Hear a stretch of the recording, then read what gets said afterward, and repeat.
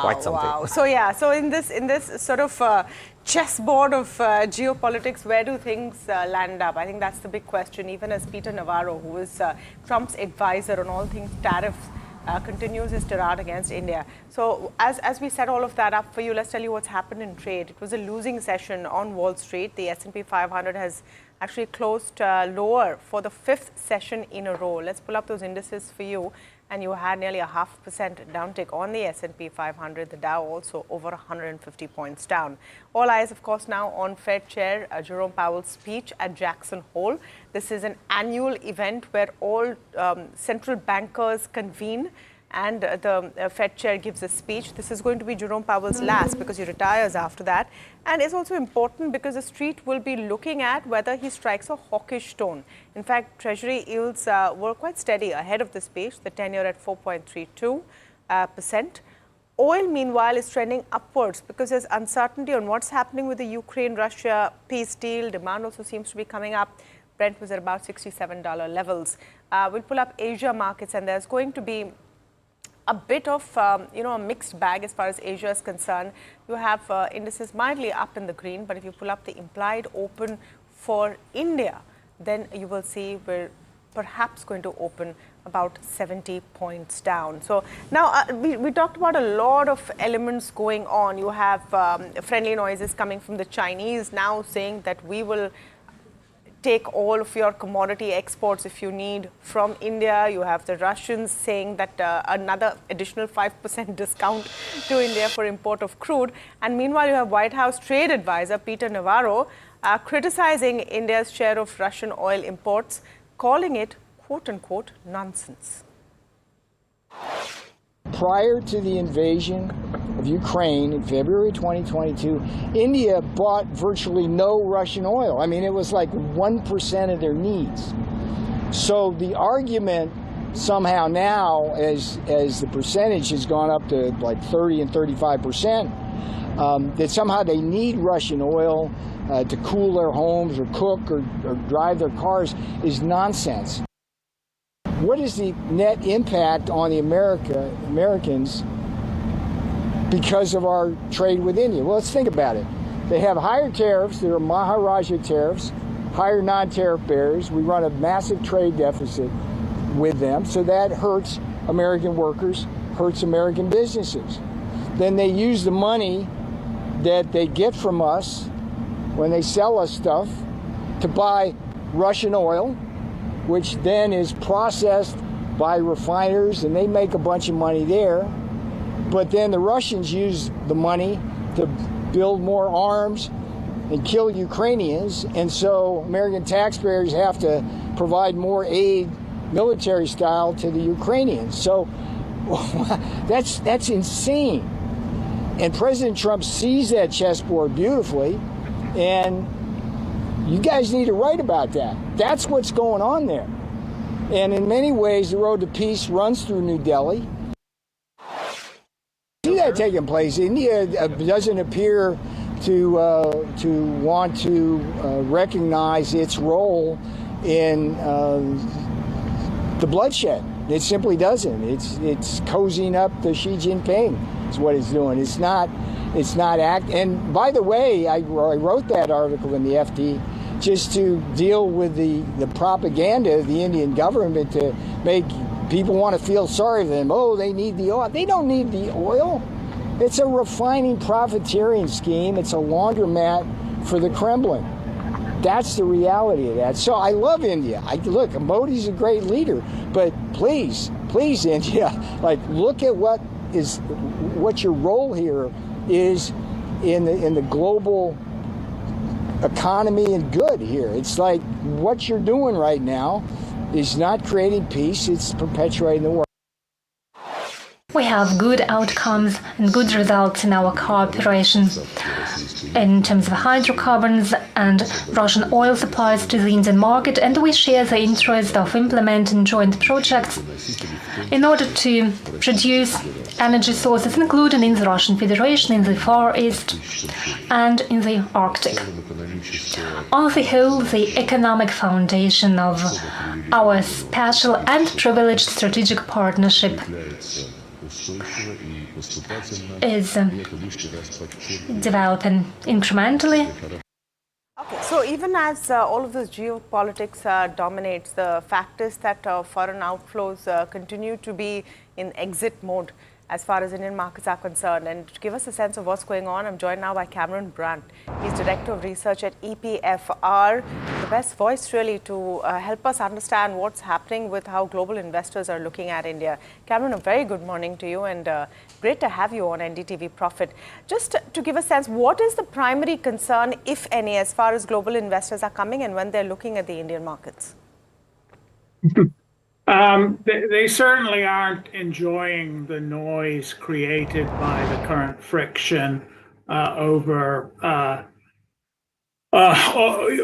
consumption of Russian oil and the tit-for-tat response from the U.S. administration in the form of higher tariffs. But overall, it's a somewhat uncertain time. The biggest reaction we've seen recently to the changing geopolitical dynamics in the Russia-Ukraine conflict is a new caution towards Europe. Flows to both European bond and equity funds stumbled this past week. And investors seem to be sort of recalibrating their expectations for higher European defense spending and demand safe haven assets, which has hit Swiss equity and bond funds.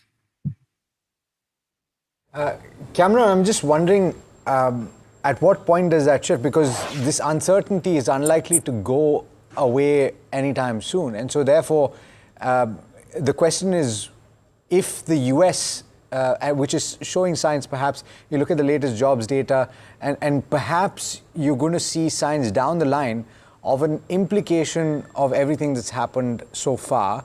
You could see a slowdown in growth. And so therefore, at some point, investors are going to have to look away from equity markets in the US. And so it has to shift some point. Yeah, I think you're absolutely right. And as is often the case, it's what you're not what you're looking at, but what you're not looking at while you look at geopolitics. And certainly the ripple of discomfort about whether the artificial intelligence story has been pumped too high is, I think, something that you should keep an eye on.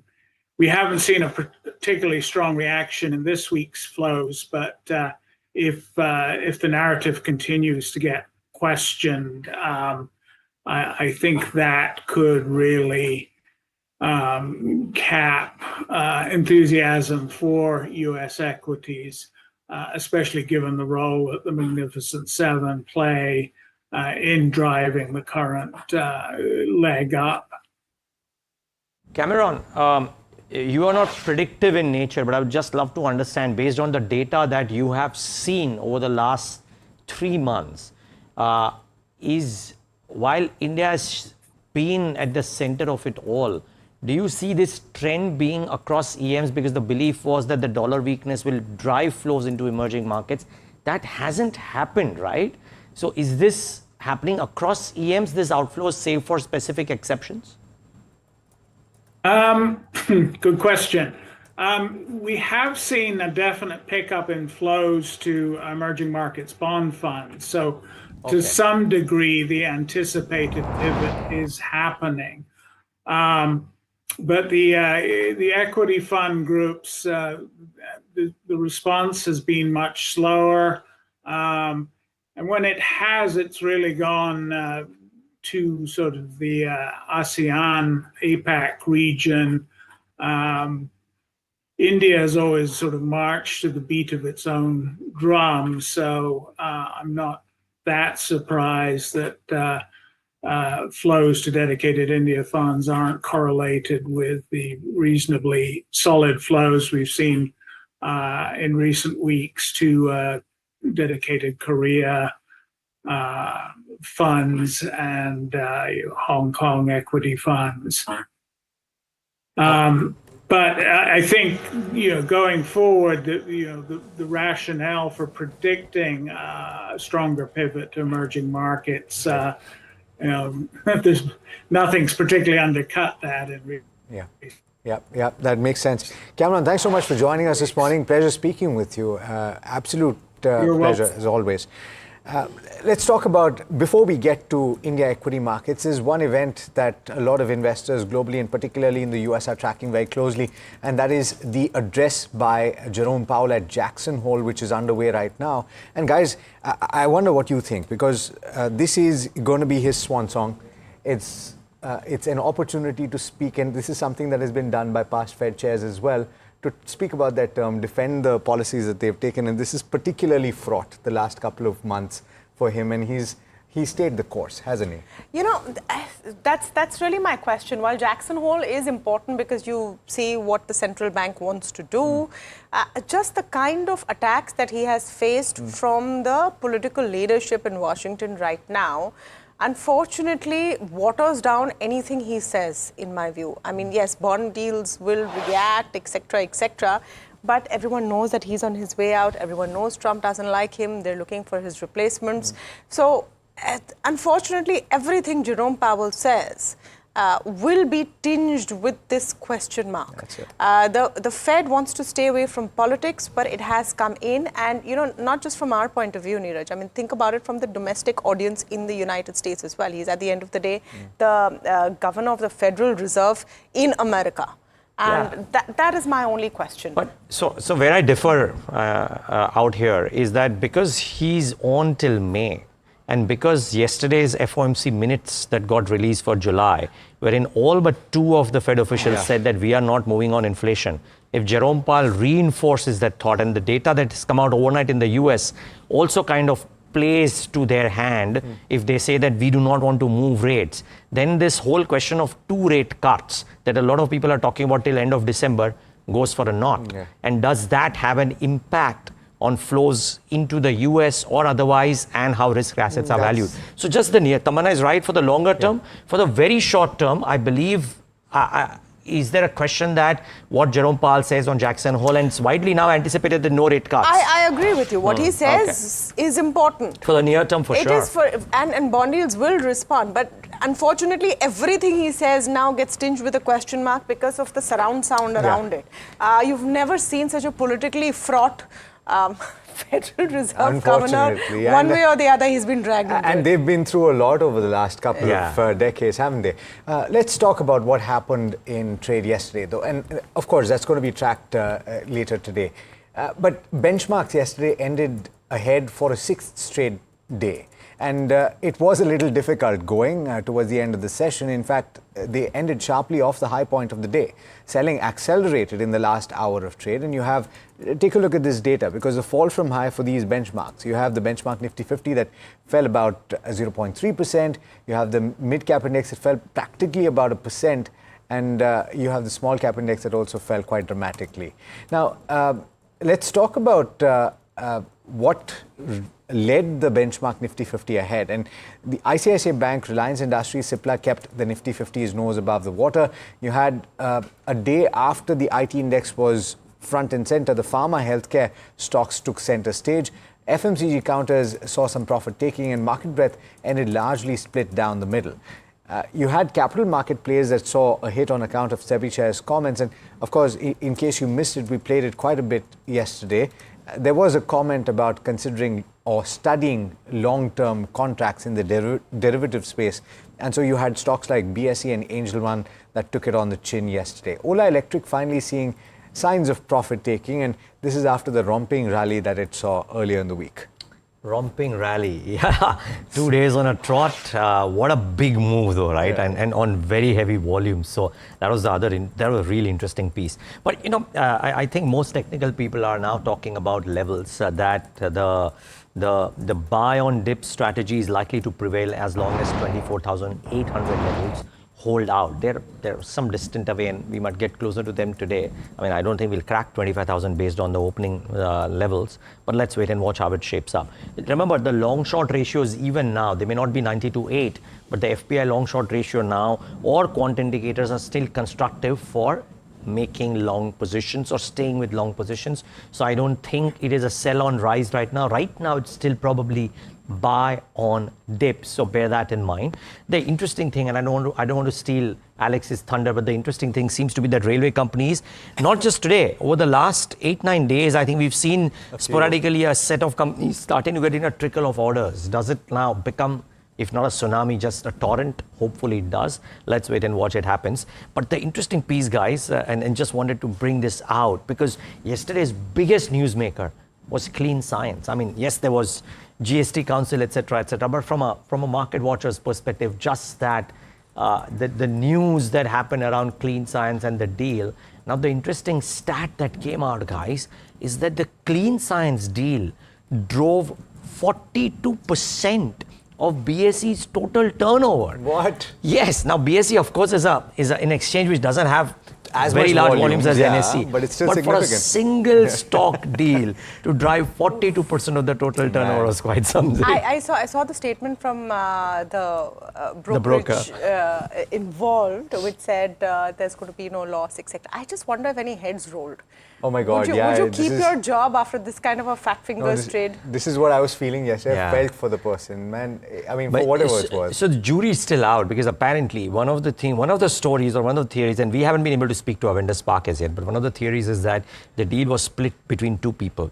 And both people punched the same order in, which is why it's happened. So is it the head dealer? Is it the two dealers? Is it a single dealer? Is it a fat finger? So the jury is still out there, guys, at least at our end. Maybe some other people have it. We don't have it as yet. But that's the point. But yes, I mean, was it a tough day? Yes. But in the statement that they have put out, they have said that, we will not suffer any loss because the exchange will reverse these trades. Now, I find it slightly stretched, because back in 2013, when MK did the same kind of a deal or similar kind of a deal, the matters went to court, by the way. So don't quite know how this will unravel. But I mean, so that we don't know. But what we do know is that 42% of our total turnover happened due to a single stock. Yeah, and the initial estimations were what, 150, 250 crore or thereabouts. That would be the implied my question is, varied between 60 to 150. If there are investors who are caught on the wrong side of that trade for no mistake of theirs, then there is going to be much more to pay, isn't it? I mean, at the end of the day, it's not just about the brokerage. You've had a sort of an unnatural spike in a stock but for that no is real market. The only reason. one promoters, only one which will suffer, if at all, will be the promoters. But promoters have said that we are not liable. Avendus Spark will make us good. So everybody else waded in with their eyes open, right? Because in any case, they sold at 13% discount to the previous closing price. And the stock fell 7%. So it's not like it fell to that point. Yeah. So all that and more in terms of excitement, my God, fat fingers or mistakes, but there's going to be some repercussions there. Meanwhile, other factors to watch, I thought this was also interesting, is the European Union and the US coming to terms on pharma tariffs. They will now face 15% tariffs or most favored nation rates, whichever is higher. These tariff rates, of course, will be determined after the Section 232 probe. And all of this starts September 1st. Now, why does it matter to us? Watch out for pharma companies today. While impact is expected to be negligible, but then if the same principle applies, then pharma companies may face up to 25% to 50% tariffs. It might have more impact on Sun Pharma due to its specialty portfolio. In fact, $150 to $160 million impact on Sun Pharma could be there. So it will be seen as a bit negative on pharma companies today. Watch out for some of those as well. I would say watch out for some platform companies as well. The Karnataka government has come up with this formula of payment to gig workers. They want a combined resource for payment to gig workers, and all of the platform companies will have to come together and contribute to it. It's a very good thing, actually, but you might see some impact there on the stocks. Meanwhile, as far as markets are concerned, it was a sixth straight day of gain despite profit booking on the Nifty. It's expected to continue its upward momentum, but with a potential for consolidation. A bullish bias can be seen. That remains intact. Experts are suggesting a buy on dips strategy. Key barrier, of course, at 25,160. As long as 25,000 is held, dips can be bought. A breakout above 25,160 means you can be looking at a 25,250 as well. So support at 25,060 and 25,000 is what you should look at.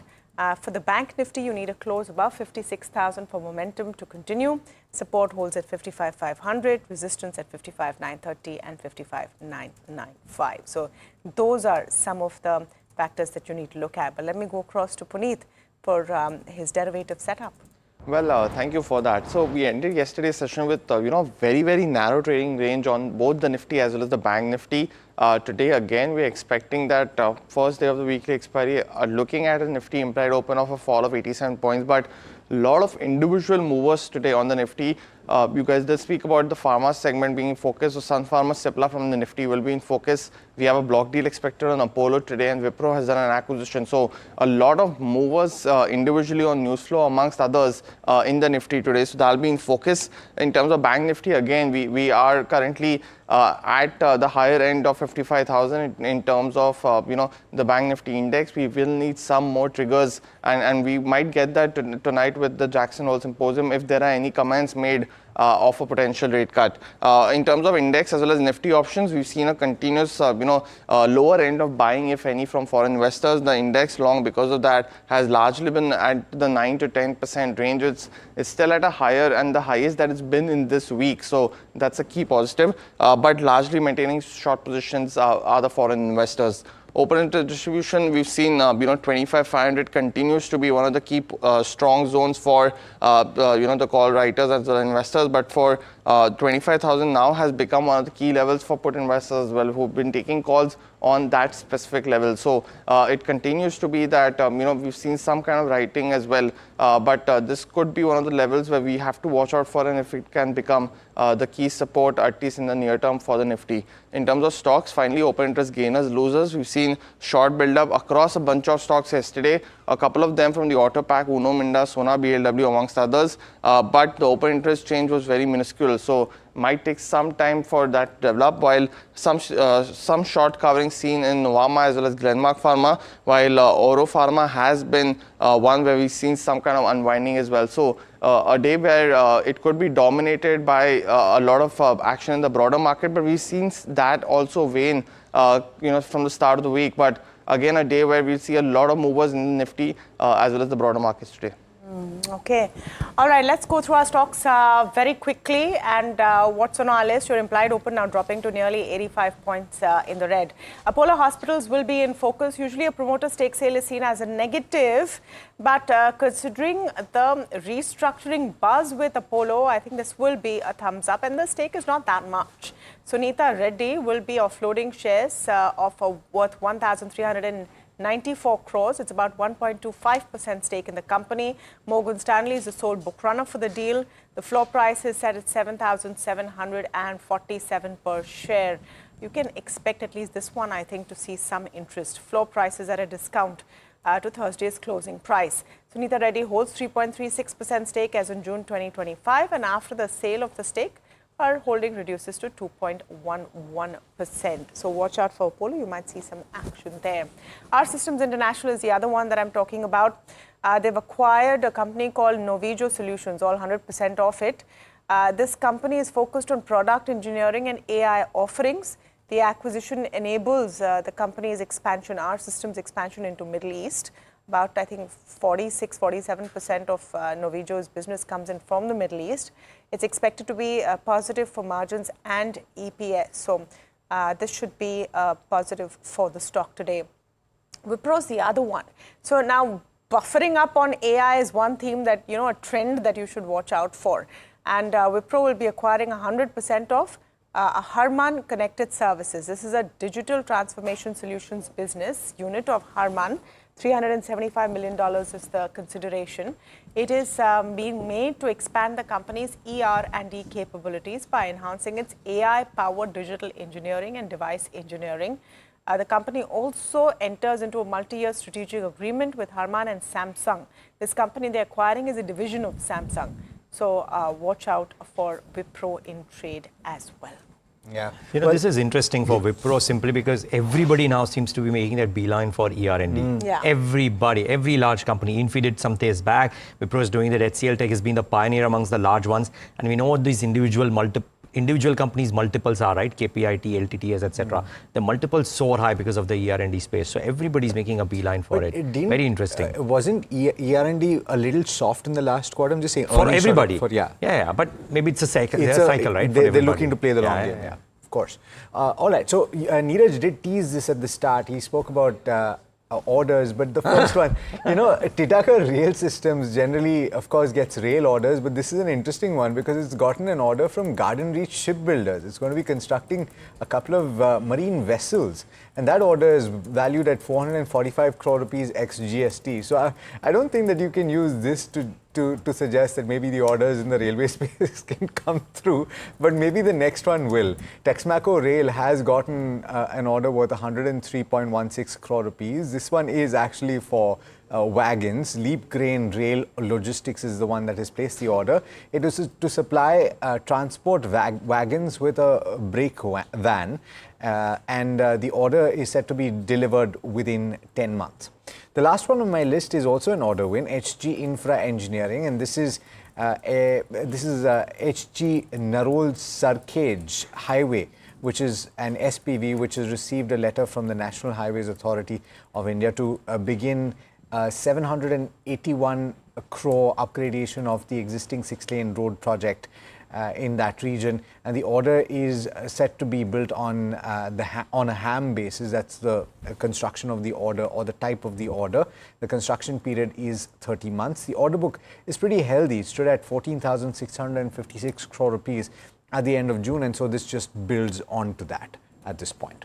All right, 6 interesting stocks. I'll try and add 3 more to this list, and the first one on my list, of course, I mean, by the way, viewers, remember, there are multiple others which we haven't spoken about, which will be in focus, but the first one on my list is Vedanta.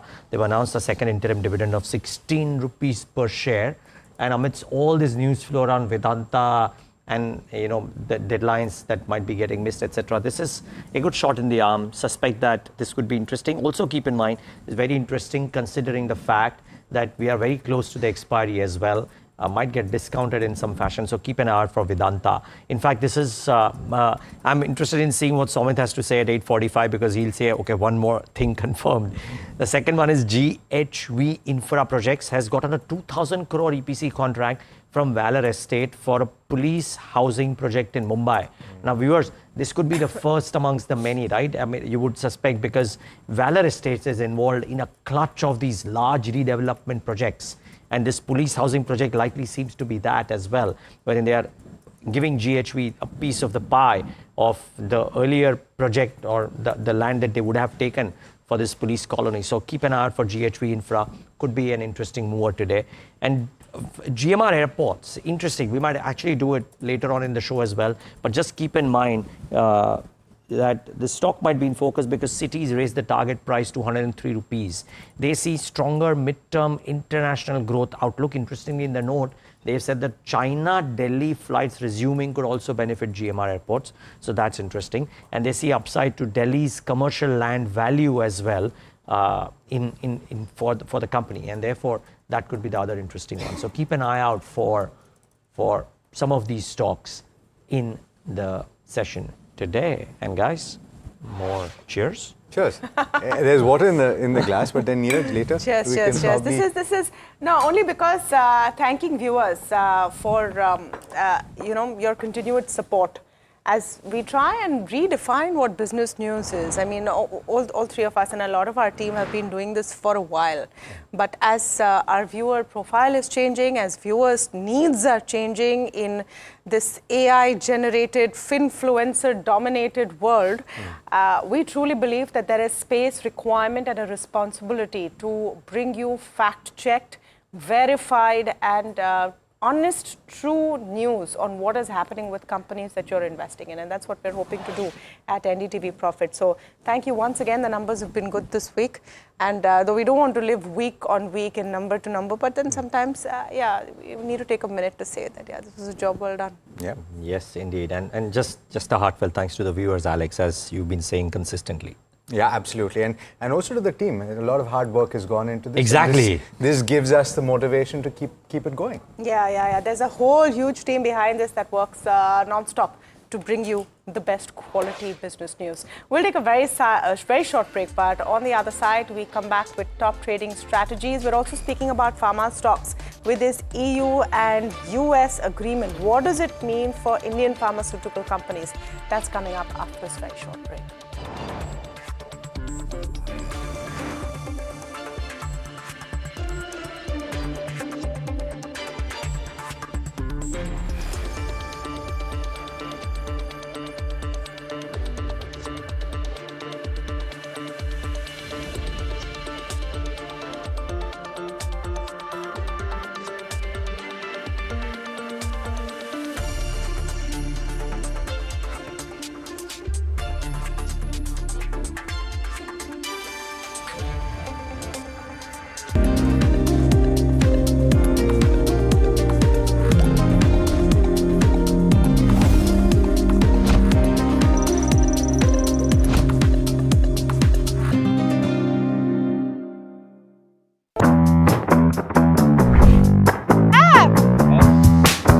Tamanna, thank you so much for coming here. So not that far from Bangalore. Only 4 hours. This is exciting. Yes. It's exciting because we're also the only channel to get a look inside the factory. We're going to be on the factory floor. Absolutely.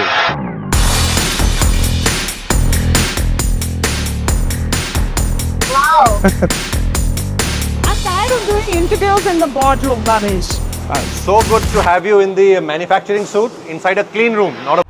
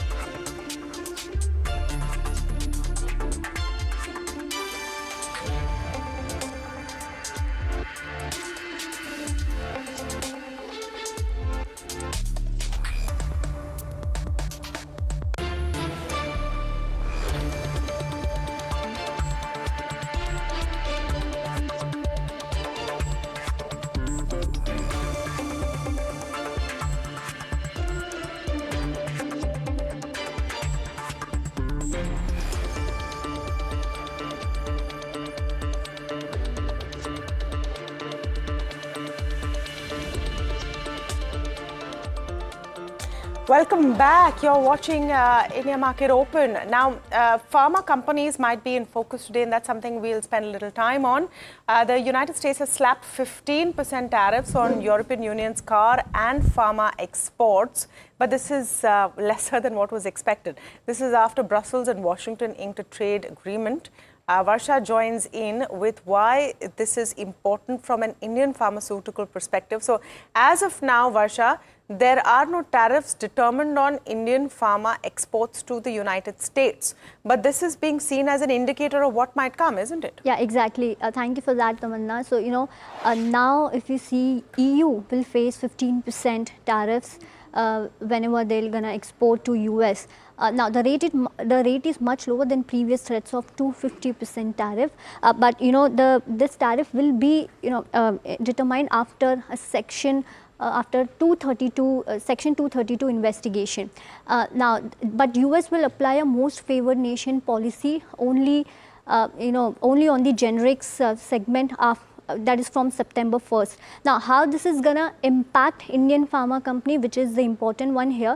As of now, we are seeing negligible impact on Indian pharma companies, but if the same principle, is to be applied, Indian pharma companies may see 25 to 50% of tariff if the same principle has been applied. But some analysts are also expecting that Sun Pharma may have negative impact because of the specialty portfolio, especially its drug Ilumya, which is being exported to US from Europe, and some analysts expect 150 to 180 million dollars of financial hit on Sun Pharma. But overall, because of this 15% tariff on Europe, analysts are expecting that maybe this is the base tariff that has been set, and maybe India may face 25 to 15% of tariff going forward. But as of now, the Indian pharma sector is being exempted from tariff. Thanks so much, Varsha, for setting that up for us. In fact, we're joined this morning by Vishal Manchanda, who's Senior Vice President in Institutional Research at Systematics. Thanks so much, Vishal, for taking the time. If the various countries that operate with the US were measured by the same yardstick, then this would be fantastic news. But unfortunately, that hasn't been the case. So how are you reading this data? Are you taking it with a healthy dose of salt? So I think 15% tariff on innovator drugs, I would say that is soft. It could have been even harder, but this is a bit soft. So as far as impact on Sun Pharma is concerned, I'm not very sure whether this is going to be material. I would rather say this impact on Sun Pharma would be very soft. Maybe a few $1 million is how I would look at it. So Sun has got two facilities for manufacturing Ilumya, one in Europe and one in Korea. And we are not sure whether they kind of export Ilumya Ilumya to the US from Korea, or whether they export Ilumya to the US from Europe. And probably they would have an option to switch to, if at all there is a need.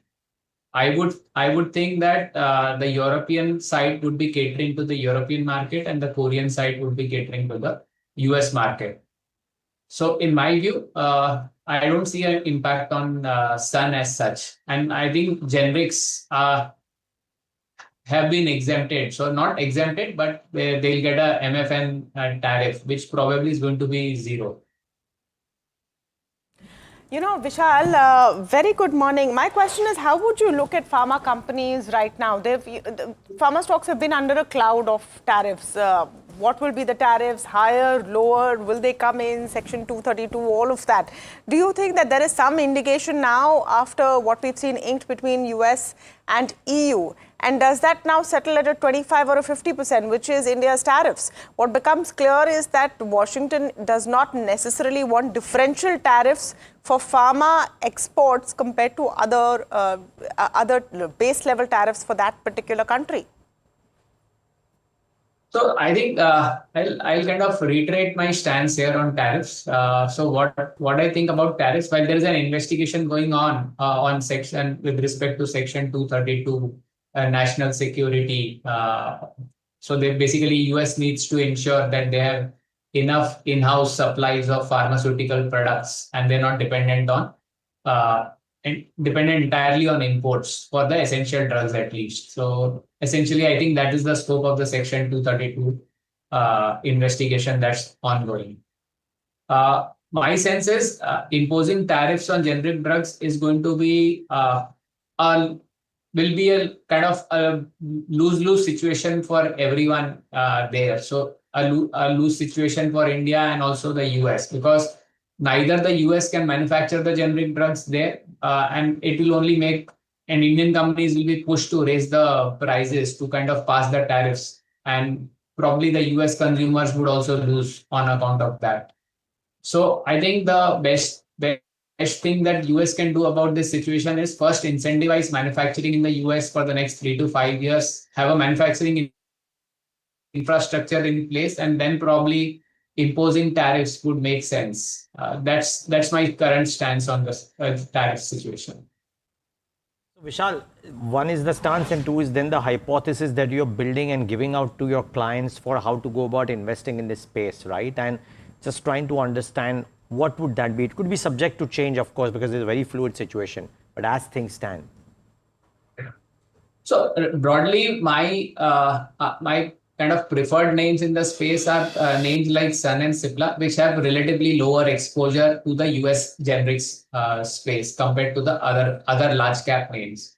So Cipla has got 30% exposure to the US, while Sun, if you look at their exposure to US generics, would be less than 15% of the overall revenues they make globally. I think around 10% would be the right number, but between say 10 to 15% would be their exposure to US generics. So this is how they should be currently positioned. That would be a safer way to kind of play this uncertainty around tariffs. Understood. And that is relative to an Aurobindo, a Lupin or some others. But then the broader pharma, I'm not even going to healthcare, but the broader pharma pack, which has got APIs, which has got CDMOs, etc., are those preferred over Sun and Cipla, or do Sun and Cipla still stay at the top of the pecking order? So most CDMO names, I'm not comfortable with the valuations. Got it. I find them very stretched. So I think. Fortunately, the worst time that we can have a brain freeze. Or maybe kind of let the cat... Okay, I think he's back. Okay, Vishal, please finish your point. Please. Yeah, you were saying that, Vishal, if you can hear us, yeah, please go ahead.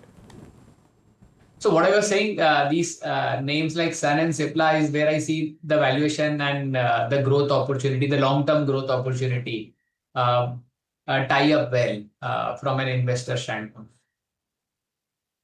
Okay, Sun and Cipla is what is on your radar. Thank you so much, Vishal, for speaking with us. Now, I just want to take a second to reiterate that all of the advice that you see on NDTV Profit is from Sebi registered advisors. It comes with its disclaimers. Speak to your own personal finance advisor if you want to make a decision, because the regulator is cracking down on finfluencers who do not have that kind of registration and are going around dispensing advice on what stocks to buy. It's a dangerous space. This is something you should be aware of, because look at what Sebi has been doing with Finfluencer Abdul Sate. He's under the radar of Sebi for unregistered advisory services, hugely popular. And sources are telling NDTV Profit that the illegal gains from his company's operation could be in the range of 400 to 500 crore rupees. My colleague Charu is bringing in those exclusive details. She's been on top of that story. We've been the only ones who have all of those details coming in. You're seeing pictures from their YouTube there of celebrations that they have at these huge symposiums. Who is Mr. Sate and what is Sebi really investigating, Charu? So, hi Tamanna, the market regulator Securities and Exchange Board of India, as we have seen since last year, has been cracking down on finfluencers quite heavily. And now coming back to the question, who is Mr. Sate? Now, this is a person who has been using a very interesting term known as God philosophy to, impart education about derivatives through his YouTube channels, through his Instagram and through his website as well. He has made quite an online infrastructure for himself, and there are hundreds of students that he has, sort of given admission to in his academy. And the location is not just in the Sahyadri region or in Mumbai. This expands to areas like Delhi, Chandigarh, Kolkata, Bhubaneswar, Bangalore, Chennai, Hyderabad, Kochi, Pune, Navi Mumbai, Ahmedabad, Indore, Nagpur and Nashik. Now, Sebi was earlier of the opinion that they have to quickly come out with an order in the case, and they were looking into the issue, but they expanded the scope of their investigation and started investigating to the point that they started conducting search operations on the areas where his registered offices were. One of them is in Mumbai, and this particular raid in these areas was conducted on the day when it was pouring quite heavily in Mumbai, when the red alert was on. And Sebi took cognizance of a lot of content that he has made and posted online, and is currently going through that content as well. And coming on to the illegal gains, there is an opinion that about 400 to 500 crores of illegal gains have been made, but since the investigation is still going on, there is a possibility of the gains expanding to more than this amount as well. And we must also understand that this illegal gains is not just from the courses that he was selling. This also comes from the fact that these courses and tips could have led to some sort of a manipulation as well. No, so that which is what I was going to ask you, Charu. Do we know what he's done? So having these classes and all of that is fine, but what is the illegality? So the illegality here is asking somebody to invest in something without yourself being registered to give that advice. This includes stock tips, asking people to invest in this particular stock or that particular stock when you yourself have not done your due diligence or are not authorized to do so. That means that you can easily manipulate the script in a particular company stock by asking 100 people to invest in it without, really sort of being authorized to ask them to do that. That, can lead to manipulation, and then it can also lead to duping investors of a lot of money. It leads to frauds, and innocent people like us end up losing their money. Astonished seeing those pictures. I mean, this is how those events are that they have, like just a frenzy that is being created. Meanwhile, Sebi's whole-time member Kamlesh Chandravashni confirmed a major search operation targeting a prominent Finfluencer. Of course, details of who that is exclusively on NDTV Profit. We have carried out a big search operation on some big name in this industry, because idea is, this chairman has given a very clear direction that quality is more important than number. So your enforcement action must be directed at big people where you can show impact. See, what is the idea of enforcement? Enforcement is not for revenue collection. That is, sorry, I'm using this word because of my previous background. But idea is to create a fear in the market that there is a law enforcement agency, there is a regulator who is watching you, so people follow the law voluntarily. So that is the purpose of enforcement, and that purpose is best achieved by focusing on big people and showing that, Sebi is effectively watching everyone. Okay, in fact, so that's a big story we'll be tracking all day. Let's turn our attention back to how markets could open today. And you're seeing the implied under a bit of a pressure. Kush Bora joining us from kushbora.com. And of course, registered and able to dispense all the advice that you do. I was just going to begin with that. Sebi registered. Sebi registered, kushbora.com. I do. I mean, it's a mandatory thing for us to. And I hope you don't have such good dance moves, or do you? No, horrible. Okay. Nevertheless, let's start with your take on the indices today. But before that, top of the charts and seedha into viewers' hearts. Oh yeah. That's a nice one. I have seen how hard you guys work. I actually now want to see how hard you guys celebrate. ठीक है? तो वो एक चीज शिकायत बोल लो या demand बोल लो वो रहेगी. But yes, that is something that I'm looking forward to. So congratulations to all of us. Right? This is a phenomenal milestone, and so happy to be a part of it. No, likewise. You're happy with us, Kush. So on to the markets. 6 days of gains. थोड़ा pullback तो बनता है. ठीक है? I am not at all disturbed by the 70, 80 points downtick that the GIFT Nifty is suggesting. In fact, it's a healthy sign. As long as this 25,000, 24,900 zone is protected, in fact, if I can push it a little lower, 24,800 to 25,000, as long as that zone is protected, I think it's a healthy sign. PCR is also very comfortable, close to that 1.07 mark, so nothing to complain about or nothing even to worry about. Mild short covering by FIIs, so from 92% short they've gone to 90% short, but again not a big number.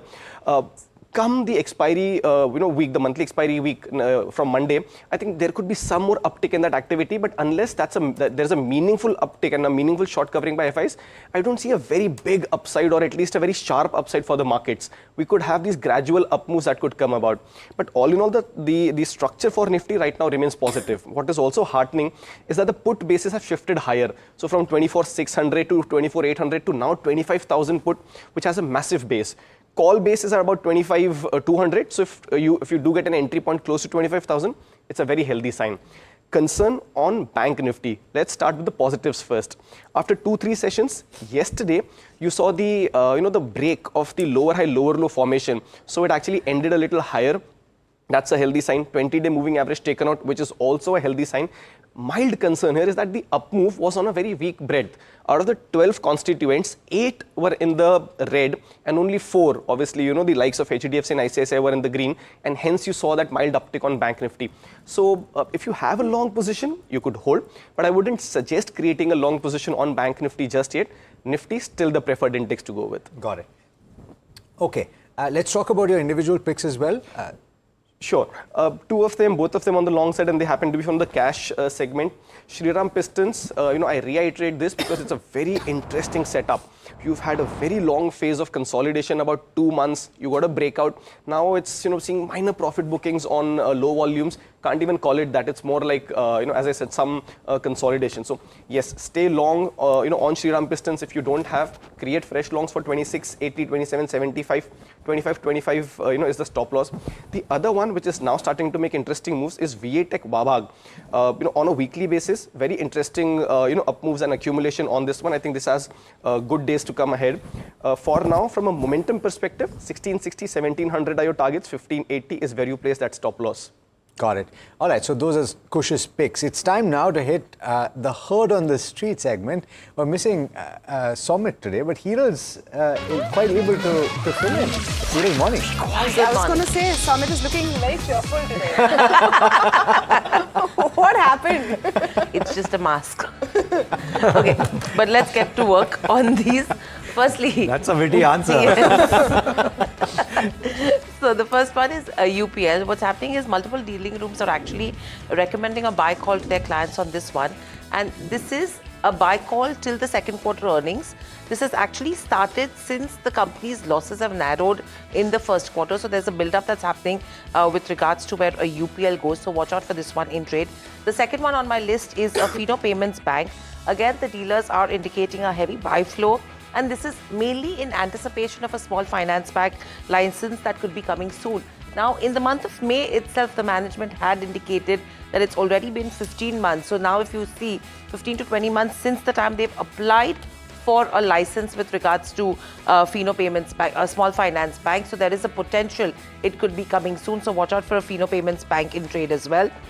Overall, you have PI Industries. That's another one you should be watching for because the buy flows on the HNI desk are strong and they're expecting some positive news flow to come in with regards to PI Industries. Electra Green. Now, there is a buzz of a potential order win from Maharashtra government. The key over here is the order book is extremely healthy for Electra, but the potential with regards to execution because they have been facing supply chain issues, which all of us are aware about. So that is going to be one concerning area, but order win from Maharashtra government that could be coming in as well. Kalyan Jewellers, Tata Steel and Godrej Properties. Dealers are indicating selling pressure over these counters. Now, for a Kalyan Jewellers, multiple analysts also are seeing and indicating some bit of further downside. So Kalyan tops the list here. Godrej Properties, again, that is another one which we mentioned, but recently they've also acquired a land parcel in Hyderabad for around 3,800 odd crores. So that's why you were seeing positivity for the last 1 or 2 trading sessions, but there is selling pressure there. Another real estate company that will be in focus is a Prestige Estates, where there is a potential of a demerger announcement that could be coming in soon. And this is demerger of the hotel business. Now, this is a trend that we've been focusing on as well, where multiple of your real estate players who have been into real estate, hotel business as well, they have been demerging both of the businesses. So Prestige Estate, expect that announcement. Sun Pharma, Dr. Reddy's and Glenmark. If you have to look at the pharma pack, large prominent FIs have been leading buyers in these names. Now, this probably also clubs in with what's happening between US and the European Union, where we've seen a 15% tariff that has come in. So watch out for the pharma plays closely. And very lastly, GAIL, that will be in focus. Again, huge buy flows on HNI desks. 2 triggers coming in over here. One is the pipeline tariff hike that could be on the cards. And here they're expecting it in the first half of September 2025. And secondly, the trigger is with regards to the turnaround of the petrochemical business. The reason why you're seeing a turnaround is because South Korea is urging the petrochemical sector to slash excess capacity, and the Chinese government is planning to reduce the number of petrochemical producers in the country as well. So these are the triggers that could be in favor of a GAIL. बस इतना ही बहुत है. I think almost a list of 10 stocks today. Exactly. Wow, you went Basak Madinal. Thank you so much for bringing all of these. And since Ambrish Baliga is joining, and we spoke to Kush about one or two of these names earlier, but Ambrish, I'd like to bring out some of these names to you. Thank you for joining in this morning. And hotels are in a great space, and we learned that Prestige Estates, the real estate company, is intending to demerge its hotel business. Now, how big could this be for Prestige as a move? No, see, I mean, if you see the valuation gap between real estate and the hotel sector, the valuation gap is huge, and because of which we are seeing most of them are trying to demerge the hotel sector. So yes, surely, I mean, this would be decently, I mean, a wealth creator, I mean, because of the demerger. And I mean, it's quite difficult for me to right now say as to what sort of an upside is possible, but yes, surely it will be a wealth creator. We'll come back with more stocks. A few minutes left to go for the pre-open session. We are going to have a soft opening for the markets. Is there an opportunity to buy? All of that after this very short break. Stay tuned.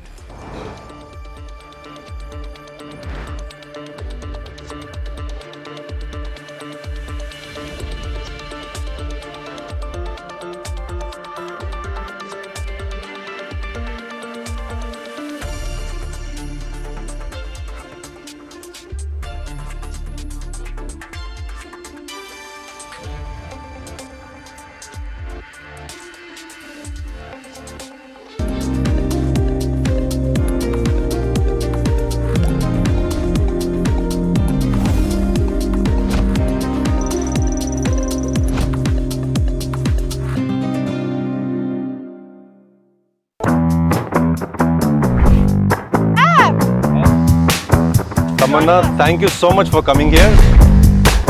So not that far from Bangalore. Only 4 hours. This is exciting. Yes. It's exciting because we're also the only channel to get a look inside the factory. We're going to be on the factory floor. Absolutely.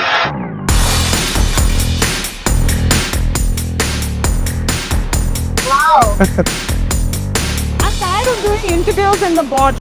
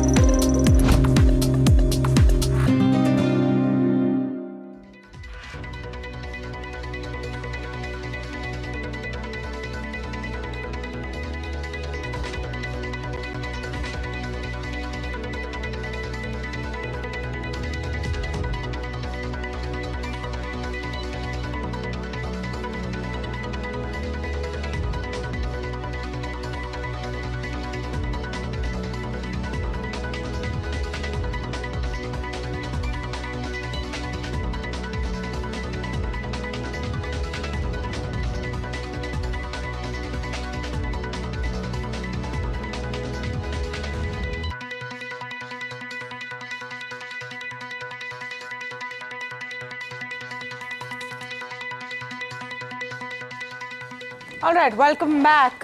You're looking at a weak opening, about 65 points in the red is what the implied is showing. What's going to be in focus today? I think some of your IT stocks will be in focus. Think of a Wipro, especially with its new acquisition coming in and expansion into the ER&D space. Look at a Vedanta just for pure dividend. Vedanta is for a while been a pure dividend play. These are some of the stocks that could be in focus, and Apollo Hospitals will be in focus. In fact, that entire watch list is something that we've been flashing on our screen as well. But let me go to Ambrish Baliga. Ambrish, in fact, I want your take on an Apollo, even as we wait for the pre-open rates to kick in. Right. There is a promoter stake sale, but a minute one. Do you see this as a negative in terms of pressure for the stock at all? Not really. It's a very small sort of a stake which the promoter was selling. So yeah, I mean, even if there's a small correction, I would say, even if it's 150, 200 rupee sort of a correction, I think should be utilized to buy because I mean, you look at the sort of earnings which they've been showing quarter on quarter. I think the upside is still there. If I'm not wrong, possibly over the next 4 to 6 months, we should see an upside of closer to about like 8,800, 9,200 levels. Okay, so keep a watch on Apollo Hospitals in trade today. Yatra has been on a one-way journey up, and this is the stock, of course, that I'm talking about. And the day of its results, so actually the day immediately after, because the results came after market hours, that is when the pop started at 77% over the course of the last month, and most of it over the course of the last couple of weeks. Is this warranted? And what are the factors that are driving these gains? Is there potential for profit taking at this point? Should you be careful? Mahima joining in with a deep dive on this travel services provider. Mahima?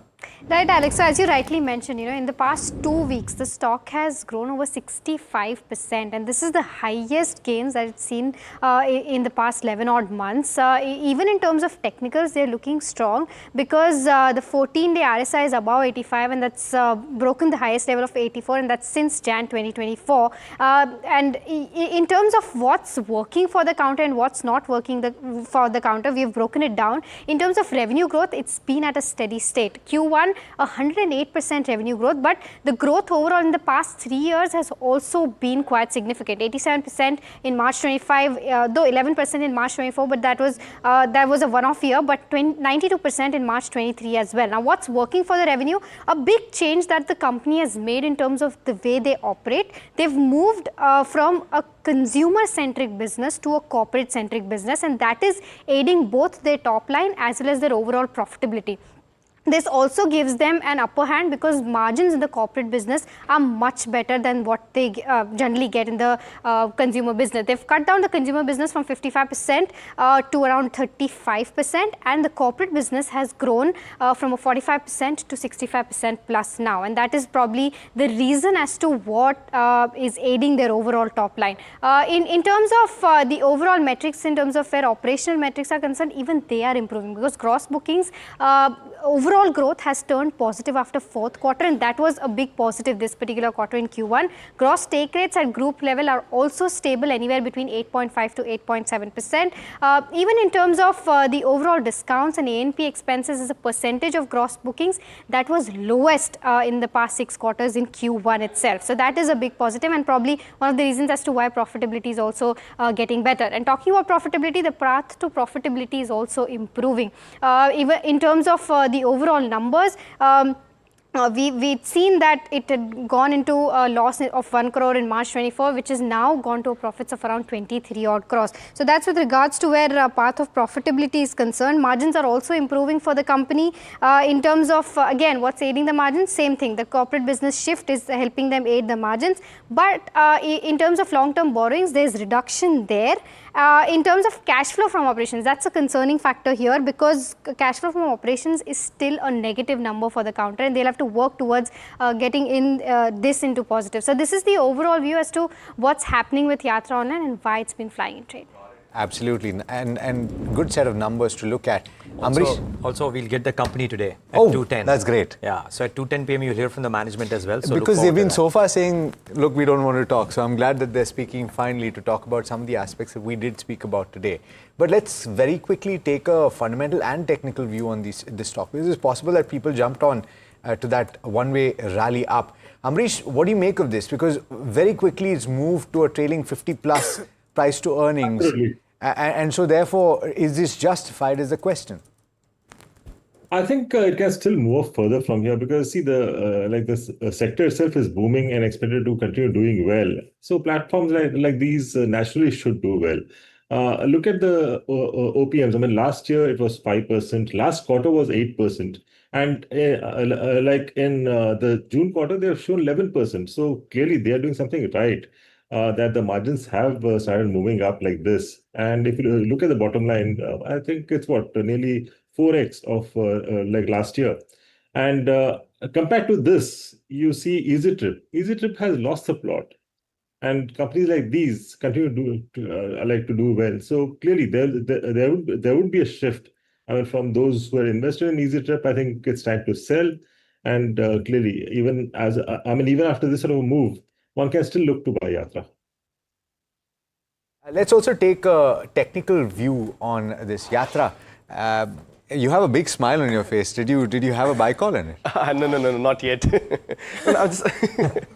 I was just thinking of something. So usually, when such big moves come about, the stock goes into re-rating. I'm talking slightly fundamental, is because they say that the re-rating or this big moves happen when either the story changes or the storyteller changes. In this case, you're seeing the story change. Right now, for me, it's in the price, in the sense that you've seen the stock move 60% plus in 9 odd sessions. It's overheated on both the weekly and the technical, on the daily time frames. My suggestion would be that this is good change. Volumes also very interesting, but I would be interested in buying this on decline. So close to the 140, 145 range, a dip closer to that level if you get, it will be a good entry point. But yes, I do agree with Amrish that there could be an upside from here on as well, because some key resistances have been taken out. So for a move to 167 and about 180, closer to that 140 mark, that's a good entry point. Keep a stop near the 130 zone. Okay. Take a moment, of course, to thank Amrish Baliga for joining in today and giving us his thoughts. Amrish, really appreciate your time and have a fabulous weekend, of course. Thank you. And now it's time for the top brokerage call of the day, but just keep an eye out, viewers. Keep an eye out for Maruti. And it's having some, right now it's too uncertain and erratic, the move in the pre-open session, but keep an eye out for that. Some of the stocks that Alex pointed out, Titagarh Rail, etc., are looking okay. Vodafone, if it does get that lease of life because the DOT has returned to the government, might be interesting. Back of that, Indus Towers seems to be doing okay too. So keep an eye out for some of those names. But onto the big brokerage call for the day. Cities maintained a buy rating on Divi's Lab. I think Harsh Johnson, of course, and I think Harsh, are they asking clients to go out and buy the dip? They are, in fact. They believe that this dip is actually an opportunity. They're seeing a 29% upside, so no mean feat for a stock like Divis and the size that Divis has. Let me start off by saying that this is a top pharma pick for Citi. They're saying that the recent weakness is actually an opportunity to buy. I did mention that. Valuations are reasonable. Sector tailwinds and Divis's pipeline is strong. 2-3 drugs that they talk about. The first one is with regard to Entresto, the heart drug. The concerns they believe is overdone. They believe that generally when they believe firstly that the supplies that Divi's gives out to Novartis is not used for US market purposes. This is used outside the US market, and therefore the concerns are overdone. They're saying typically Novartis would have tapered down with regard to supplies they take in from Divi's if at all there was a concern with regard to Entresto, but that has not happened, clearly signaling that the supplies are used outside the US market and therefore concerns overdone. That's the first piece of it. Separately, with regard to the heart drug as well, called sacubitril, they believe that the profitability there should improve going forward. So there's that key positive which will come through as well. Further, they believe there are various triggers, 4 in particular, with regard to the profitability as well as the custom synthesis business in particular. We'll come back to more on that, Harsh. But meanwhile, let me just get a quick view from Dharmesh. We're pretty much at the close of the pre-open session. What's popping? Vodafone is to some extent because of those reports that they might be. The same story comes again and again. That there is going to be some lifeline. There's several lifelines which have already come, but further lifelines coming in. So Vodafone now in focus. I want to see what's happening with the Vedanta in the pre-open session. They're the dividend bounty stock, really. The dividend that they're giving finally is much higher than what was expected. I think 10 rupees was penciled in. They've come up with 16 rupees. That's about 1% up. Let's see what's happening with Affle. Now, Affle might have some exposure to gaming companies. Remember, advertisers are also going to be blocked. Nothing much. Affle's doing okay this morning. Our Systems is the other one that we were looking at because of an AI-powered acquisition that they're doing. That stock is about 7% up. Wipro is the other one with a good acquisition which has them in focus. And you're seeing some action there as well. But Dharmesh, in terms of autos, would you look at the auto pack and the auto space very closely right now, due for a breakout after the sluggishness that we've seen? Good morning, Tamanna, and to all our viewers and panelists. See, auto we have been quite bullish on for quite some time, and particularly on the two-wheeler space, we have been recommending Hero MotoCorp and TVS Motors for quite a while. And the four-wheeler space, it has been Mahindra and Mahindra. Tata Motors also was there in the pick, but somehow things are not working well for Tata Motors, and we have been stuck out there, but maintaining a buy rating on that. The only caveat which has come into play with this GST kind of a thing playing out, we were expecting Q2 to be far better than Q1, and we have seen July sales things picking up. But with GST 2.0 coming in now, there are many people, 15-20%, who are delaying their purchases because it's a substantial amount of savings you can do on your buy outright to begin with, and expectation of a further rate cut with lower AMIs both are playing out. So Q2 is likely to be a washout. I think the perk up related to GST 2.0 is already being done, and now you have to wait for declines to get a fresh entry, and maybe 5-7% kind of a decline or stock price correction for whatsoever reason is there. Fresh entry can be done, and then Q3 is likely to be far better than Q2. That's a change in tactical shift out there. But fundamentally, going for 2-3 quarters, I think autos are looking fairly fine, and particularly the domestic-centric two-wheeler and four-wheeler manufacturer, and the stock ideas are Hero MotoCorp, TVS Motor. Eicher has always been there. The people who want to buy Bullet, they will buy Bullet, so no questions asked there. And M&M for the four-wheeler space. Okay. Now the other set of stocks you have to look at is Indigo and Max Healthcare. Remember, there's an important meeting today where there will be a rejig of some of the Nifty indices. And Indigo, Interglobe and Max Healthcare could make an entry according to Nuvama, replacing Hero and IndusInd. That could make an exit. This, of course, if this happens, this will drive passive flows to Indigo and Max Healthcare to the tune of $507 million and $423 million respectively. Hero and IndusInd will see outflows of $251 million and $240 million respectively.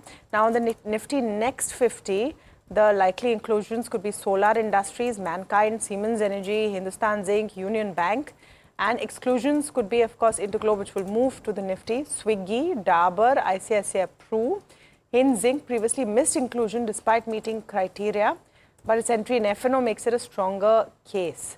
So we'll have to see when this happens. The changes could be effected as much as September 29th. And the question is whether BSE can make the cut.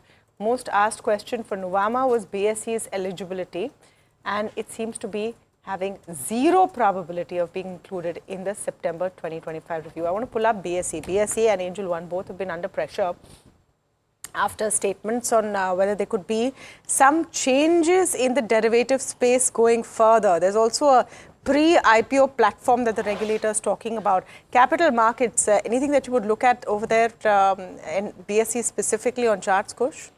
So I'd wait for, usually I'm very constructive on, BSE and, the capital marketplace.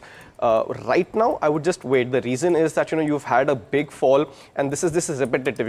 Every time the stock pops to 2500, 2550 levels, you see, selling pressure come in for one reason or another. This time around, what's also happened is that the 2350 support zone has also been broken. So I would wait. If this continues, I think the stock would slide to 2200 levels also. Once it finds its feet there, some support, perhaps you could consider, not at the moment. Just bear in mind, guys, I mean, because so many people have talked about this capital markets theme, there could be near-term repercussions here and there because of earnings. But if you map in the number of possible demat account openings, MF folios getting created and the quantum of trade happening, map it on an Excel sheet for the next 5-10 years. Not the wisest thing to do always, but in a case like this, wherein India is getting to the capital market fever in a big way, I think the earnings growth for a lot of these pieces promise to be really long lasting, and therefore maybe logging out of this theme too early might actually be harmful in our financial parlance. The question is only whether a certain amount of the valuation pie was being directed towards the amount of volumes and derivative trade that was taken place. Most certainly. So therefore, with that getting taken out... So near term, yes. At some point of time, that will be a base effect. But then that's created. a great opportunity for you to buy into a long-term growth story. Let's ask Dharmesh what he thinks very quickly. Dharmesh, would you buy on these dips very quickly? Not BSE or for that matter, but definitely, wealth managers. So AMC space is looking very good, and we would play indirectly through wealth managers in AMC space. So HDFC, Birla Sun Life, Nippon, they look pretty attractive, and 360-degree wealth otherwise also looks fine. So those are the places we are looking at, but we'll wait, for counters like exchanges, because NSE listing is probably round the corner. Let's look at the valuation first, and to my mind, it's will more of a like NSDL, CDSL kind of scenario. Dharmesh, Thanks, very quickly, but 40 seconds. No infra players. I mean, the K-Fintech, CDSLs, and NSDLs of the world. You don't like them? Quick 20 seconds. Not exactly right now. CDSL and NSDL is price of perfection. I mean, they're fairly valued now, so we are avoiding that. Okay. Thanks for that, Dharmesh. Kush, maybe we have 10-15 seconds. Your top call for the morning, if you can.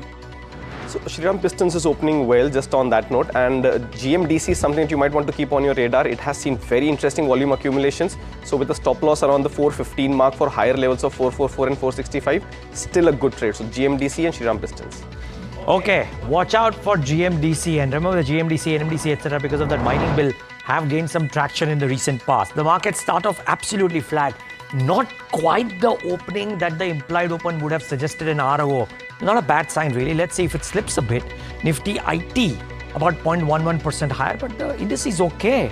Let's get the mid caps and the small caps flat. In fact, marginally green, and not really green. It's a flat start, but it's not bad. Even though banks are actually 0.25% lower. Let's get the heat map up on the screen. See what's moving. Okay, Wipro seems to be holding out, not necessarily the whole of IT. Tata Motors marginally, I don't know if it's a belief that US-EU relationship on autos might help Tamo. Hero MotoCorp, 0.33%. Geofin, Bharti, Hindalco, M&M. But more red than green, not surprising. Wipro stand out on the upside. On the downside, ICICI Bank, 0.75%. SBI Life, Apollo, Grasim, Ultratech, and HDFC Life bring up the rest. So not too much of a fervor here. The VIX is also lying absolutely quiet. It's just the kind of day that, as Kush said, that after 6 days of an uptick, if you have a dull day, you should actually take it with both hands. Maybe ahead of the Jackson Hole Symposium and Fed Powell's comments. I don't think too many people want to take very large positions, but the start is absolutely flat, with Wipro being the one game in town, which is noteworthy. And that because of its acquisition. I think acquisitions is going to be the name of the game, even when we go to individual stocks and see what's passing over there. But let me pull up the broader indices for you this Friday morning. At least the mid-cap 150 in the green, about 0.25% up, doing better than the Sensex and the Nifty. The small-cap 250 also mildly in the green. Should we pull up Nifty contributors very quickly? Just see what's dragging down the Nifty this morning, because while Wipro is holding things up, it is the banks. It's the private banks, and it is an RIL, which is showing some pressure this morning. ICICI Bank, HDFC Bank and RIL. Having said that, let's pull up the sectoral heat map very quickly and look at what's moving there. India Defence having another very good day. MNCs are also doing okay. Private banks is where the BFSI space is where there is some kind of pain that is being seen. Again, that could be ahead of the speech from Jerome Powell, and let's see what happens to rates and the indication of rates in his Jackson Hole speech. Specific stocks, let's look at what's happening to a Vedanta, the dividend play that it is. The dividend payout, second interim dividend has been announced. The stock is about mildly in the red. Our Systems is the exciting one to watch out for, was in our watch list this morning as well, about 8% up on that stock. Titagarh and Texmaco both have order wins coming in. Texmaco not reacting so well. Titagarh up in the green. BSE and Angel One I want to pull up.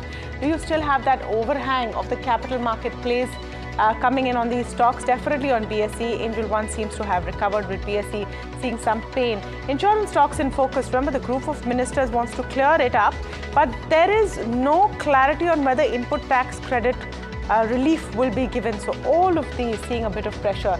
Clean Science, I just wanted to see what's happening with Clean Science this morning after all of the action yesterday, just about 0.5% down. So overall, if you look at the markets right now, not too many movers. I would say our Systems is one of the few that is seeing some big action there in the smaller cap space, Alex. Otherwise, it's quite tepid. Okay, a couple of stocks and they tend to catch up late. Texmaco Rail, let's look at the move now. It's moving higher even as we speak on the back of the earnings. You have Finolex Cable from the broader markets. It's a top gainer for the Nifty 500 at this point, gaining close to 4% or thereabouts. Netweb Technologies not doing too badly. We've already spoken about Vodafone. Devi's Lab also gaining about 2% or so. And Titagar Rail now gaining about 2% or thereabouts. Speak about the losers that we haven't really focused on yet. Swiggy is underperforming a tad bit today, losing over 3% in trade. You have Ramco, you have Inox India, LIC Housing, or losing ground from the broader markets. But there's one stock that I want to focus on, which is Lemon Tree. And I was looking at the last week, and I want to come to you first, Kush, on this one, because it's gained and today is 4 out of the last 5 sessions, including today.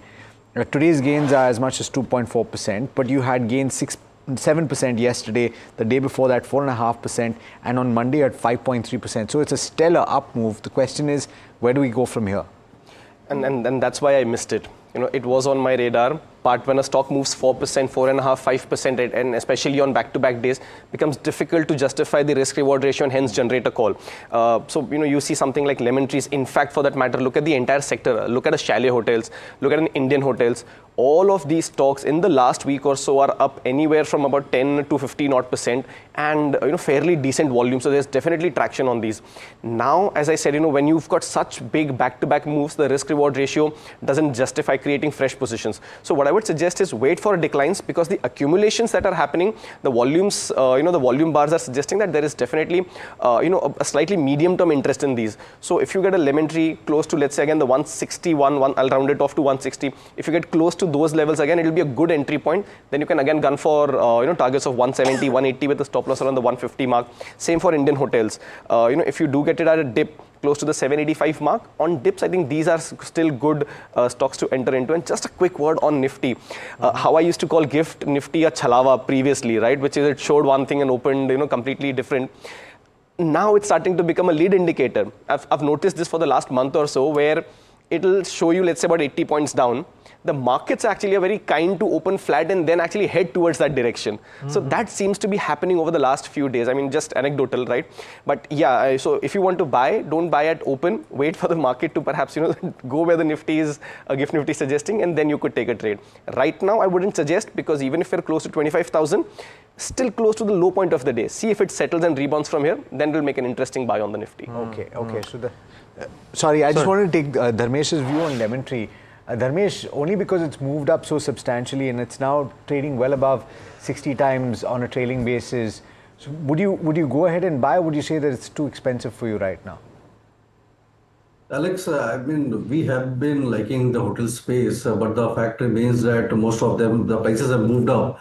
And the traction as well is high out there, and most of them are going for organic or inorganic acquisition and increasing the room keys, and that's a big positive for the sector.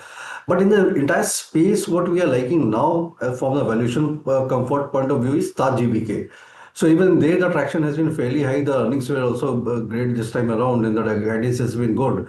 But if you look at the valuation multiples, it's the only company which is having a substantial better ROEs compared to others from its peer, and trading at a quite a cheap valuation multiple, where others are at 50-60 kind of a PE multiple range. It is still available around 30-35 times kind of PE multiple. So valuation wise, I think Taj GVK stands out, but otherwise the entire space is buzzing. And then if from the larger counterpart, if I have to choose, then it would be Indian Hotels. Divi's Lab is up 2%, by the way, on that City note, so bear that in mind. Z Entertainment is up 3% in the session today. Our Systems has gained some 7-8% today, so keep in mind. The other thing is Vodafone Idea being up 2.75%, and on the back of that, Indus Tower. If indeed the DOT is asked the PMO for stability on Vodafone Idea, could Indus Towers be the indirect beneficiary? And that's the key question. Actually, just fundamentally, Dharmesh, does Indus Towers feature in the list of things to invest in? From a dividend yield perspective, it might not be that bad, right? Yeah, definitely. I mean, valuation-wise also, it's not that bad. And it's been a consistent compounder on the earnings front. And time and again, it comes into the picture and goes out. But if one is a investor in this company and you want to stay with it for 2-3 years, so it's a pretty a good company to own and keep in your portfolio.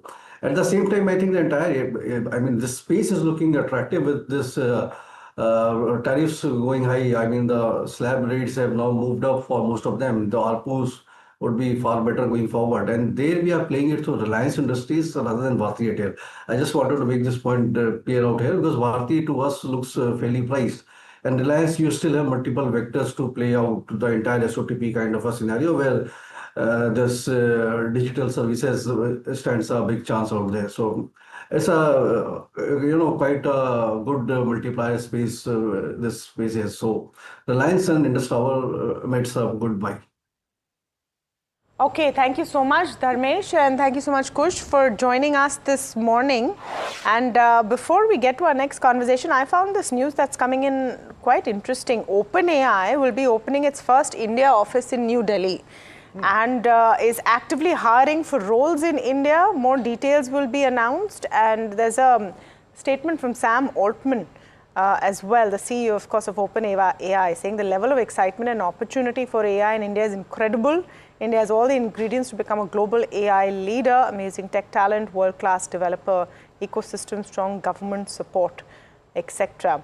This is the building a local team and opening our first office is an important first step in our commitment to make advanced AI more accessible across the country. I think it's a big deal to have OpenAI now come in to India as much as AI is becoming more and more a part of everyday life. So that's one story that we'll be tracking for you.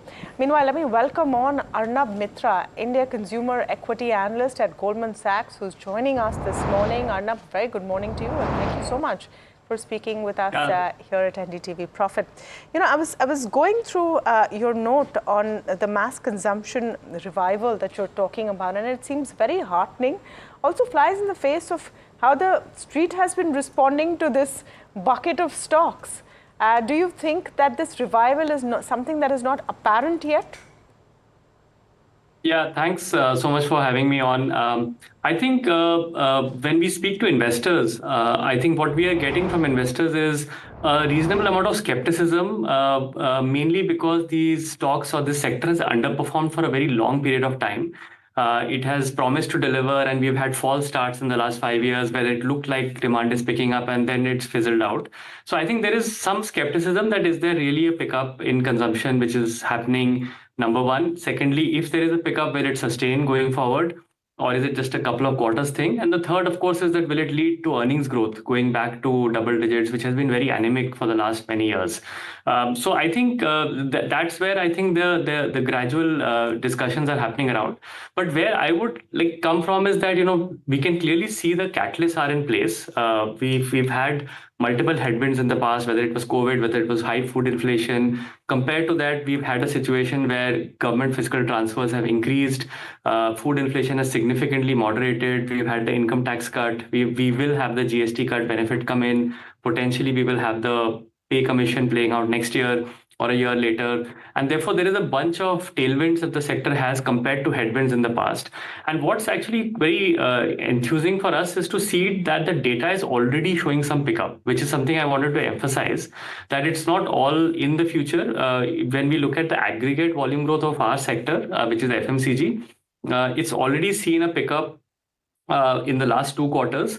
This is coming despite the fact that there's a good amount of pricing growth across many categories. So with pricing, there's been a pickup in demand, and it's very broad-based. It's across all categories, companies, except which were impacted by the bad summer in the June quarter.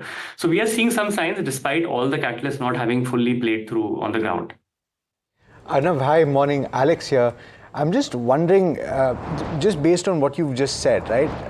The tolerance for some of these names has frayed quite a bit, and so therefore, even in the instance of a small disappointment, the punishment that some of these names take is quite dramatic, even if valuations are supportive. So the question is, it's going to take, at least this is my expectation, a while for people to buy into this idea again. So even if the tailwind support, even if the numbers do support, do you think that investors will have to have more patience than they have in the past? Yeah, I would say that the investor community will be quite data driven on this, given the long underperformance the sector has had and a lot of expectations which have not been met in the past. So our sense is the June quarter was really the first quarter where we saw broad-based pickup in aggregate volume growth across our sector. And we would probably need 1 or 2 more quarters of evidence for more people to be convinced that this is realistically a sustainable pickup. We of course also have seen management commentary in the earnings calls that happened recently, where the trend seemed to be continuing into the September quarter. And I think ultimately, it has to translate into earnings growth, because we've had a situation last 5 years, as you well know, that the revenue growth has been extremely slow, and we have also seen many companies drop margins over this period of time, and therefore EPS growth has been extremely weak, like literally flat for the last 3 years. So I think once the growth top line, so the stages I look at it is, first the volume growth has to pick up, which we have seen some signs of. It's also going to translate to a little bit of margin stability. Second half this year is when I think the revenue growth can accelerate a bit more. We also have some commodity easing in certain key input costs in some of these categories. And that's when, the EPS growth of double digit, which is a reasonable assumption that that investor community has from the sector, starts coming through. And it would be a process of people getting more convinced that this is sustainable and it's here to stay. Good morning, Neeraj here. I'm just trying to understand that if you expand the lens for maybe a slightly longer period of time, do you believe discretionary would win over staples? And within that too, would, instead of direct consumption of goods, would enablers of consumption win over the good suppliers as well? Effectively, just so that my viewer understands, would a Zepto or a Swiggy or a Zomato or some other platform win over a Voltas or a car company or some others, who would in turn be higher up the pecking order versus an HUL, Britannia, Dabur, etc.?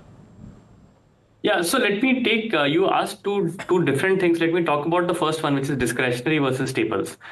So yes, in general, if you look at where consumption levels are in India, per capita consumption, where our income level is as a country, discretionary is going to grow faster as a category over staples. However, this may not hold true when you come down to stock level, because what is also we are seeing in discretionary is a lot more competitive intensity increasing. So you're seeing a lot of new companies emerge. You're seeing a lot of the large conglomerates starting to put in capital into discretionary categories, especially retail, and many of the other segments in discretionary. So discretionary as a sector will grow fast. Company by company, there could be differences based on competitive intensity. On the staples, however, what I would say is the staples growth has been extremely low compared to where it should be for an economy growing at 6-7%. And even if we grow, we come back to some normative growth, staples does have a possibility of a low double-digit earnings growth versus discretionary, which could be mid to high teens. That is also kind of reflected in valuation differentials, as you can see, between staples and discretionary. So as an investor, risk-reward wise, I do feel staples is probably slightly better right now than discretionary. But yeah, discretionary over a medium term will grow a little faster, save for the risk of competition. The second point you mentioned about the channel shift, which is, digital platforms doing better. I think that is definitely a structural trend. And there is no doubt that across many segments, we have seen the platforms do better than the brands and do better than other physical, retail options in those segments. So that's something which is definitely a structural trend that's going to continue for many years, and it will be despite whether the macro is good or bad. I think that shift is something which is here to stay and will accelerate probably going ahead. In terms of the staples, Arnab, let me come to that, because your note talks about some that you like. GCPL as your preferred pick, Tata Consumer, Marico, VBL, above and over in HUL. My question is that the core problem that some of these very large companies were facing with unlisted players and unbranded players, does that seem to be receding because of GST? Do you think this GST 2 slab structure will give a fillip to some of these players? How is that impact that you see? Yeah, so I think this competition share loss, which has happened, let's say, to some of the, so there have been two kinds of competitors. One is at the premium end, you've had these, digital first brands come in. At the lower end, you've had local regional players who have gained share probably in the last couple of years. So the lower end issue actually is a bit of a macro issue. I mean, when you have inflation running high, consumer wallet is squeezed, and the macro is not great for low income consumers, they tend to curtail their household budgets. It's a very natural thing to downtrade in that environment. So if the macro thesis plays out, I think this will reverse, because these are cycles, as you know, we have seen in the last 20 years. There have been phases when regional brands have gained share. There are phases when the national brands have gained share. So that, I think, if as the macro improves, we will see improvement there.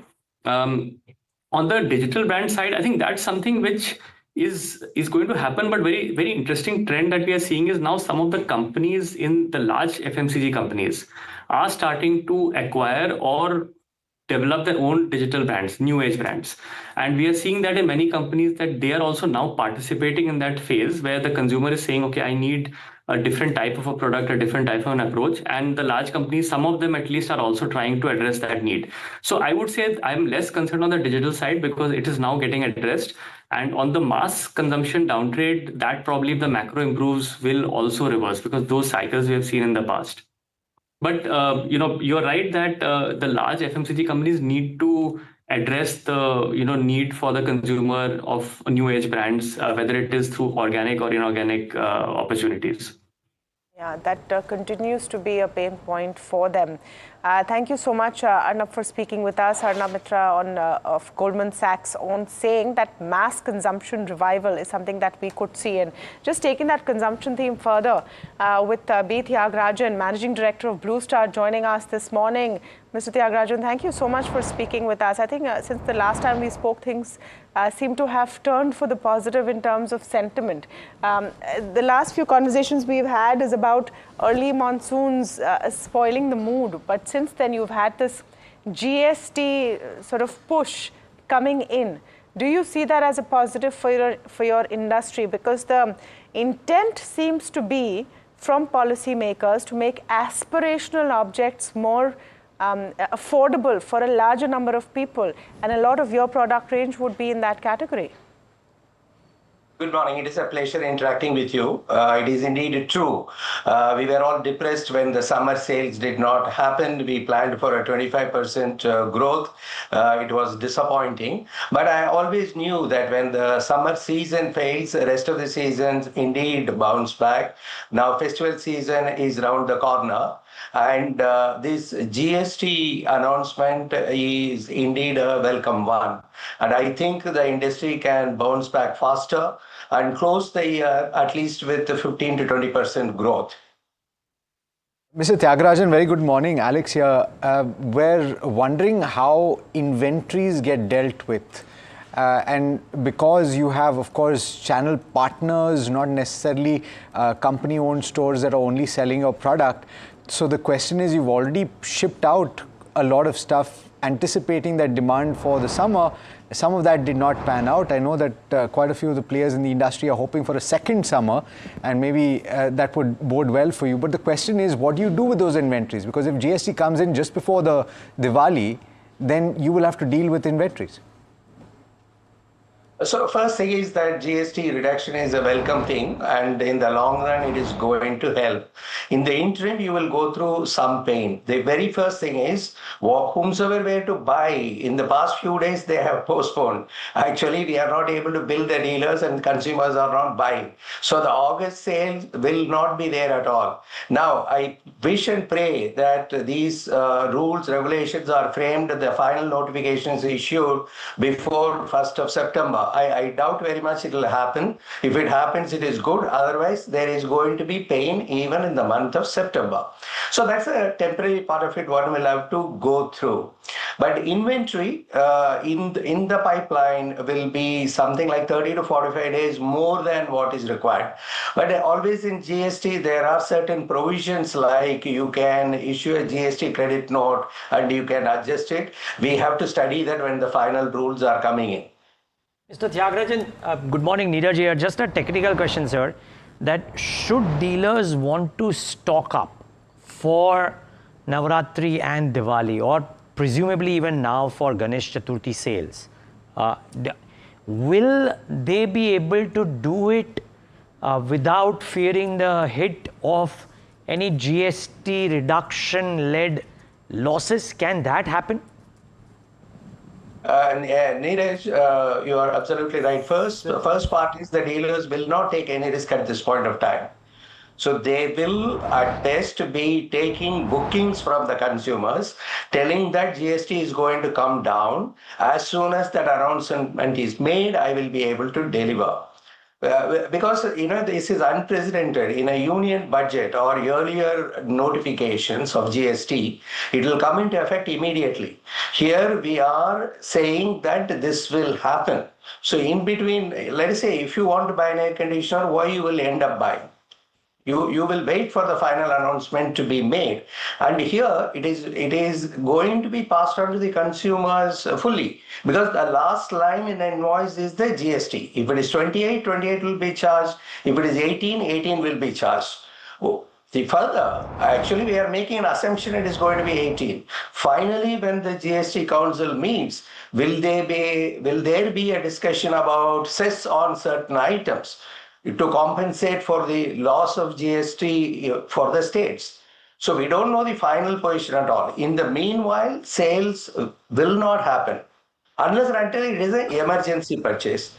But B2B customers, because they have got a GST input credit facility available, they will end up buying. B2C, I doubt very much it happening. Sir, wouldn't companies like you, for example, because you want volumes at some point of time, go out, give some discounts, maybe the dealer gives some discount, which adds up to maybe some portion of that 10% GST cut that is presumably going to happen in order to ensure that volumes don't take a hit? Because otherwise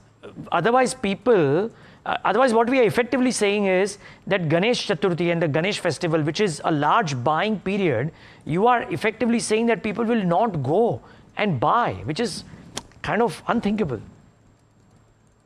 I don't think it is possible to absorb at all. You know the industry. Already we are operating with wafer thin margins, 8.5% operating margin kind of. There is no room for absorbing this. For a consumer, every rupee matters. And I am of the view he deserves the full rebate. That if it is a 10% reduction, he is entitled to that 10% reduction, which the industry cannot afford. Definitely Blue Star cannot afford. But they are moving at a great speed. Imagine 15th of August to yesterday, the group of ministers clear it, and the GST Council meeting will take place. So that's fine. One will have to wait for that.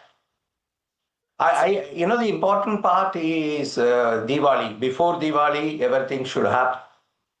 In light of that, before Diwali, the whole festive season pre-Diwali has gotten hampered from what you're telling us. So, Mr. Tyagarajan, I'm trying to understand. When we started this conversation, you said you're welcoming the reduction of slabs. You think it will be positive. How will it be positive for you? If there is a cut in GST, you pass it on. And any increase in volume at some point with the margins that you're talking about will only be incremental, isn't it? Will it even make up for the 2 months of losses that you're probably looking at? No, that's not true. In India, 250 rupee spur the sales, and people who are supposed to be buying for next summer will end up buying now. Remember, on 1st of January 2026, there is a energy label change, which would have pushed up the prices by 10%. Now, he will be getting at the same price even for the new energy label. So it opens up a huge market actually. And the industry is poised for 19% CAGR between 2025 and 2030. And there may be years in which it may be only 10, some year it may be 35, it doesn't matter. But this particular announcement is going to bring consumerism back. That's what the industry wants. Mr. Tyagarajan, sorry to harp on the same point, but I just want to understand, and your company is going to be representative of not just your industry, but also certain other manufacturing companies that operate in the same way. So you push product from the factory level to the dealerships, which are your partners in this. So ultimately, once that bill has been made at the factory, it's now the dealer's responsibility to sell. So therefore, the question that I have is, for the product that is already gone out into the industry and that currently resides in inventory, there will be a loss at some point if prices are to be dropped down the line. So the question is, this is my interpretation, please correct me if I'm wrong, I'll complete the question though. If there is a loss at the dealer level, since they are long-term partners in a lot of cases, will the company step in to share the burden, so to speak? Your understanding is right, but there are ways to manage it. The number one is that within a financial year, there is input tax credit, output tax credit. It depends on the dealer. What is the input he has got? What is the output he will be obligated to serve? And there are GST credit notes that are possible. Second is that if there is indeed an inventory pertaining to the previous year, you will be interested in compensating for that actually. So it can be managed. That isn't an issue. It always happens like that. Got it. Okay. Mr. Tyagarajan, therefore, just trying to sum this up. It is an unprecedented one, but assuming that we do not get the implementation of the lower rates very soon, maybe it happens, hopefully it happens soon, but if it happens with a bit of a lag, whatever that lag period is, you firmly believe that buying, at least in consumer durables, will stop, pause, or be very, very low? It wouldn't pass. I'm of the view if 100 conditioners were to be sold, some 50 may get sold. Wow. The balance 50, the people would indeed wait for, and they are entitled to wait for. I can imagine. Wow.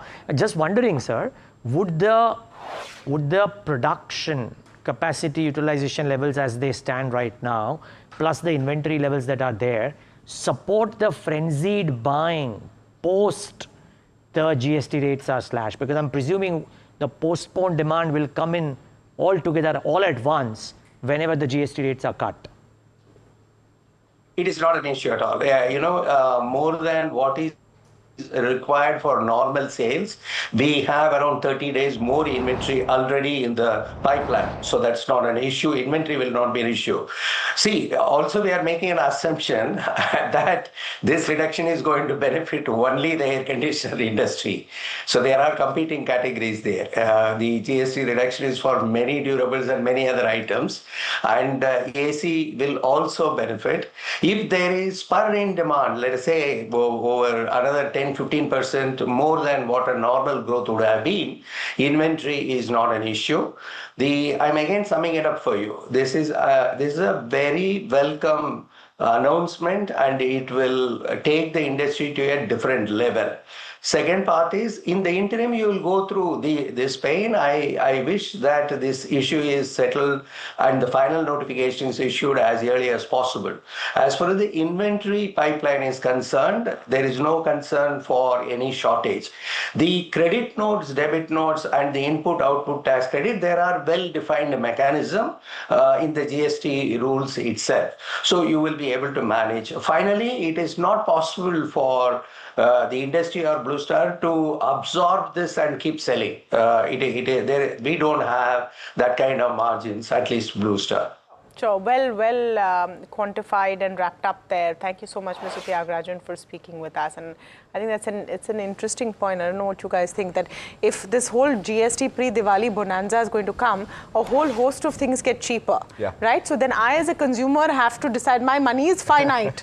GST is not putting money in my pocket; it's making things cheaper. But which you have to do even right now, right? So if I had to buy an air conditioner, say in the month of August, right, and if I'm pushing for that, in September, I'm going to go out and buy a two-wheeler instead of the air conditioner. So that is... No, but if right now I want to buy an air conditioner and a two-wheeler, and I want to buy a whole host of other things as well. It's cheaper for me. But all I'll say is... I have bunched up all my expenditure. Sorry guys, but AC ka kaam AC karta hai. I agree with you. air cooler karta hai. No, but I'll tell you what. Okay, let me make this point. If there is infinite money, then you think in a different way. In Neeraj's hypothetical situation, you wanted to buy an AC, you realized that prices will fall, and so therefore you held back your purchase.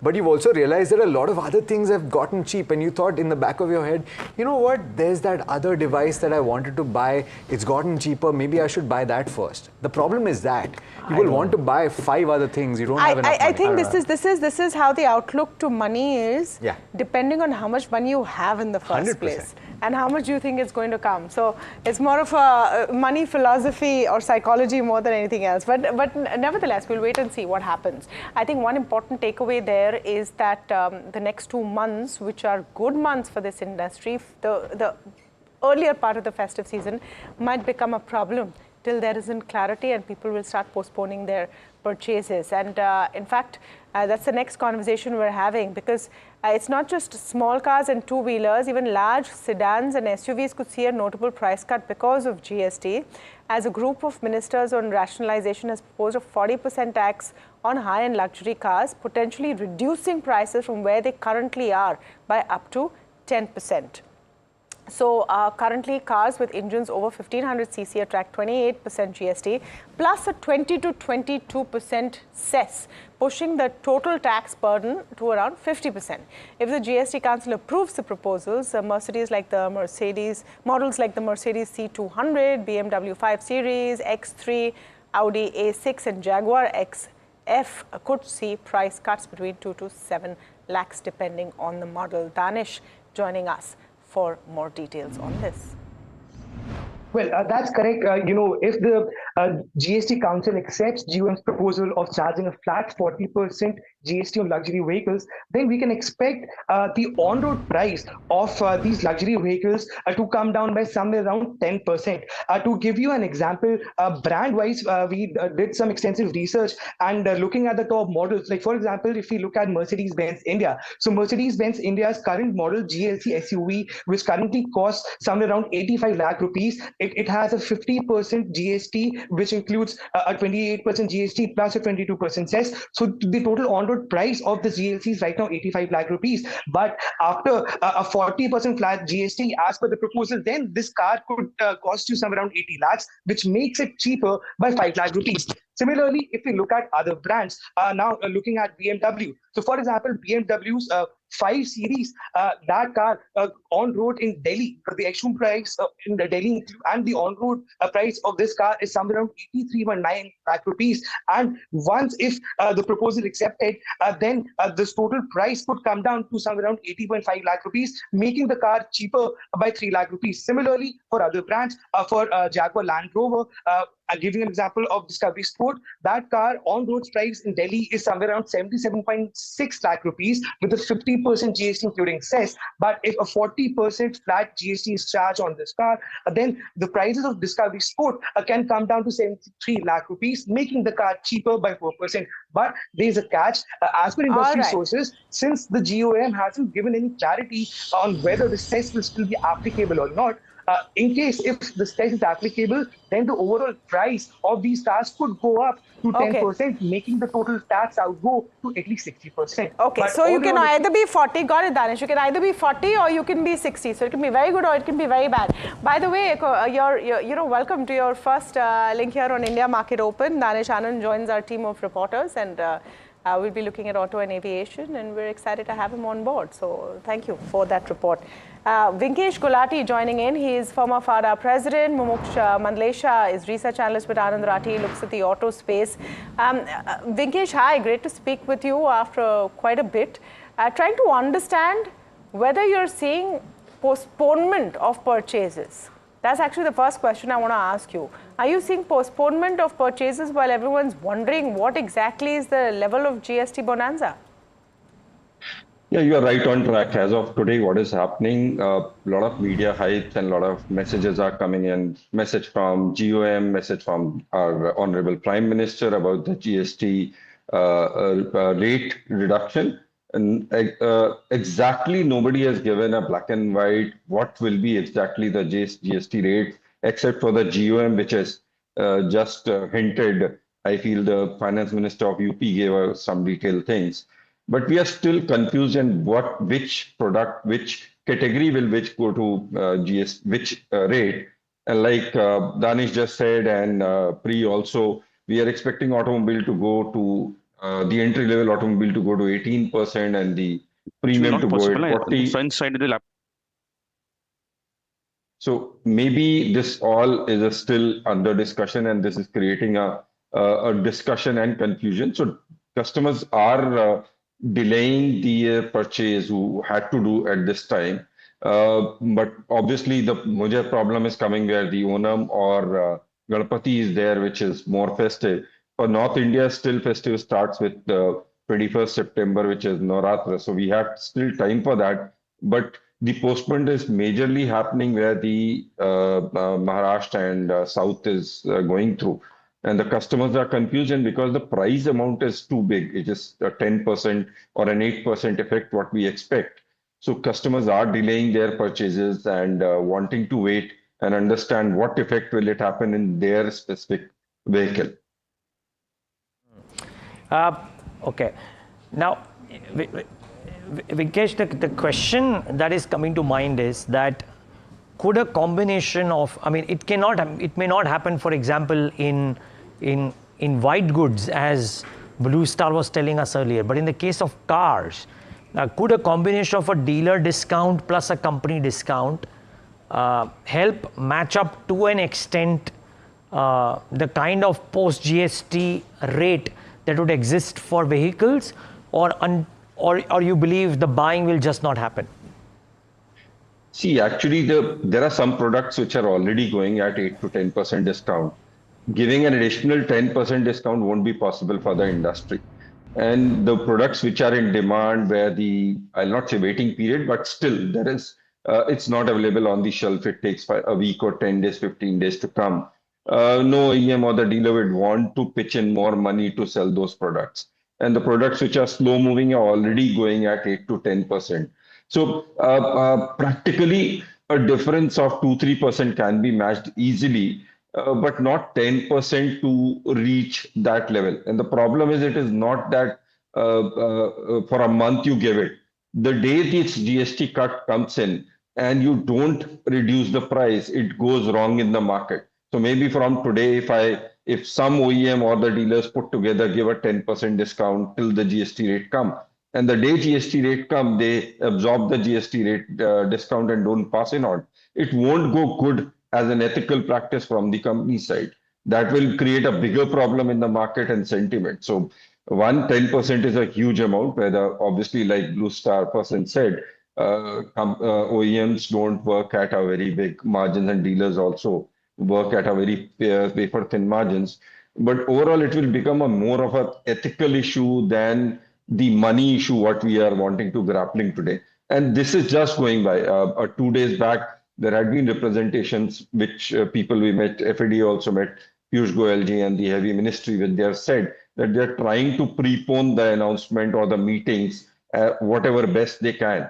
So we are still waiting. Maybe this can come within 15 days or 20 days, and this 15 to 20 days will be recovered in the coming festive or the December sales. Okay, just want to get a view from Mumuksh Mandlesha as well. Mumuksh, hi, very good morning to you. How do you see the pecking order of the listed players in the middle of all of this GST uncertainty? Where do you see the advantage? Because there is one view also that after this GST, the price differential between EVs and ICE vehicles will come down. Is that an advantage EV players have? Yeah. So, so on the packing order, I think the Maruti and Hero could be the bigger beneficiary as they are more exposed towards the entry segment, and a 10% reduction on GST. And then obviously there's a tax on tax of road tax also. So it's a good reduction for the small cars and entry two-wheeler segment. But overall, I mean, the whole PV segment and the two-wheeler segment would benefit. And then CV segment, it could be a partly where there are some truck operators which takes the input tax credit. Then for them, it would not be a major change. And tractors also could benefit with the reduction in the rate. With the higher exposure of Maruti towards less than 4-meter vehicle, that segment could be the major beneficiary for this demand. Yeah. I'm just wondering, on the higher end, Vinkesh, do you see any big relief if you end up with a 40% GST instead of, say, a 50%? What is the kind of boost that you will see? So obviously, currently the vehicles are being taxed at what, 48% or 50%. Yeah. So 28 plus 20% cess or 28 plus 22% cess. And all the premium cars or even SUVs are being taxed at that price. If it comes down to 48% to 10% for a 10 lakh car is also a big amount. It is 1.5 to 2 lakh rupees. And if you talk about Mercedes or Jaguars or all those, you're talking of a huge amount of benefit being passed on to the customer. So it's just not entry level. No doubt entry level will get a push, like Sir said, because for the past 2-3 years, 4 years, we are seeing entry level not getting that tandem because of the price increase which we have seen because of the regulations and the product change.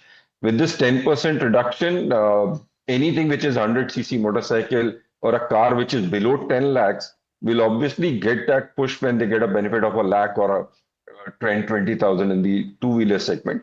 But this will affect the auto industry on the whole. The growth, what we were talking in this financial year, that it will be subdued or it would be a low single digit.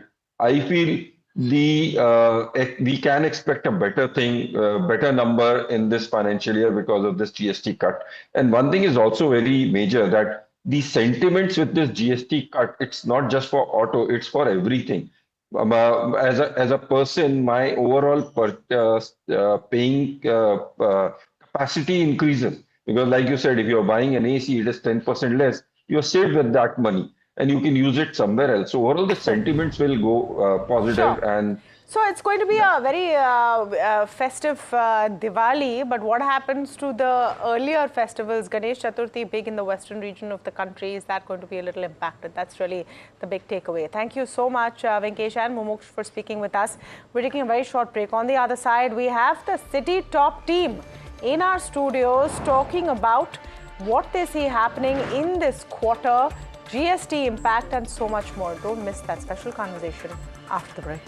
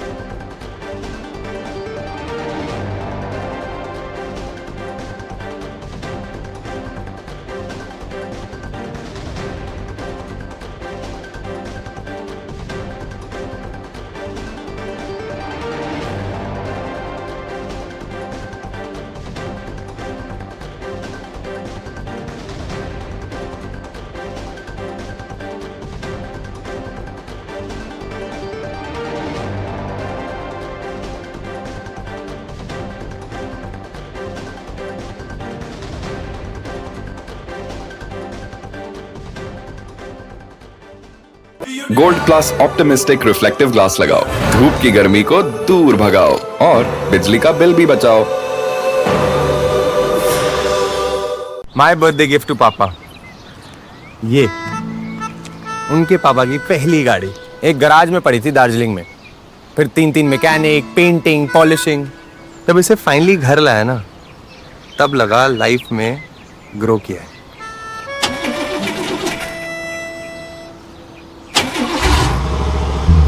SIP करो, invest करो, life में grow करो। प्रतिभूति बाजार में निवेश बाजार जोखिमों के अधीन है। निवेश करने से पहले सभी संबंधित दस्तावेजों को ध्यान से पढ़ें।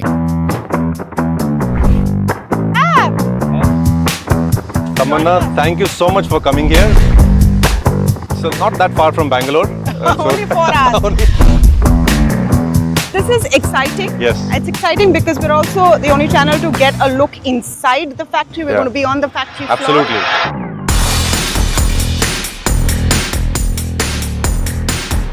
Wow.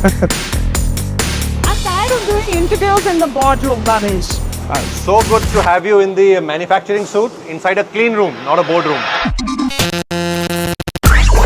To make money, you need the vertical integration, you need the technology development, you need the product portfolio. A big concern right now is rare earth. Yes. And I think we need to focus a bit on what you are trying to do to solve that problem. Global OEMs, Western OEMs are increasingly testing rare earth-free motors in their batteries. And OLA Electric is the first Indian company to do this. This is the output that comes here, Tamanna. You can see this is a cell. Oh, wow. Yeah.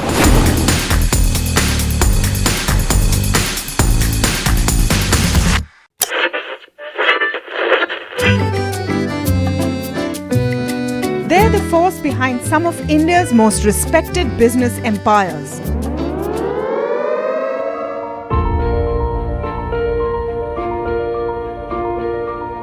But you've rarely heard them speak.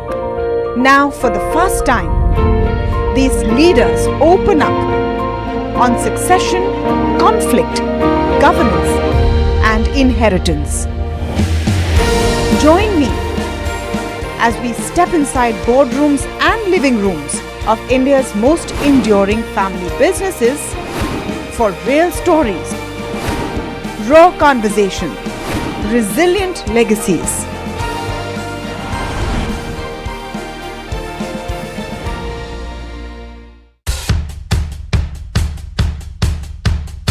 The markets move fast. And so should your portfolio. Expert insights, real-time stock picks. Do I buy Ola? Should I hold CDSL for the long term? Buy, sell or hold.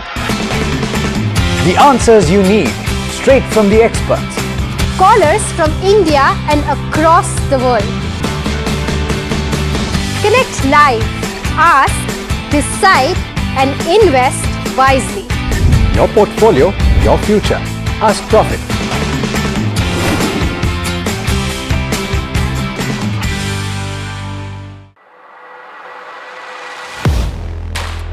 Do you really know the company you invest in? What is the real picture behind presentations and claims? Is the outlook as rosy as the company claims? Know Your Company, powered by NDTV Profit Research, shines a light on the biggest stock market movers.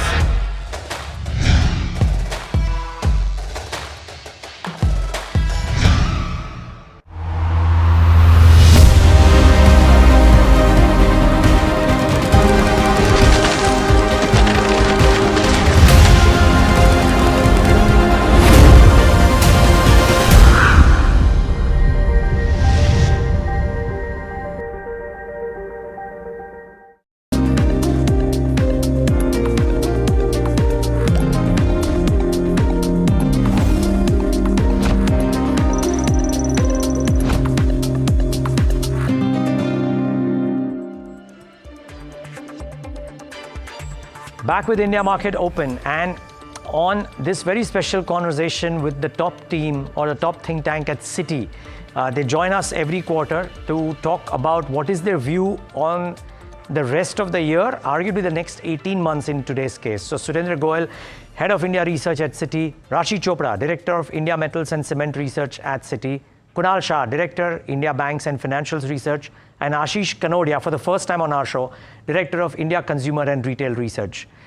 Lady and the gentlemen, thank you so much for joining me today. Really appreciate your time. Well, it's exciting times because with the good news come the question that, oh, what if there is a demand postponement? What if there is no resolution around the geopolitical stress, but at the same time, there are new avenues of trade opening? So Surendra, pack all of this for us, and not over the next 27 minutes because it could take that much time, frankly.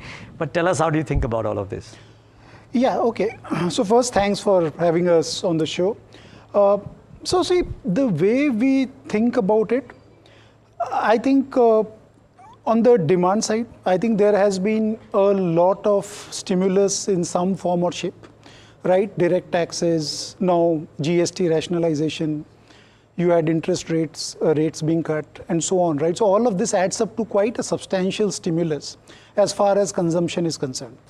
Timing, obviously, near term we'll need to see, because there is definitely a chance that some of this consumption, people will want clarity on GST rates, etc. So that, but from a full year perspective, or say next 12-month perspective, I think it should still help demand, because there is a significant amount of stimulus which has gone through.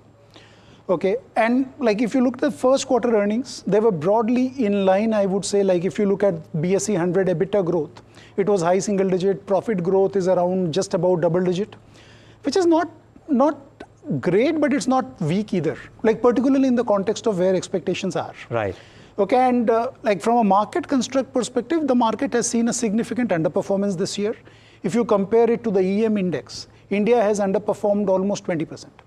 Valuations are now in line with average in terms of the premium to EM. I think that is where we are set up. So there are quite a few things which look reasonably well set. But as you rightly pointed out, I think there is still the uncertainty of tariffs, and that's a very difficult one to call. Right? So that uncertainty definitely is a near-term overhang. And I think that in some ways could decide which way the market goes. So our view is a lot of other things are set up quite well, but that's still a overhang as far as the markets are concerned. Okay, if we were doing this post August 27th, I mean, maybe there was some more clarity, but since we are doing it ahead, I'm asking you to hypothesize, Surendra, and tell us that let's assume there is no resolution, and there is this additional tariffs or what have you, or we have 25% bare minimum and then the additional as well, and stuff like that. But at the same time, there are new channels of trade opening. I mean, I don't know how much this India-China bonhomie moves ahead, but let's assume it does for whatever it's worth, right? And these benefits of GST and the stimulus, etc., all of that comes into effect. From an earnings perspective, from a markets perspective, is it a big hit or is it a digestible hit? How would the markets think? Yeah. So see, I think there are 2-3 things to keep in mind here. Okay. Firstly, trying to think about that situation, there are a lot of moving parts. Okay. Because even after August 27th, I don't think it's like you have certainty immediately. Because a lot depends on how Russia-Ukraine war, like the progress on that.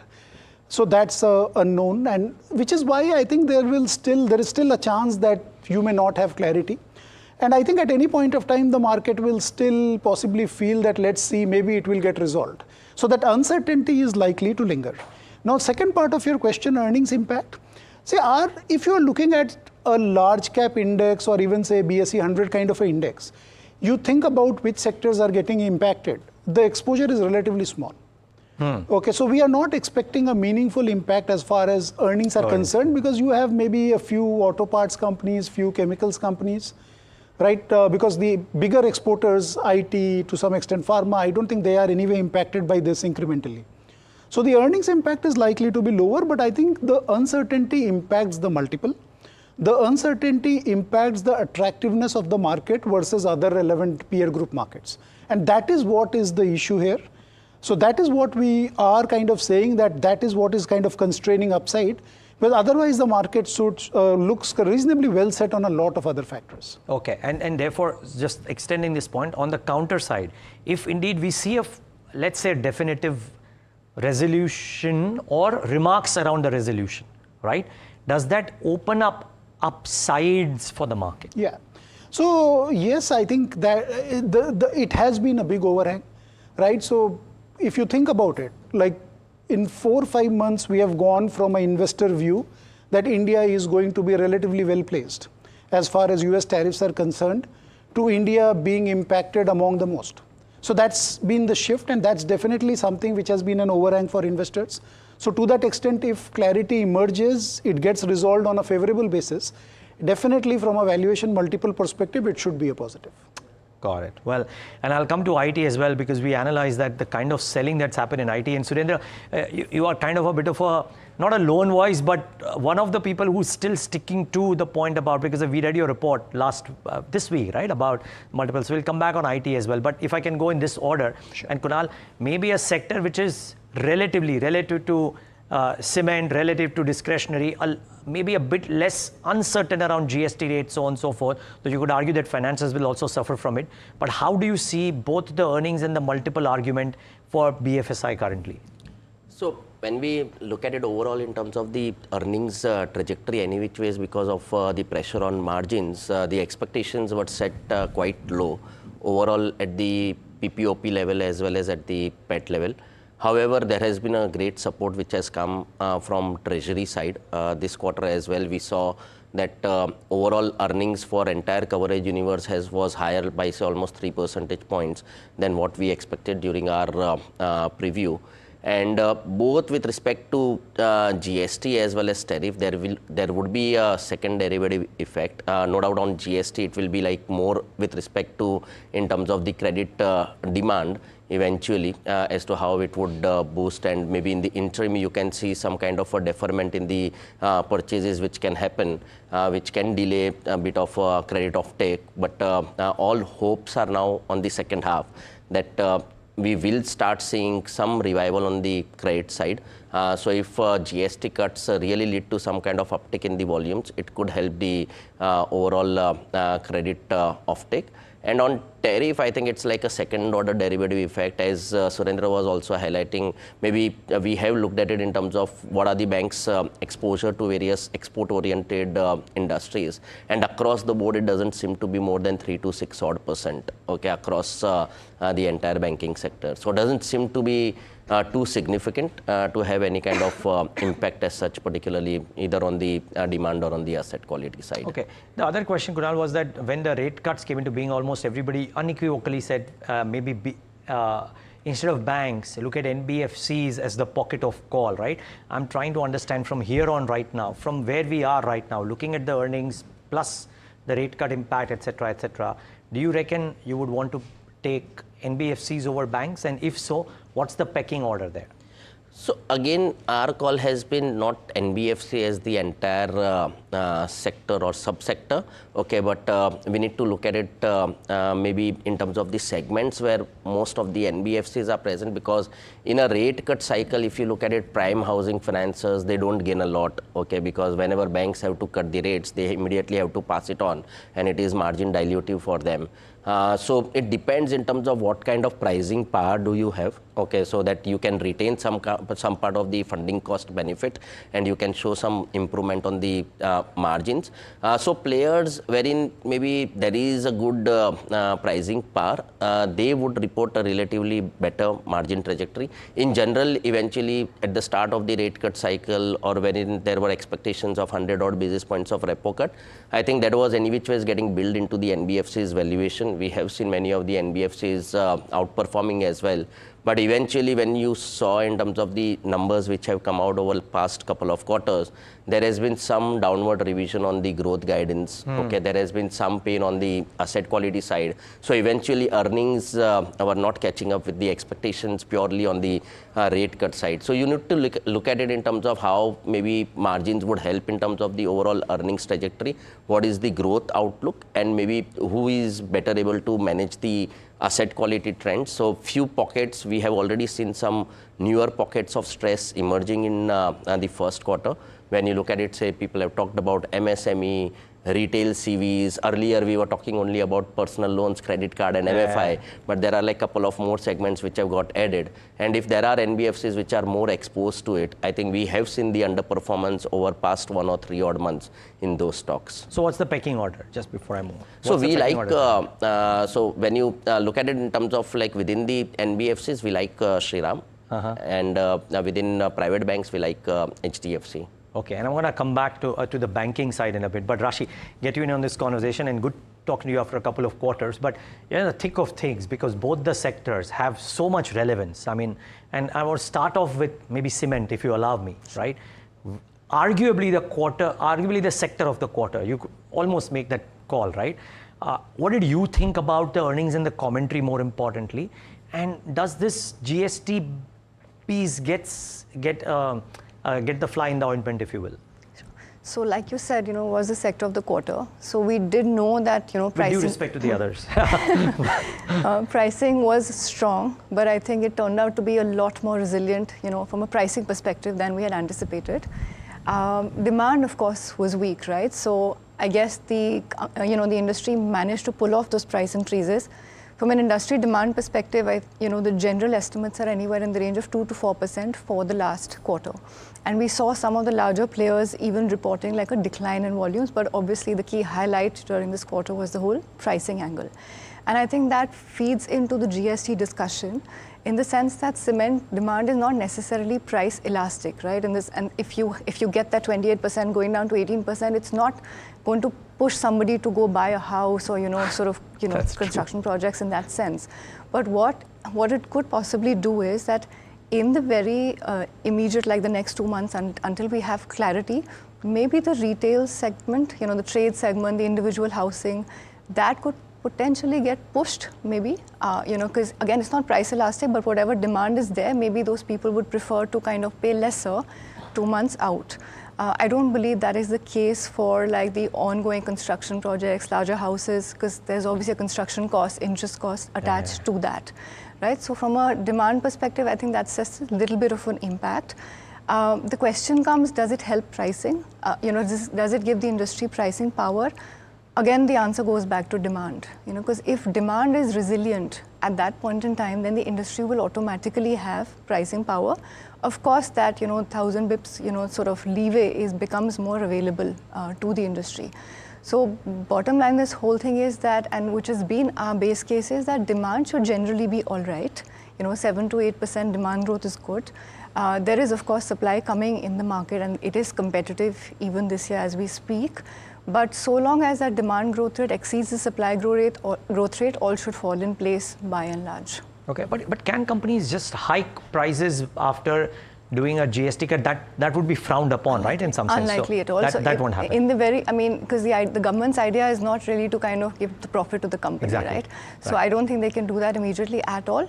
But should demand be good over a period of time, they can eventually. But there's no loss because of that. But could there be a demand deferment? You don't agree that in this case it will not be the case? There could be some demand deferment, like I mentioned, on the retail side, like individual home builders, some in the rural segment. But larger projects can't. There's an interest cost by and large which is attached to it. Something which is already going on construction. You can't stall the labor for 2 months. That's true. In which case, Rashi, I mean, based on, let's assume it's kind of neutral for your sector relative to maybe some of the other impacted sectors like the one Ashish will talk about. But based on the results and the commentary given and your hypothesis, what is your pecking order currently? So we're sticking to Ultratech as our top pick. And again, it's the whole sort of demand thesis over here, because pricing can be, cannot be. And so better to be with larger players who are who can cater to the demand growth, who are showing growth in terms of both capex as well as in terms of volume, and continuously working on the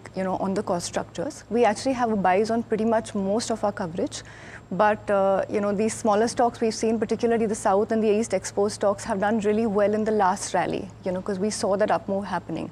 Now prices have kind of sort of settled, If there's again this whole upside on prices moving, on prices again, then of course one moves to the smaller stocks. But as I see it, I think stick to the larger players preferably, with Ultratech being the top pick. In the very near term, and this is slightly more medium term, in the very near term, one could also look at Grasim, which may not necessarily qualify as a pure play cement company, but the Holdco discounts offers a good opportunity to possibly look at that. It's crossed 40%. And the range has been between 30 to 60% historically, but I feel that Holdco discount should start coming down as we get more and more positive on their paints operations. Very interesting. Thanks so much for that. Now, Ashish, great talking to you. Thank you so much for joining in. Your sector is in the thick of things, right? So tell us a bit about how are you thinking about this and what is it that you are advising clients to do when I'm sure they're coming to you with a lot of questions around the space.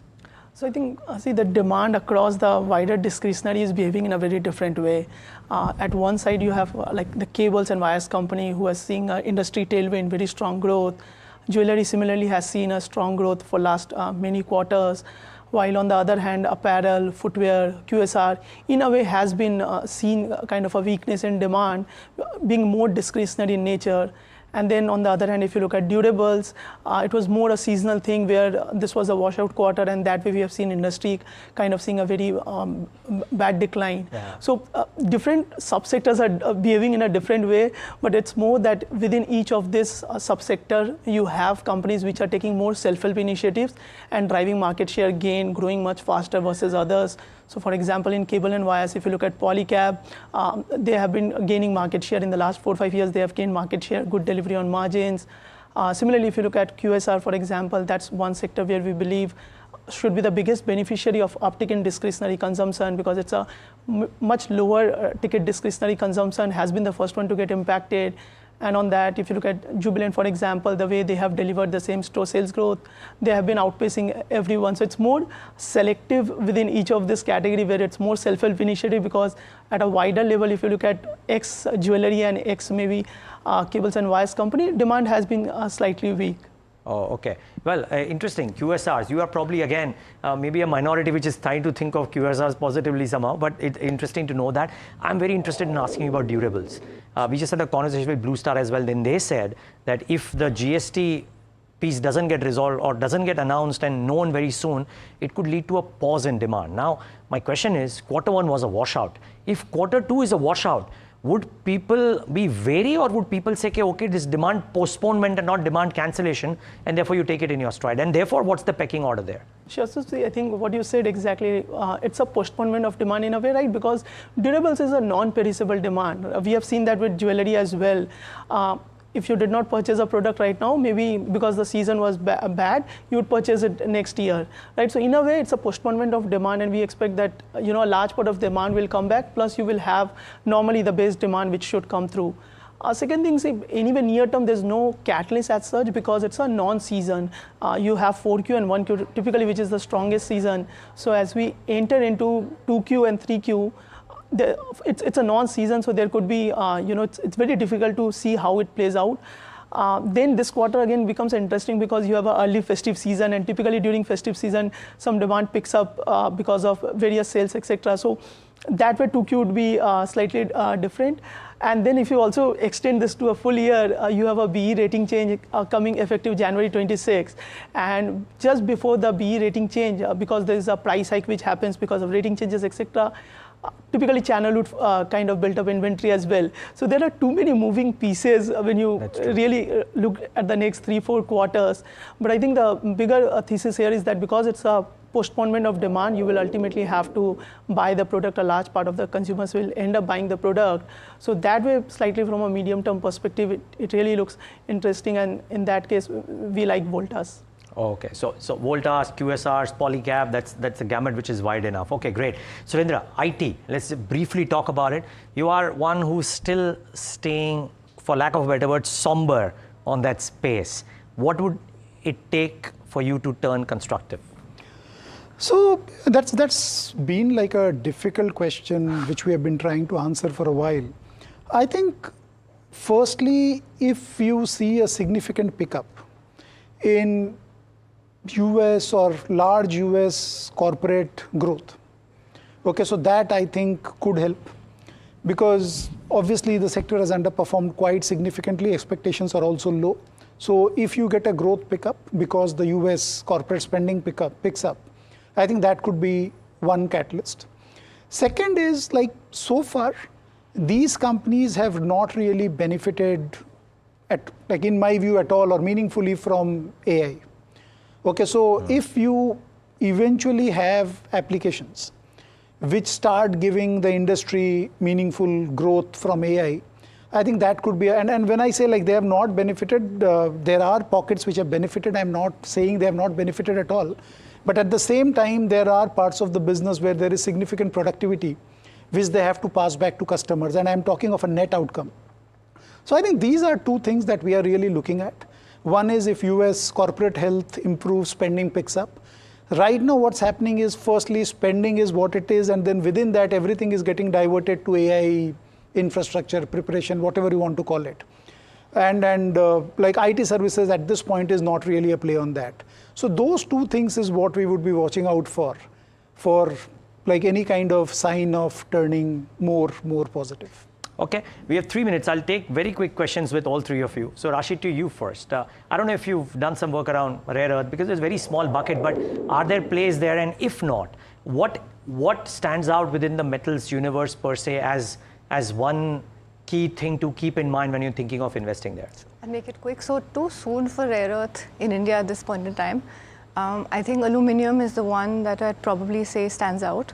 Aluminium, basically things like robotics, data centers, decarbonization demand, and all things like robotics, data centers, etc. They are all sort of power intensives. So they themselves are competing with the aluminium sector, which also, if you need to set up capacity, you need power as well. So from a demand perspective, you have demand coming up from aluminium, but from a supply perspective, it's quite constrained. And China has hit that, almost close to that 45 million cap on aluminium. So there's little visibility of some capacity getting added in Indonesia by Chinese players, but I think that demand will still possibly outpace supply. So that looks like a slightly more longer term, good commodity to play with. And that brings us to, Hindalco, of course, being like the lead over there. Of course, in the near term, we have some concerns around Novelis and, the whole impact of the tariff. But that seems pretty much priced in because we've seen the worst and maybe see that for another quarter or so. So kind of play aluminium and play Hindalco as the long-term theme. Okay, nothing on rare earth, but aluminum and Hindalco kind of stands out. Okay, thanks for that, Rashi. Kunal, HDFC Bank I heard you say, but that can't be the only one, right? There are a clutch of mid-sized banks. Then there are maybe the non-PSU small banks as well, which some of them have done good work. Anything out there which is the coverage universe, the commentary or earnings stood out for you or anything? So clearly now margin expectations are getting set in. The way we need to position is look at who would be more defensive with respect to asset quality and who can leverage on any opportunities which come up on the credit side. And that's where maybe wherever you see a better visibility with respect to ROA, if they are able to manage both of these better, as margins are now very well known in terms of how it would pan out over next couple of quarters. I think we are also sticking to our preferences, looking at both of this aspect. And that's where apart from HDFC, if you really look at it on the mid-sized, we like RBL. So there we see like clearly by end of Q4, you will see the trajectory moving from 0.56 odd% to closer to like 1 odd% or so. So that's the preference out there within the mid-sized banks. And many of the smaller banks, when we look at it, it's like they are just coming out of the MFI cycle. We still need to look at it if maybe there could be any further worries on the asset quality side, because MSME business loan is something which is still emerging as a stress. And if they slow down on the growth, it might not be so exciting. Yeah. Got it. Okay. Surendra, beyond these, I mean, autos or defense or infrastructure, anything that stands out for you guys as a house as we wrap up this show? I mean, what would you watch out for? No, so see, our underlying theme has been good earnings visibility, okay, at reasonable valuations. So sectors like telecom, healthcare, those sectors still look pretty good to us. Okay. Okay, so if you look at like the overweights, we have like banks which Kunal spoke about. We have cement as an overweight, which Rashi already covered. Then you have telecom, healthcare, and some of the travel-related stocks. I think those are the three areas I would highlight beyond what we already spoke about. Okay. Which I think should continue to do well. And should there be a resolution, you reckon that because of all that's happened, you might be constructive on markets at large as well over the next 12 months? Yeah, so that's exactly what we wrote in the very recent note, that the setup looks pretty good. Okay, when you think about it, valuations, stock price underperformance, domestic flows are still quite resilient. Foreign or in the EM segment, foreign investors have an underweight which is close to the highest in 20 years on India. Okay, so I think the setup is good. You have some of these concerns going away. I think the market should do well. Okay. Well, all of you, thank you so much for taking the time out and being with us. Really special, Rashi, to talk to you after such a long time. Kunal, Surendra, always good talking to you every quarter. And Ashish, great having you for the first time. Looking forward to talk to you more often. Right. And viewers, that's the special conversation with the City Think Tank. Thank you so much for tuning in.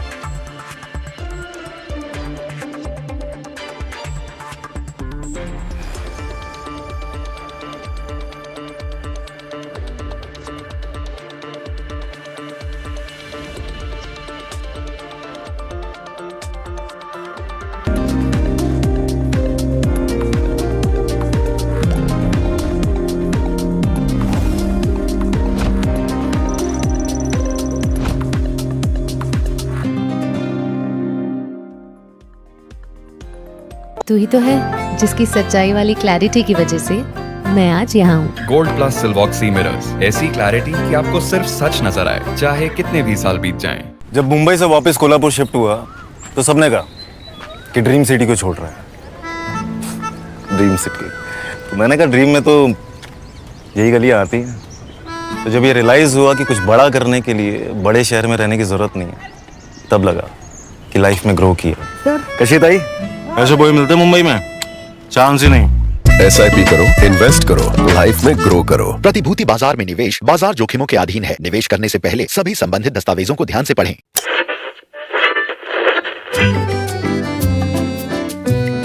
They're the force behind some of India's most respected business empires.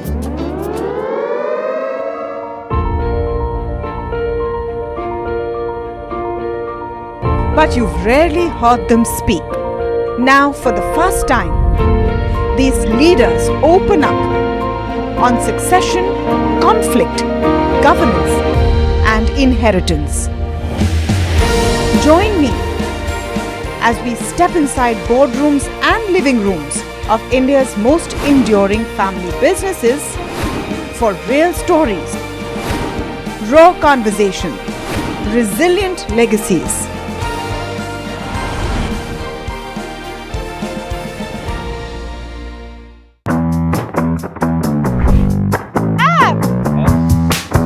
Tamanna, thank you so much for coming here. So not that far from Bangalore. Only 4 hours. This is exciting. Yes. It's exciting because we're also the only channel to get a look inside the factory. We're going to be on the factory floor. Absolutely.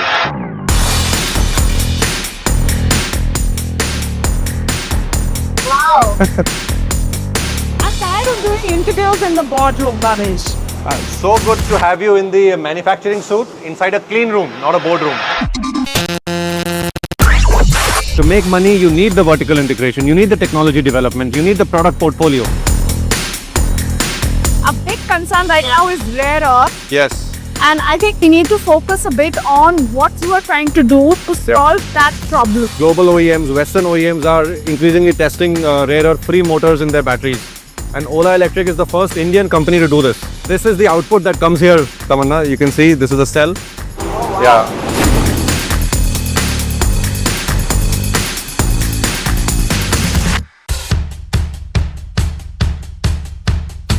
The markets move fast. And so should your portfolio. Expert insights, real-time stock picks. Do I buy Ola? Should I hold CDSL for the long term? Buy, sell or hold. The answers you need, straight from the experts. Callers from India and across the world. Connect live, ask, decide and invest wisely. Your portfolio, your future. Ask Profit.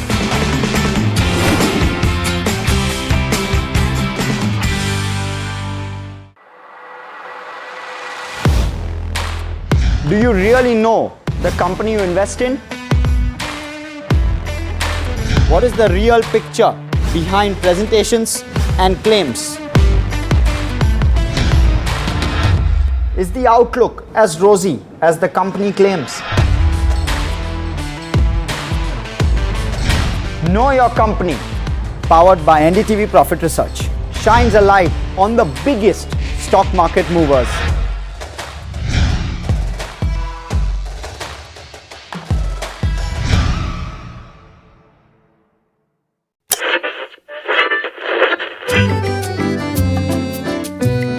They're the force behind some of India's most respected business empires.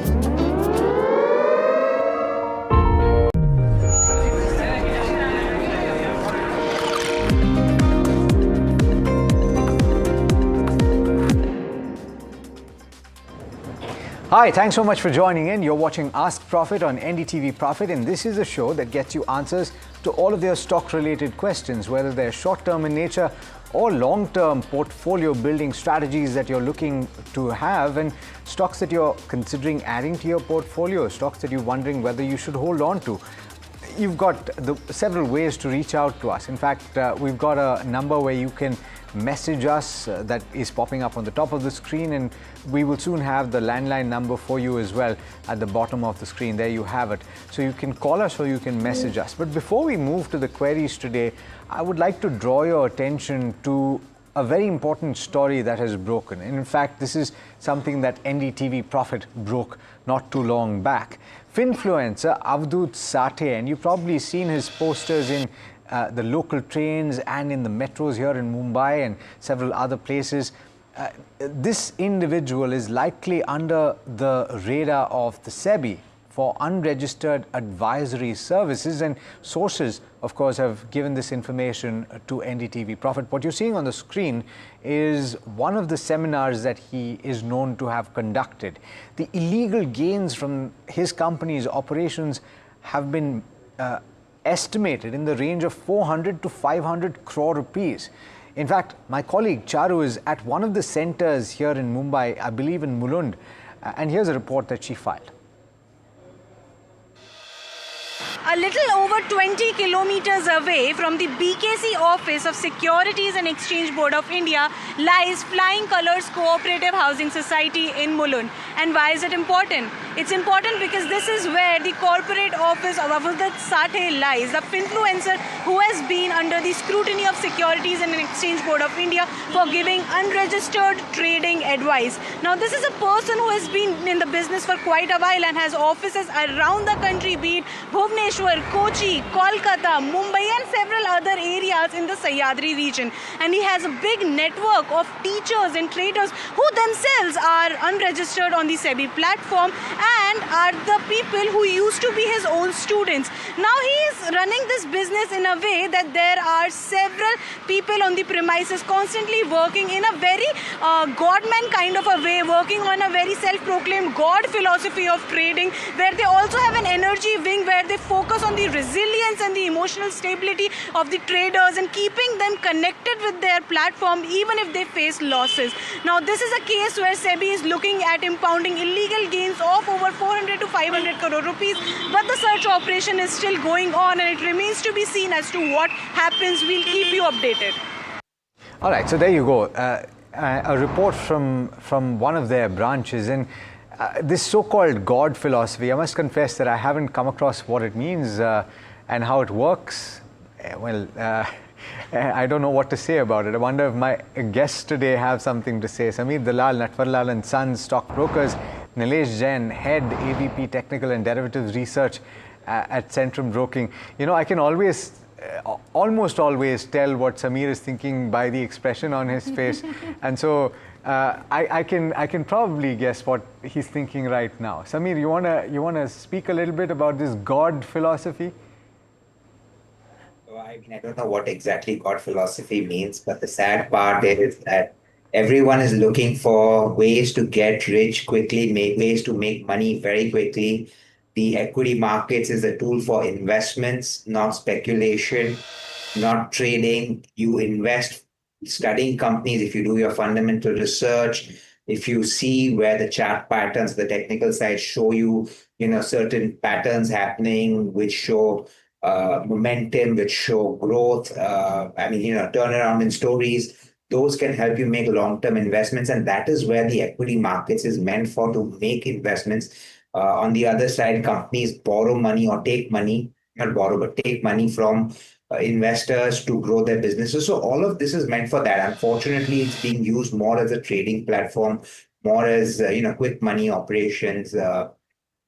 And then you have these opportunities of these people who can kind of proclaim that they've done X, Y, and Z. So it's part of the system. Unfortunately, people fall to it. Honestly, I'm not one who believes in these God theories, and I honestly don't think that anyone should. But the fact is, people are naive and dumb.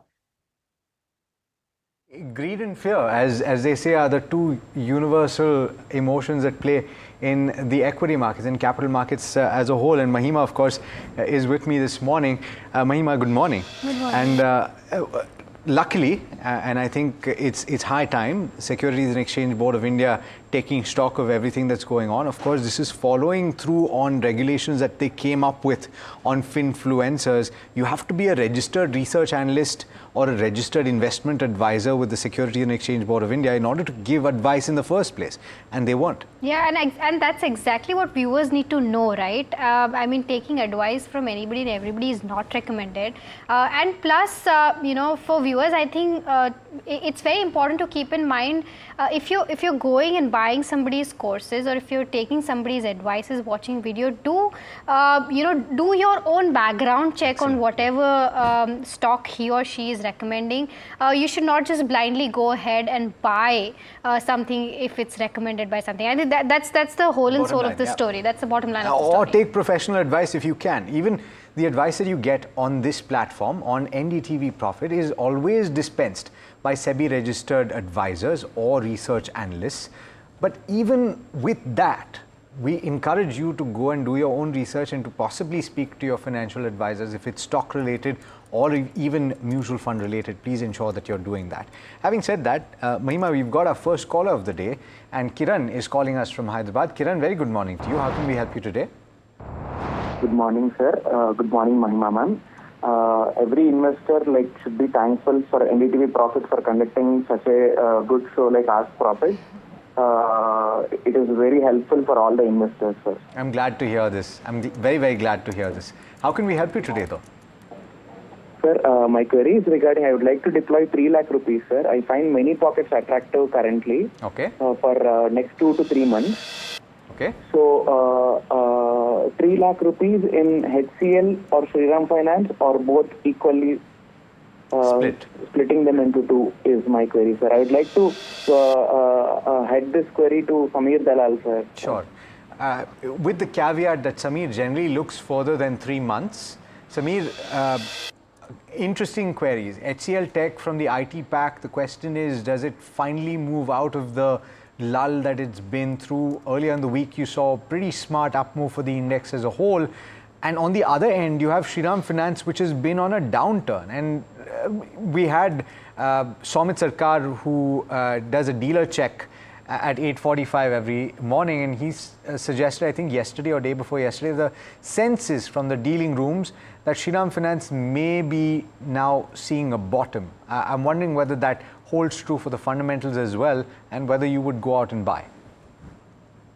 So let's talk about the two separate companies separately. HCL Tech in the IT space is actually one of the companies that has been able to, I'll not say post growth, I mean great growth, but slightly above what the industry averages. So from that perspective, HCL is obviously something that is interesting, but valuation channel now that today, when you're buying companies at the PEs of 20 and your growth rates are 5 and 6%, that means a PEG of 4, which is a tad expensive. So unless growth really accelerates for the IT space, and I don't know where honestly it's going to come from, given the fact that AI is coming in and taking away some amount of the opportunity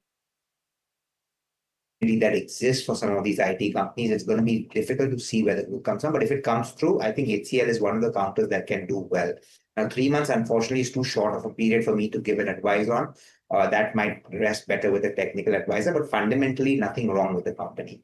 It's a great company from maybe a 4-year perspective at lower levels. Coming to NBFC like Shriram Finance, so we believe the India opportunity for financing companies remains extremely good. And Shriram Finance is a large player which manages to get money at decent rates. The kind of book that he's building collateralized is quite strong and good. Where again, I won't say it's expensive, but neither is it cheap. It's trading at about 2.2 times book, if I'm not mistaken, on the 1 year forward. And if I project it a little further to 2 year forward, it's about 2 times. So it's not expensive, because expensive would be about 2.5 times price to book, and relatively attractively valued would be closer to 1.2 to 1.5. So it's in between. So if I had to take a call at this point of time, my bet would be more on Shriram Finance. But again, 3 months, very short-term period. I think technical view would be a better view to take in this kind of a situation. Okay, point well made. You've seen one of the big stories this week, Mahima, has been the online real money gaming regulation that came through, the law that was passed in both the Lok Sabha as well as in the Rajya Sabha.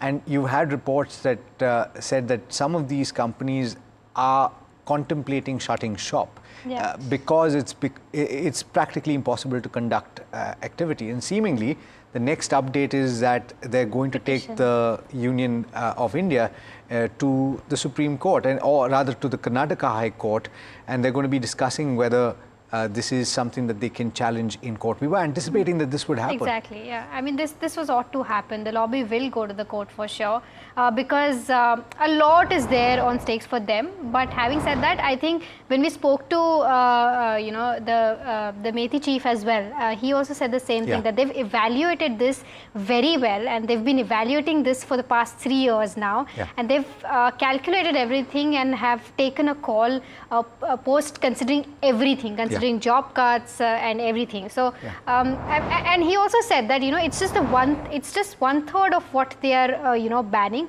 2/3, that is your esports, is not getting banned. Esports, and there's one more category in that which is not getting banned. So the people who will be losing jobs because of the real money gaming ban can go and find jobs in that it may not be as it may not be as easy. The transition will take time, but I mean, this was ought to happen. Yeah, it was on it the had to cards. happen. I must point out that what you're seeing on the screen is an NDTV Profit exclusive. It is coming from sources, and seemingly Dream 11, Gamescart, as you can see, are likely to file a writ petition with the Karnataka High Court by next week. And this was expected, as Mahima pointed out. Let's see how that pans out.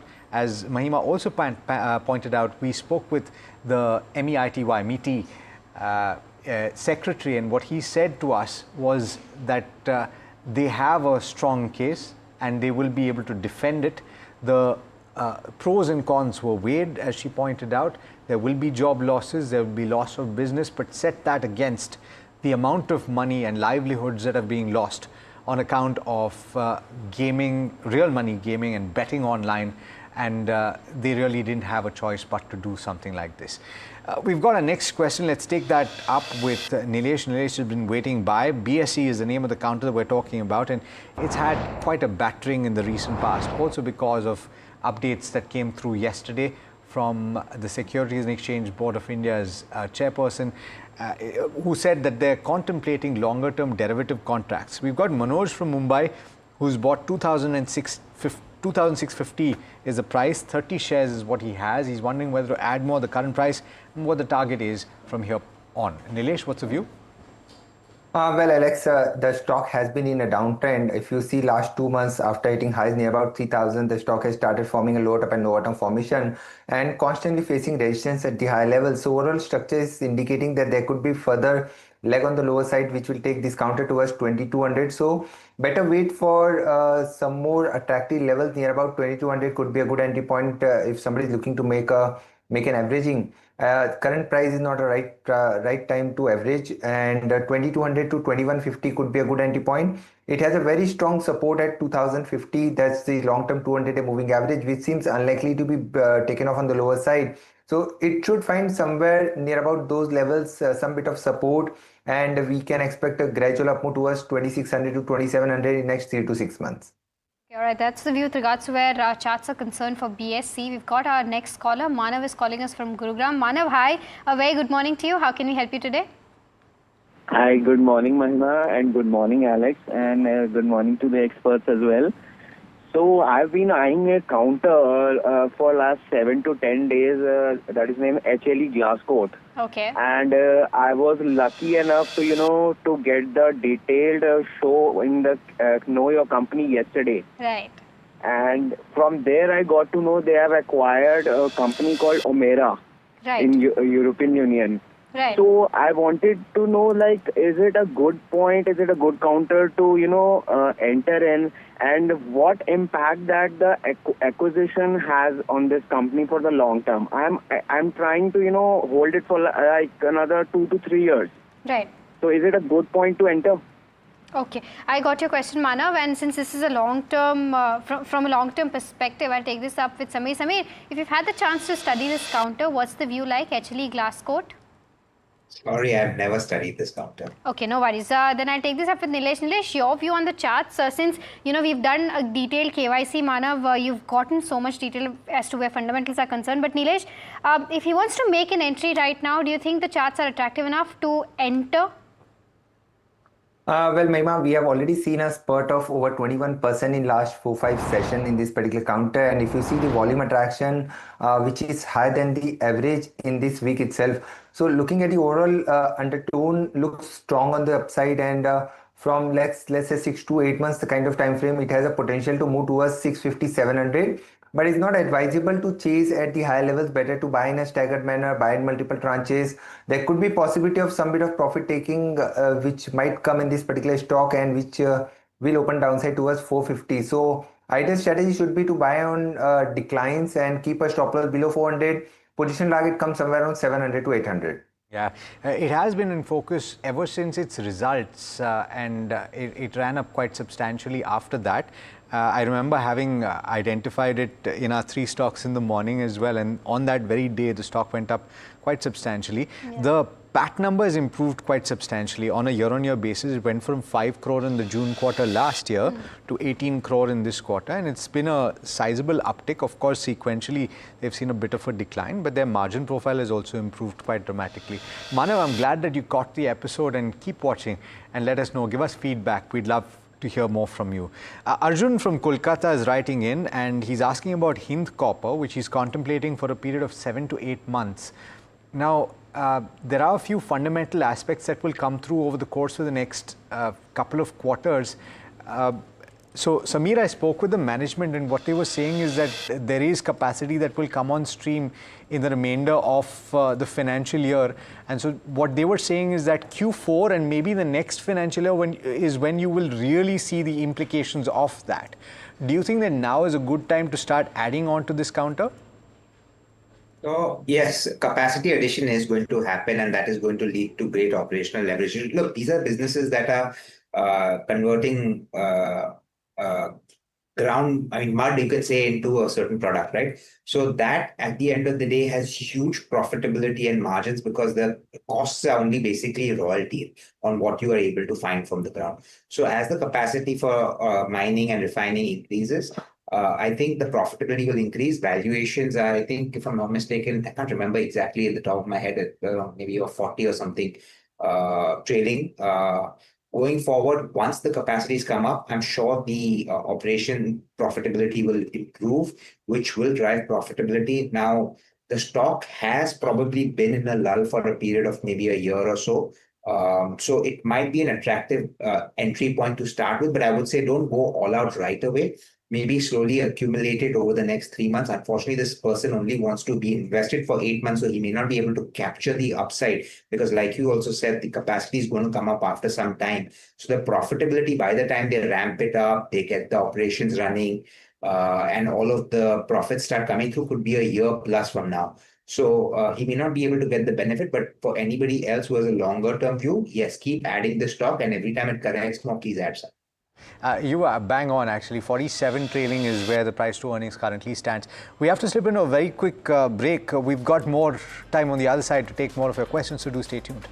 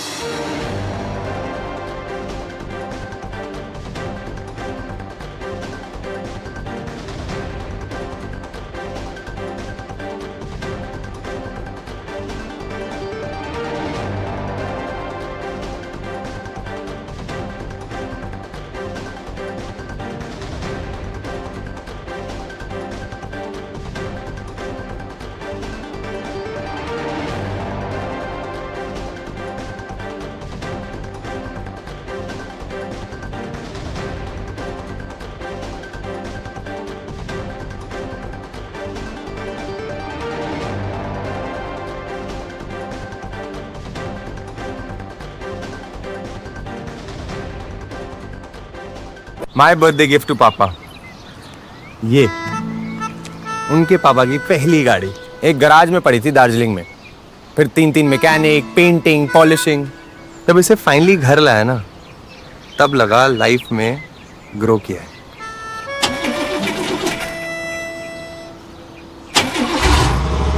बुलाओ।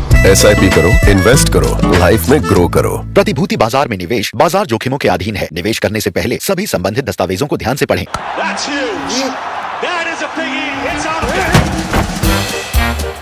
Gold glass, clear glass, पार हो या near, सब कुछ दिखे clear.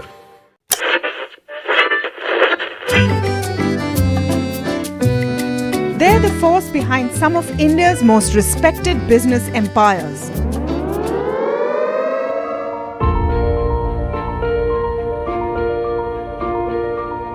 But you've rarely heard them speak. Now, for the first time, these leaders open up on succession, conflict, governance, and inheritance. Join me as we step inside boardrooms and living rooms of India's most enduring family businesses for real stories, raw conversation, resilient legacies.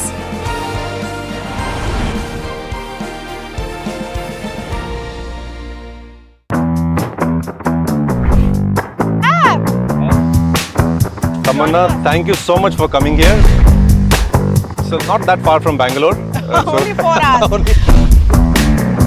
This is exciting. Yes. It's exciting because we're also the only channel to get a look inside the factory. We're going to be on the factory floor. Absolutely.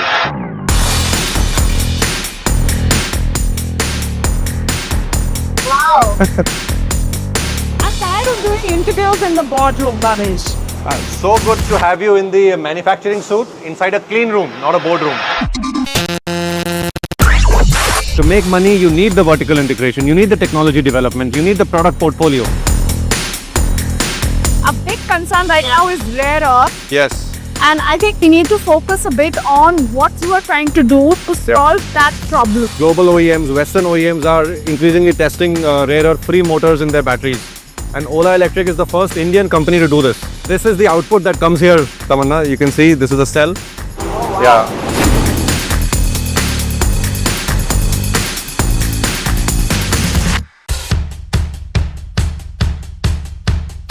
The markets move fast. And so should your portfolio. Expert insights, real-time stock picks. Do I buy Ola? Should I hold CDSL for the long term? Buy, sell or hold. The answers you need, straight from the experts. Callers from India and across the world. Connect live, ask, decide and invest wisely. Your portfolio, your future. Us.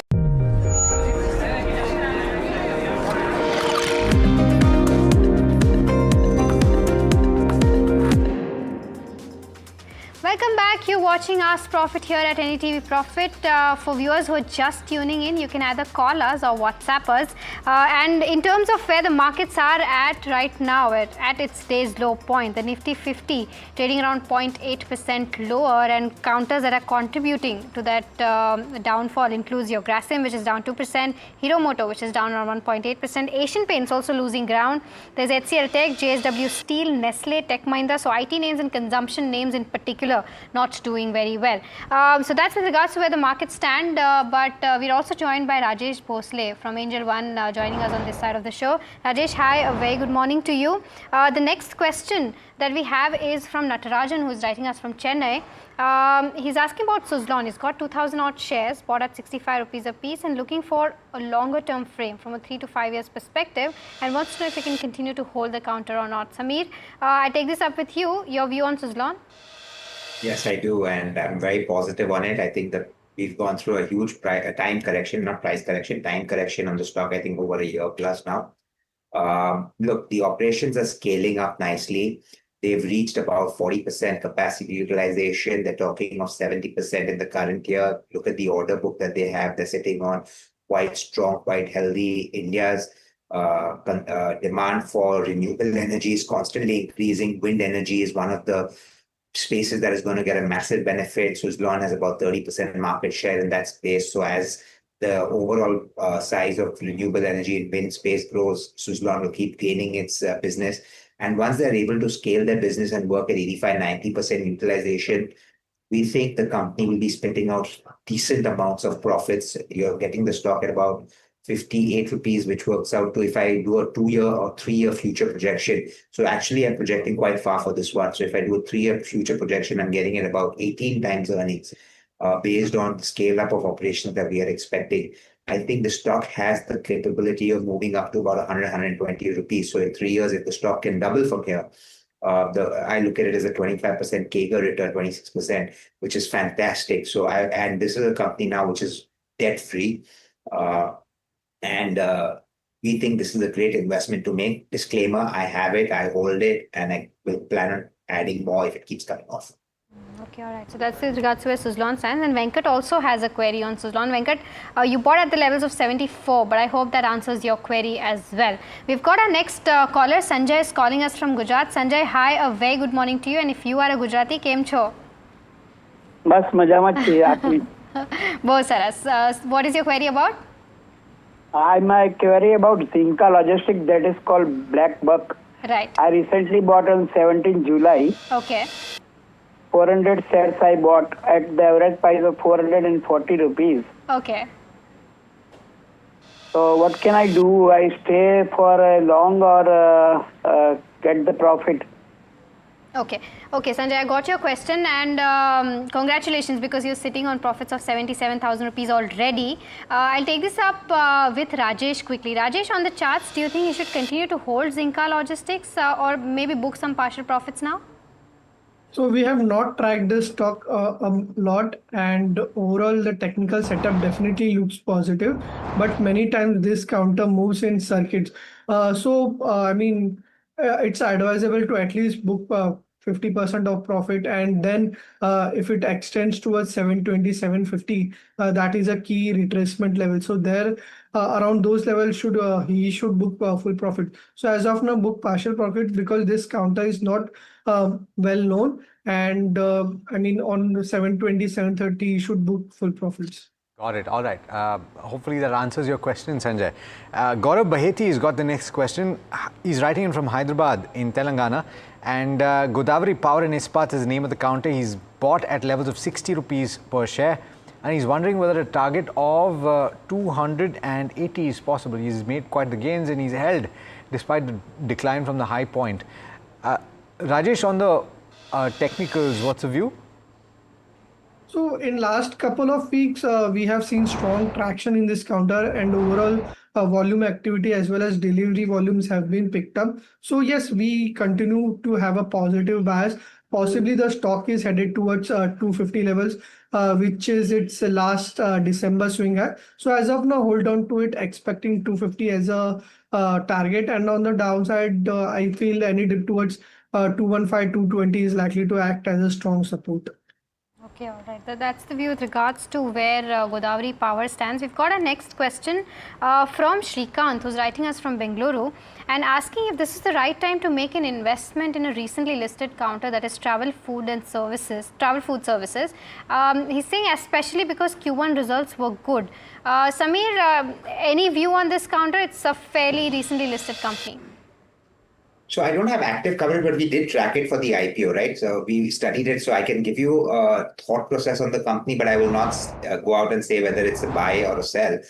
So the company is growing at a relatively decent pace, and the opportunity for them continues to grow because the number of airports that are increasing, where they can get access, where they can get their footprint in, and then grow their revenue and profitability. Plus, as number of passengers and all of those things keep increasing, I think the company will continue to do well. The biggest risk for them remains is if competition heats up in the space, and rentals move up, it could affect their profitability. That is one of the big worries that we had, and which is why we've chosen not to cover the company.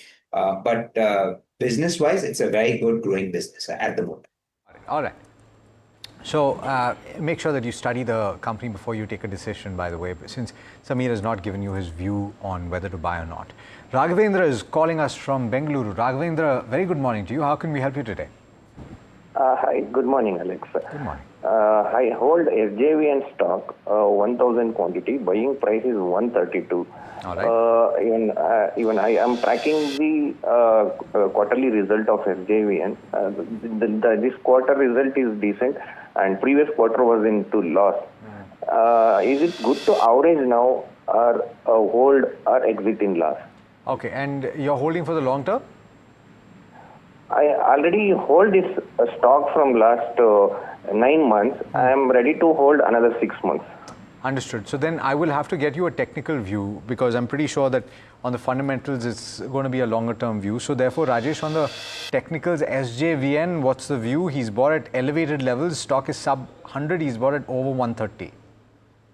So overall, this week the prices have shown traction. In fact, after a very long time, prices are sustaining above its 200 DMA. And also, if you see on the indicators front, RSI is crossing above 60 zones. So from here onwards, at least for the short term, we expect a upside possibly towards 112 to 115 levels. So yes, having a positive bias.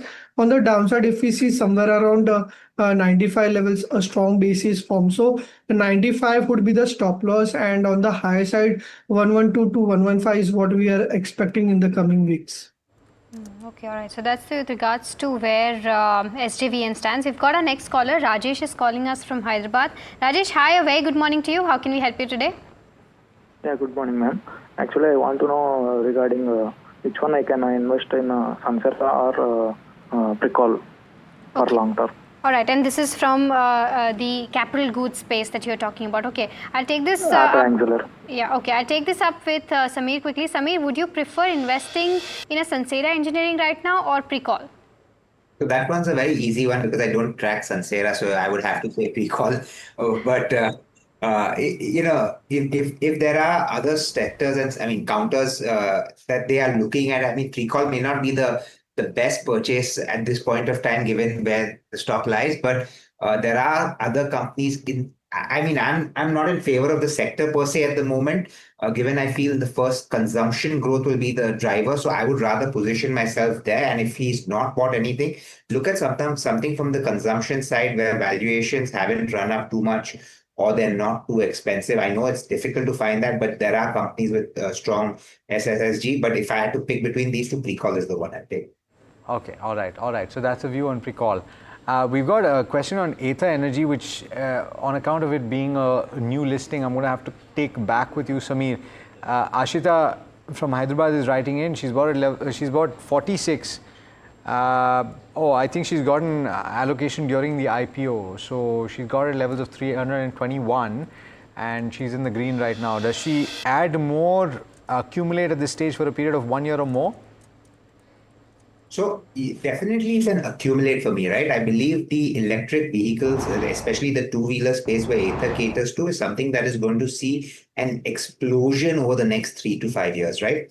You're going to see huge growth, huge opportunity.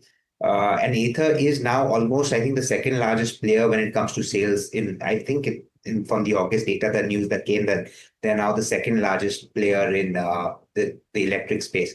So we believe the opportunity is great. But I'll just put in one caveat, because of these recent listings, there are certain stocks which are locked, which means the free float also that is there is not fully available for sale. And we feel that once all of these, locks come off the system, there will be some amount of selling that comes in. So post that, I would advise the person to go out and add.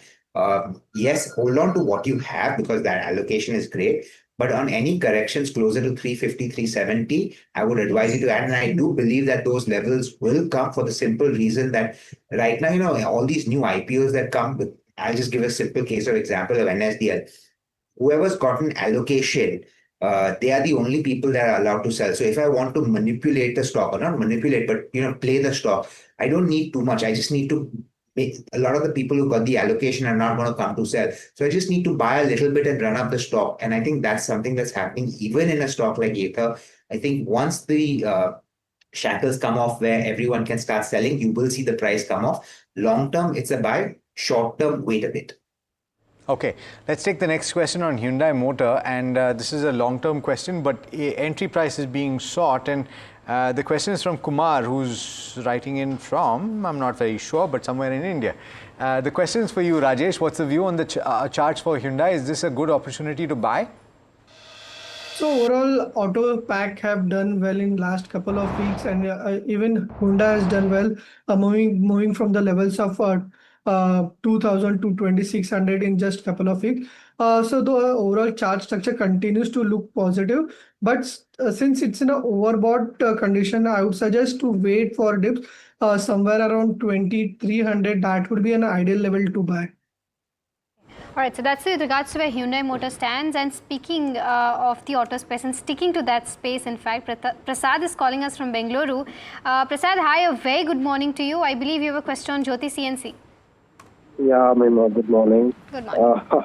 As you can see, I have around 65 shares bought at the price of 1150. Okay. Then the stock has collapsed. Right. And yeah, I think it's safe to say that I have to forget the stock for some time. But I'd like to know if is it safe to add some more at current levels so that I can average out? Okay. Prasad, got your Or question? do I have to... Sorry? No. Should I average it out or should I just forget it? Okay. So, and this is from a longer term perspective, I believe, Prasad, correct? Yeah, that's right. Okay. Got your question. I'll take this up with Samir then. Samir, what's your view on Jyoti CNC from a longer term perspective? Can you continue to hold or maybe average at the current levels? So Jyoti CNC is actually an engineering company more than an auto ancillary or company on that side. So, it's a good company, great business, growing well. Valuations ridiculously expensive, about 60, 65 times earnings. Even when sales grow and look, they don't have that great of an operating leverage and they do have new capacity coming on. So what will happen is in the initial stage, you'll see the depreciation increasing. You'll see the cost to set, the employee cost that you hire for until they scale that up, which can take another 6 months to a year. I think profitability is going to be under some pressure. Unfortunately, your viewer, the person who's asked the question, has bought at an extremely high level. I think he's going to have to bear some pain. If it comes closer to 700 levels, it could look interesting from a longer term perspective. At this point of time, I am not looking to buy. But given the fact that it's a great company, if the person wants to hold on, can. But I personally believe that we will see lower prices. You will see lower prices, so bear that in mind. Okay, you can probably keep a stop loss and pay attention to it then. Let me very quickly come back to you, Samir, and let's run through a few more questions quickly in the last 7-8 minutes of the show. BSE is something we spoke about on the technicals, but Sridhar wants to know, is this a good time to buy considering that it's dropped in the recent past? So no, honestly, I would not be buying BSE. 2 reasons. One, if I'm not saying it's going to happen, if the Sebi puts some sort of restrictions on short-term contracts, I'm not saying it's going to happen. That is detrimental to BSE because a huge chunk of the turnover and profitability comes from the short-term derivatives, right? So that is a negative. Second, valuations are already very high. Now, operating leverage in these companies work positively also and negatively also. So if the volumes drop, the profits will fall off the cliff. So for me, I would not be buying BSE. I think the risk reward is not in my favor. Although I don't believe that the short-term contracts are going to go, maybe they will introduce long-term contracts, leaps, which are called one-year contracts, which is something that happens globally. But given where the valuations stand, I find it difficult to say that upside potential in the short term is available. Got it. Raj is calling us from New Delhi. Raj, very good morning to you. How can we help you today? Good morning, Alex. Good to be back on the show again. All right, so I have a very weird question, and I don't want you to beat me up because of it. I have about 50 lakh rupees that I want to invest only for 6 months. Okay. So is there just 1 or 2 stocks that I can invest in and just spin this out and get out fast? Well, I know it defies all rules. Please don't beat me up for it, man. So if you have the gumption, if you understand the risk. See, ultimately, the question is, if you are driving fast on a road that allows you to go 150 kilometers per hour, it is skill and to a certain extent luck. And so therefore, if you understand the risk of going at 150 kilometers per hour, then you do it. I take your question. Which is why I ask advice from you also. Okay. So since it is a short-term question and since it's for 6 months, would you be okay with getting a technical view instead of a fundamental view? Anything at all that would help, my friend. Okay. So Rajesh, I'll come to you therefore. It's a substantial amount of money and he's asked for 2 stocks. I don't know if you think that that is the right approach. Whatever it is, I think he would take the advice. So I would like to give 2 counters which we feel that it's likely to perform well in next 6 months. That one is AB Capital. We are seeing breakout on multiple time frame. May it be weekly or monthly or daily. So multiple time frame breakout is witnessed on AB Capital. Possibly the stock is headed towards 330 to 340 levels. And on the downside, we are seeing strong support somewhere around 270. So that is one counter. The second counter is from the auto space. Definitely auto space have come out from a long consolidation cycle and we expect in the next 6 months auto will continue to perform. So one counter that we are liking is M&M. Already it has run in the last couple of weeks, but it has given a breakout from a 2 years consolidation and possibly from the heavyweight this can be an outperformer, possibly headed towards 3800. So M&M and AB Capital are the 2 counters that we are betting in the next 6 months. Samir, again, I think I might have caught something from your expression. You shook your head when he said AB Capital. Did I catch that right? No, I didn't shake it for AB Capital. All I was saying, the head shake was from the fact that they're just this is basically chasing momentum. Yes. But in a 6-month time frame, I think that is probably the right strategy, and that is the only strategy because you got to, you got to play the momentum and hope that the momentum continues for a longer period of time. But I would suggest instead of him doing something as drastic as 2 stocks, spread it out a little bit further and keep trading in and out for 6% moves because in a situation like this, it's very difficult to say when Donald Trump makes a statement there and suddenly tomorrow here we are down 10%, that would be a very big negative. All right. Okay, Samir. And that's a fair and candid view. You've gotten both. You've gotten both. Raj, both. I hope that helps you. We've got our next caller quickly. Sunil is calling us from Mysuru. Sunil, hi. Very good morning to you. I believe you have a question HCC. Hi, good morning. So I bought HCC at the rate of 39. Okay, with 2,000 shares. Okay. Now I am lost with around 23k. It's just a long-term view. I can wait for until 1 year. Okay. Next 1 year. Okay, Sunil. I got your question. I'll take this up with Samir quickly. Samir, quickly, 30 seconds answer on HCC. What's the view like? Should he continue to hold for a year? Yes, he can continue to hold. Orders are coming through. We think the opportunity is good. Stock is corrected nicely. You can average in some more, and then you will get a chance to probably get out at a better price. Okay. Can I take one more question? No. Okay. Rapid fire. Okay. It's time for the rapid fire round. Samir and Rajesh. This is where we throw as many questions at you over the period of 2 minutes. Samir, first to you. Rajesh has got ITC at a price of... okay. Sorry? Rajan. Rajan has gotten a price at a lower level. He's waiting for the stock to go up, but he's calling it a slow-moving consumer good company. He's wondering whether to keep holding. What's the view? If he has a 3-year view, hold on. Okay, the next question is from, do we have the name of this person? Okay, from Mr. Rao, who is saying that he has 10 lakhs to invest for the next 3 years in insurance companies. Which one would you pick, Samir? I'll go in for an ICICI General. Okay. Veena from Hyderabad wants to know about Polyplex, border levels of 1328. Polyplex is the name of the counter. Would you hold or sell? Rajesh? So overall exit, expecting more downside, possibly 950 is what we are seeing. Okay, Bank of India is the next counter. Anupama is holding 1300 shares bought at 128 a piece. Should she continue to hold for a year? Samir, your view? You can hold on. Endurance Technology, Lucky from Ahmedabad wants to know whether it's the right time to buy on the fundamentals. Samir? No, I would avoid this one. Okay, Asian Paints is the next counter. Ashok Pai wants to enter into this counter at the current price for the next 2 years. Samir, is that advisable? Absolutely. Please go ahead, buy. You might see some pain, but long term, this stock will do phenomenal. Samir, REC PFC, hold, exit or add more at the current price? Gul wants to know. Disclaimer, I'm buying. Please buy. Okay, the next one is Keynes Tech. Tarun from Hyderabad has already bought 25 quantities. Wants to know if from 3 to 4 year perspective we can continue to hold. Samir, your view? I don't have a view on this one. Sterlite Technologies bought at levels of 297 4 years ago, holding for the long term. Can it be held? Akshay wants to know. Samir? They're better companies than Sterlite Technologies. I think plus the space is going to get competitive, so I'll say sell out. Okay, Soham wants to know about Yes Bank. Your view on the charts, Rajesh? So we are expecting bounce back. Possibly 21 is what we are expecting. So can hold on to it. Got it. All right. Well, that is the end of the rapid fire round. Thank you so much, gentlemen, as always, for taking the time, and happy Friday to you. Happy weekend as well. Hope we don't get any big headlines before the weekend is over.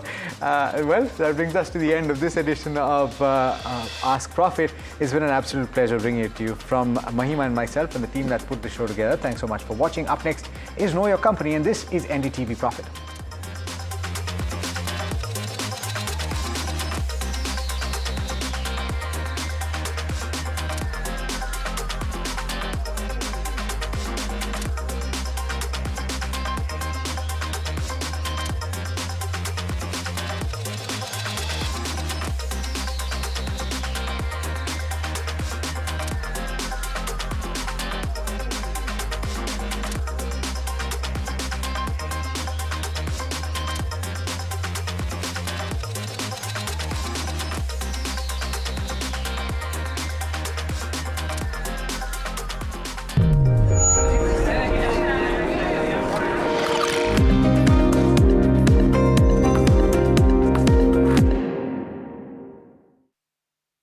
Gold plus optimistic reflective glass लगाओ, धूप की गर्मी को दूर भगाओ और बिजली का बिल भी बचाओ।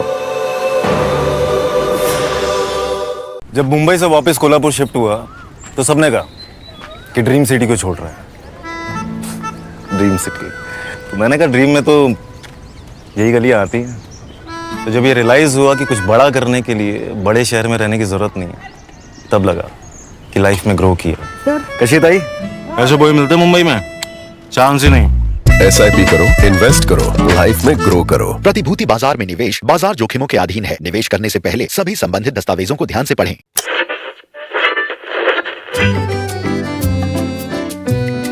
They're the force behind some of India's most respected business empires.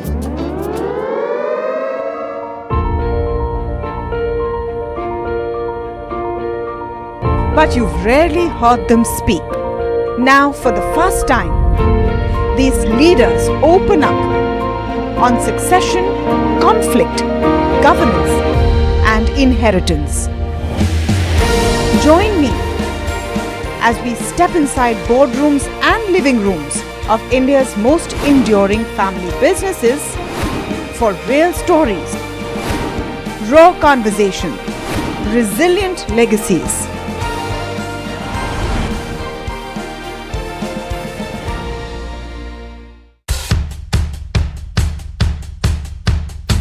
The markets move fast. And so should your portfolio. Expert insights, real-time stock picks. Do I buy Ola? Should I hold CDSL for the long term? Buy, sell or hold. The answers you need, straight from the experts. Callers from India and across the world. Connect live, ask, decide and invest wisely. Your portfolio, your future. Ask Profit.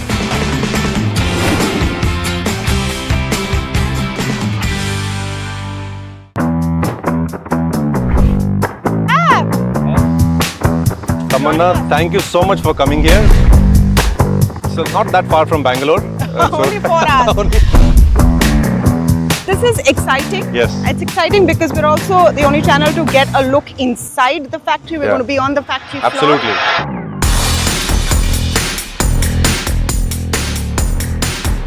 Wow.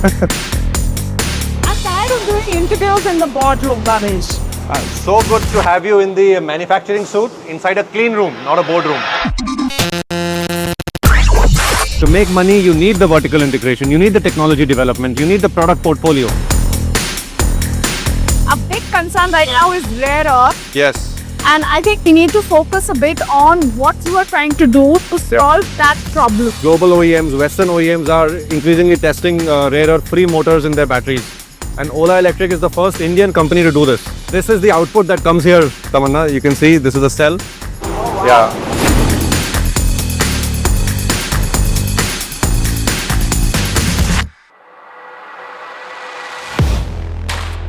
Do you really know the company you invest in? What is the real picture behind presentations and claims? Is the outlook as rosy as the company claims? Know Your Company, powered by NDTV Profit Research, shines a light on the biggest stock market movers.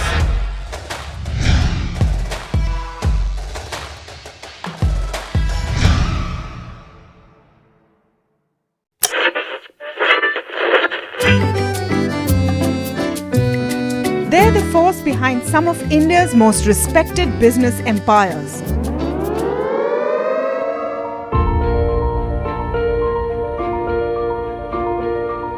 But you've rarely heard them speak. Now, for the first time, these leaders open up on succession, conflict, governance, and inheritance. Join me as we step inside boardrooms and living rooms of India's most enduring family businesses for real stories, raw conversation, resilient legacies.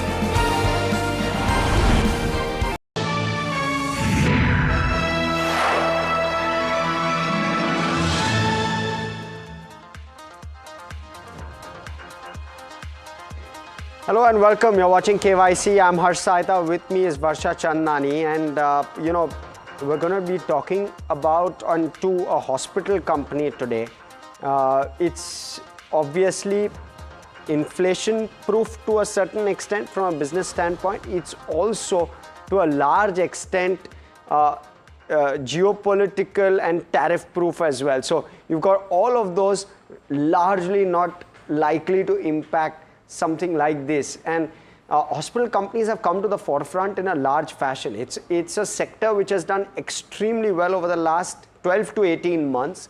You've seen a huge valuation re-rating, and therefore you'd want to understand whether that growth can actually sustain or not. And therefore what we're going to start with is trying to understand what I want to know with regard to this one. It's a KIMS that we're going to talk to, and we're going to talk about KIMS hospitals. And what I want to know is the first thing is that they have launched a lot of new hospitals, and all of that is impacting the numbers negatively. Mind you, from a business perspective where hospitals is concerned, you launch a hospital and it doesn't give you the best numbers in year one. The launch is more where the first and the second year numbers will reflect some bit of softishness. Thereafter is when the ramp up will start with regard to numbers, both on margins as well as on top line. And therefore what I want to understand is this trend of a taper down with regard to profitability, and we will look at those numbers and you'll see what I'm talking about. Is that going to change going forward? When do we see a ramp up on profitability as well as on average revenue per operating bed? This is a very common metric used for the hospital business in particular. Average revenue per operating bed. It is only the top line number coming into the hospital's kitty for every operating bed. So non-operating bed is not included, right? And this is termed as RPOB. And RPOB for a KIMS is growing substantially because they are growing in the markets where there is better revenue versus the markets where there is lower revenue, which they have traditionally been in. The third lever is occupancy. We spoke about average revenue per operating bed. Occupancy is a measure of how many beds remain unoccupied. So all of those factors is what you consider when you're looking at hospitals. occupancy ramp up, and you will see that ramp up, as I did mention during the first metric. You see that ramp up in occupancy only from year 2, year 3 onwards. In year 1, you will see muted occupancy in most new hospitals, and therefore overall occupancy for the company as a whole has fallen. And are we likely to see a recovery there is my question. The fourth piece is with regard to margins and profitability. How will these two, therefore, given all of these metrics, how will these two metrics also move? And how do we see an increase there? The fifth piece is with regard to capex. They've been doing acquisitions as well. They fund that through debt to a larger extent, and therefore you've seen a ballooning of debt as capex has played out.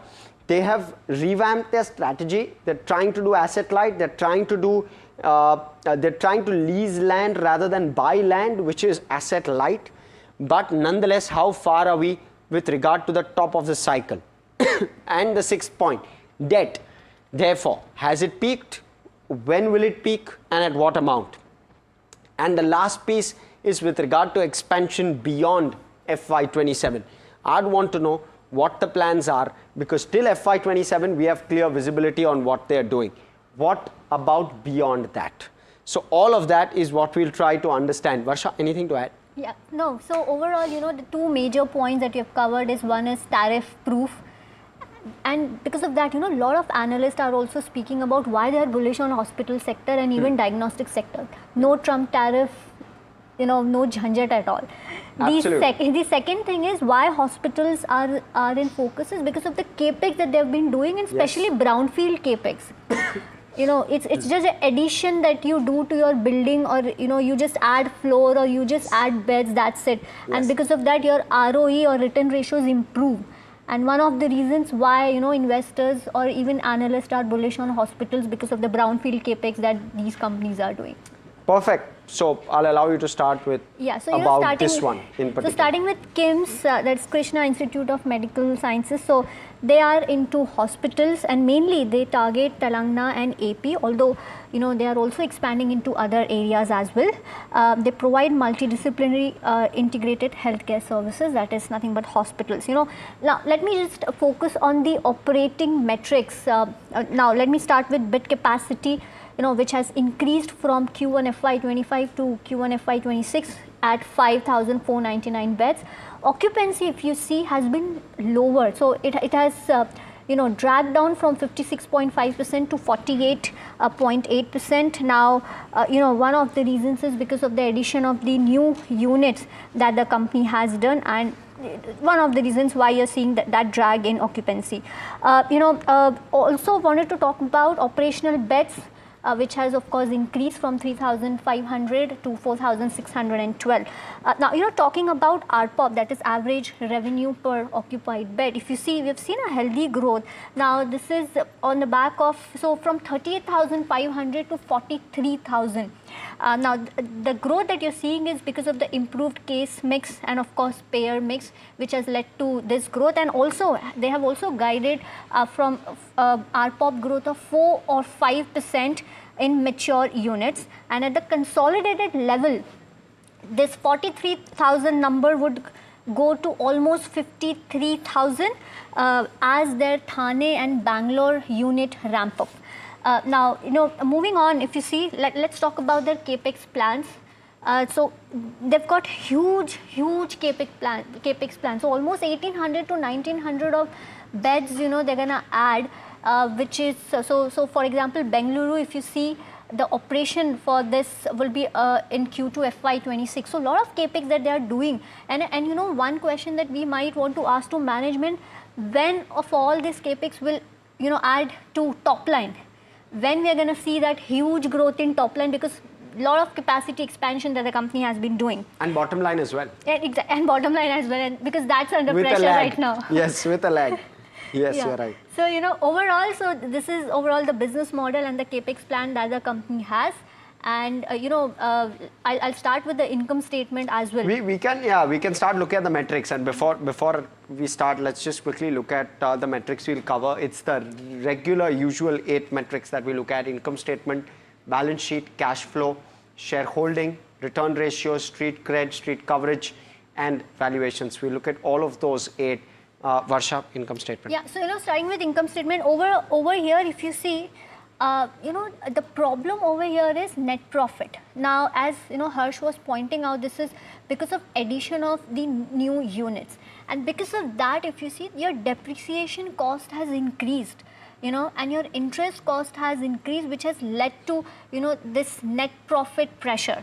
So, revenue, if you see over here, it's 3-year CAGR is 23%, EBITDA 3-year CAGR is 15%, again, because of the addition of new units.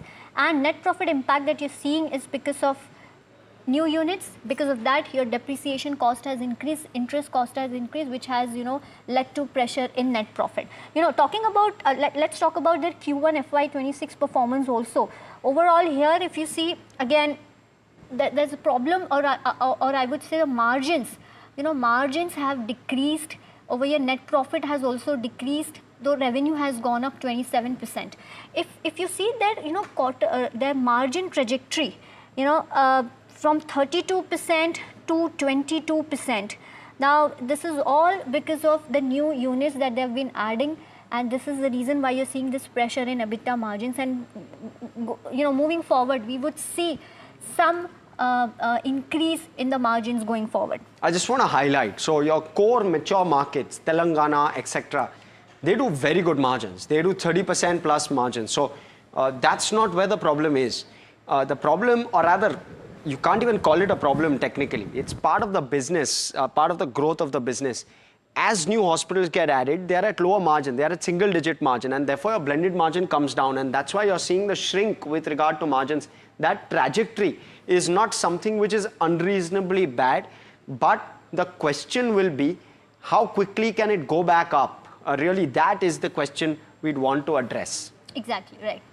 So yes, overall, just in a nutshell, because of the addition of new units, we are seeing, pressure in the income statement, especially when it comes to margins and net profit. Perfect. Let's look at the balance sheet. And when you're looking at it, largely the ratio of debt to equity is obviously elevated. And that elevated ratio is because they've done a lot of capex. Varsha did put out that slide and presented it in About the Company as to how the capex is stacking up for the company, and a large part of this will peak in FY26 is what the management has said. I'd want to understand whether that is the case, how quickly does the pay down with regard to debt happen, and how can we move forward? What does FY27 and beyond look like from a balance sheet perspective? Because this is a large amount of debt which is sitting on the balance sheet. They've got a decent amount of cash as well. So in that sense, it's okay. You're largely seeing this to be a 30,000 crore company in market cap. And therefore, that 2,000 crore debt may not exactly bother me as much, but surely a 1:1, near 1:1 debt to equity is not something that is sustainable for very, very long. So you want to see it come off, if at all. So we'll wait and watch as to what the management says with regard to that. But cash flow, Harsha. Yeah, so overall, cash flow, if you see, we would give here a thumbs up. In a hospital business, you don't have any receivables problems, you don't have inventory problems. Clean. Clean, exactly. Clean cash flow. Great business to be in. You get the money before you get admitted. So there's absolutely no concern with regard exactly. to that. So no concerns when it comes to receivables and inventory, and that's the reason you're seeing cash flow from operation is a big positive number. Despite company investing, because if you see cash flow from investing, that has been increasing year on year. So in FY22 it was 412 crore, which has increased to 416 crore, which then increased to 753 crore, and in FY25 it increased to almost 1000 crore. This I'm talking about the investing activity. So company, despite investing huge amount in new units, we are seeing this positive cash flow because of the sole reason, no receivables or very slight receivables and no inventory. So overall, and CFO to PAT is above 100% because you've got that very large depreciation number which is sitting in the P&L. Exactly. So you've got this super large, and I'll quantify it for you, it's 200 crore, trailing 12 months depreciation number is close to 200 crore. This used to be at 70 crore in FY22. So you've got this very large bump up in the last 3 years with regard to that number, which is what is aiding the cash flow from operations to profit after tax. So that's something just to keep in mind. So what was the pressure for, income statement is a boon to cash flow statement. Correct. Now let's look at return ratios. The return ratios have traditionally been elevated. They've been around 29-30%, but they've come off sharply, and that's understandable because you've got huge capex that's coming and you've got profitability which is playing out with a lag. So that's why. But even at likely a bottom maybe this year, next year, of 15%, even at its very bottom, not looking too bad, and therefore we've given this one a thumbs up. Shareholding, Varsha. Overall, when I talk about promoters shareholding, it's like 34%. Now, one of the reasons why we have given a neutral rating to it, because we want that skin in the game. But the good thing is, look at the FII's stake. Though it has decreased by 1%, but good stake of FII is at 15%. Even DII stake is at 31%. So just because of that promoter's stake at 34%, we have been giving this shareholding pattern as a neutral one. But FIIs and DII stake gives us a confidence when it comes to KIMS Hospitals. Perfect. Now let me cover street cred as well as street coverage. Negative 1% last 1 month, but you look at the 6 month, year to date, 1 year, it's been a phenomenal run for investors. So very, very positive with regard to the way this has played out. And an investor would have sat on this over the last 1 year over any time period has done very well. So that's the positive. 5 years as well. In fact, it's not listed since 5 years, it's listed since 2021. Since then also, it's given a very, very good performance from a stock price perspective, and therefore we've given this a thumbs up. No concern from a shareholder perspective given the kind of returns it has given. But valuations, trade coverage, let me try and cover that as well. 14 buy calls, 1 hold, 3 sell, 15% upside, and therefore a thumbs up on that as well. From here, another 15% is what analysts are penciling in. Clearly bullish on this one, Varsha, but valuations. Yeah, so valuation, if you see at a P level in for FY26, it's at 68, and FY27, 47. Now, this kind of a premium kind of valuation that the company has been given. Now, one of the reasons is we may see a growth in ARPOB. The occupancies tend to increase. That's a positive point. ARPOB growth is a positive point, and the company is doing a lot of capex, which will turn into good growth when it comes to net profit. So because of all these positive points, the company is trading at a premium valuation. Because if you see for Max Healthcare, for FY26 it's trading at 67p, for FY27 at 53, right? So it's not like, it's very close to, the valuations are very close to Max Healthcare, because Max Healthcare is a giant when it comes to hospital, considering the good ARPOB that the company has, good occupancy. And one of the interesting thing in Max Healthcare is they are doing a lot of brownfield capex, which will enhance their margins, which will enhance their ratios. And so KIMS has been given that valuation to the level of Max. Even for Yatharth Hospital, if you see, is at 37p, FY27 26p. So overall, because of all these things, KIMS has been given a premium valuations. Okay, so let's stack up all of our rating parameters and let's give KIMS its final rating. No thumbs down, so that's one thing that sticks out here, but that's how all of it stacks up. Valuations, of course, at 80 times trailing 12 months, but around 5.5 on 8 is what KIMS gets on its final rating with regard to where a KYC is concerned. So that's how it stacks up. Now let's quickly go across. We have Dr. Bhaskar Rao, who's Chairman Managing Director at KIMS Hospitals, joining us. So great having you. So let me start off with what changes in FY26, because you are likely guiding for an uptick with regard to margins. You feel margins have bottomed, and therefore I would assume that some of the less profitable hospitals are going to start to see a better churn, and the newer ones, of course, and understandably so, are going to start to see better profitability. Give us that perspective. Where does it lie? Do we go back towards 25% quickly enough in FY26? Yes, what's happening when the organization, especially it is an healthcare organization, when it is running and building a good brand image among the patients, what we do and attract is a lot of complex cases.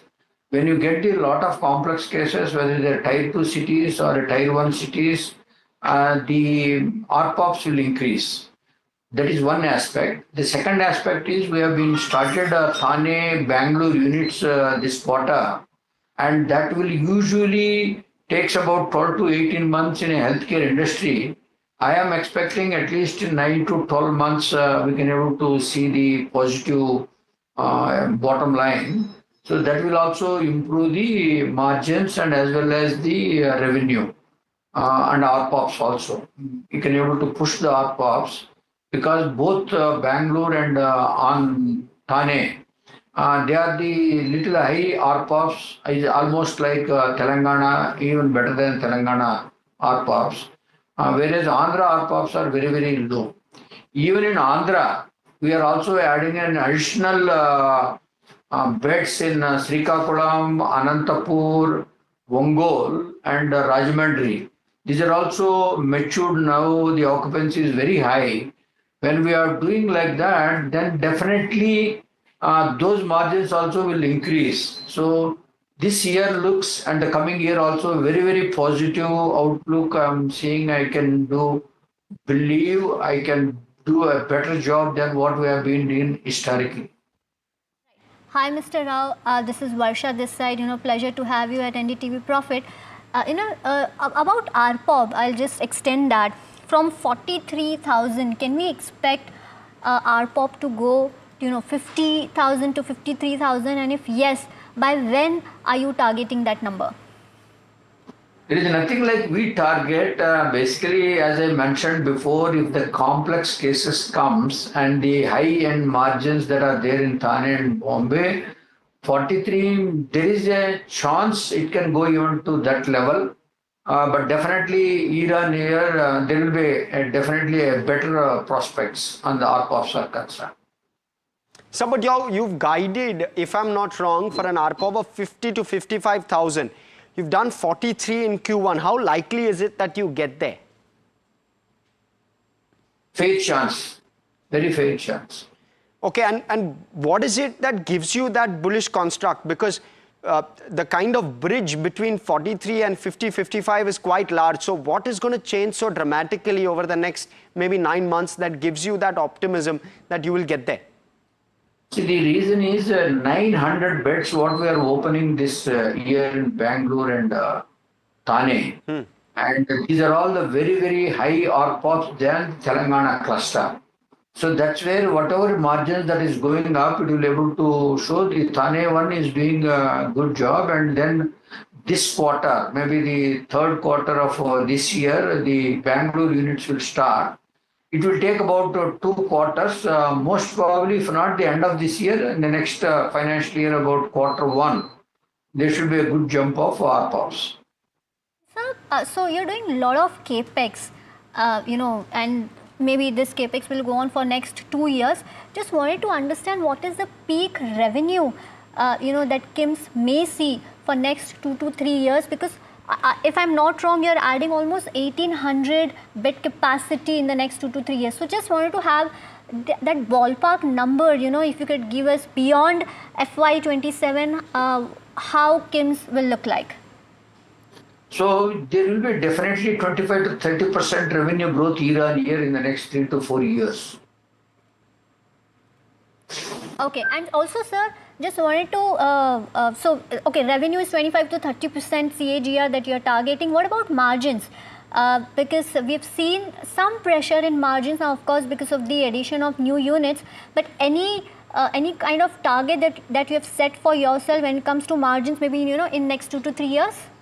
See, basically, whatever is the matured healthcare, when we are running it and understanding the operational efficiency, and when we set all these things, initially it will be down, and then once it is matured, and then we will be able to see what we are looking around 22, 23 margins.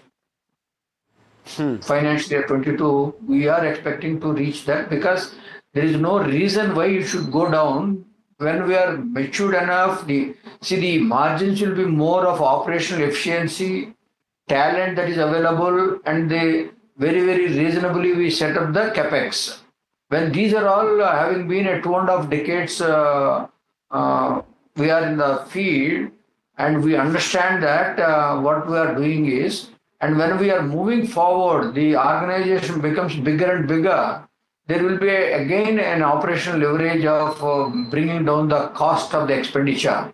So the margins will be able to sustain what we have been achieved before. It's a great conversation. So I want to understand where and when do you peak in terms of your capex, because, and this is from a perspective of debt, you've guided that your debt will peak in FY26. What will that debt number be? What is it that you're comfortable with in terms of your debt number? And where does your capex for the moment pipeline end? In what quarter does the cash flow going out from your business stop, so that I understand where the debt will peak at? See, here there is two things which we need to be able to say rather than talking about the debt. If you look into the debt on the listed company, is very, very low. Even hardly about 600, 700 crores is the debt when we are taking about the similar amount of EBITDA. Whereas we have a lot of subsidiaries, where the subsidiaries are putting on expansion, like in Bangalore is another subsidiary, and then we have Srikakulam, we have Anantapur, all these subsidiaries, Kurnool, where we are doing an expansion of bed capacity. There we borrowed the loan. That is the reason it is coming into the debt looks like very huge. If you look into the listed company, the even it is less than 1 is to less than EBITDA to debt will be hardly less than 1. Whereas because we added those units, because we have taken a long-term debt of 10, 15, 10, 12 years, that's why the debt is showing that, but it is not at all an alarming position of the debt. Listed company is the most important, which we need to look into the debt. It is less than 1:1 of the EBITDA. When it is less than 1:1, if the subsidiary is having any issues, we can able to support it. So we are very, very careful about how this listed company debt will be less than 1:1, whereas in the other things it will be around 3.5, but average blend will be around 2.5. We will be very, very cautious even on the whole. I want to keep the debt 1:2, EBITDA to debt. Maybe that once we come by 27, it comes down. From there, when we are able to put the capex, we will be very, very careful we should not cross more than 2 max. Understood, sir. Preferably to be less than 1.5. Understood. Thank you so much, sir, for coming in and speaking with us. This has been very, very insightful, not just from a KIMS perspective, but also from understanding hospitals. Viewers, it's always great understanding a different sector and completely changes the way in which we look at the metrics as well. But anyway, that's all of our KYC metrics. It gives KIMS Hospitals a 6 out of 8 on our KYC ratings. Mind you, 30% growth for the next 3 years will mean that your top line goes from 3,000 crore to 6,500 crore in 3 years, with a margin closer to 30%, which will likely mean around 1,900 crore in terms of EBITDA, and currently trading at around 16 times EBITDA if we look at the next 3 years. But of course, 3 years is a long time. So you also want to be careful with regard to that. How far are you extrapolating it? But viewers, completely out of time. From Varsha, myself, everyone who puts the show together, thanks so much for watching.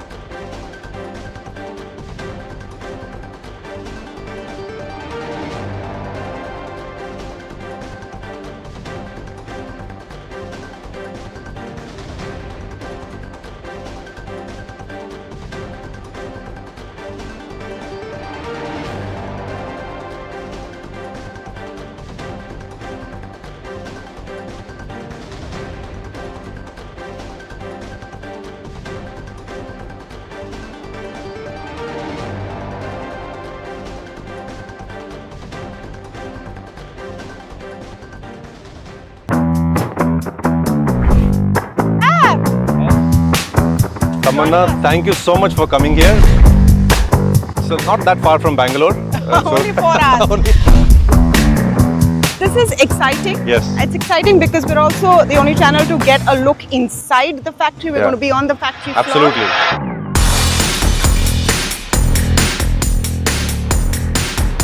Wow.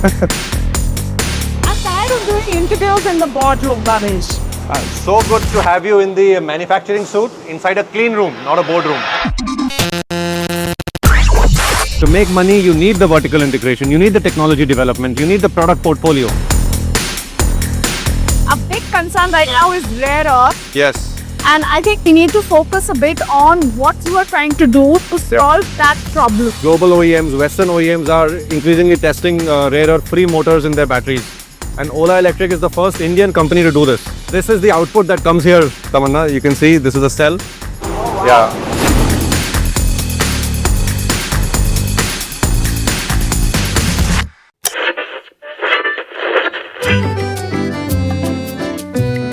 They're the force behind some of India's most respected business empires.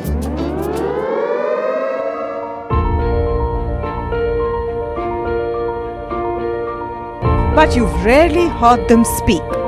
Now, for the first time, these leaders open up on succession, conflict, governance, and inheritance. Join me as we step inside boardrooms and living rooms of India's most enduring family businesses for real stories, raw conversation, resilient legacies.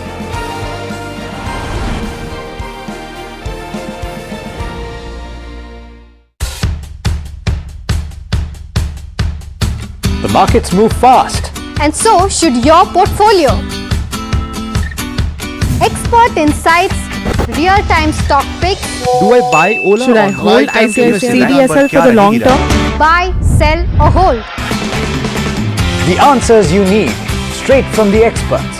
Callers from India and across the world. Connect live, ask, decide and invest wisely. Your portfolio, your future. Ask Profit.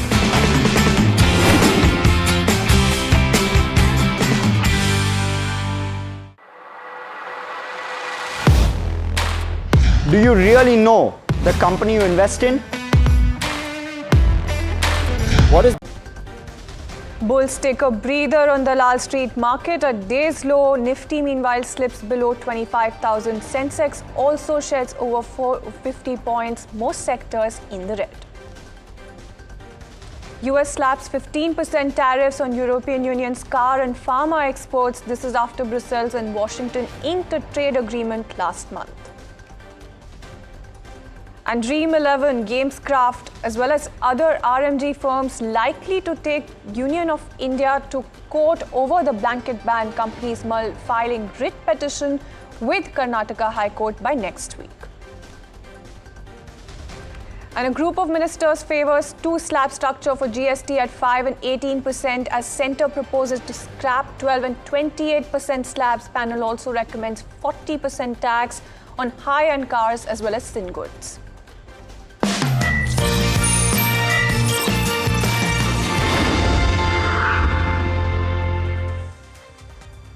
Good afternoon. You're watching Markets at 12 with me, Shreyanshi Singh. First things first, let's take a look at the markets. Markets hovering close to that day's low at this point in time. So it does look like the Friday cheer, in fact, has managed to elude the market. So whether you look at Nifty or Sensex, similar picture coming in. As far as Nifty is concerned, you have Nifty below that 25,000 level. So that's important to note. And when you take a look at Sensex as well, that's the one that's shed about 400 odd points. So that's also the kind of picture that you're seeing for Sensex. But when you take a look at the sectoral picture, clearly, very clearly tilted in the favor of red.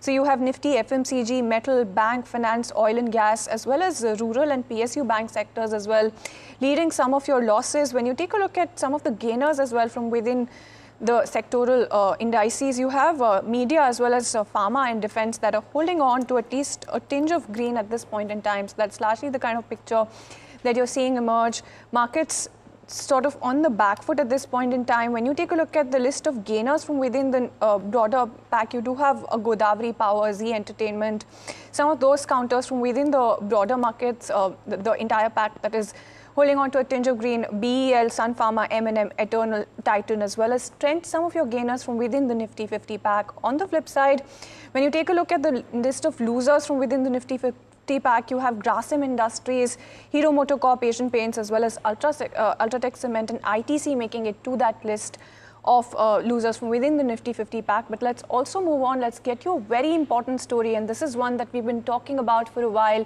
ever since that announcement on the online gaming ban, in fact, was made, because just as the Parliament, in fact, passed that online gaming bill, India's biggest fantasy sports platform, Dream11, Zupi, as well as MPL are already ready to shut down their real money gaming business, and you do have the platforms that are likely to be taking Union of India to court. So these are very important developments. In fact, we have Agni Dev joining in with the latest. Agni, what are you picking up? Right, so companies, real money gaming companies like Dream11 and Gamescraft, along with other major names in the league, are planning on approaching court over the blanket ban that the Union of India is imposing on these real money gaming firms. Now, remember, the companies have been shutting shop lately. Dream11 was the first one to do so. Yesterday, they shut their real money gaming wing, and even companies like MPL, Zupi, Probo, and Rummy Culture have said in one way or another, whether internally or to their customers, users directly, that they will be shutting their RMG businesses. Now, these companies are taking the government of India to court against the blanket ban, saying that this is too random, too abrupt to be implemented so suddenly, and these firms are deciding on whether to approach as separate individual companies or as a federation of real money gaming companies. Now, we have reached out to Gamescraft and we have reached out to Dream11, but sources tell us that there could be more companies who are part of the process, and that a writ petition can be filed in the Karnataka High Court over the next week. Now, these real money gaming companies have stopped taking on new deposits and have also started returning and allowing customers to take out deposits that they already hold in the bank. Now, remember, the bill still awaits presidential nod to become an act, but this is what the updates are as we are picking up. We have reached out to the companies. Do stay tuned for more updates. Absolutely. Thank you so much, Agni, for joining us with that update there. We'll get back to you with those, some of those updates as and when the companies get back to us. But let's also take a look at another important story that is very important to note, because you do have Finfluencer Abdul Sate, who's likely under the radar of Sebi for unregistered advisory services. And in fact, that is the word coming in from sources to NDTV Profit. The illegal gains from the company's operations is likely to be in the range of 400 to 500 crore rupees. In fact, we have Charu, who's at one of the centers at this point in time. Here's a report. A little over 20 kilometers away from the BKC office of Securities and Exchange Board of India lies Flying Colours Cooperative Housing Society in Mulund. And why is it important? It's important because this is where the corporate office of Abdul Sate lies, the Finfluencer who has been under the scrutiny of Securities and Exchange Board of India for giving unregistered trading advice. Now, this is a person who has been in the business for quite a while and has offices around the country, be it Bhubaneswar, Kochi, Kolkata, Mumbai and several other areas in the Sahyadri region. And he has a big network of teachers and traders who themselves are unregistered on the Sebi platform and are the people who used to be his own students. Now he is running this business in a way that there are several people on the premises constantly working in a very godman kind of a way, working on a very self-proclaimed God philosophy of trading, where they also have an energy wing where they focus on the resilience and the emotional stability of the traders and keeping them connected with their platform even if they face losses. Now this is a case where Sebi is looking at impounding illegal gains of over 400 to 500 crore rupees, but the search operation is still going on and it remains to be seen as to what happens. We'll keep you updated. Well, absolutely, Charu, and we'll trust you to get us all of those details as and when they also get unraveled. But let's also move on, get you the word as far as cocoa prices are concerned, get your detailed analysis, in fact, because the dry weather in West Africa has in fact slashed cocoa production in Ivory Coast and Ghana, which supplies 60% of global cocoa. What does this really mean for the sector and specifically for Indian companies? Then Mahima is joining in with that analysis. Right, so Shreyanshi, as you rightly mentioned, dry weather in West Africa has raised concern over cocoa production, and that is why the price of cocoa might be elevated going forward. And cocoa forms a raw material for a lot of these FMCG companies that manufacture chocolates and chocolate-related products in India. Now, Ivory Coast processing has fallen over 31% in July to around 39,301 tons, and that is a concerning factor for sure. Overall, in terms of cocoa producers also, they cited that there's poor bean quality and low crop that has been observed in the middle belt, and that is also causing the overall issue.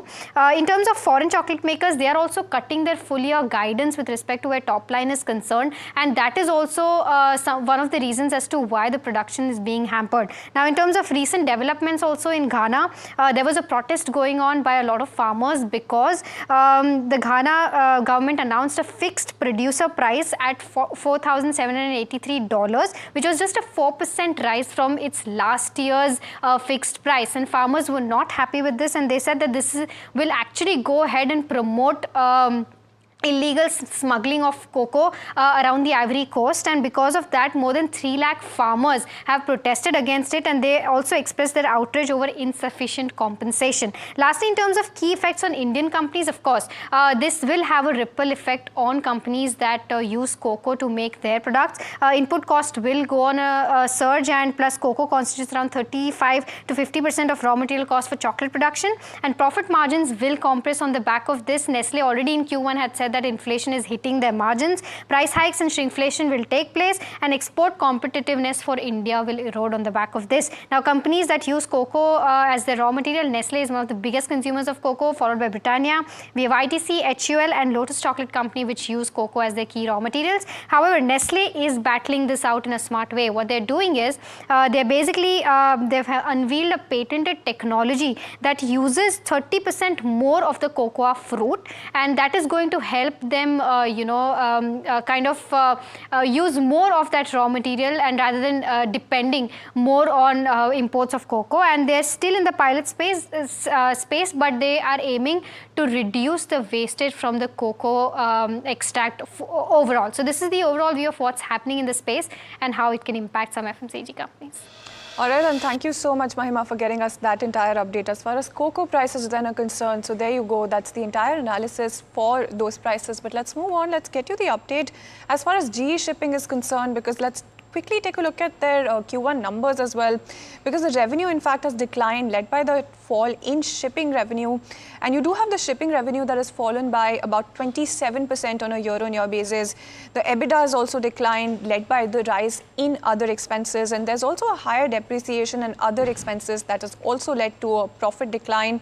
So let's quickly get in a word from the management. In fact, we caught up with Shivkumar G, who's the CFO of GE Shipping. Let's listen in to a slice of that conversation. Overall, if you have to look at the company, yes, there was a downtick in terms of profitability as well in terms of the first quarter. But taking the overall aspect into consideration and cues from the first quarter, what's the outlook looking like for FY26? Hello, Hiral. Thank you for having me. Yes, we had a drop in profit in Q1 versus the first quarter of last year. Again, that was because the first quarter of last year was quite an exceptional quarter. In the tanker space, we were fresh into the disruption caused in the Red Sea by the Houthis attacking ships. And therefore, that ton-mile impact was still hitting the market. And that's why rates were unusually strong in the April-June quarter last year. That's now come off, and that's why we had a more normal kind of rate scenario. So that's what we've seen in this quarter. This, as I said, this is a more normal market, and that was the abnormal one last year. That's why we have this drop. If you see it as compared to the immediate preceding quarter, we were slightly better because rates were a little bit better than they were in the previous year, than they were in Jan-March. So taking this number into consideration and the aspect that you mentioned that yes, now you're seeing normalization that has come in. So if you have to look at a normal rate of growth from here on, what will FY26 then look like? Because that's what the investors need to bake in as well with their expectations. So growth in profitability can come from two things. One is, as your viewers would all know, rate changes, and second is capacity changes. In our case, capacity has actually come down a little bit in the last year. We've reduced the number of ships that we're operating. So that was one factor also in the Q1 results. While we have the balance sheet to do a lot of capex and a lot of capacity expansion, we are keeping away from that because the markets are hot and we are not really getting the kind of prices that we like for making investments. So for now, at least in the short term, it doesn't look like there'll be any significant capacity expansion. We do some replacements of old tonnage, but that's about it. So that's not a huge trigger. The more important factor really is the rates that ships earn. Now, this is very difficult to predict. As you know, more than 75% of our capacity operates on what is called the spot market. So it's subject to change on a day-to-day basis and therefore extremely difficult to forecast. And that's why we don't give any earnings guidance at all. The fundamentals seem to be lining up for a weaker market because growth has not been great. The growth in commodity movement, which is led by global macro.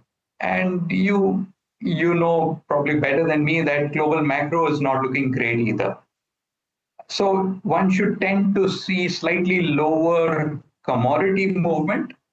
But again, there are so many of these factors which affect rates, like changes in trade patterns. Or suddenly if you see OPEC coming back into the market with a lot of barrels, then that could help improve tanker rates. So all of these things are really very difficult to forecast. We don't even try to predict those. We just prepare for whichever market may come. So if the market drops off significantly, we are in a position to buy ships. If the market stays strong, our capacity is, a majority of our capacity is open to the spot market and we will benefit from it.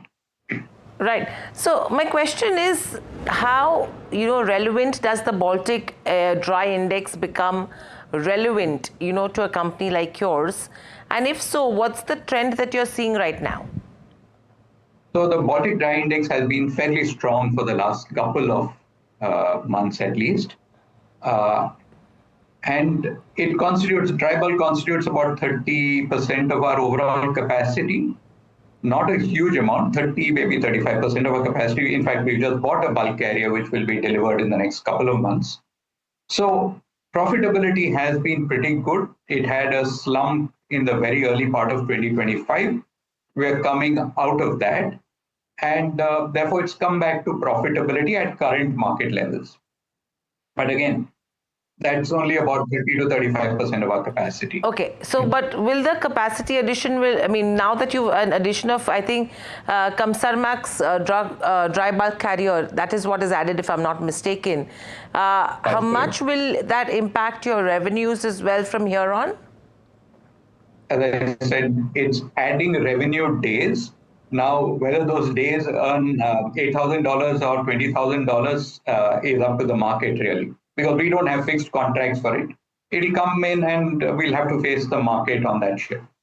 Okay, understood. When you talk about own tonnage as well, that is down around 12% on a year-on-year basis. So where do you see it going in the coming quarters? Again, it's a function of what happens with asset prices. If asset prices come off significantly to where we are happy to invest, we will go out and invest and commit capital. If they don't, then we will probably stay around these levels plus minus 10%.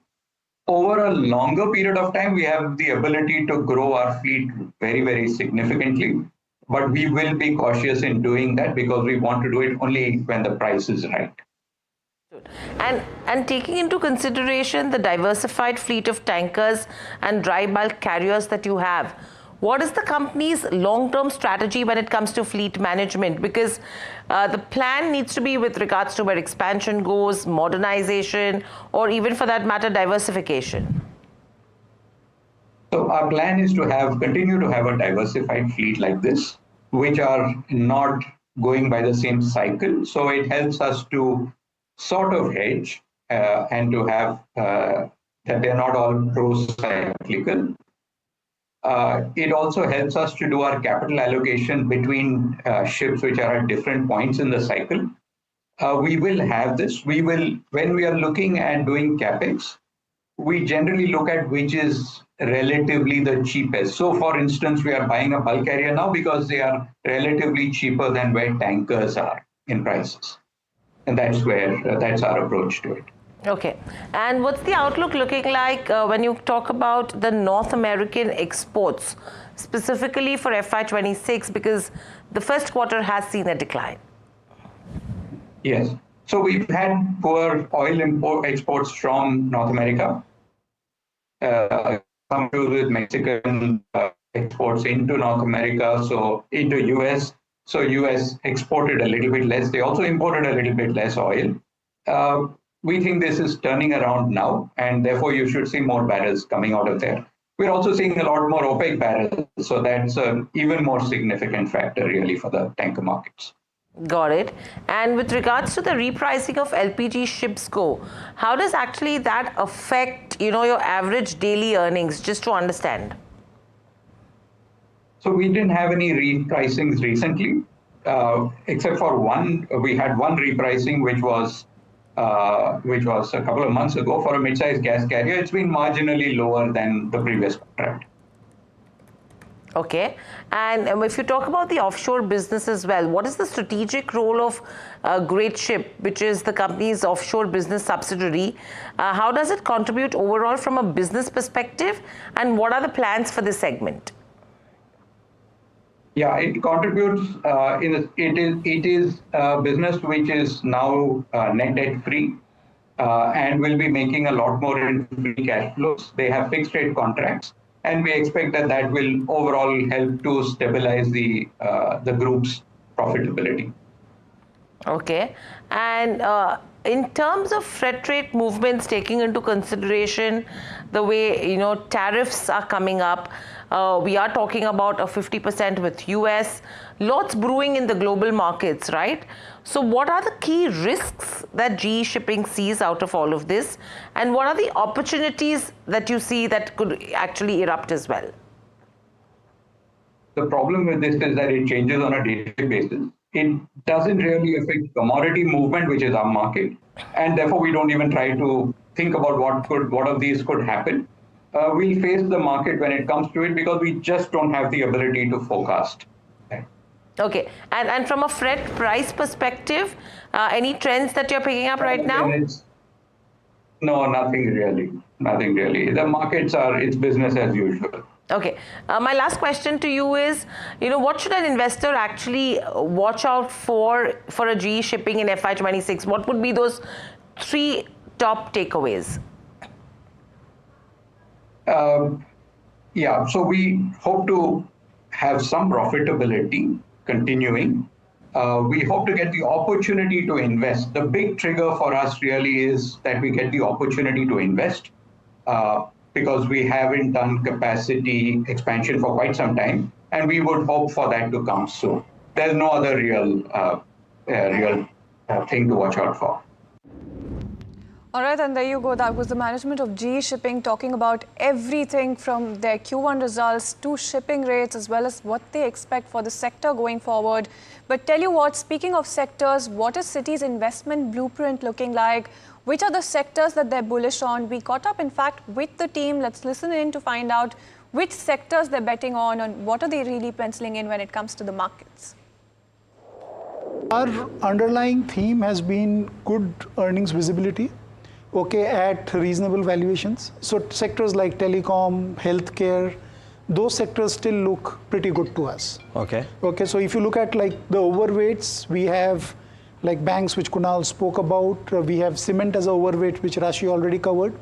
Then you have telecom, healthcare, and some of the travel related stocks. I think those are the three areas I would highlight. The setup looks pretty good. Okay, when you think about it, valuations, stock price underperformance, domestic flows are still quite resilient. Foreign or in the EM segment, foreign investors have an underweight which is close to the highest in 20 years on India. Okay, so I think the setup is good. You have some of these concerns going away. I think the market should do well. All right, and that's the word coming in from Citi. As far as their sectoral allocation is concerned, that's their investment blueprint roadmap coming in for the sectors that they're bullish on. But let's move on. In fact, we're currently timed out on the show as we close this show as well. Here's an exclusive glimpse with Airbus and Boeing raising the stakes and aerospace giants like Collins Aerospace and Honeywell eyeing India's vast potential. In fact, Neeraj Shah sat down with Ravi Dharamshi as well as his team as they reveal how India's cutting-edge technology and skilled workforce are steering Bharat's aerospace industry to unprecedented heights. This is like $20 to $30 billion annual opportunity for companies that are from the size of revenue size for probably 100, 200 crores to 1,000, 1,500 crores at best at this stage. So when these companies, they will become, we are talking about these becoming at least 10x in size in next 10 years and with high margins and long visibility. So whenever we look for an opportunity, what we look for is a large opportunity and a long runway. So both the things are present over here. One, the size of the opportunity, and second, visibility for 10, 15 years, which is not very easy in most other sectors. Yeah, that's true. Okay, Arvind, this entire ecosystem, high growth, etc. Are there now to both of you, right? Are there successful case studies of Indian companies already which have made a breakthrough and are now very large, traditionally relative to the past, very large partners of this OEMs, which is Airbus, Boeing, or some of the others? 2021 is when a lot of the certification and onboarding of the Indian companies started taking place. Since then, there are companies in the listed universe. Azad Engineering is one example of it. They do turbine blades. GE is a large customer. In one of our private portfolio companies is Rungsons Aerospace. Again, they do tubes, ducts, fluid handling solutions, and thermal management systems, again embedded with GE, Honeywell, etc. On the ancillary side, of course, it's not directly linked to this, but there is Unimec Aerospace, for example. They provide tooling for the engine ecosystem for engine MRO side operations, again a listed company. So these are three that are relatively smaller. Then of course there are the large companies like Tata Aerospace, etc. They've been winning contracts with Boeing, with Airbus, both for military and civilian in recent times. So there have been several companies that have suddenly seen a rise in interest. That's one thing from the Indian perspective. And then if you look at outsourcing from a global perspective, which we were talking about, if we were to revisit that, we can see that till very recently for Pratt & Whitney, going out of Connecticut meant outsourcing. Okay. Now they're looking at India. For them, that's like Christopher Columbus going halfway across the world. And in such a short period of time. And Pratt has usually been one of the least, has been very cautious in terms of changes. Avant-garde in technology, cautious in changes. They've been doing this. GE and Collins have been far ahead. They're already in India. And they do have a lot of operations entrenched in India itself. So the whole ecosystem is waking up to India at this point of time. Very interesting. But to answer the second part of your question on whether they're significant partners to any one of these OEMs, they're not yet significant partners. We have to look at the scale up in this industry to understand that the kind of revenues that these companies make, they don't even cater to 1% or 2% of the ecosystem today. So over a period of time, as this market share increases from 1% or 2%, maybe 5% to maybe 10% is when we would be serious partners to any one of these OEMs. And I think the stage is set for that to happen over the next decade. Size is not the advantage here, you reckon? No. It's engineering talent and capability along with the mindset of the promoter that is an advantage that India has. Also, we are respectful of IP. ultimately all IP in the aerospace ecosystem is owned by the OEMs. Right. And I consider the engine makers also to be OEMs, not tier ones. So with the IP relying with all of these, large companies, we feel that India has the right to win because we have and will continue to respect IP.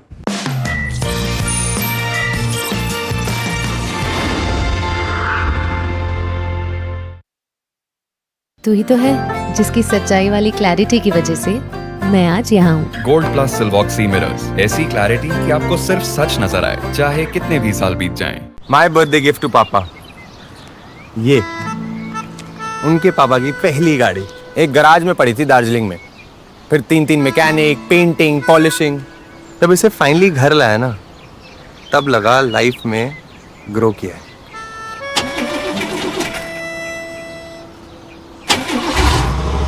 बुलाओ। SIP करो, invest करो, life में grow करो। प्रतिभूति बाजार में निवेश बाजार जोखिमों के अधीन है। निवेश करने से पहले सभी संबंधित दस्तावेजों को ध्यान से पढ़ें। Tamanna, thank you so much for coming here. So not that far from Bangalore. Only 4 hours. This is exciting. Yes. It's exciting because we're also the only channel to get a look inside the factory. We're going to be on the factory floor. Absolutely.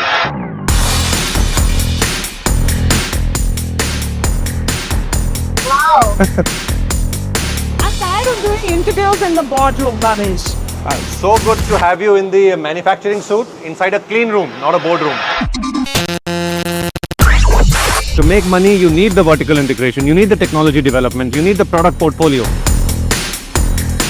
A big concern right now is rare earth. Yes.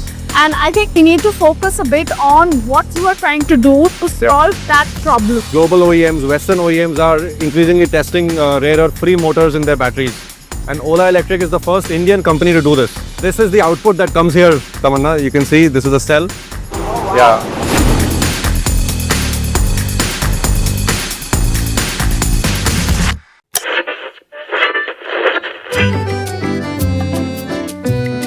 They're the force behind some of India's most respected business empires.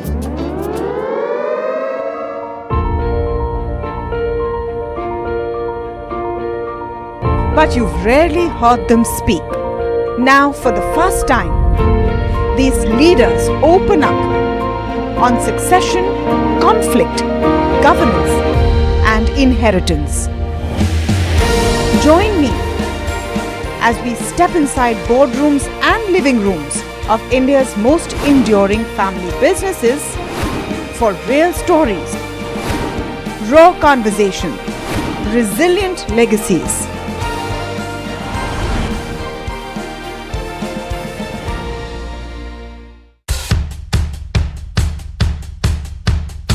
The markets move fast. And so should your portfolio. Expert insights, real-time stock picks. Do I buy Ola? Should I hold CDSL for the long term?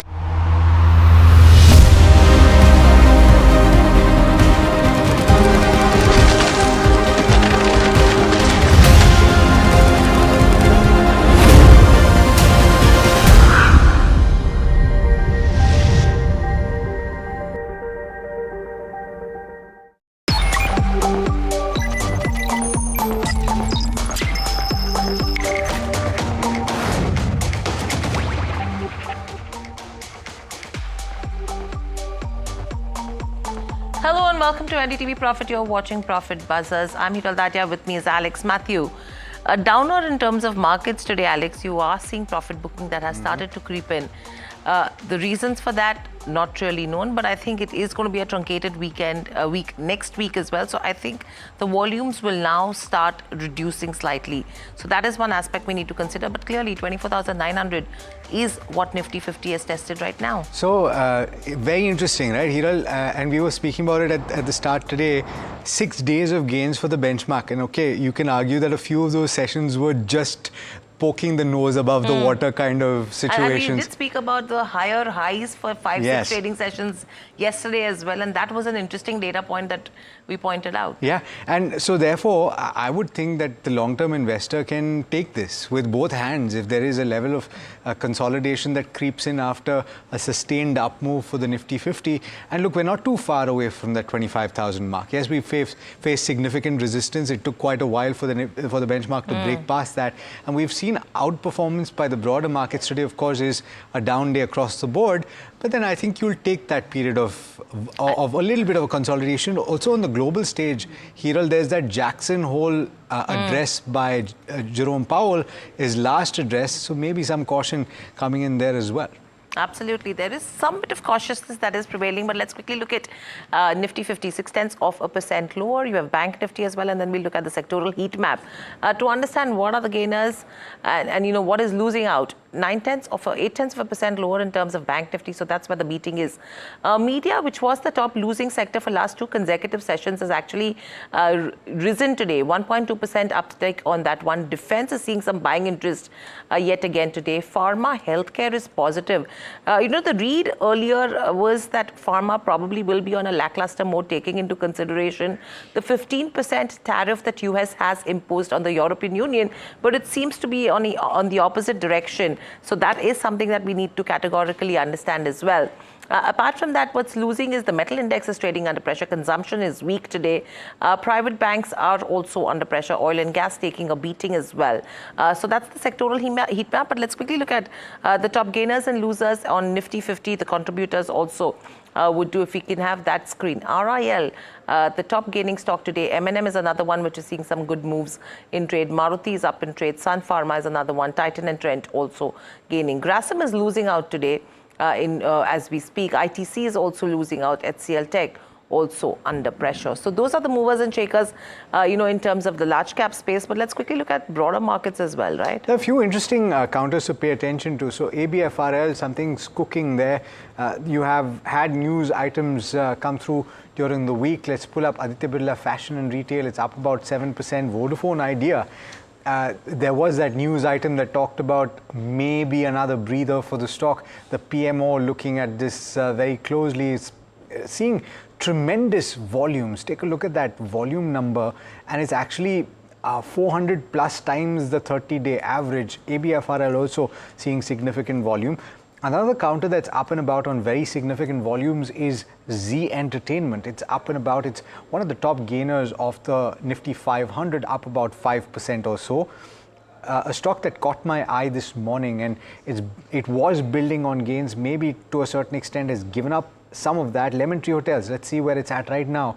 But it's had a few very good sessions. So 4 out of 5 sessions in the green. It was up as much as 4% at the start, but has dissipated somewhat. Pull up the weekly chart for Lemon Tree and you will see that the up move is quite considerable. The entire space, the hospitality space, something that is once again gained attention, as much as 13% up for the week as a whole. IDBI Bank seeing a little bit of profit taking. Of course, the stock is up and about in the recent past, 9% rally over the past few sessions and now down about 1.3%, but off the low point of the day. Among the losers, you have JK Cement, Ramco Cement, not doing particularly well, losing about 3.5–4%. And you have Ola Electric that's finally seeing a little bit of profit taking after that red hot rally. Yeah, but off the low point, no, actually at the low point of the day. Down and similar was the trend yesterday as well. I think it did see a lot of profit booking that did come in. And the major reason, apart from everything else, is that Ather has come in to take its position as number 2 in the electric vehicle segment as per the Vahan data. So a lot of fundamental dynamics that are coming to play as well. But it's going to be an interesting day of trade. But let's understand what the derivative and the F&O market is telling you today. Midday check is what we are looking at. Vansh is with us to tell us more. Vansh, what is the F&O snapshot looking like? So clearly we are trading with a loss of about 0.5% on index, and clearly it's not being supported by open interest. Now open interest is down by just 0.5%. So clearly it's looking like a just a bounce, like a pullback in terms of index. Now if I talk about Bank Nifty, we can see Bank Nifty trading with about a loss of about almost 1%, and the open interest here is strong, so clearly indicating a short build up in terms of Bank Nifty. Now moving on, let's also also look at the FII positions. Now the FIIs have recently added long positions, so clearly a big relief for the markets. At least some long additions is what we are seeing from the FIIs front. Now moving on, let's also look at the long-short ratio. Now the long-short ratio for FIIs stands at about 0.12. So clearly 90% of the positions still stands in the favor of short positions in terms of FIIs. Now moving on with this, now let's also look at the Nifty OI change data. Now if we look at in terms of Nifty, we can clearly see 25,000 mark acting as a strong resistance in terms of Nifty, and 24,900 mark acting as a strong support in terms of Nifty. Now clearly it's also important to note that 20 EMA of the Nifty lies at 24,836, which is also a key level to watch out for. Now if I talk about the open interest gainers and losers, let me start off with the open interest gainers. Now we can clearly see shorts building up for Axis Bank, Shree Cement, Torrent Power, Bajaj Finserv and SBI Life. So clearly short positions being built up for those particular counters.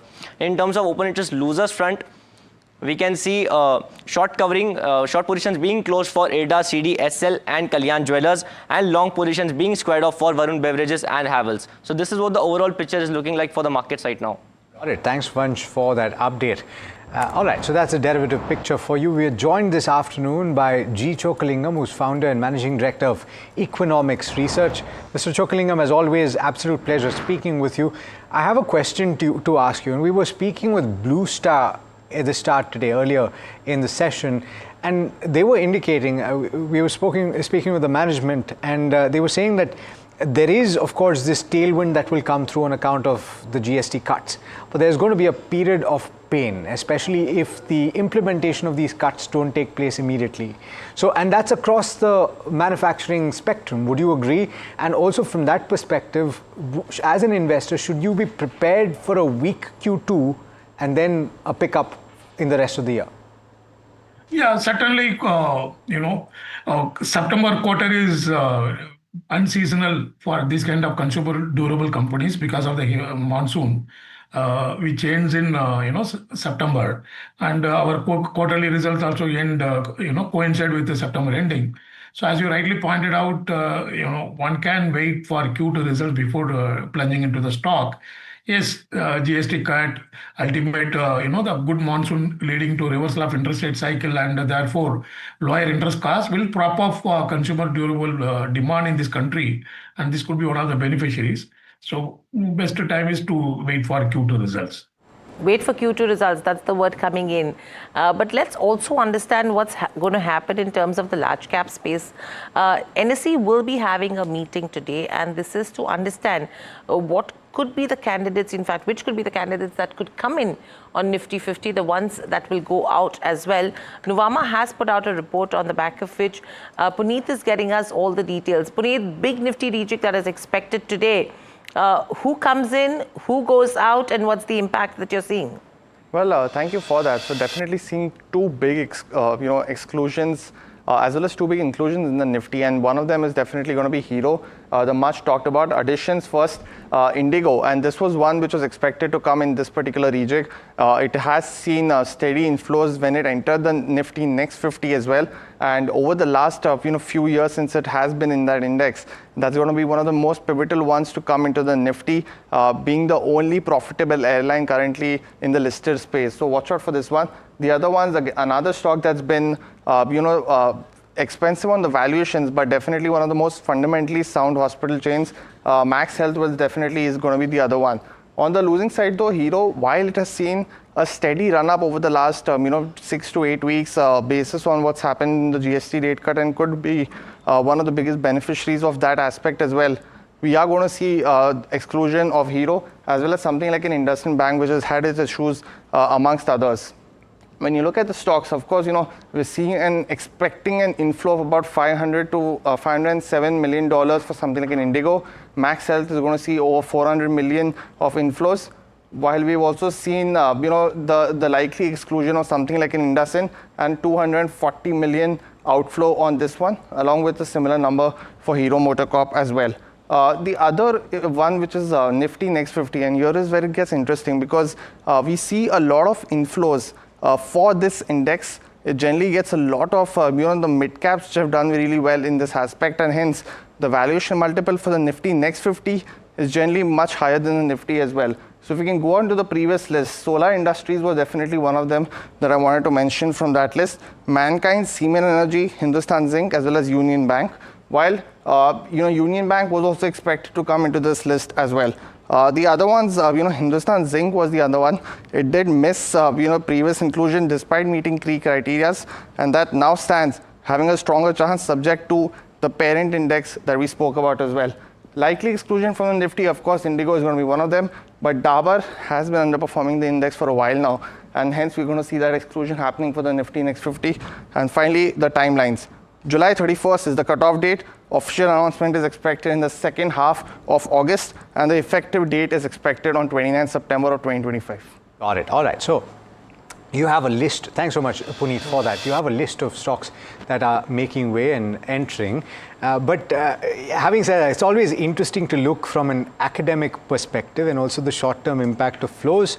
But data in the past has suggested that just because there is an inclusion doesn't mean very much for the stock. Ultimately, fundamentals take charge. Absolutely, because you have an example of a Hinzing itself, right? Yes. Which Puneet did mention that actually previously missed the inclusion despite meeting the criteria, though the chances are high taking into consideration it's made an entry in the F&O market. Mr. Chokalingam, your quick views, specifically with the ones which are the likely inclusions, would you say this could be an opportunity to buy them?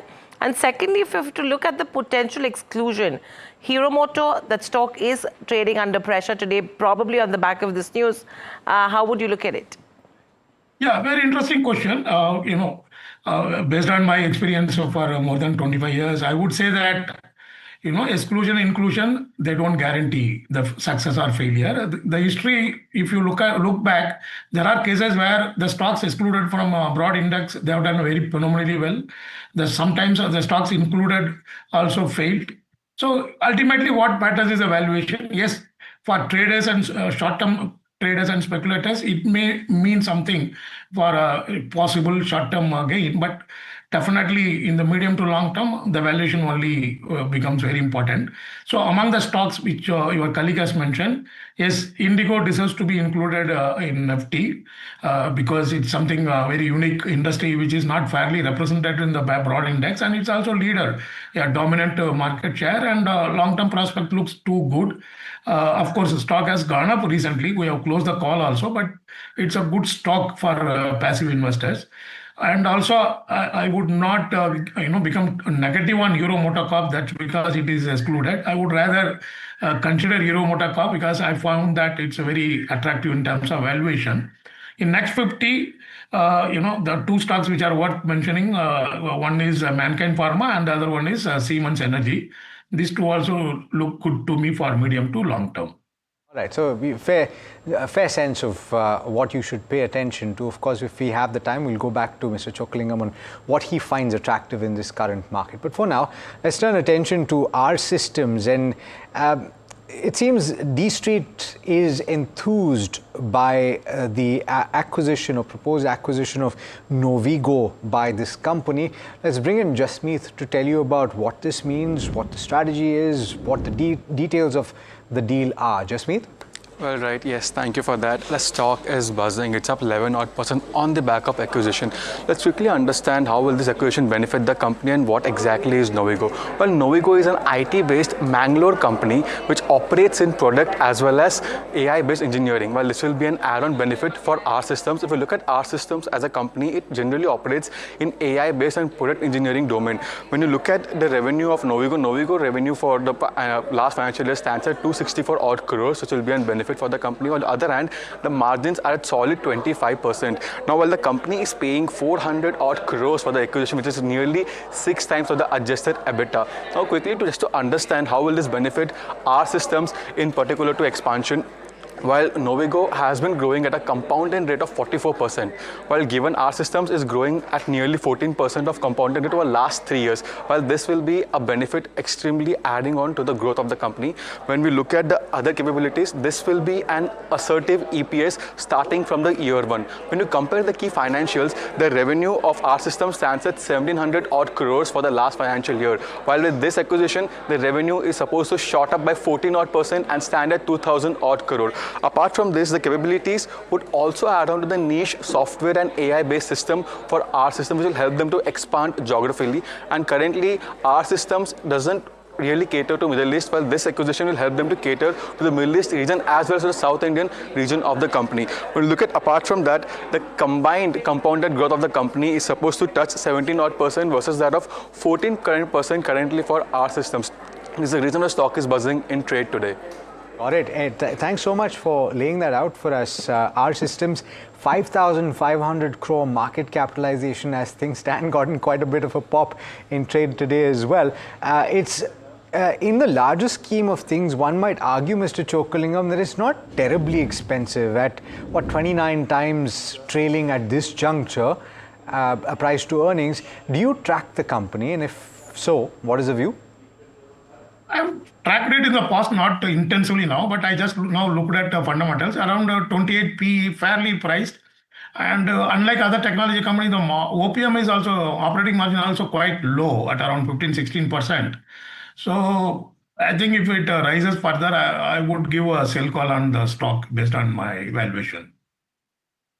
So that's with our systems. Interesting moves last 6 months as well. 33% is the kind of upside that the stock has seen. How much it will sustain is what we need to see from here on. Right? Is it on valuations? It's a sell.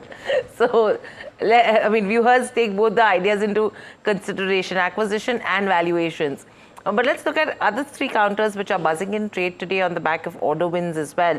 Apollo Microsystems, PTC, as well as a Tex Mackerel. Anushi is here to tell us what's happening with all the three counters up in that range of 2 to 15%. Anushi, over to you. Well, thanks for that, Hiral. So, as we were just speaking about it, a lot of these defense and the rail companies are in focus on the back of these order wins that we are looking at. I'll start off with something like an Apollo Microsystems first. Now, if we just look at the stock performance of this one counter, it's been up over 24% in the past month itself. Even though this year to date, they've clocked in strong gains around 97%. That's the kind of return upside that the investors have seen. In the recent update, though, they did receive a 25 crore of an order win, wherein they emerged as the lowest bidder, and this pertains to orders coming from both the DRDOs as well as the defense PSU companies. Do note that the management expects about 45% of a revenue CAGR for FY26 to 27. So interesting in terms of order inflows coming in for the company. Margin expansion also on cards, and this is post H2 is what the expectation is. Now PTC Industries, what we are looking at is a 110 crore order, and this is from BrahMos Aerospace that we are looking at. And this pertains to supply of these titanium castings that we are looking at. So crucial raw material in terms of place over here, order execution being around 2 years for this particular counter. So this one also in focus. Again, the order was already was somewhat in works. Yesterday also it was declared during the market hours, but it was in the post-market hours that we saw the final order value coming into the picture. So that's PTC Industries for you. And last one, if you're talking about Tex Mackerel, now here the company has been awarded a 103 crore of an order, and this is by Leap Grain Rail Logistics that we are looking at. This is to supply certain types of wagons and a brake van as well is what we are seeing. Order delivery for this being around 10 months. So these are a couple of counters buzzing on the back of order wins as you just specified earlier. So interesting order wins, Mr. Chokalingam. Anything that fits your bill, because defense as a sector is again seeing buying. And we were just talking to Nilesh Shah of Envision yesterday as well, where he categorically said that defense is a long-term play. It should be a buy on dip strategy right now, but valuations, which Alex and I were arguing yesterday, was that are extremely expensive if you have to look at historical as well as if you have to look at forward. So how would you advise someone to look at the defense plays as well and any of the other names that we mentioned right now? Yeah, first on defense, I agree with you. The valuations are exorbitant, So particularly when major countries have a nuclear bomb, the traditional, I'm not saying there won't be any demand, but you can't grow in a very big way, non-nuclear arms in a very big way. And of course, even leaving it, ignoring that fact, that logic, the valuation, as you said, are extremely stretched. My only fear is that if you see last 2-3 decades, these kind of themes always play out and then they fizzle out in a very big way and people then wait for another 3 to 5 years. So therefore, I would wait for valuation comfort to emerge. Among the stocks you have mentioned, Apollo Micro, I have recently studied and I have given my view to clients also. Valuation is almost in triple digit PE, and there is a pledging of shares by the promoter. And also, if you look at the shareholding pattern, slight decrease in the promoter holding and infusion, particularly the mutual funds do not have dominant shares holding in this company. So all these do not give me comfort in Apollo Microsystem. And Texmaco Rail, yes, one can hold it or even buy for a medium to long term, because I believe that in the next budget, the allocation to railway should see sharp rise, unlike last budget. So that should be beneficial to this company. Important. In fact, we were just discussing it in the morning. Is this a sign that some orders will come through for these rail companies? Not yet, but it seems like maybe, just maybe, some of those orders are coming through. Of course, one of these rail companies actually gotten an order from Garden Reach shipbuilders to build shipping vessels. So it's a completely different place that they're playing in. Let's bring in Vansh, though, to talk about a few more newsmakers, stocks that are reacting. Of course, we've discussed quite a few already. But Vansh, what's on your list? So first one on my list would be IQ Technologies. Now the company has appointed Mr. Sajid Singh as the group CEO. Now it's important to note that Sajid Singh earlier was the CFO of IQ Technologies. Now has been promoted as the group CEO for this particular company. If I talk about the details, the company is a manufacturer and solution provider of LED lights and switches. And if I talk about the Q1 FY26 of the company, there has been a muted revenue growth and there was a EBITDA decline. This was on the back of the higher other and employee expenses. And there was a PAT decline due to higher depreciation costs for this particular counter.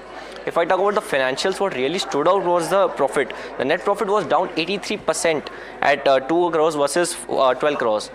And also if I talk about the other highlights for this particular counter, they have guided that they will reduce their dependence on the single customer ODM home lighting, and this will also enable them to expand their customer base for lighting by onboarding their Indian and international customers. They have also forayed into high-end lighting segments. So this is what is something interesting for this particular company. And second on my list is Usha Martin. Now the company has sold around 10 acres of land in Tamil Nadu for about 29 odd crores. And also if I talk about the Q1 FY26 for this particular counter, the revenue growth was largely led by the wire segment, and the revenue growth from the core wire rope segment largely remained stable, and the volume growth was also up by 10% on a year-on-year basis. And the LRPC segment, now this is the lower relaxation pre-stressed concrete segment that has led to the headwinds for this particular Q1 FY26.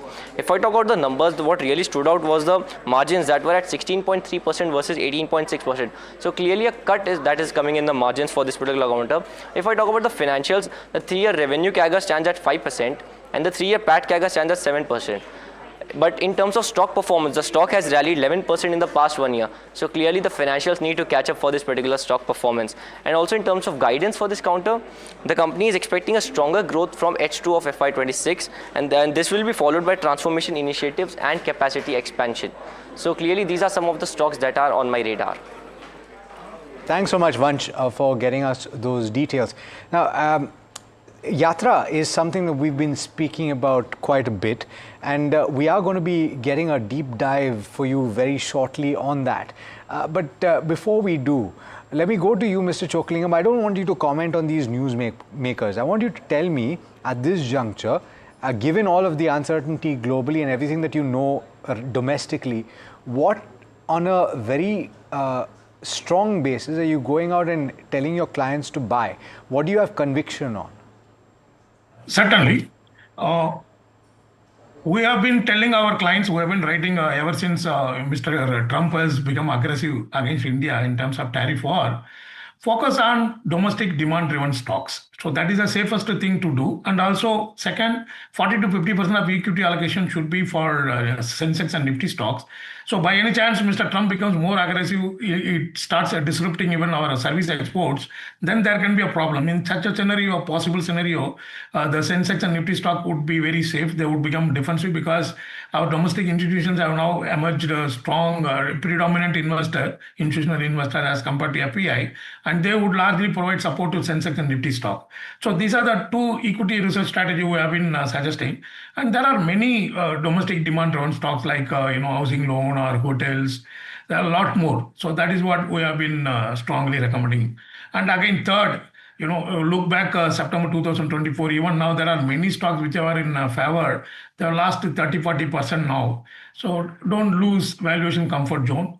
And if you are paying 50p, see that the profit grows at least by 25%.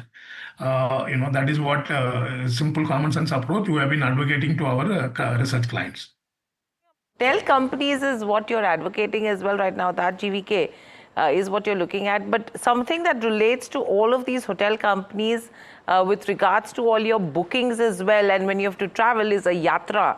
And that stock has been on everyone's radar. If you pull up a Yatra, 75% up move in the last 1 month, and that is really very strong. 65% in the last 2 weeks is what you're looking at. Today, yes, seeing some bit of profit booking, but let's understand from Mahima, is there any steam left, Mahima, with regards to Yatra, number one? Or if there is steam left, what are the factors that are really leading to this kind of a rally? Right, so lots happening with the counter for sure, and the kind of rally it has seen, it is justified as well, because the company is actually shifting its entire model, and we'll take a look at that further. But in terms of where the stock performance stand, as Hiral rightly mentioned, 65% in the last 2 weeks and 75% over 1 month, and also the technicals are also looking strong, because the 14-day RSI is above 85 breaks, and this is the highest level seen since Jan 24. So technicals and fundamentals both supporting the counter, and that's why we are seeing this kind of rally in the counter. Now, in terms of what's working with the stock, of course, a lot of things working in the favor of the company. Revenues have seen a good growth in Q1. It saw growth of around 108%, and this growth has been consistent except for March year ending 2024. Otherwise, 92% in 23, 87% in 25 as well. Now, what's the reason as to why this revenue has seen a good growth? Let's try to pull that up. The reasons are the company is actually shifting from its consumer business focus to a corporate business, and that's probably helping aid the top line. Of course, it's the 4th consecutive quarter where earnings have beaten estimates, and that's also one of the reasons as to why the stock rallied since its Q1 numbers. Last 5 quarters, the company has moved to consumer business. It has moved away from consumer business, trying to focus on the corporate business, and the shift to corporate business is helping a top line. Now, in terms of percentage as to where this works, it's cut down its consumer business from 55% to 35%, and corporate business has increased from 45% to almost 65% plus in terms of where gross booking stands. Overall, in terms of the other factors that are working in favor of the company, if you can try to pull up the margin picture as well, because that's also doing well, and even in terms of path to profitability is doing well. But before that, operational metrics are improving. Gross bookings growth has turned positive after 4th quarter this quarter, and that's a positive in terms of where operational metrics stands. Gross take rates on the group level are stable anywhere between 8.5 to 8.7% mark, and this has been consistent in the past few quarters. Discounts and A&P spends as a percentage of gross booking is also lowest this time in the past 6 quarters, and probably the best thing, one of the best operational metrics in this quarter. Now, in terms of where path to profitability stands, let's try to pull that up and see what has happened over the course of past few quarters. Well, company's profitability has been improving. It came at around 23 crores in Q1 FY26, which was actually a negative 1 crore in March 2024. So company is improving in terms of profitability as well. Again, the reason here is because the corporate business as compared to a consumer business, though less in volumes, is better when it comes to the overall bottom line as well. Margins are also improving. Let's try to pull that up, because the margin trajectory has also been good. In terms of the overall margins, they have been improving in the past few quarters, and that you can see on the charts. Q1 FY26 they did 11% versus that of a 3% in March 24, 6% in March 25, and that's the overall view as to what's happened with margins. Let's try to pull up the reasons as to what's aiding this margin and the overall business. Again, as I mentioned, the corporate business going up is something that's leading the overall overall uptick in margins, and even in terms of consumer business, it has lower LTV plus there is lower margin. So that's the shift is actually aiding the margins overall. Lastly, in terms of the gross borrowings have also come down for the company, a reduction to almost 2 crores from where it stood at around 24 crores in 23 and 11 crores in 24. So overall, their long-term borrowings are also coming down, but cash flow from operations is overhang still on the company, because cash flow from operations is still a negative number when it comes to Yatra Online, because that is around an overall around 89 odd crores negative number when it comes to operating from cash flow. But lastly, in terms of where ROCE stands, ROCE is also a negative factor because that's on a declining trend from 14% to 4% in March 24 to around 5% in March 25. So that is a concerning factor. Lastly, where valuation stands, of course, it's not a cheap stock per se. Trading 12-month trading at around 45 times, but analysts suggest that this compared to a Ixigo, which is trading significantly higher at 118 times, valuations are actually playing a catch-up here. Lastly, for FIs, they are moving out of the counter from a 9.3% stake in September 23. They have been moving out, and this is where the valuation picture stands. So this is the overall view as to what's happening with something like a Yatra Online and why it's been flying in trade. Got it. All right. Thanks so much, Mahima, for getting us those details. It's time for a very quick break. We'll be back on the other side to take more stocks, so do stay tuned.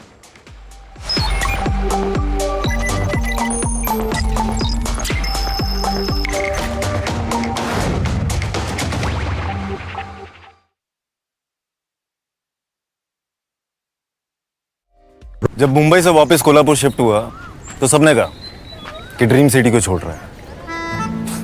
Dream city, तो मैंने कहा dream में तो यही गलियां आती हैं। तो जब ये रियलाइज हुआ कि कुछ बड़ा करने के लिए बड़े शहर में रहने की जरूरत नहीं है, तब लगा कि लाइफ में ग्रो किया। कशी ताई, ऐसे बॉय मिलते मुंबई में? चांस ही नहीं। SIP करो, इन्वेस्ट करो, लाइफ में ग्रो करो। प्रतिभूति बाजार में निवेश बाजार जोखिमों के अधीन है। निवेश करने से पहले सभी संबंधित दस्तावेजों को ध्यान से पढ़ें।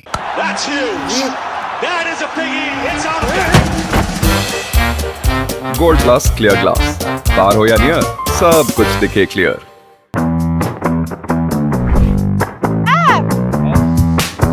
Tamanna, thank you so much for coming here.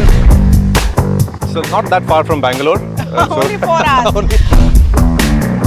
This is exciting. Yes. It's exciting because we're also the only channel to get a look inside the factory. We're going to be on the factory floor. Absolutely.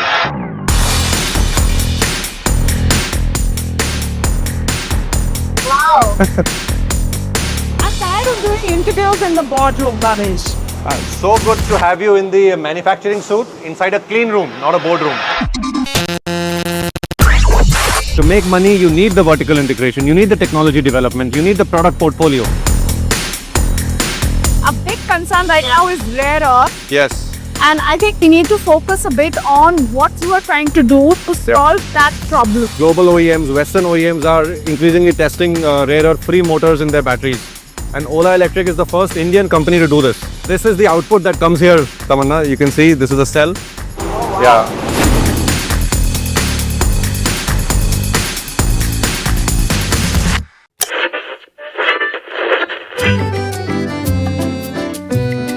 They're the force behind some of India's most respected business empires.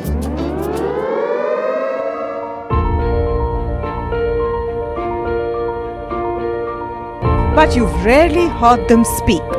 Now, for the first time, these leaders open up on succession, conflict, governance, and inheritance.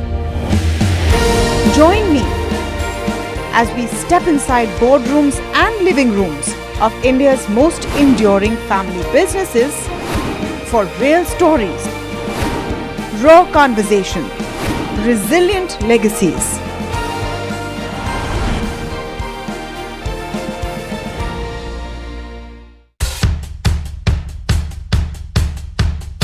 The markets move fast. And so should your portfolio. Expert insights, real-time stock picks. Do I buy Ola? Should I hold CDSL for the long term? Buy, sell or hold. The answers you need, straight from the experts. Callers from India.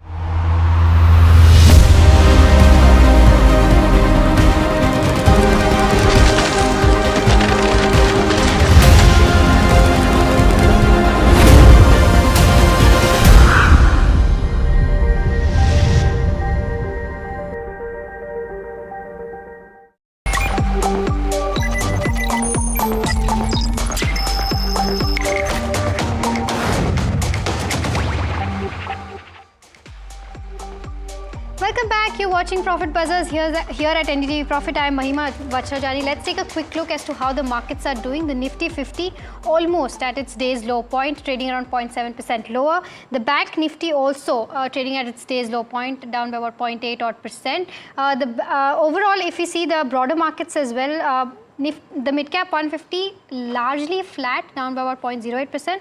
The small cap 250 hovers slightly in the green but marginally flat, 0.03% is where it is trading at. Let's try to pull up the Nifty 50 heat map and see what counters are actually the reason as to why the Nifty is seeing this kind of downtick. Grasim is one of the counters that's in the red, down 2%, followed by Asian Paints also down by about 2%. A lot of consumption names and IT names not doing very well. So all of these counters that you see on your screens right now are not doing pretty well in trade today. There's Adani Enterprises, Hiromoto, ITC, all counters down by about 1.8 odd percent. But that's with regards to where the market stands. But shifting focus to the auto space. Now hit brakes on your next car purchase till the next GST reforms come into place. How much will the next GST reform make your car cheaper? Let's go across to Puneet for a breakdown of how much you can save if we get this GST cut. Well, thank you for that. So it's definitely, one of the key aspects and, of a GST potential cut on electronic consumer durables as well as your next car. Now, we are seeing currently that it's priced at 28%. We've just taken out some key models that are very popular in the Indian market and looking at the comparison with the potential new GST rate cut. Now, the group of ministers have already approved this on 21st of August, and now this goes to the GST Council, which is potentially held in the second half of the month of September. So you might not have to wait too long. But if you're pressing, the payment button right now, you might just want to look at this as well.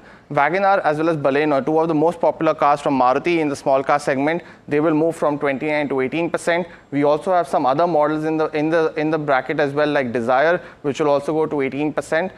And the SUVs currently have a GST rate of between 30 to 45%. So something like a Bolero New, since it is sub 4 meters, it does come with a 31% rate. That could also potentially move to 18%. And while the SUVs are at 45%, we could see a 5% reduction. And this is meaningful, as we'll see in what happens finally with your EMIs as well.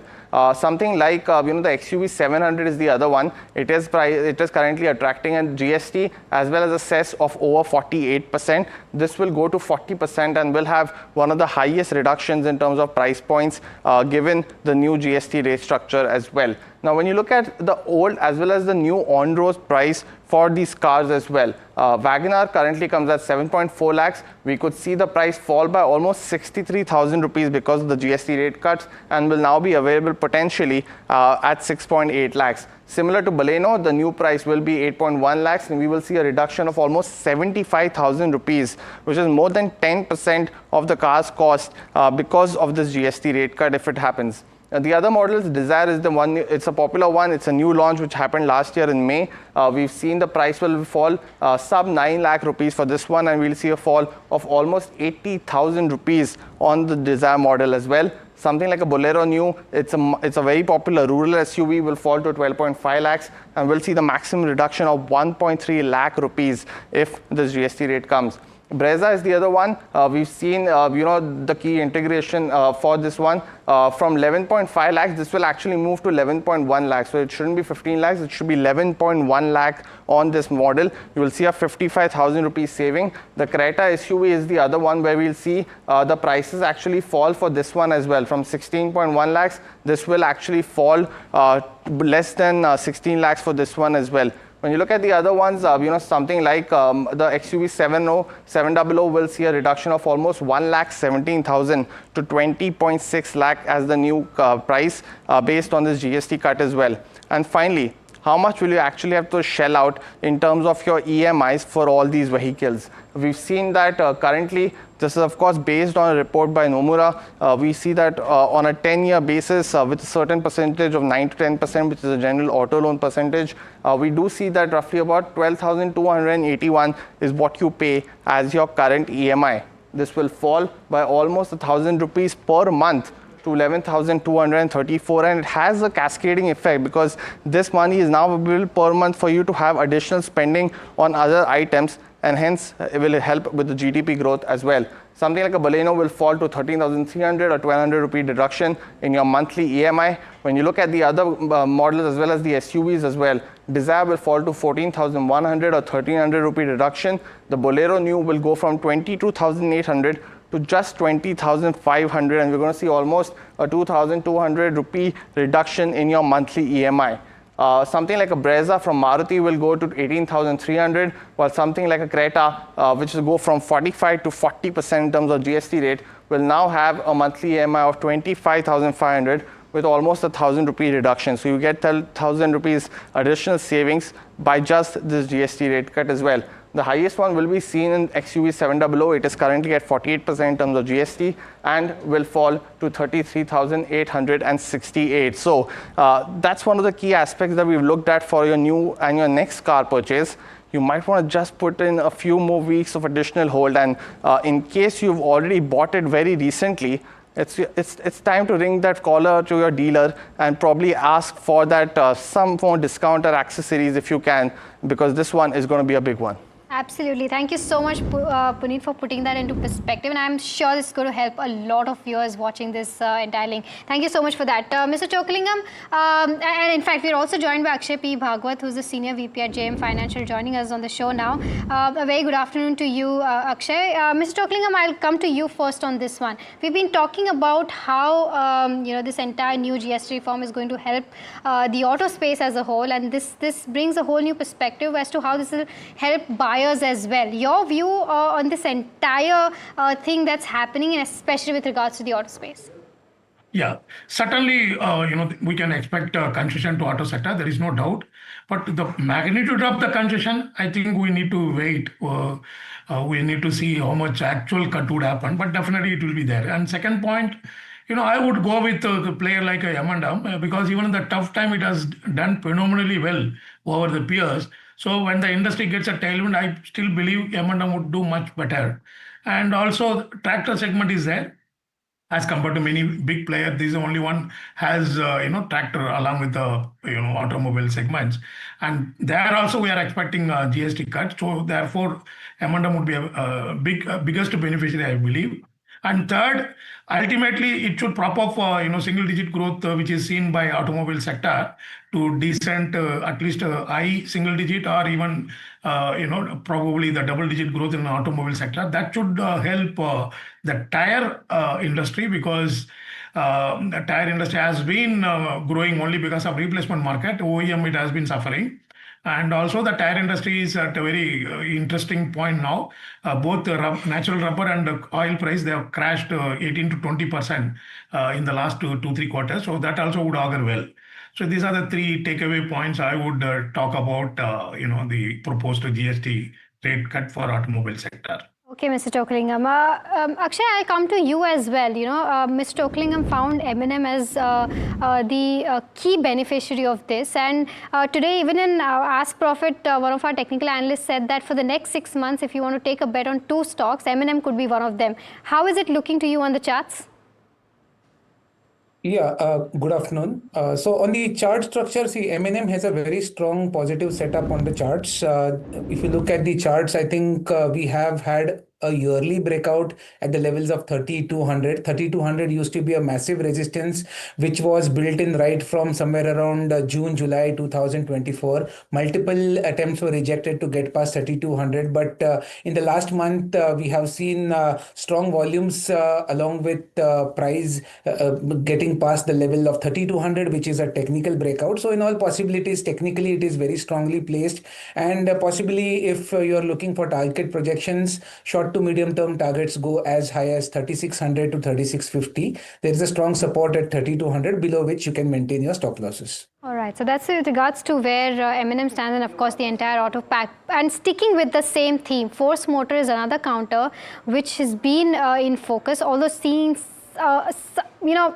not some amount of, but a significant amount of profit booking today, but it's ran up as much as 200% in the last 6 odd months. And we have Puneet joining us as to what's happening with the counter. Puneet, what are you picking up? Well, thank you for that. It's definitely been one of the most outperforming stocks in over the last few years. Especially, it has been now on the focus, up 200% in the last 6 months. It has a stupendous run from 6,400 to almost 22,000 is what we touched the high over the last few weeks. Seen some correction post that, and that's largely because of the valuation comfort now, just waning away essentially for this one.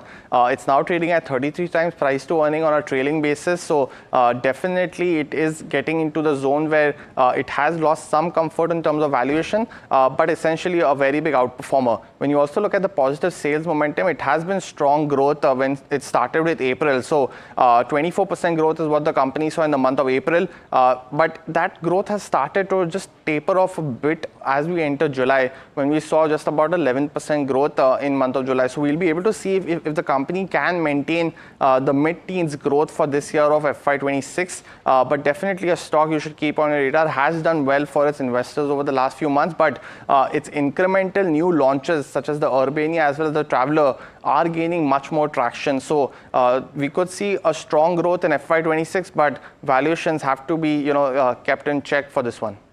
Right. Thank you so much for that, Puneet. Akshay, do you think the kind of momentum it's seen in the past 6 months shall continue going forward as well, or considering the profit booking that it's seeing today, there's no steam left? See, the steam is fizzling out. As you understand, 6 months of one-way rally, there is bound to be some phase now where the stock will take a breather. And most probably we are entering into that phase where a possible time correction will unfold in the stock. By time correction in technicals means the prices might be confined in a range, might be on low volumes, and possibly the range which I foresee right now is 22,000. That's the resistance from where the sell-off has kicked off.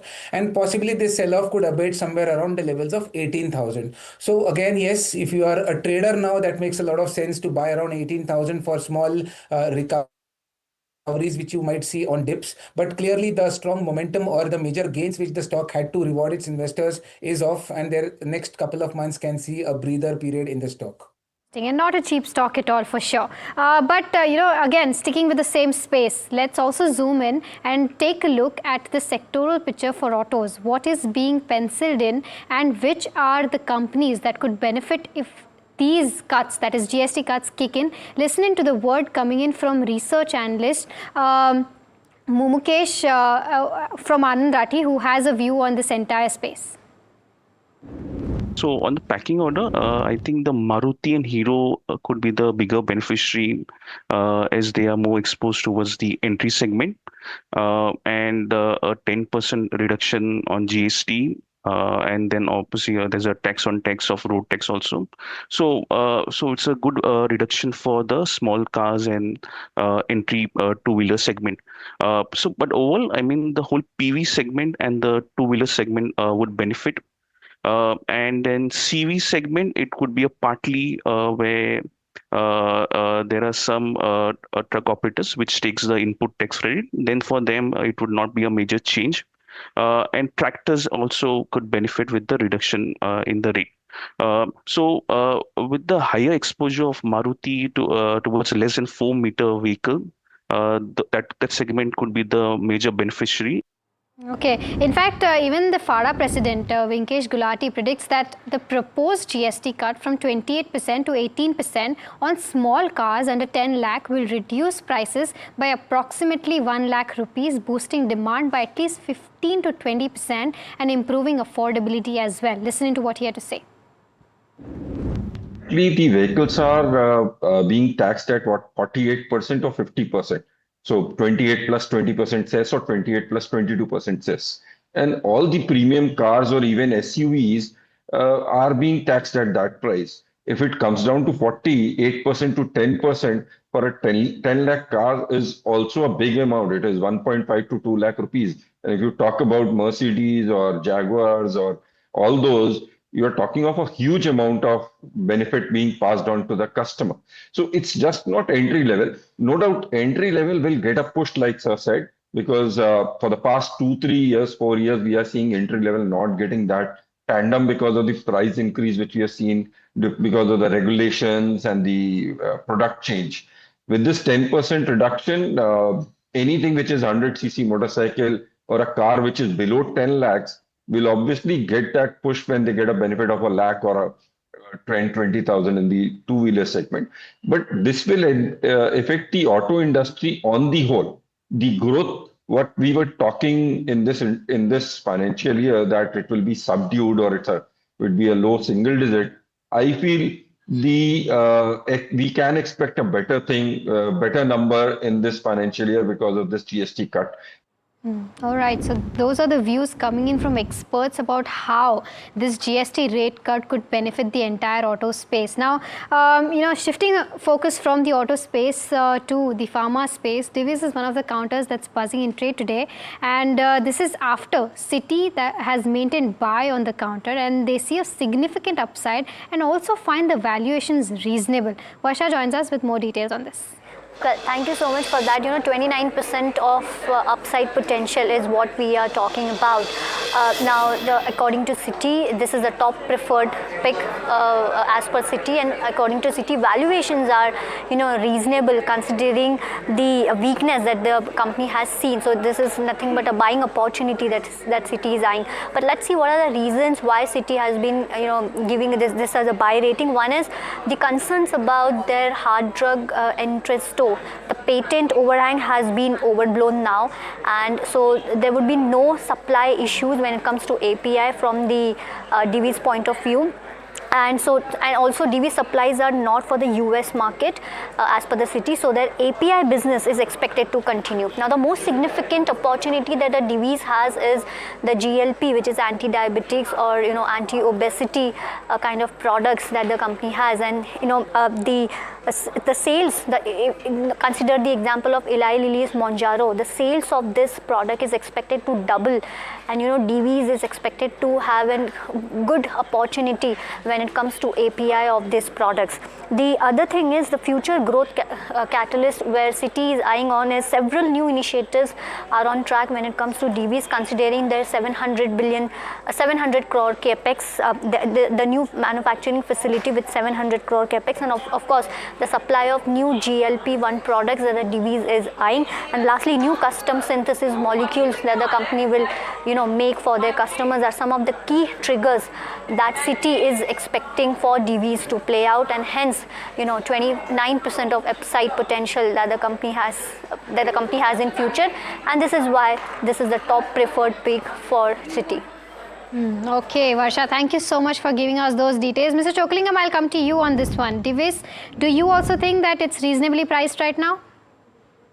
For last 5 quarters, operating profit is more or less stagnating, and 70p now. And I would rather wait for the final outcome from the US president on Indian pharmaceutical exports before plunging into this kind of stocks. Okay, all right. So that's with regards to where Divis stands. Akshay, your quick view on Divis with regards to where charts are concerned? See, there's been a short-term weak trend in Divis from 7,000 from where the correction has been triggered. Right now, it is on the verge of building a support zone near its 200-day moving average, somewhere around the levels of 6,000. So still, we need some more concrete evidence about any major long-term upside from here. As of now, technically, there is more likely to be a trading recovery from current level where you can look forward to targets of 6,450 on the upside. Okay, all right, Akshay and Mr. Chokalingam, thank you so much for giving us those insights and speaking to us at NDTV Profit. Thank you. All right, now the future of any family business depends on the next generation, how they navigate the ins and outs of any family business. In the episode of Building Legacy, we divide into strategies families use to prepare and involve the next generation. My colleague Tamanna Inamdar caught up with Muthu Murugappan, CEO and whole-time director at EID Parry, and Janmejaya Sinha, the chairman at BCG India. Take a look at what they had to say. What are the lessons here which are important, Mr. Sinha? Because, if we are addressing right now an audience of people who are aspiring to build a legacy in their businesses, continue their family businesses over generations. First, let's have some fun. Okay, always. Let's put him on the spot a bit, right? Earlier you can get away with it, so I hand it over to you. So, his father is in the business, his uncle is in the business, cousins are there, how easy is it to deal with your father? How easy is it to deal with your cousins? Do you lack autonomy? Do you have to sort it out at dinner at home, or do you sort it out in the boardroom? You know, how do you deal with some of this? People would like to know, you know. Sure. Different ways of sorting different things out. I think, you know, you've all grown up around each other, so I guess you all you know where and how everyone is wired. But, you know, there is the underlying value system, I think, which everyone in the family gets. Of course, there's always going to be differences of opinion, disagreements, sometimes a lot of agreement as well. I mean, no one specific answer. I think some of these are done over a game of tennis or golf. Some of these have to be done in the office. Some of these are perhaps done where on vacation in Kunur, in the Nilgiris. So I guess you got to pick the place, pick the time, and I think you'll have to really pick the tone of discussion as well. I don't think there's one playbook. This is muscle which you build out of experience and, you know, just out of self-awareness, really. Yeah. Is there a mechanism in place for resolution, or is it at the end of the day the senior most takes the final call and it ends there? Not exactly. I think, you know, we've always, Dr. Sinha has been on the advisory board, so we've always had the benefit of, you know, having, you know, very trusted members of the board or trusted advisors to the family. We've often used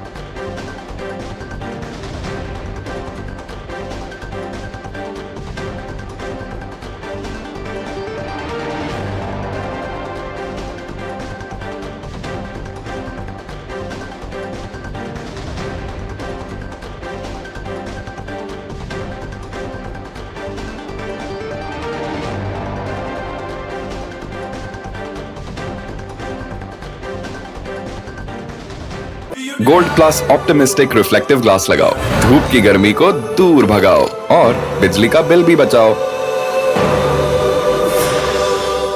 my birthday gift to पापा, ये उनके पापा की पहली गाड़ी एक garage में पड़ी थी दार्जिलिंग में, फिर 3 मैकेनिक, पेंटिंग, पॉलिशिंग। जब इसे फाइनली घर लाया ना, तब लगा लाइफ में ग्रो किया है।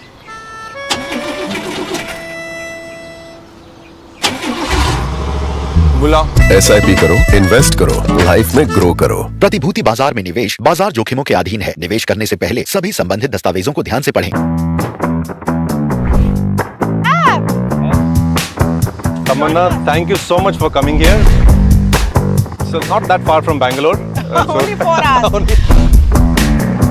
This is exciting. Yes. It's exciting because we're also the only channel to get a look inside the factory. We're going to be on the factory floor. Absolutely.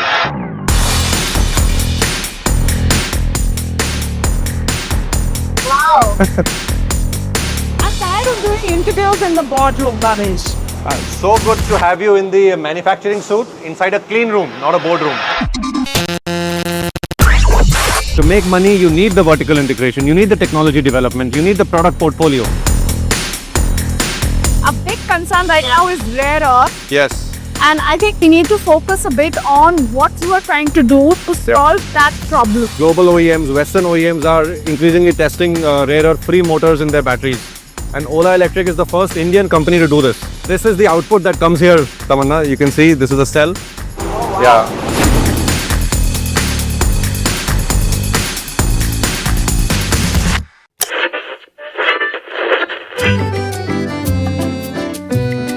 They're the force behind some of India's most respected business empires.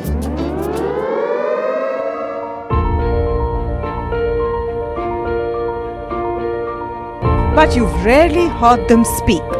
Now, for the first time, these leaders open up on succession, conflict, governance, and inheritance. Join me as we step inside boardrooms and living rooms of India's most enduring family businesses for real stories, raw conversation, resilient legacies.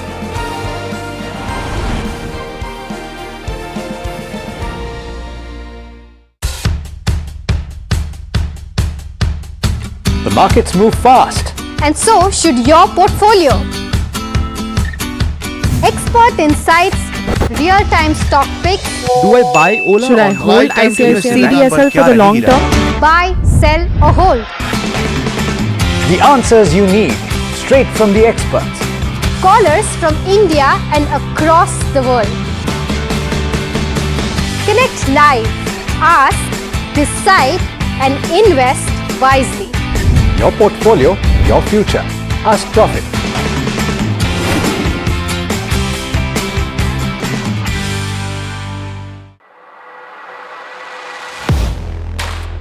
Do you really know the company you invest in?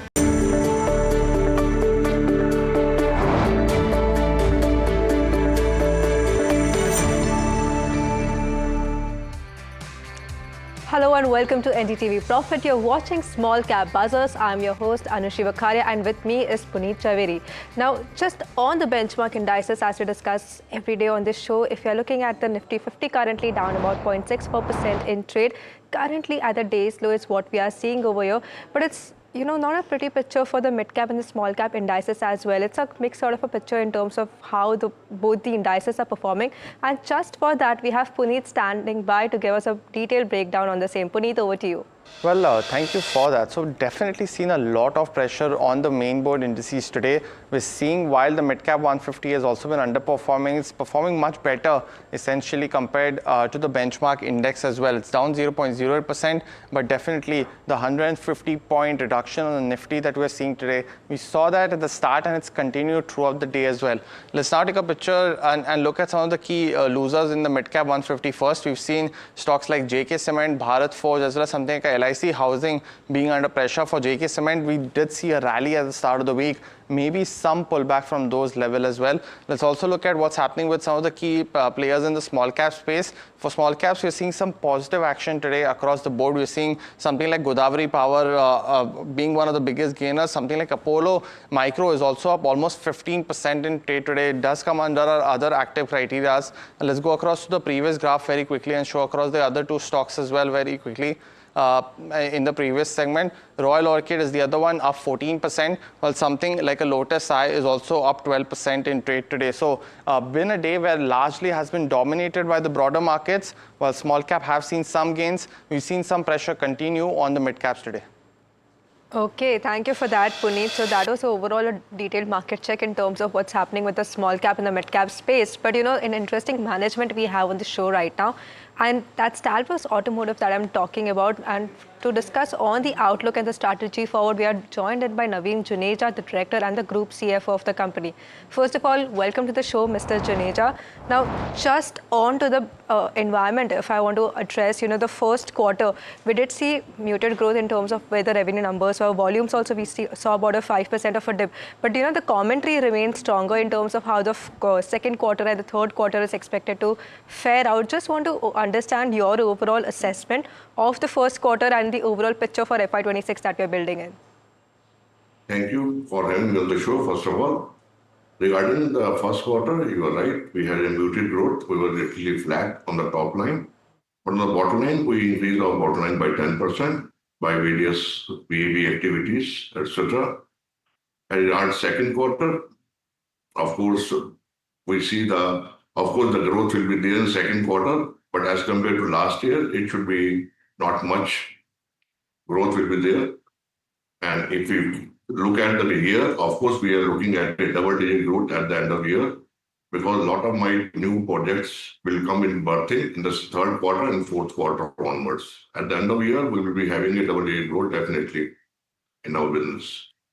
Mr. Juneja, very good afternoon to you. Thanks so much for joining in as Puneet this side. So definitely a lot of growth is what you're penciling in will come in quarter 2.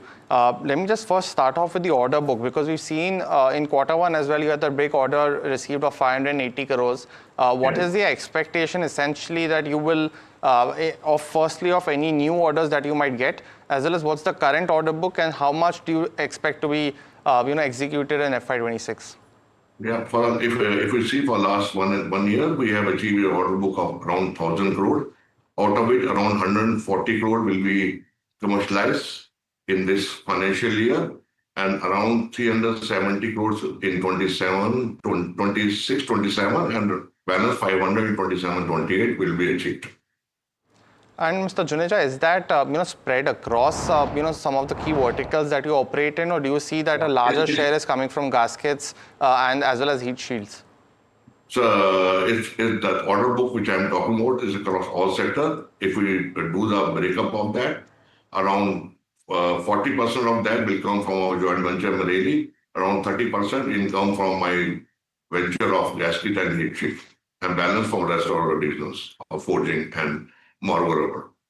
And Mr. Juneja, one of the most interesting things from your presentation has been that you're giving revenue by client basis as well. So thanks so much for providing that information.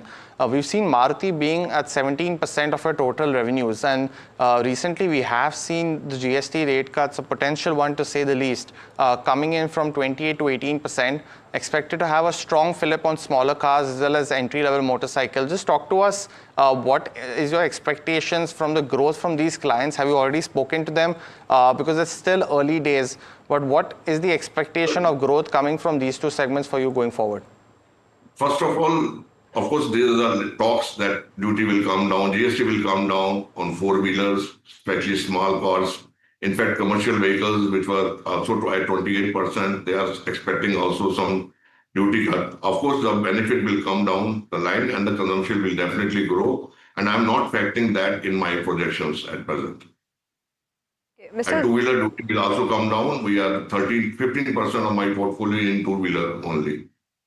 Mr. Juneja, just on that, just want to get an overall industry picture, in terms of the second and the third quarter, because, near-term challenges were cited in terms of how the CV segment performed, the two-wheeler segment was, but the expectation is of a stronger growth from third quarter onwards, and this is on the back of various factors, including a stronger monsoon season as well. So just want to get your overall understanding in terms of, how are the few upcoming quarters expected to shape up, given that you have a double-digit growth guidance in place?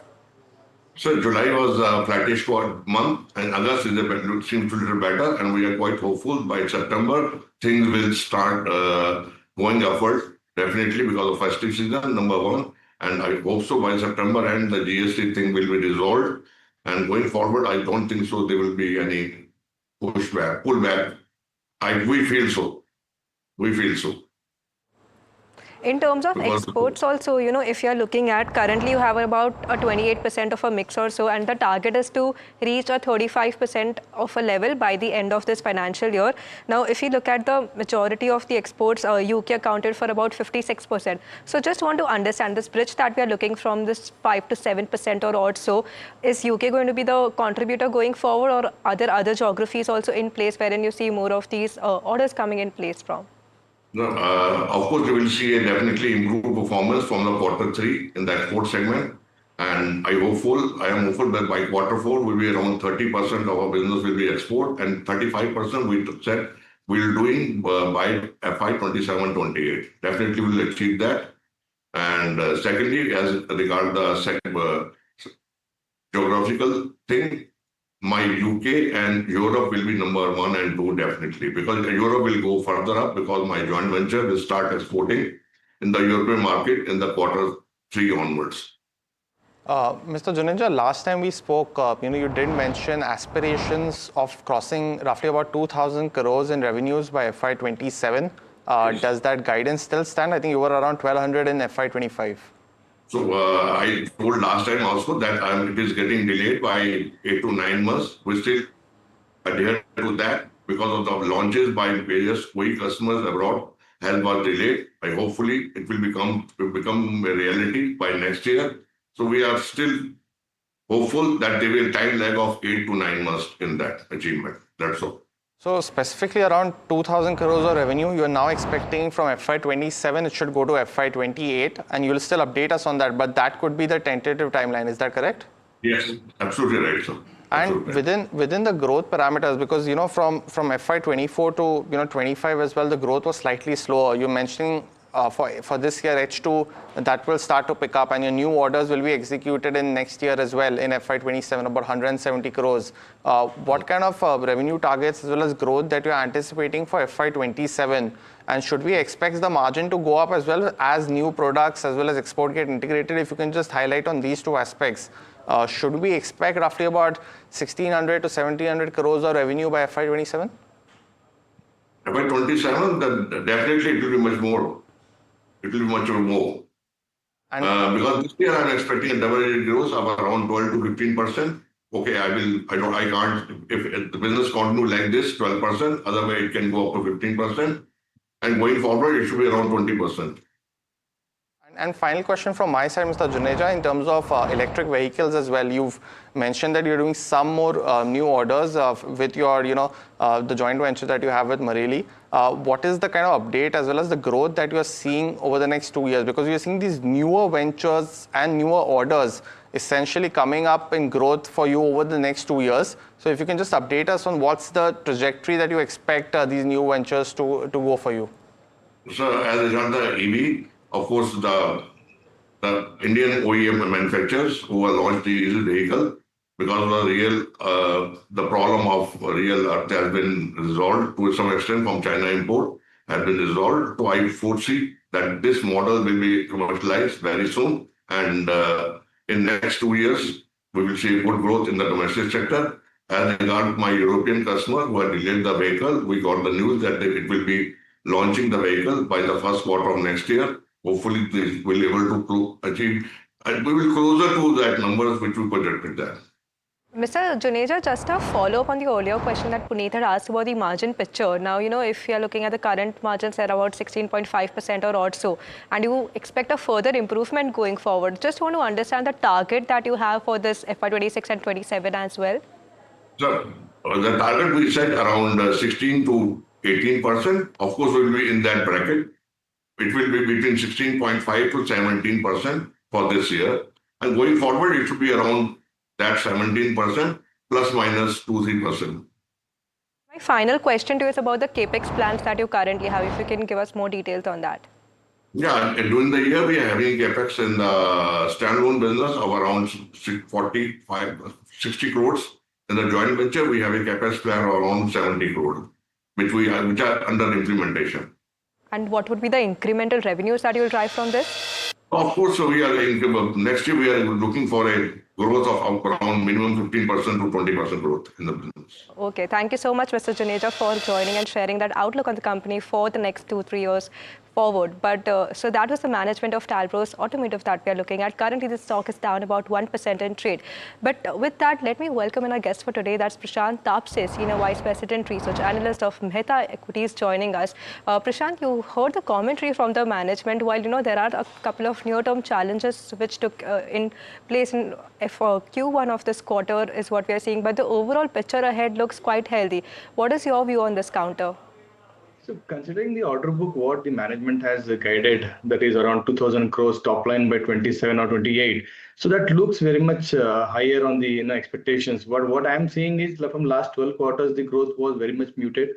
And even the YOY as well as QOQ, the numbers were very much flat in terms of top line, in terms of bottom line. So I need to wait and watch how Q2 numbers will really come out as per the management expectations. So I think with these numbers, if I calculate, I think 1,500 to 1,700 can be an expected top line for FY26, 27. So that can be a number which can assume. But again, valuation wise, again, looks very decent. The stock has corrected a lot, and the stock has been underperforming from last 1 year, which is almost like 23% down from last 1 year. So a risky investors can consider having a position at this point of time if understanding this sector would really perform well going forward. So overall, wait and watch for a quarter-on-quarter update from the company. Got the view, Prashant, but Royal Orchid Hotels has recently launched the Regenta Place essentially in Ahmedabad, a 48 key property, expanding its Gujarat portfolio as well. Let's get in my colleague Mahima to give us more perspective on this one. Right, so the stock is zooming in trade today largely because of this news. The company has opened Regenta in Ahmedabad, and this marks its 16th property in Gujarat overall. It's a 48-key hotel. In terms of the management commitment for future expansion in Gujarat, that's quite ambitious. They've said that in less than 2 years they will go fully bullish in terms of where expansion stands in Gujarat.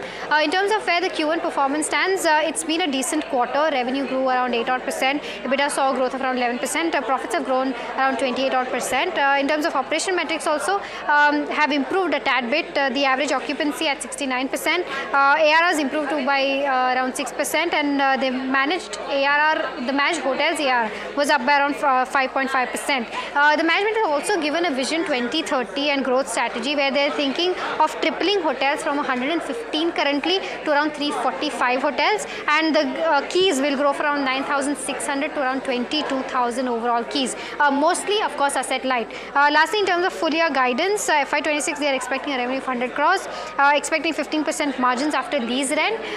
Even in terms of where FY26 cash profit stands, that is estimated to be around at 70 crores, and FY27 profit overall profit projected around 75 crores, and lastly capital deployment at around 70 odd crores. So this is the overall view as to what the guidance is for Royal Orchid, and of course why it's buzzing in trade today.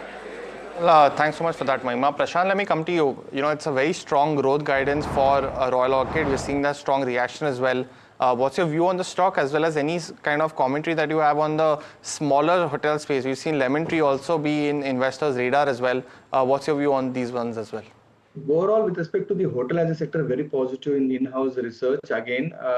Again, we like the company which are mostly focused on the asset-light hotel model. Obviously, Lemon Tree is leading on that. So even Royal Orchid is thinking to go with their target and more about the asset-light model. So any hotel sectors which will go on asset-light model, obviously it looks very strong with respect to the long-term outlook. Valuation-wise, very comfortable to have a fresh position, even though if the stock is up by 15% today. Overall, the management guidance as well as the growth in the hospitality sector looks very much in line. So I think one can have a very strong outlook on the Royal Orchid for long term. Okay, so that's the view that we are seeing for Royal Orchid. But just before we go ahead with the show and discuss more small caps stories, sources tell NDTV Profit that the Department of Telecommunication has escalated Vodafone Idea's and Bharti Airtel's pleas for adjusted gross revenue relief to the PMO for a final decision. My colleague Aishwarya Patil joins us with more details on this one. Aishwarya, over to you.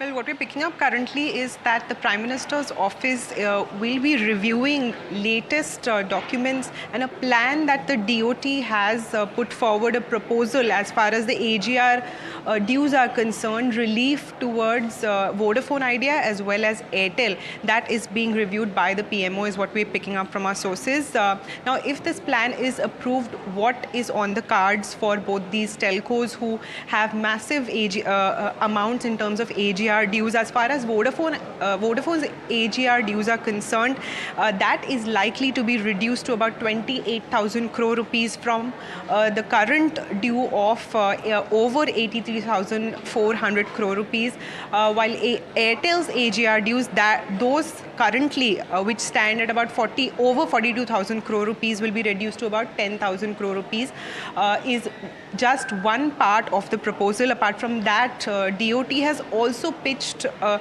relief plan as far as the penalty and interest on penalty is concerned for both Airtel as well as Vodafone, so as to restructure and take a look at how that can also be extended in terms of moratorium as well as interest payments. That will also be reconsidered by the PMO is what we're picking up from our sources. PMO may consider about 2 to 3 options, especially for Vodafone Idea. Now, overall, if we talk about Vodafone Idea's debt in total, that stands at about over 2,14,000 crore rupees in terms of payment obligations towards the government, of which about 83,000 crore or so is in terms of AGR. and that's the update so far. We'll keep you posted as and when we hear about what steps the government will take going forward to give relief to both the telcos, Airtel as well as Vodafone Idea. Okay, thank you for that, Aishwarya, for all those key details. But another stock that we should be focusing on today is R Systems, and this is on the back of an acquisition news that we are looking at, the acquisition regarding Novigo. It's a 400 crore of acquisition size that we are seeing, but for more details, we have Jasmeet joining us to talk to us about this.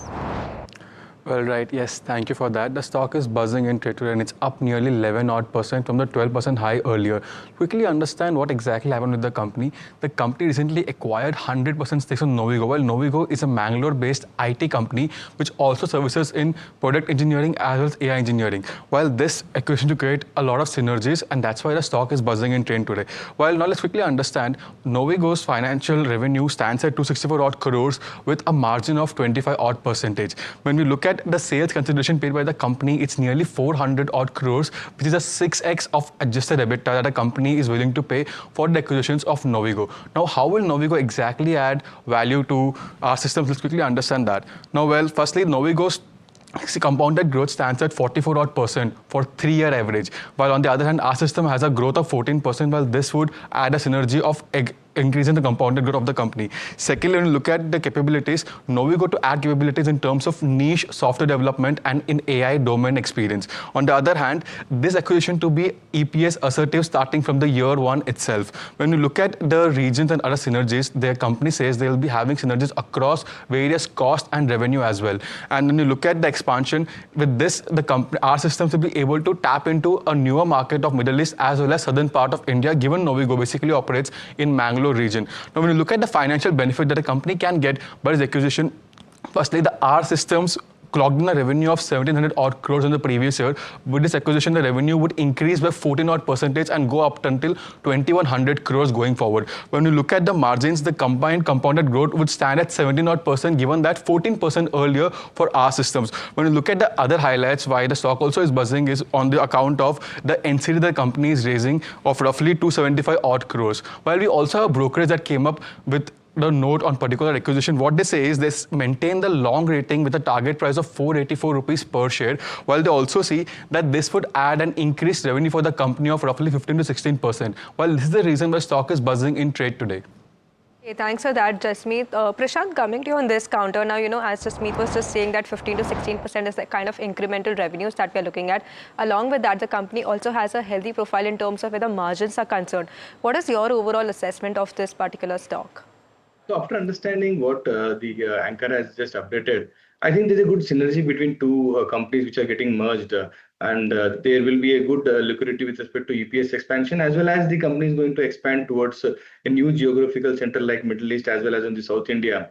But what I was looking at would be the AI engineering. AI engineering is in demand right now. I think many companies are going into those companies. So it is better to acquire a company and then build up the scale of instead of getting it is everything done inside in-house with respect to development. So I think our system has done the right way to go and acquire this company and create good value for the shareholders. In terms of valuation, looks very decent at this point of time, even though yesterday as well as today the stock is up by almost 15%. So overall, very positive outlook with respect to the merger.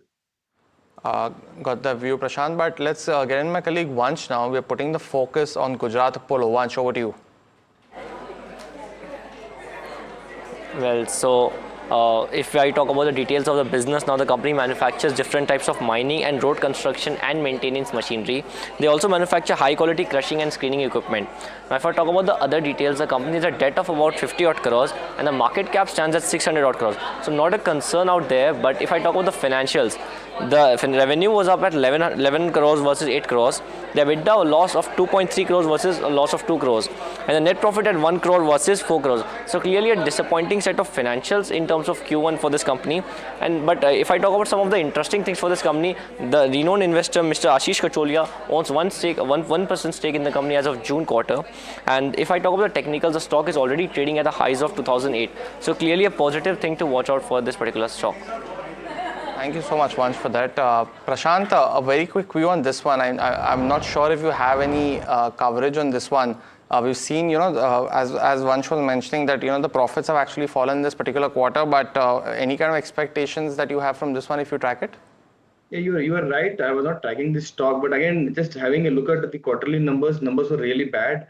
Despite this, again, I think it is only because of the technical structures which has given some kind of spike today in the stock. But overall, the valuation-wise still looks very expensive. I think we should wait and watch for more clarity with respect to their earnings going forward. But again, if somebody is holding it, it's better to exit at this point of time. I think with respect to earnings, with respect to the price action, there is some kind of mismatch.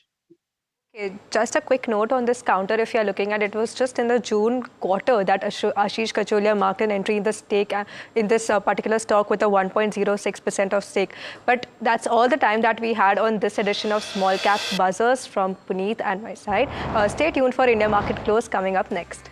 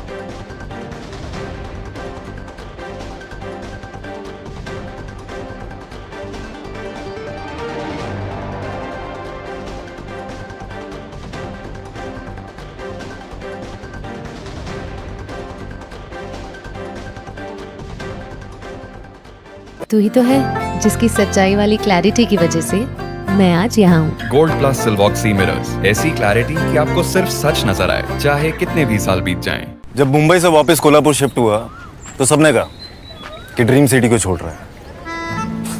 Dream city, तो मैंने कहा dream में तो यही गलियाँ आती हैं। तो जब ये रियलाइज हुआ कि कुछ बड़ा करने के लिए बड़े शहर में रहने की जरूरत नहीं है, तब लगा कि लाइफ में ग्रो किया। कशी ताई, ऐसे बॉय मिलते मुंबई में? चांस ही नहीं। SIP करो, इन्वेस्ट करो, लाइफ में ग्रो करो। प्रतिभूति बाजार में निवेश बाजार जोखिमों के अधीन है। निवेश करने से पहले सभी संबंधित दस्तावेजों को ध्यान से पढ़ें। Tamanna, thank you so much for coming here. So not that far from Bangalore. Only 4 hours. This is exciting. Yes. It's exciting because we're also the only channel to get a look inside the factory. We're going to be on the factory floor. Absolutely.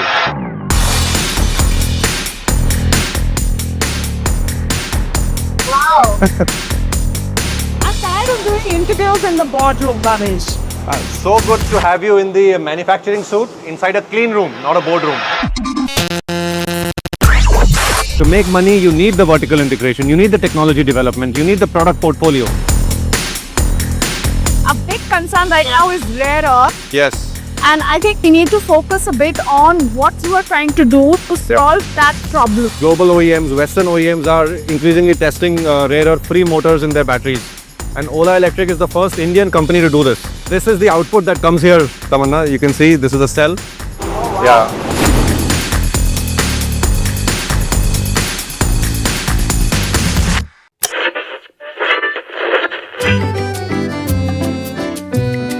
They're the force behind some of India's most respected business empires.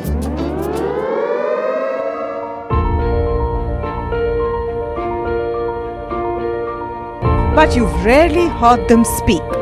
Now, for the first time, these leaders open up on succession, conflict, governance, and inheritance. Join me as we step inside boardrooms and living rooms of India's most enduring family businesses for real stories, raw conversation, resilient legacies.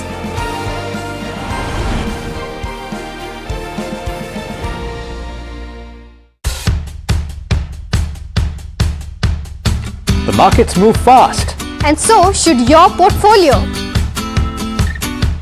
expert insights, real-time stock picks. Do I buy Ola? Should I hold CDSL for the long term? Buy, sell or hold. The answers you need, straight from the experts. Callers from India and across the world.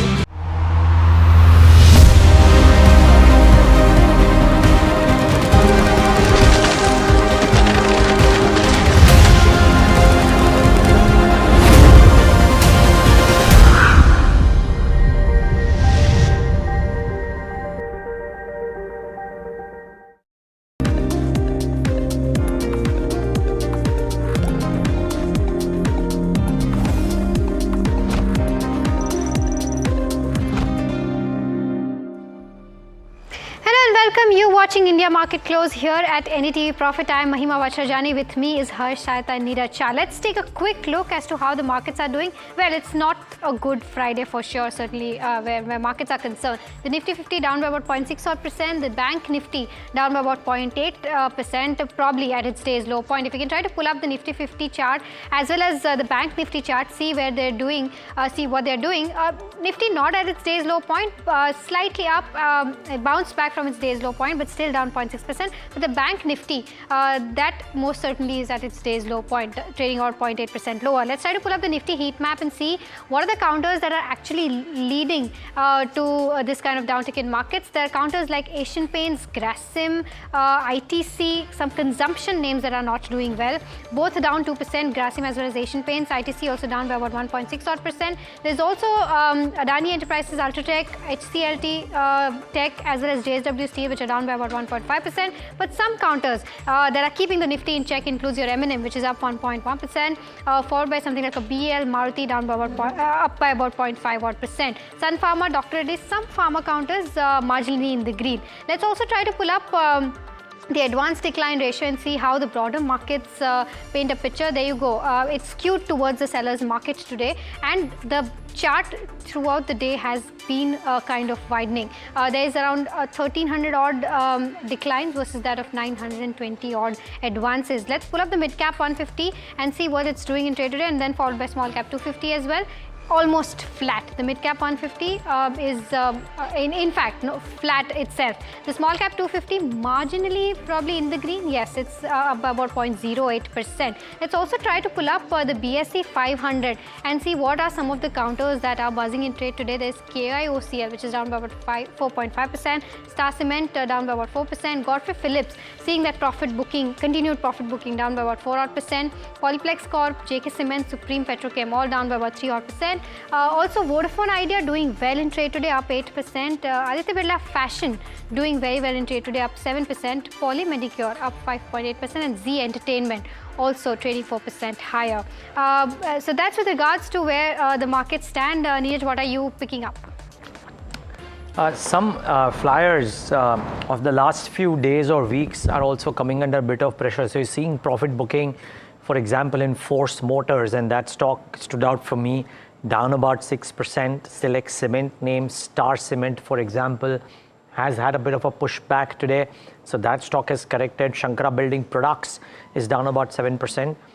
On the separate side, Foseco is up another 11.63%. And if you see this week's charts for Foseco, you will see it's had a phenomenal run. So good move there for that stock. And on half decent volumes, by the way. The volumes haven't been too bad either. There is strength in Poly Medicure today, up about 6%. Godavari Power is up about 6%. And the big one is, of course, Vodafone Idea, with the news break that just happened on the show as well. Maybe AGRDs of some of these companies coming off. I think that is something you want to keep in mind.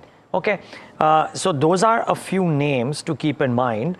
But the question is, in this slightly quiet morning of trade or afternoon of trade, would you want to take some hands off the table?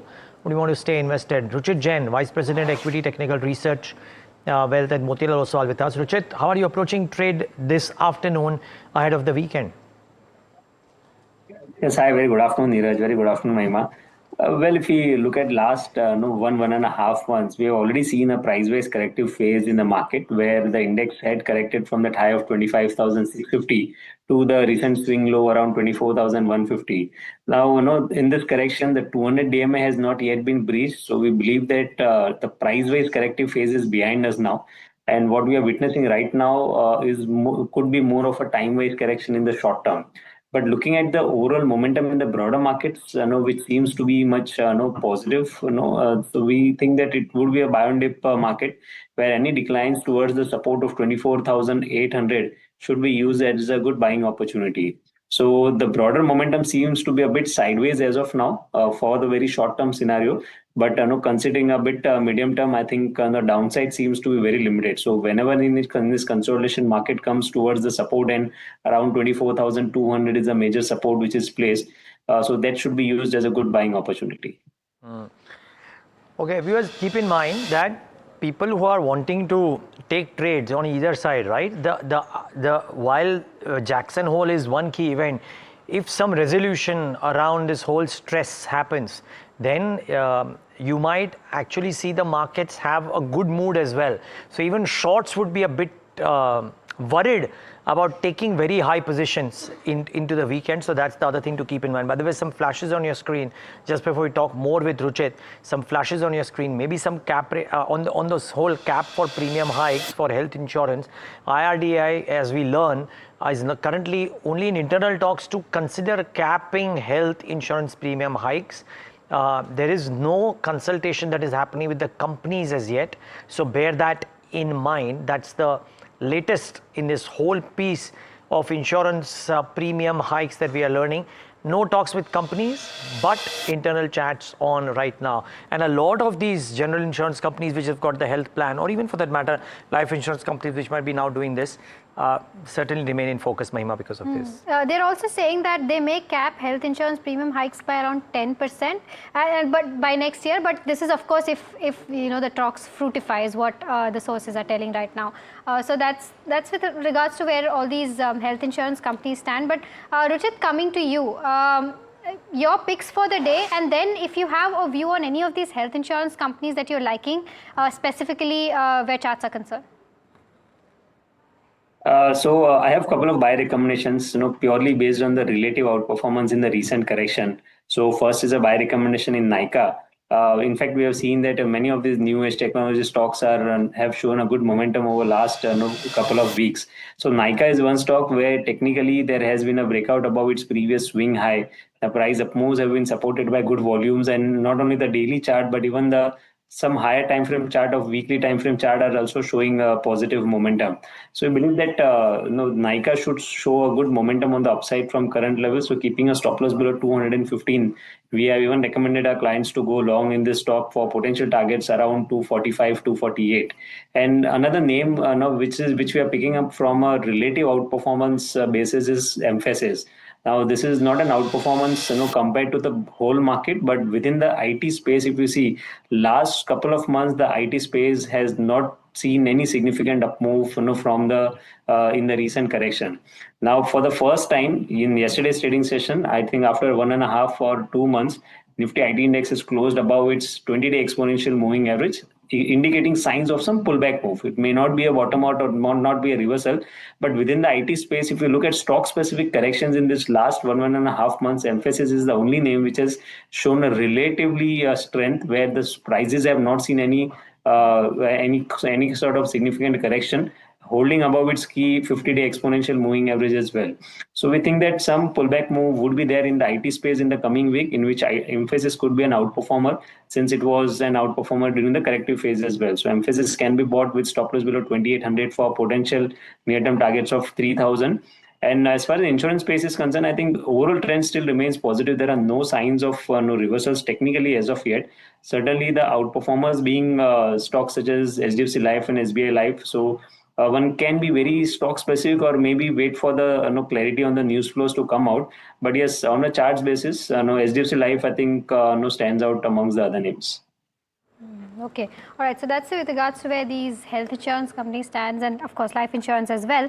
Rujit, one counter, that's not doing really well today is Asian Paints, but a lot of technical analysts have come out and suggested a buy on this counter. Do you think this is just an occasion where one can go and buy on the dips, or do you think that charts right now are not looking attractive enough?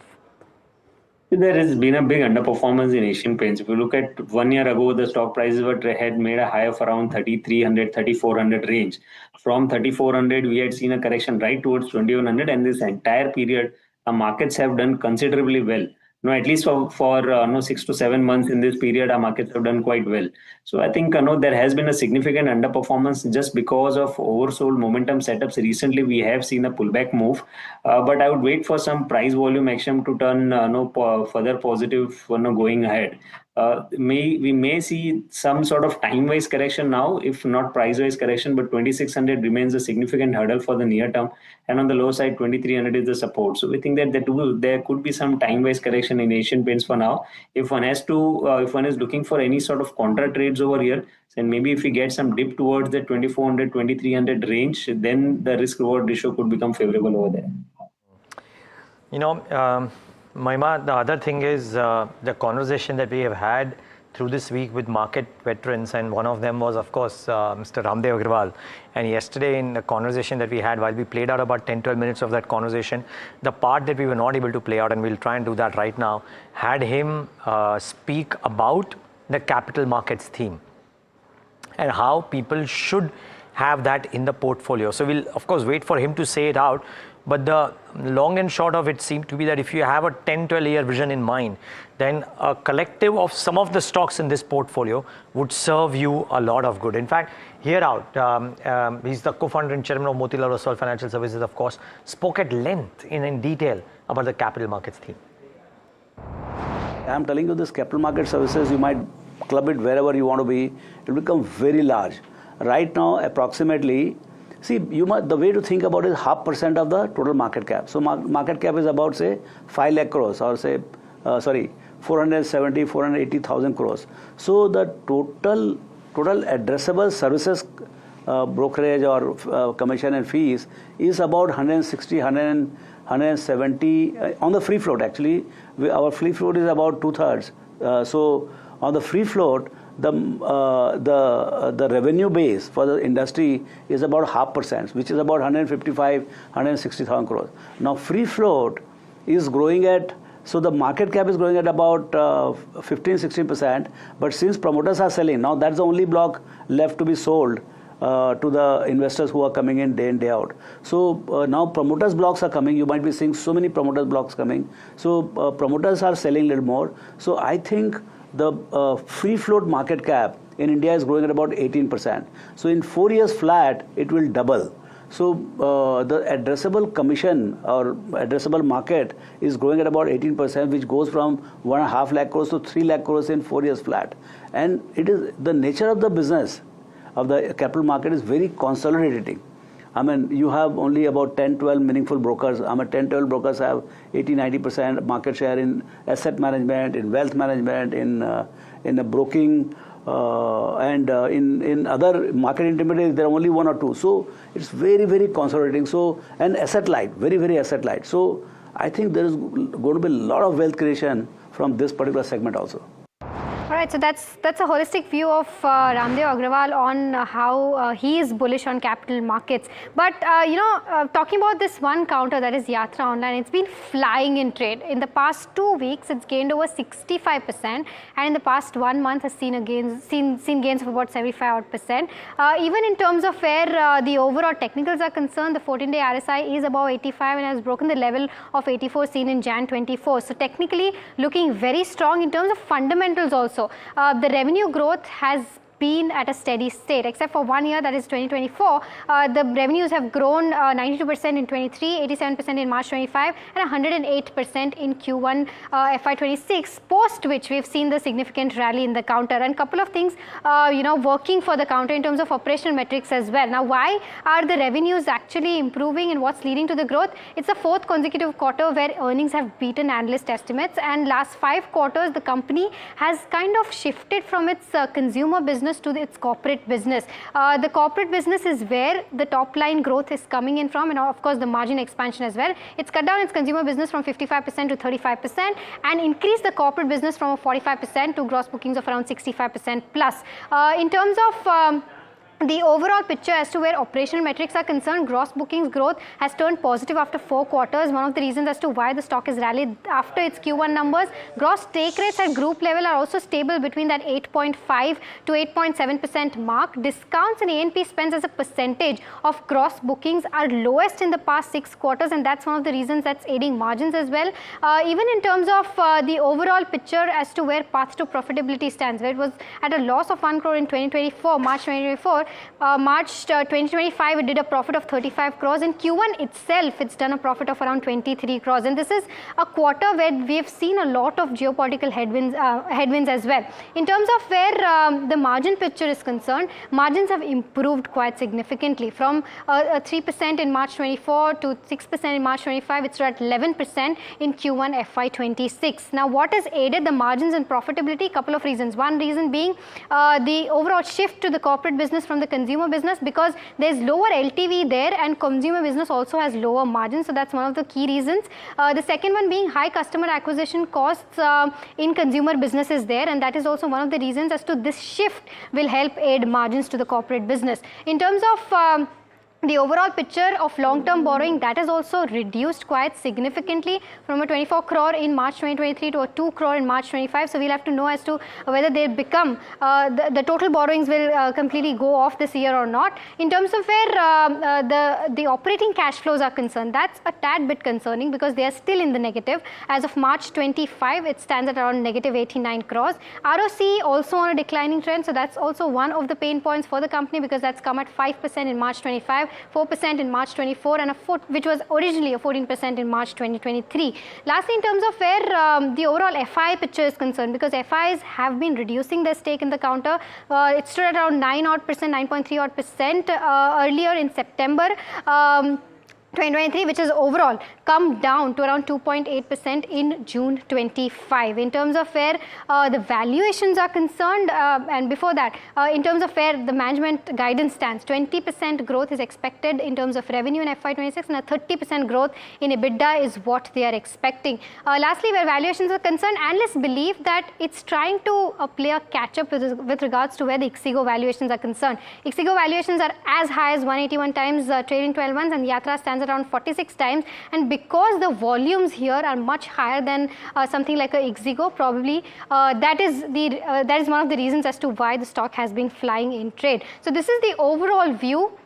In terms of lastly what Brokerage is saying, a lot of brokerages have either initiated or maintained buy on the counter, and the target prices range anywhere between 130 to 175. So this is the overall view as to what's happening with Yatra Online, and we are also joined by Dhruv Shringi, who is the whole-time director and CEO of Yatra Online, joining us now. Dhruv, hi, very good afternoon to you, and always a pleasure speaking with you. My first question to you is that while I was doing this deep dive, I was going through a lot of changes that you've made, and the first one, and we've talked about this as well, because the shift from that consumer business to the corporate business is something that's going to probably aid your top line and bottom line margins as well going forward. Give us some sense as to how this entire mix will change going forward from a longer term perspective. Good afternoon to you as well, and thank you for having me on your show. Like we've been discussing, I think now it's the last 3-4 quarters where we've been talking about this change in business mix that we've been actively working on, and you're beginning to see the benefits of that flow out. We are today at a stage where about 2/3 of our bookings are coming from corporate travel. We would expect that over the next year, this number will increase to about 75%. And that then becomes the equilibrium state for us between a 75-25 mix between corporate and consumer. We feel that's the right mix from a profitability point of view and also allows us to balance growth and profitability. Dhruv, good afternoon. Neeraj here. And of course, you had a fabulous quarter after which you spoke to us. Now, just trying to understand the pace at which travel is picking up, the big picture, for how long a time frame can you predictably say that if not the exact quantum of growth, but the nature of the growth that you've shown recently can continue? Is it possible to kind of hypothesize that? See, Neeraj, in terms of the way the market itself is also growing, and there are two factors that are benefiting Yatra. One, the overall business travel market is growing anywhere between 1.5x to 2x of GDP growth, right? So you've got strong fundamental GDP growth happening in the country. That's driving nearly double-digit growth in the industry. Secondly, within that, we've seen a big shift in the large corporates from an adoption of technology point of view. It's becoming more and more important for organizations now to automate their business processes. And as they go about automating business processes, travel and travel-related business processes is another important aspect of automation. So we are benefiting from that increase in the automation also, just at a more macro level across the industry. On the back of these two elements, I think we should be able to maintain, these kinds of growth rates from a gross booking point of view, and higher growth in the gross bookings closer to between 15 to 20% for, I would say, over a CAGR of a 3-year period. Okay, and I think on the call you had mentioned that 20% growth in gross bookings could result to what, a 35 to 40% growth in terms of EBITDA. You stick by that. You believe EBITDA can grow at a 40% CAGR for the next 3 years? We are positioning it as 30%, yes, but obviously we are confident of what we are talking about from that perspective. Okay, and one more thing, what can help extend this growth period? Is it effectively a factor of GDP growth northwards of 6%, or does it then need some extraordinary efforts around tourism, for example, for you to be able to be confident of growth being 20% beyond 3 years as well?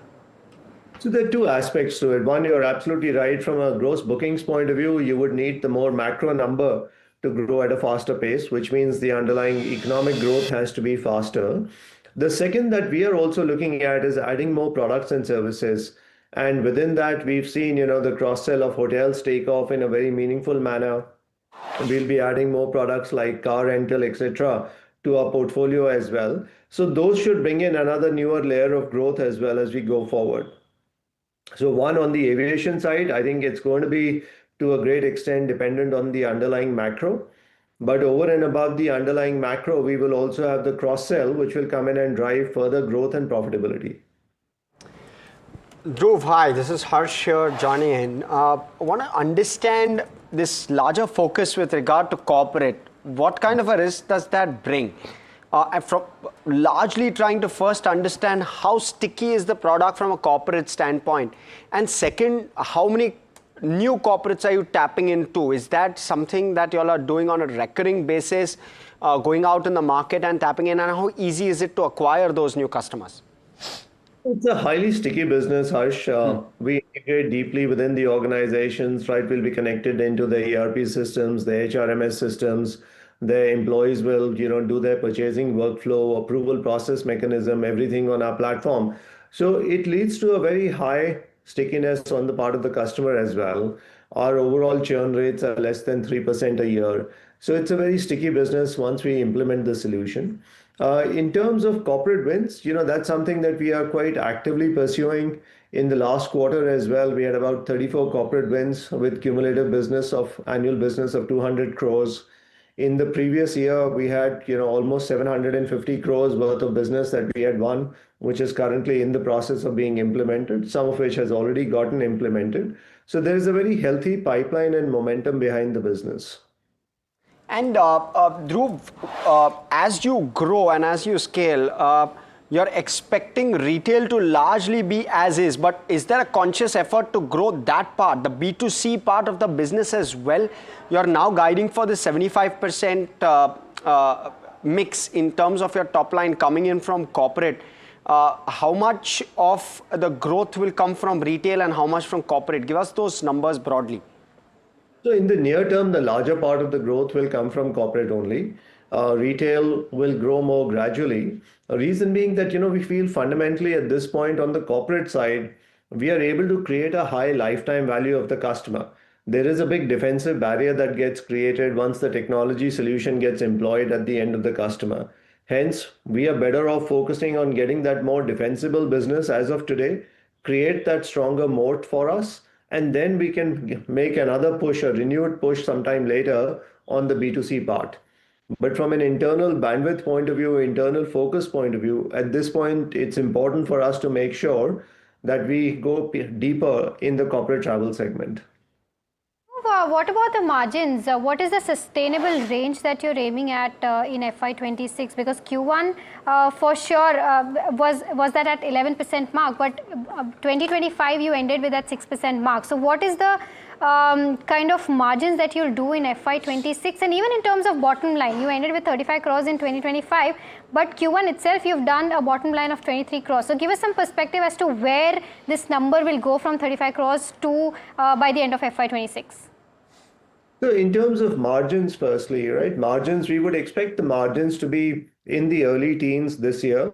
There is a certain amount of seasonality in the business as well. So to that extent, one should look at this on a trailing 12-month period basis as opposed to just looking at one particular quarter. But in terms of margin, we would expect margin to be in the early teens this year. In terms of, from an overall profitability point of view, our guidance is about 30% growth in EBITDA, and we stand firmly behind that guidance. Okay. And if you just do a back of the envelope, Dhruv, I mean, if you indeed hold on to these numbers well, then I'm not surprised with the kind of moves that have happened on the stock. The question mark only is, in order to achieve all of these things, this is my last question at least, would you need to raise any kind of equity capital or result in any kind of equity dilution, inorganic moves, other moves, etc., or does it happen entirely through internal accruals? So at this point, firstly, I want to just highlight one thing, that it's not just one quarter where suddenly we are seeing of course. The last 5 quarters, we've consistently been delivering. Markets also take time, right? Markets see consistent performance, and then overnight, what happens, what should have happened maybe over a 12-month period. But still, I'm not complaining about that. Having said that, in terms of from a cash point of view, I think we had over 200 crores, almost 220 crores of free cash on the balance sheet. We have almost 180 plus crores of unutilized banking facilities. So we don't see any dilution happening anytime in the future. We've got more than enough cash. And even at an operating level right now, we are generating sufficient cash to take care of working capital requirements. Dhruv, just one last question from my end as well. Any specific guidance with regards to where tech spends are concerned this particular year? See, our tech spends have been around the 25 to 30 crore kind of range. They will be slightly, maybe about 10% higher than that in the current year as compared to the last year. And that's because, firstly, there is a little bit of one-time tooling that's happening, you adopting new AI tools and building out new AI solutions. But I feel in the second half of the year, or maybe at least in the exit quarter, the fourth quarter, we'll see the optimization benefit also of the tools that we're implementing right now pay through. All right. Dhruv, thank you so much for giving us those insights, and thank you so much for taking our time and speaking with us at NDTV Profit. Thank you. All right, Ruchit, I'll come back to you. Your quick view on Yatra, though seeing some profit booking today, but has had a significant run up in the past 2 weeks. Yes, so I think the kind of volumes that have been seen post the recent results, and it clearly indicates a fresh buying interest in the stock. But since the stock is already up by around 60% in this last 2 or 3 weeks, so I think one should keep a buy and dip approach, and any declines towards that range of 135, 140, if it comes in the near term, then I think one should use those dips as a buying opportunities. Use those dips as buying opportunities is what the technical charts are also indicating. All right, Ruchit, thank you so much for joining us and giving us those insights. With that, it's time to slip into a very short break, but lots lined up on the other side, so do stay tuned.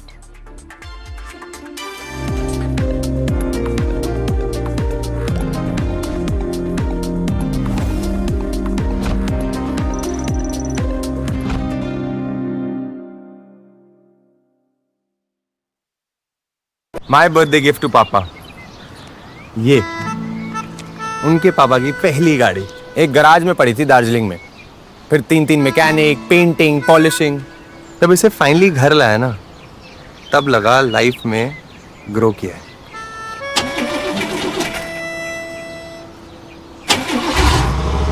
बुलाओ।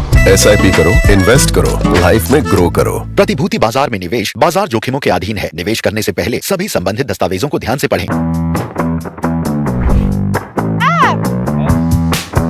Tamanna, thank you so much for coming here. So not that far from Bangalore. Only 4 hours. This is exciting. Yes. It's exciting because we're also the only channel to get a look inside the factory. We're going to be on the factory floor. Absolutely.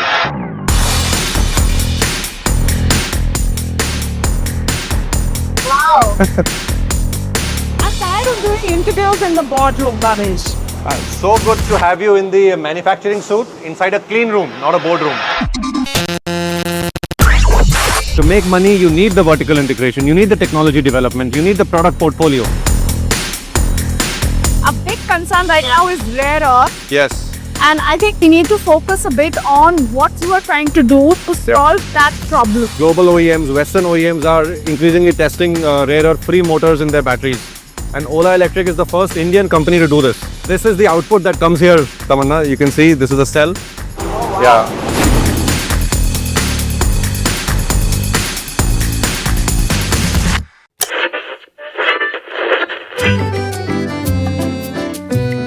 They're the force behind some of India's most respected business empires.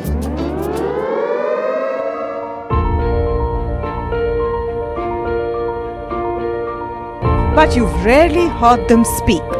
Now, for the first time, these leaders open up on succession, conflict, governance, and inheritance.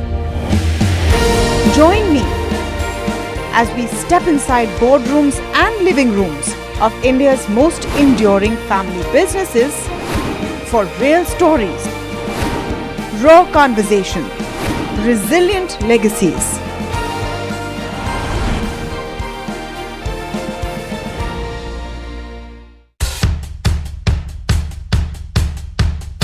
The markets move fast. And so should your portfolio. Expert insights, real-time stock picks.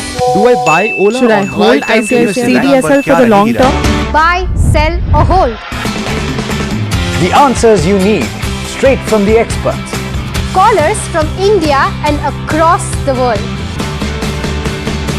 Connect live, ask, decide and invest wisely.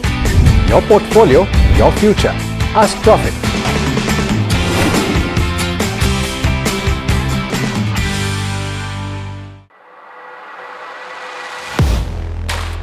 Do you really know the company you invest in? What is the real picture behind presentations and claims? Is the outlook as rosy as the company claims? Know Your Company, powered by NDTV Profit Research, shines a light on the biggest stock market movers.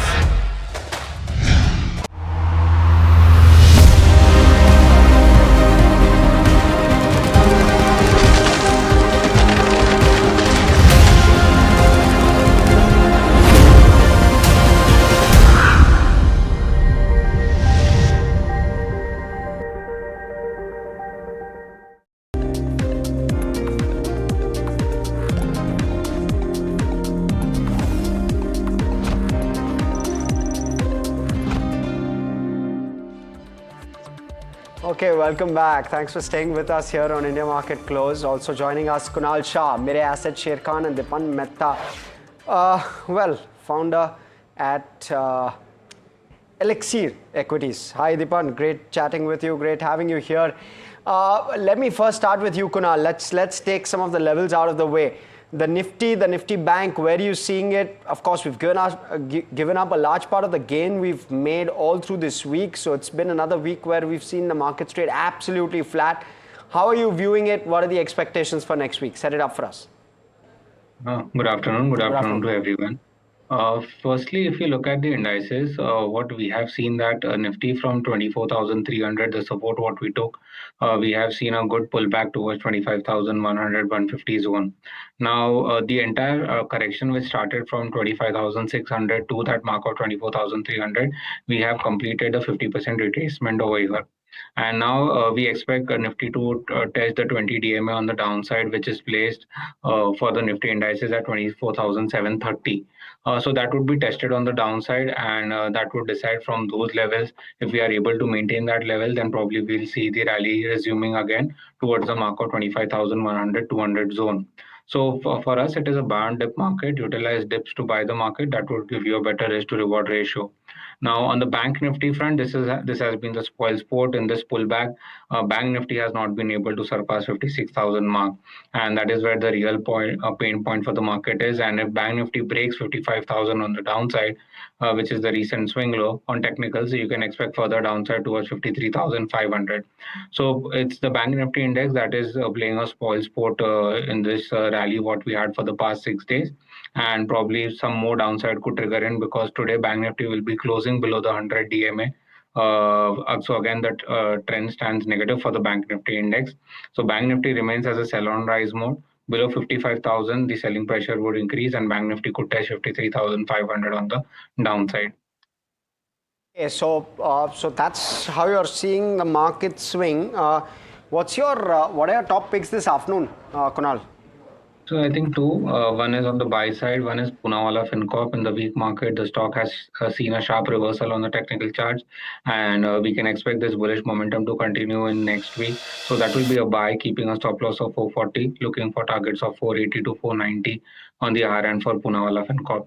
The second is on the sell side, and this is Bharat Forge. Again, Bharat Forge in this pullback rally didn't witness any strength, and it has been trading below the 20 DMA, and there is selling pressure on Bharat Forge, so we can expect further downside into the counter. One can keep a stop loss of 1180 and look for a target of 1050 on the downside. Excellent. Okay, Deepan, let me start off with a general question. How are you viewing markets? What are pockets you're liking at this point? There's of course plenty happening on the domestic front. There's just so many things with regard to stimulus that we're seeing both from the government as well as from the RBI. What are you taking, and what's the best bet in this market, value versus growth? Yeah, good afternoon. Thank you for having me on your show. Yeah, I think that basically what is happening is that the funds which are coming into the market through mutual fund, through retail investors, that is keeping the market afloat. But the fundamentals are not preventing the market from going to new highs or going into another range or a new orbit. And that's why we are stuck in this particular narrow range for the last several months or so. And only once we see the earnings growth improve, I think the markets can go to the next level. And I'm sure the government has done a lot of programs, a lot of effort to improve the earnings, to improve the overall economic activity. And hopefully this festive season may turn out to be good. But I think that, we thought the growth in earnings would come earlier in June quarter. That did not happen. So I think investors are waiting and watching to see real solid signs that earnings are going to the next level before taking the values up higher from these levels and deploying even more cash in the market. Okay. Deepan, the other piece that's been moving, and since the last couple of days, is insurance, right? We got a GST cut, likely nil rate on the insurance sector as a whole, which is a key positive. Of course, only for buyers of insurance who are individuals. But the other, on the flip side, we had news trickling in today from our sources which seem to suggest that there'll be a cap with regard to how much insurers can hike premiums. So there's likely going to be a cap there with regard to how many price hikes they can undertake. And that will be capped to the extent of inflation and medical inflation in particular. And there is deliberation going on within the IRDAI with regard to that. We've seen how insurers have been able to drive up premium value, and maybe this is a risk to pricing. Your take with regard to both of those developments? See, I think if insurance GST comes to zero, then also it's a problem, because then the GST credit cannot be set off. and that will, is another issue, and one is to really work out how much the premium will actually come down. You cannot expect it to come down by the exact quantum of the GST which has been cut. So that is one aspect. And also to an extent, I think, premium levels are not the only determining factor for insurance. I think a lot of selling has to be done around the actual reason for taking an insurance and convincing the customer that he needs this particular policy. That is one part. At the same time, anything which is done to curb the pricing power of the insurance companies will certainly be received negatively. In any case, Mediclaim and the medical insurance, health insurance is not a great profit driver for a lot of insurance companies. And if there are going to be curbs over there, then that may be even further detrimental. So on the whole, I think we are broadly neutral on insurance. It's not that these companies have been around for last 10 years or so, even more longer. It's not that they have created a great deal of value that, one should look at them in extremely positive light. They are good, steady businesses. They may give returns in line with the broader market, slightly lower. They're good defensive stocks also because of the kind of business they are in. But it's not a growth business, according to me, where from these levels, these stocks can, generate 25-30% or 15 to 20% type of returns going forward. Okay, all right. So that's with regards to where these insurance companies stand. But shifting focus to the auto space, hit brakes on your next car purchase till the next GST reforms come into place. How much will the next GST reform make a difference in your next car, and how will your next car be cheaper? Let's go across to Puneet to break down as to how much will you save on this GST cut from 28% to 18%. Over to you, Puneet. Well, thank you for that. So it's definitely going to be the most, the biggest actually gift, essentially a pre-Diwali one to say the least for all the car makers. We've put together a list of, firstly, of reduction of GST on some popular models. So this is not an exhaustive list, but let's go across that first. First, we're going to see for small cars specifically, models like WagonR as well as Baleno, currently, taxed at 29% in terms of GST. If the rate cut is supposed to happen, it will come in at 18%. A whole 10% on 7 to 9 lakh rupee cars is going to be a big change, and we're going to get the numbers as well.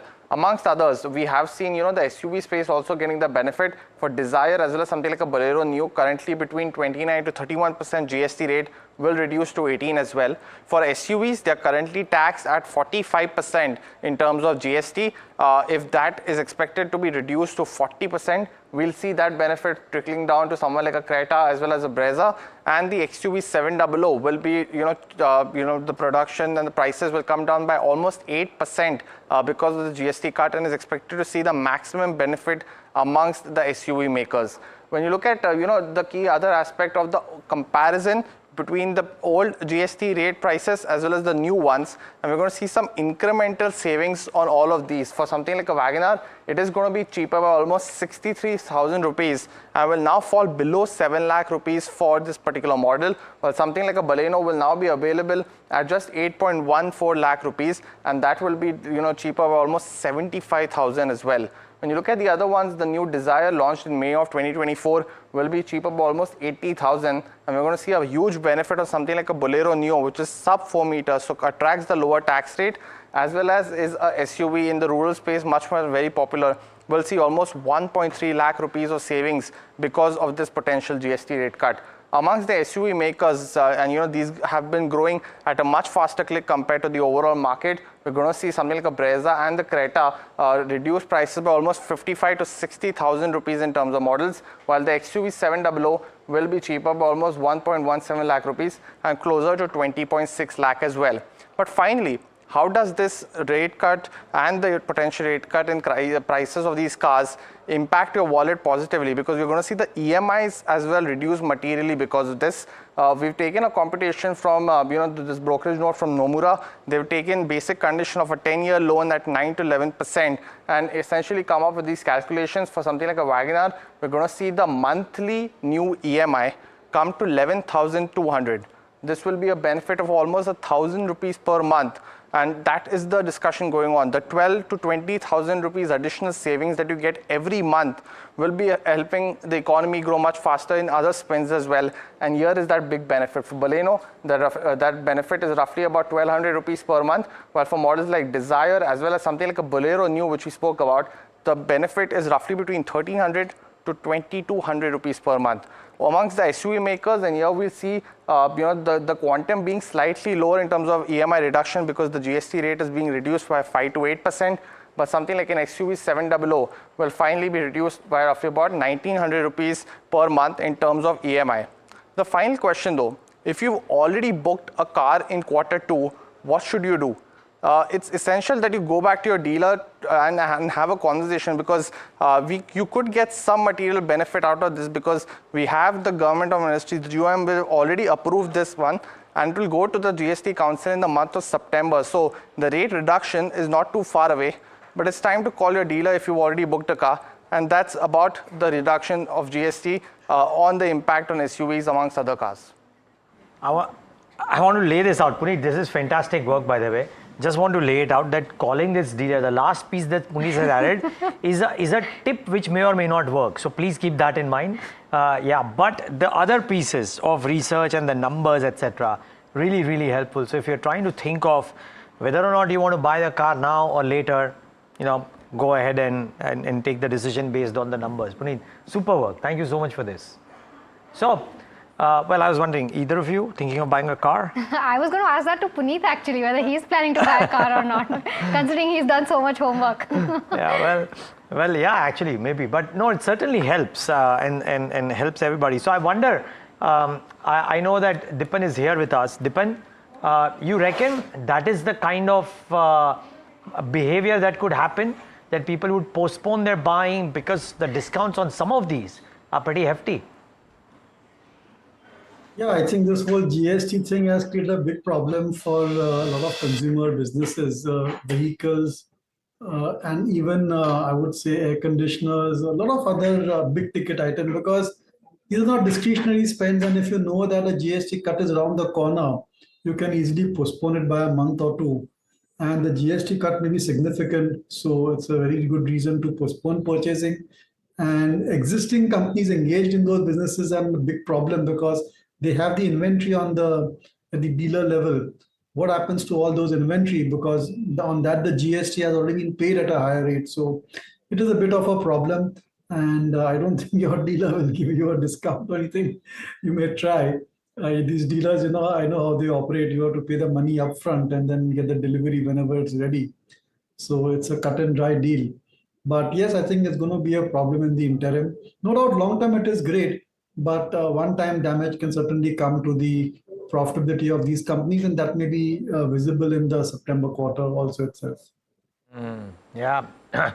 Kunal, any thoughts on buying cars and any thoughts on either buying or selling the stocks of some of these vehicles for a trade? Both. Yeah, I think firstly to buying cars, I've been looking out for buying a car since the month of January, February. Have not finalized on anyone. Still confused on that front. Wait for a month and a half, I guess, now. Yeah, exactly. That's why I hope my wait was useful for me. So firstly, on the auto packs, recently we at Sher Khan had come out with a festive pick, and that is where we picked up Bajaj Auto there as an buy. So Bajaj Auto for us on the technical charts, it looks really attractive to us. Already it had corrected sharp from the higher levels, and now we expect this correction to get over, and we see a next leg of up move that will begin. So Bajaj Auto is one which is there on the buy side for me, and any dips would be a buying opportunity. We have kept a target of 9,300 to 9,800 on the upside, and we expect this momentum to catch up in the next 3 to 4 weeks. Okay, let's also zoom out a bit and take a look at the sectoral picture for autos. What's being penciled in and which are the companies that could benefit if these GST cuts actually kick in. Listen into a word coming in from research analyst Mumukesh Mandlesha from Anand Rathi with regard to the views coming in on the auto pack. So on the packing order, I think the Maruti and Hero could be the bigger beneficiary as they are more exposed towards the entry segment, and a 10% reduction on GST. And then obviously there's a tax on tax of road tax also. So it's a good reduction for the small cars and entry two-wheeler segment. But overall, I mean, the whole PV segment and the two-wheeler segment would benefit. And then CV segment, it could be a partly where there are some truck operators which takes the input tax credit. Then for them, it would not be a major change. And tractors also could benefit with the reduction in the rate. With the higher exposure of Maruti towards less than 4-meter vehicle, that segment could be the major beneficiary. Okay, we also had the chance to interact with former FADA president, listening to, and he predicted that the proposed GST cut from 28% to 18% on small cars under rupees 10 lakh will actually reduce prices by approximately a lakh or so. Listening to what he had to say. Currently, the vehicles are being taxed at what, 48% or 50%. So 28 plus 20% cess or 28 plus 22% cess. And all the premium cars or even SUVs are being taxed at that price. If it comes down to 48% to 10% for a 10 lakh car is also a big amount. It is 1.5 to 2 lakh rupees. And if you talk about Mercedes or Jaguars or all those, you're talking of a huge amount of benefit being passed on to the customer. So it's just not entry level. No doubt entry level will get a push, like Sir said, because for the past 2, 3 years, 4 years, we are seeing entry level not getting that tandem because of the price increase, which we have seen because of the regulations and the product change. With this 10% reduction, anything which is 100cc motorcycle or a car which is below 10 lakhs will obviously get that push when they get a benefit of a lakh or a 20,000 in the two-wheeler segment. But this will affect the auto industry on the whole. The growth, what we were talking in this financial year, that it will be subdued or it would be a low single digit. I feel we can expect a better thing, better number in this financial year because of this GST cut. Okay, so if you look at what's happening in the markets right now, quite a bit of pressure coming in during the close of trade. And the mood a little somber, more than anything else that we are seeing. Just wondering if you're going to see some action at least due to this Nifty rejig. Now, what's expected is that Indigo and Max Healthcare could enter the index. Not that you've been seeing too much action in them. Let's pull up what's happening with an Interglobe and a Max Healthcare in terms of their stock prices. They are supposed to be replacing a Hero and an Indus Ind. This is Nuvama's bet, by the way. Nothing that has been said so far. There's a meeting on today and then we'll know what exactly comes out of it. No action at all, even with those passive flows possibly coming in for both of them. You could also see the inclusions of Solar Industries, Mankind, Siemens Energy, Hindustan Zinc or Union Bank. Likely exclusions from the Nifty next 50 would be Indigo, Swiggy, Dabur, ICICI, Pru. Having said this, I think BSE is another stock that we should talk about because there was a lot of speculation about whether BSE would make the cut in this Nifty rejig, but that view seems to be unchanged. In fact, a UBS note which came in about 24 hours ago on BSE continues to see some pressure in that stock as well. And Deepan, I'm going to come to you. Just to talk about what you expect to see from these capital market players and BSE specifically. No, I think that certainly it puts a cap on these stocks, and Sebi is taking very proactive measures to curb volatility, to curb volumes in the FNO, and that's going to impact discount brokers.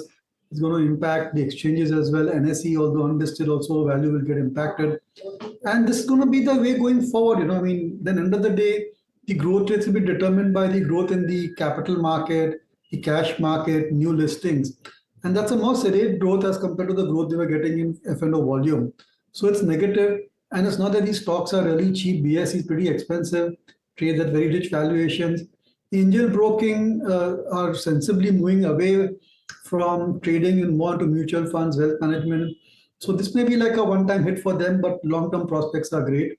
So I would say that I would like to be a bit cautious on these capital market related stocks, NSDL, CDSL included over there, and focus more on the wealth managers. I think they've done a great job in terms of managing people's wealth and even rewarding shareholders through excellent returns. So likes of Nuvama, 361, Anand Rathi, I think they are the top picks within the so-called financialization of savings investment thing. No, that's true. What's really also hurting today are financials. And ahead of the whole Jackson Hole speech that we'll have to look out for, Deepan, is there anything that you would pick up here? Because your leading private sector banks are seeing quite a bit of pain today. Yeah, see, Tamanna, the biggest disappointment were the banking sector in the June quarter. And I thought that interest rate cuts and overall improvement in business activity would lead to better numbers. I genuinely thought that the provisioning requirements would flatten out or at least move in tandem with the pre-provisioning profits. That has not happened. So I'm getting a bit skeptical on the banking sector. It's becoming more and more of a red ocean, and lending in a sensible way is getting very difficult. So I would like to be neutral weight, but banks are such a large proportion of the Sensex Nifty that you really just can't avoid them.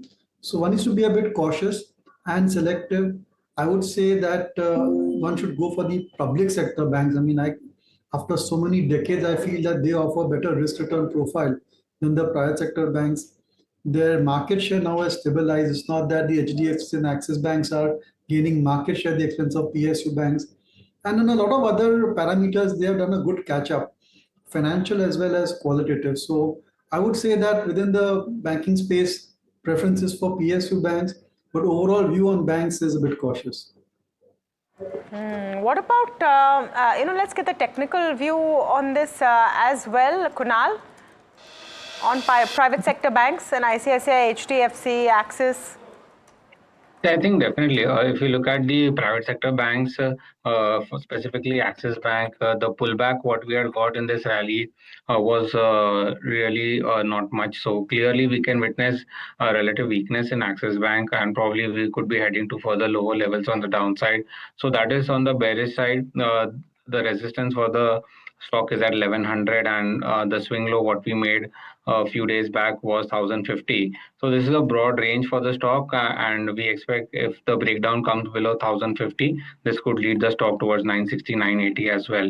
So probably some pain point which is still left in the private banks, which definitely is reflected in the Bank Nifty, and that is the reason why Bank Nifty has been underperforming. So there could be more pain point. Once Bank Nifty breaches 55,000, expect further correction in stocks like Axis, HDFC, and ICICI.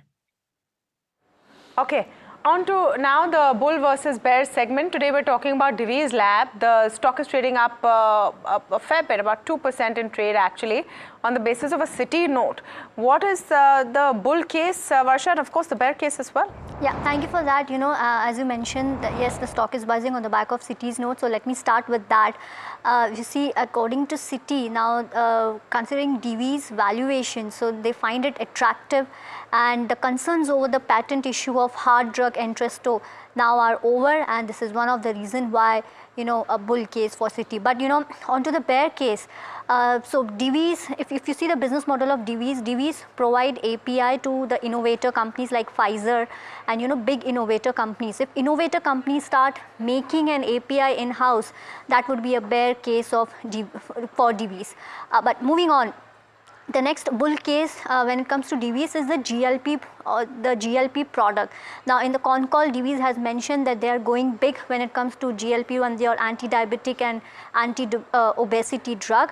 And the Eli Lilly's Mounjaro product is expected to double their sales by FY30, and Divi's will have a massive opportunity there because Divi's is also planning to to manufacture API for these anti-diabetes or anti-obesity drugs. But failure to scale up the GLP-1 drugs or failure to scale up the production of these drugs is the bear case when it comes to Divi's. But moving on, the other advantage that Divi's has is the 700 crore capex that they have done, plus new launches when it comes to custom synthesis, and also the contrast media itself, which is growing into a double digit, is one of the advantage that the Divi's has.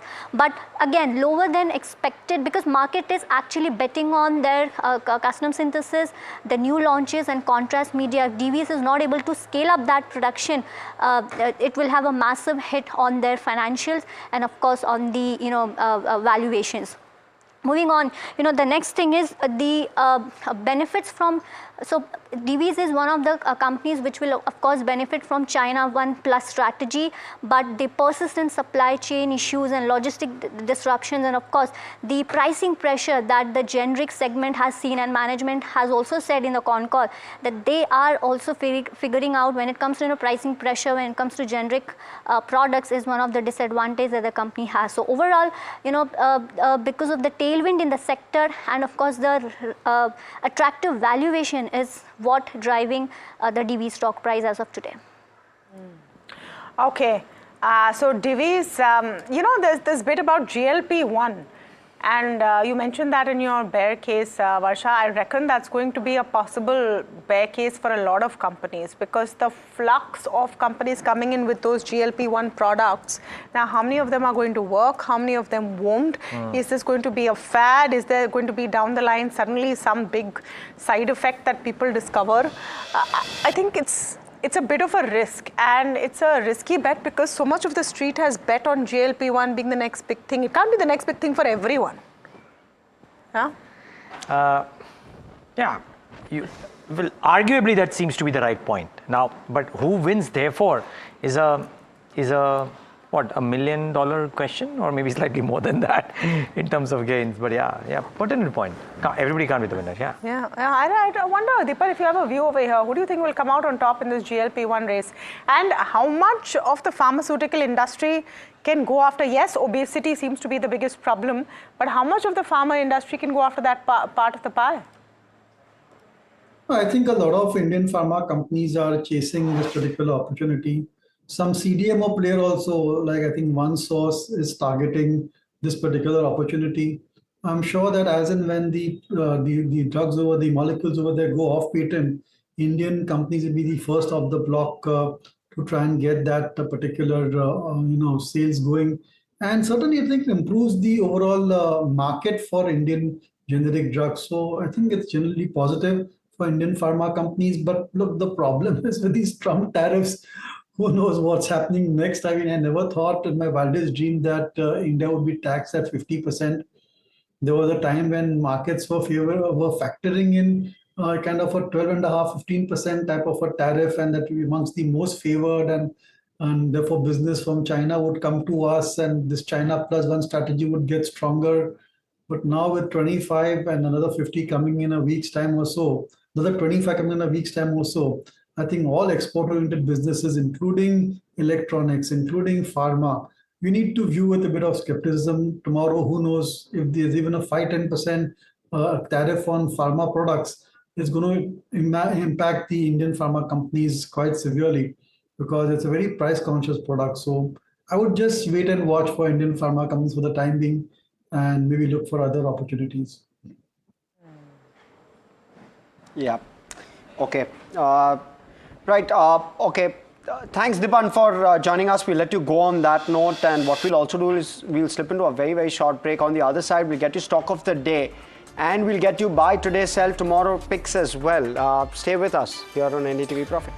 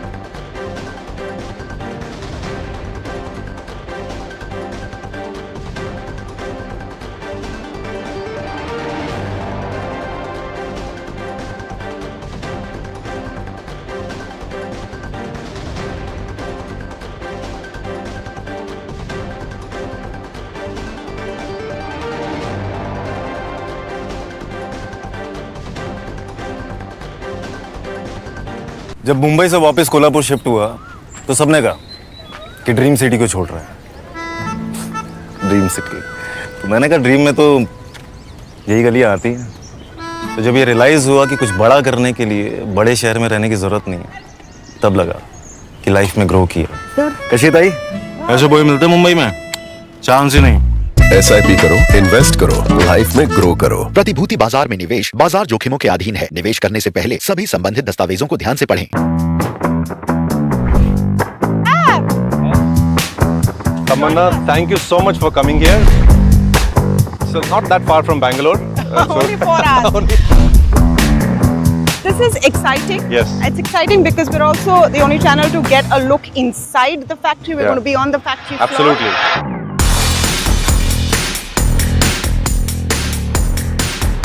Wow. I'm tired of doing interviews in the boardroom, Ganesh. So good to have you in the manufacturing suit inside a clean room, not a boardroom. To make money, you need the vertical integration, you need the technology development, you need the product portfolio. A big concern right now is rare earth. Yes. And I think we need to focus a bit on what you are trying to do to solve that problem. Global OEMs, Western OEMs are increasingly testing rare earth-free motors in their batteries. And OLA Electric is the first Indian company to do this. This is the output that comes here, Tamanna. You can see this is a cell. Oh, wow. Yeah.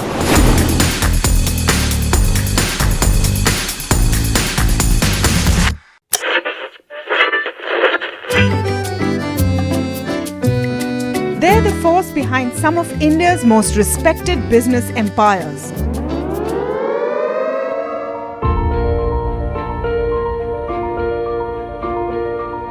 But you've rarely heard them speak. Now, for the first time, these leaders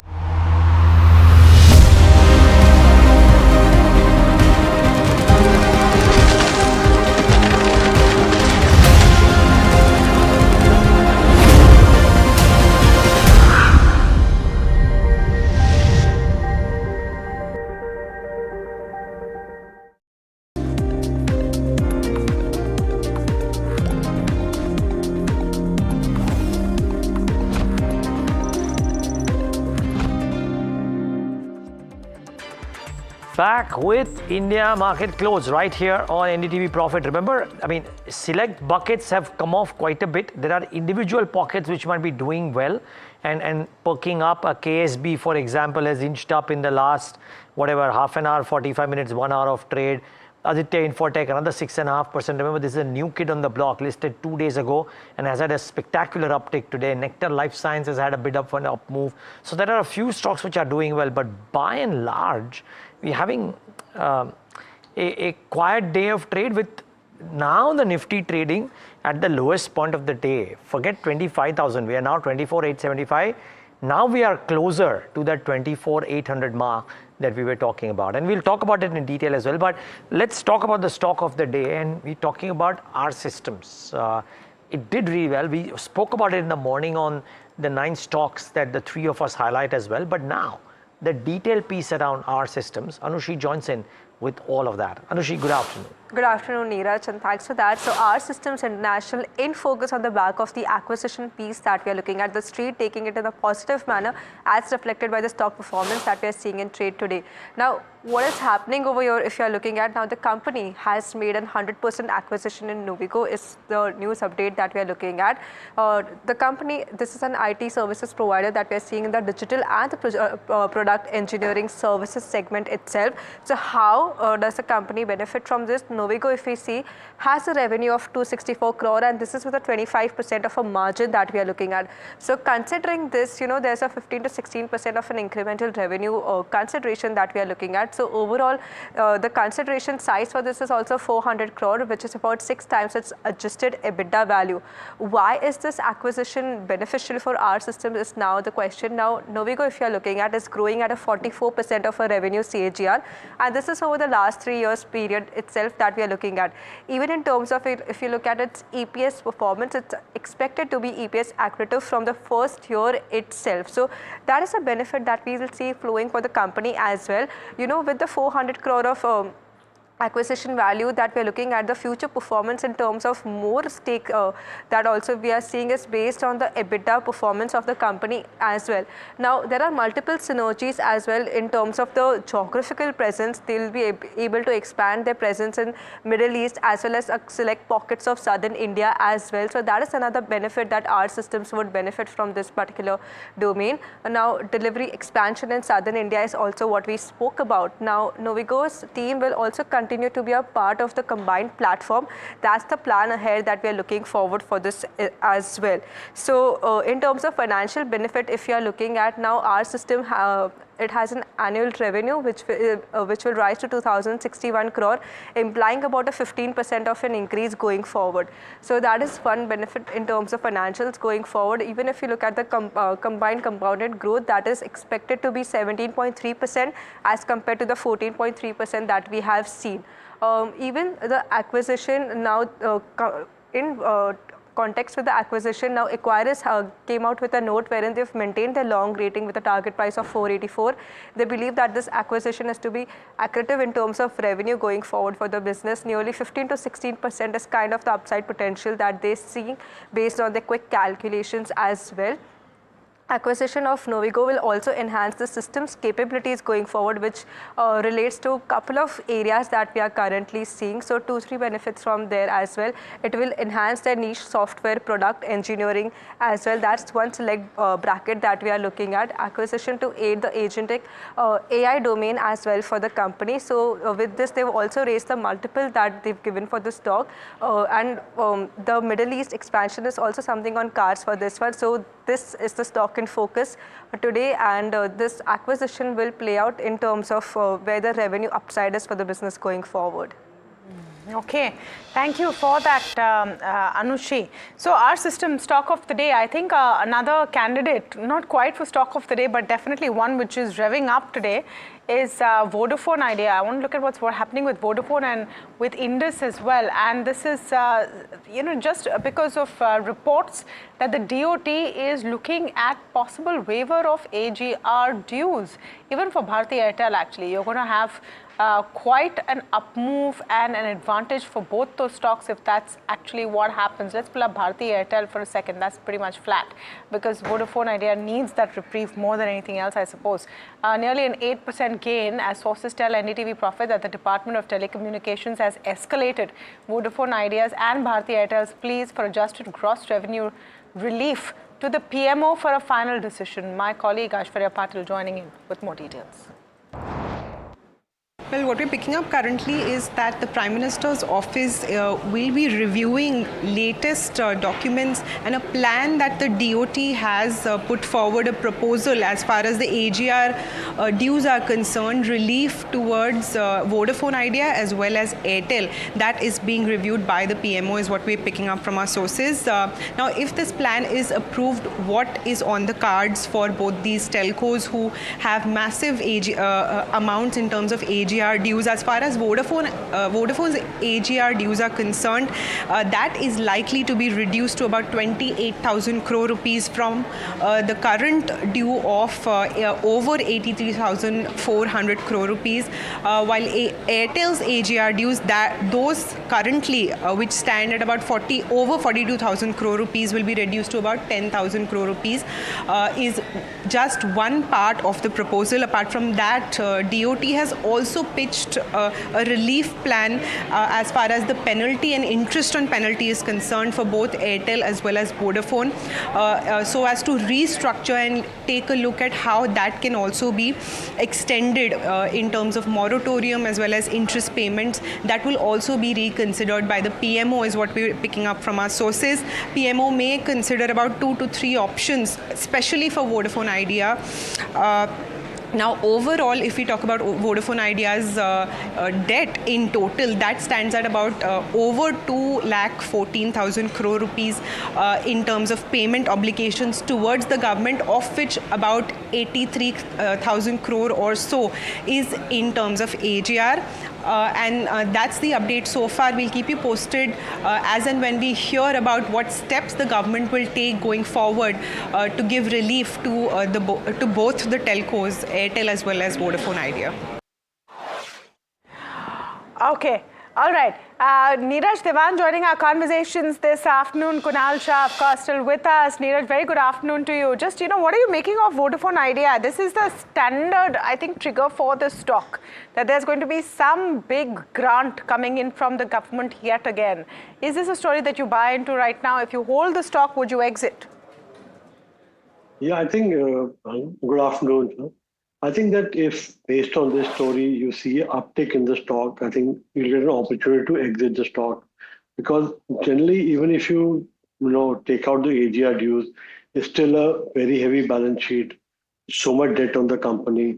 They're losing subscribers. Even in that front, they're not improving. So there's nothing operationally which I feel makes a case for one to stay invested in Vodafone. So I've been avoiding the stock, since last so many years. I think I'll say the same, that you are still holding on to it. If you get a pop-up because of this news flow, I think you should use this opportunity to exit. Okay, use the opportunity to exit. Kunal, you agree with that thesis? Yeah, I think, definitely. Even on the charts, if you look at, I think whatever bounces you will be getting, that would be a good opportunity to exit the stock. The stock, again, has seen some buying interest from the lower levels, but this pullback in the entire downtrend could go towards the mark of 8 or 9, but that could be a good level to exit the stock. Exit the stock. Okay, not surprised. This is one advice no one listens to. Everyone comes and says, exit the stock. There is some inherent faith people have in the Vodafone stock. In the recovery of Vodafone at some point of time. Light at the end of the tunnel. It's saying, apna time aayega, and that's going to happen for Vodafone. But the beauty is that, and you rightly put it, if we can pull up the 5-year chart of a Vodafone versus an Airtel. And for the longest time, people have waited for apna time aayega, और apna time Airtel mein aa gaya hai. For the last 5 years, just look at comparative for both and you will see the difference. Just the kind of wealth that has been created in Airtel over 5 years versus what's happened in Vodafone. Somehow the quest for trying to buy the cheaper alternative has not quite paid off. But Neeraj, the third largest market cap, Airtel, or an Indus or something, would you go out and invest there? Or if that's too expensive now? Yeah, I think if one is a long-term investor, even at these levels, one can invest. But then you're talking about 2-3 years. You should not be in a hurry that you invest today and get returned in 6 months, 1 year. But for a long-term investor, I think even at these prices, one can enter, because the company has proved themselves. The kind of improvement they've shown in the balance sheet, the performance, it's improved over the year. So I think that performance will continue improving there. So for a long-term investor, I think like we say for other stocks like other sectors, Mahindra and Mahindra or a TVS, the kind of performance they've been showing, Bharti is in the same league as far as telecom is concerned. I think for an investor, it will still make sense to get into Bharti even at this rate. Okay, get into Bharti even at this level. All right, what's buzzing this afternoon? Let me go across to Vansh, who's telling us about the buzzers, top 3 buzzers really this afternoon. Royal Orchid, Texmaco and Eclerx is what you're talking about, Vansh. Yeah, so let me start off with Royal Orchid Hotels. Now, the company has announced the opening of the new hotel called Regenta Place in Ahmedabad. Now, it's a 48-room hotel, and now the company operates 16 properties in Gujarat along with this. Now, the company has also committed for a future expansion in Gujarat in less than 2 years. And if I talk about the financial performance of the company, the PAT for the company has been up by 28% on a year-on-year basis. And if I talk about the operational metrics, now the average room rent for the company for their hotels is up by 6% on a year-on-year basis. And the average occupancy for them stood at 69%. Now, if I talk about the 2030 target, now the company is targeting to tripling its hotels from 115 to 345 hotels by 2030. In terms of guidance, the company has guided for 100 crore revenue by FY26. Second on my list is Texmaco Rail and Engineering. Now the company has been awarded a 103 crore order from Leap Grain Rail Logistics.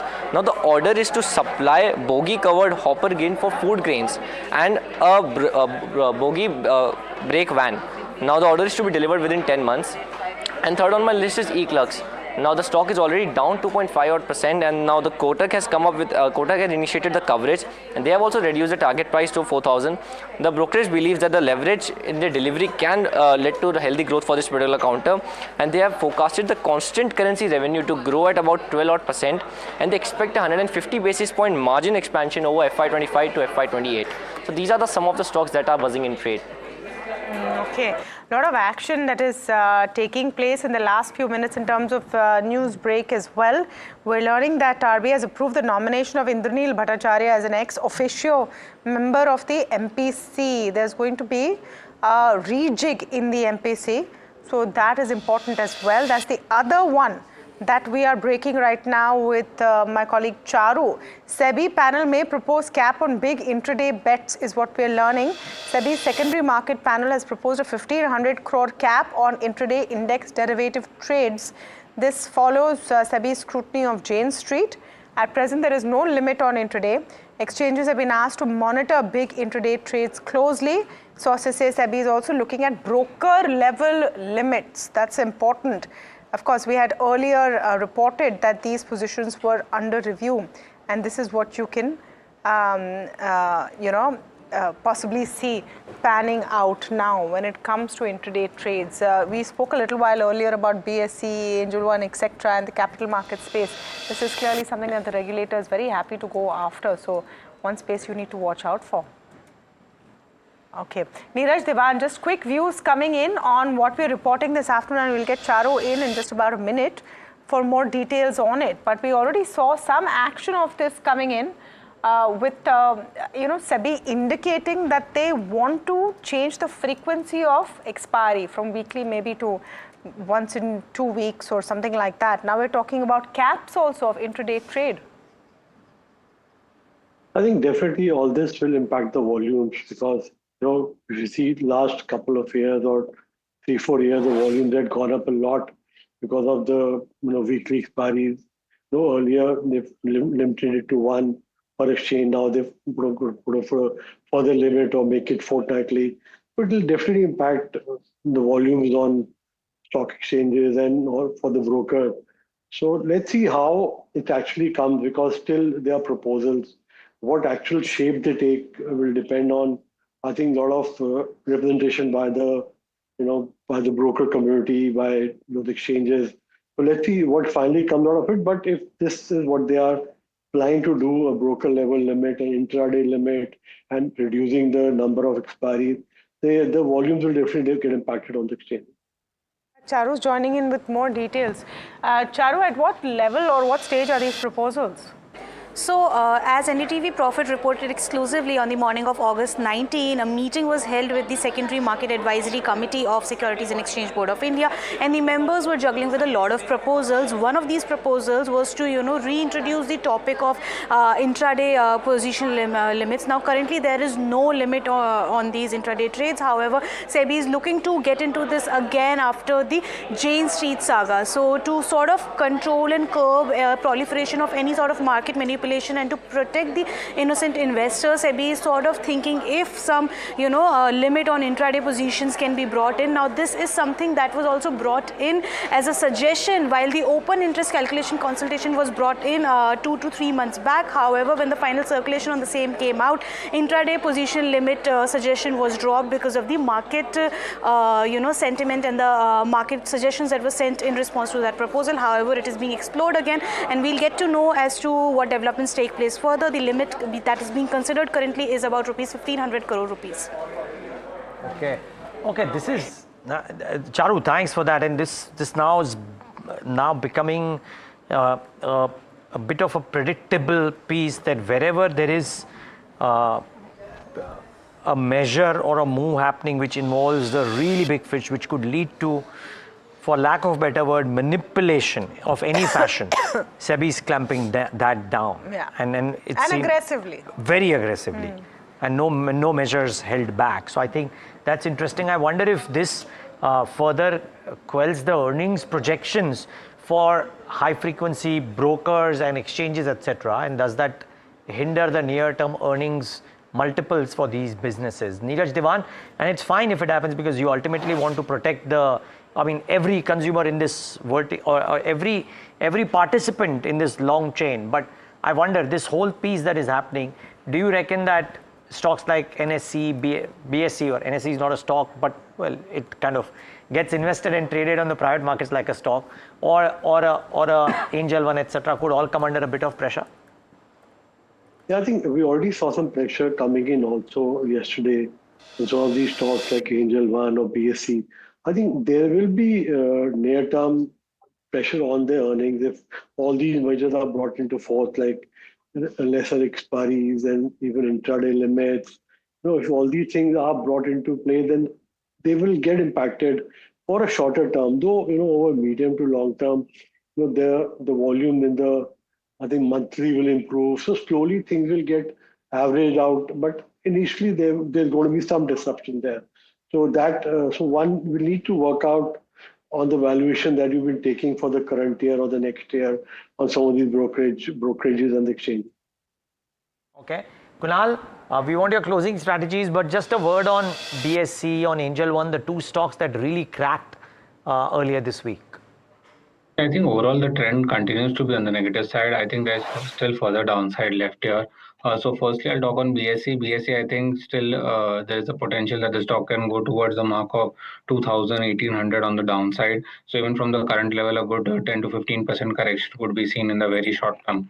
Angel One as well, I think here the stock is already trading in a big downtrend, and we can expect this correction to go further on the downside. I can expect the stock to test the levels of 2,300, 2,325 on the downside. Okay, let's quickly pull up Edelweiss. Edelweiss under some pressure after the announcement that Westbridge Capital is picking up a minority stake in Edelweiss. I think the valuation that has been assigned is something that the street is not perhaps liking at this point. So you're seeing some issue over there. They're acquiring a 15% stake in Edelweiss Financial Services Limited for a consideration of 450 crores in Edelweiss Asset Management Limited. That's the announcement has been made by EFSL. So you are seeing some pressure over there. So the note says a current transaction values a business at 57 times PE, which aligns with industry benchmarks of 30 times to 60 times. I don't know if the valuation is the concern that has got the stock pulled down or what it is. One pocket of weakness there. Cement is the other pocket of weakness that I'm seeing very, very clearly coming in. And you look at the mid-size cements, look at a Ramco right now, look at a JK Cement, all of them seeing a bit of weakness there coming in. Just your thoughts on both of these, Neeraj and Edelweiss. Let me start with that deal. Have you had a chance to look at that deal at all? No, I have not actually. I don't track Edelweiss, so I have not looked at the deal. Okay. And what about your mid-cap cement? I mean, the street's favorite for the longest time, but seeing some pressure. I don't know if it's a GST concern or what we're seeing, because you already saw them run up on GST rates coming down, and they'll come down significantly if they do on cement, because you're going to go from 28%, even if you go to 18%, that's going to be a huge, huge reprieve. But today, we're even seeing an India Cement doing badly, a Ramco, a JK Cement, all of them seeing some profit booking here. Is that what you put it down to, Neeraj? Yeah, I think it's profit taking, because even before the GST news came in, cement stocks were doing well. So there was expectation that demand is picking up now and will be very good for the rest of the year. After the monsoon season is over, the kind of order book with most of the infrastructure companies also declared, and kind of project launches that real estate companies have. So there's expectation that cement demand is going to pick up. So the stocks were already doing well, and with the GST news coming in, there was again a feeling that GST will come down on cement, and that will also impact their volume. They should go up going ahead. So all that really created a short-term moment in the stock, most of these stocks. So I think the stocks had touched 52-week high, close to that, some or most of them. So I think there is some profit taking which is happening. I'm still positive on this segment. I think I also believe that second half will be very good for the cement company, and then they'll also be able to maybe increase the prices, excluding the GST cut. So I feel that I think this is an opportunity, and this is just a profit-taking phase which is happening right now. Kunal, let me come to you with regard to an ABFRL. Okay, before that, your top BTST idea, Kunal. Let's get that out of the way. I think here I'll be focusing on the pharma space, and my pick would be Torrent Pharma.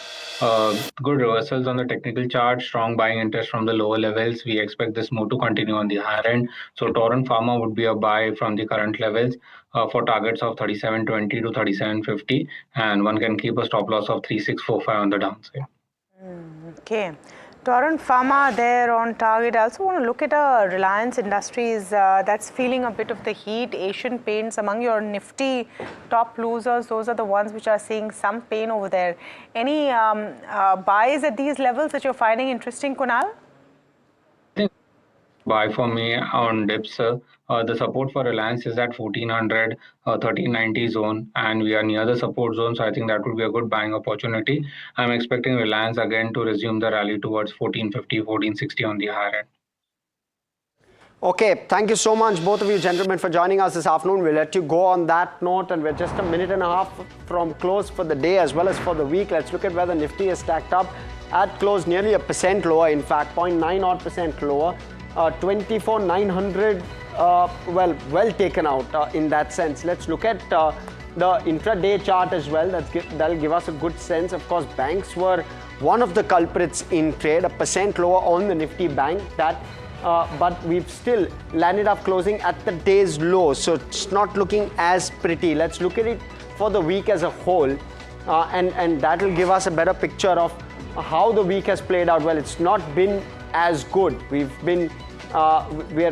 largely traded in a range, and we've actually, due to today's near 1% fall, we're down in fact for the week gone by. So it's not been the best week there. Let's look at the heat map on the Nifty, and that'll also give us a picture of how sectors have played out today. But the breadth has been extremely tough on the Nifty, and that is evident. A few names, especially in maybe an auto, Maruti is there, M&M is there, Bajaj Auto is there, probably dominate that list of stocks in the green, but really it's so marginal that there's just no strength there. Among the losers, well, it's a broad brush, so really no specific stocks there, but you will see IT names, you will see banks, so some of the financials, IT, and a couple of auto names also there. A Hero is sitting there in the top 5 losers of the day. So broadly, that's how it's playing out. Let's look at sectors, and that'll also give us a sense. The Nifty India Defense is up 1/3%. So is the Pharma Index. But outside of that, broadly, it's red. Nifty Auto just a slight negative bias, but it's metals and banks which have been the culprit today. Metals, even FMCG to a certain extent, 1% lower on the Nifty FMCG index as well. Realty also within broader markets is down around 0.9%. IT is down 0.8%. Let's look at the advanced decline, and that too will try and get the texture. There you go. Not looking pretty. It's one of those days where we've seen the declines outstrip the advances. Not seen that too often this week, but nonetheless, that's the case. Let's pull up the Nifty mid-cap and small-cap index as well. Let's see how those have performed. Well, 0.25% lower. We've largely held, again, a good range all through the day, but we've slipped at the fag end. Let's look at the Nifty small-cap. There you go. And that too around 0.1% lower. So some outperformance seen in broader markets. Can we look at the week-to-date numbers on both the Nifty mid-cap and small-cap on how the week has gone by? Well, flattish. Okay, percent higher on the Nifty mid-cap, so that's a key positive. And the Nifty mid-cap, please. The Nifty small-cap 1.2. The Nifty mid-cap also nearly 1%. So some bit of green on your screen where broader markets is concerned. So you've seen a bit of an outperformance there. But that's a wrap for the week, frankly. Let's look at the BSE 500 top gainers, top losers, before I hand it over to what we could be doing over the weekend. Well, that's broadly some of the names. None of those really stand out. AB Fashion, some amount of a good volume leading to that 7% uptick that we saw on the stock. But let me bring in Shreyanshi. She takes us through what you can be watching out for this weekend. And I certainly watch out for this segment. So, Shreyanshi, over to you. Well, absolutely, so there are no big ticket releases this week, but that doesn't mean that you can't be booking your tickets, because there's a couple of movies that we should be looking at. Let's take a look at the entire list of movies. Of course, you do have Coolie the Powerhouse. That was made with a budget of 350 crores. That's the one that's managed to rake in 230 crores. That's one movie that you can be looking at. We'll also be going through the reviews, but for now, let's also take a look at War 2, because that was also a big budget movie made with a budget of 300 crores has just managed to rake in 200 crore rupees, because there's a lot of competition coming in between the two movies. Of course, you have, in terms of reviews, there are no points for guessing that Thalaiva has gotten rave reviews when it comes to Kuri the Powerhouse. So it's packed with energy, it's got a mass appeal, and those are some of the reviews. But there are no fireworks when it comes to the collections, and we'll go through those collections also in a bit. But lukewarm reviews for War 2 as well, because one review that I in fact really liked was that the movie has it's gone on a world tour, left the story behind. So those are some of the reviews coming in for War 2 as well. Let's quickly take a look at some of the top performers when it comes to Thalaiva. There's 14 crore rupees being raked in by 2.0, Jailer that managed to rake in 345 crores. And against that, Kuri at this point in time compares with that 230 crore thereabout collection for the blockbusters. But let's see how it pans out for the rest of this coming week as well. But Peacemaker Season 2, John Cena is coming back with this one. Jio Hotstar is where you could be watching this one, so keep an eye on this one. Other than that, this of course is the season 2, so let's see if fans can make peace with the ending of the first season. But this one is the one that I really like, because Map That Leads to You is a very interesting rom-com that you have. Prime Video is the one where it's released on August 20th. So this is the one to watch out for. One review that stands out to me is that this is Ye Jawani Hai Diwani with a visa. So if you are in the mood to watch a travelogue, this is that was the one that you should be looking at. And Invasion Season 3 is the one that's releasing on Apple TV Plus. So this is quite underrated. If you're in the mood to watch something and catch up on the previous seasons and watch something new, then Invasion Season 3 is what you should be looking at. But with that, thank you so much for tuning in.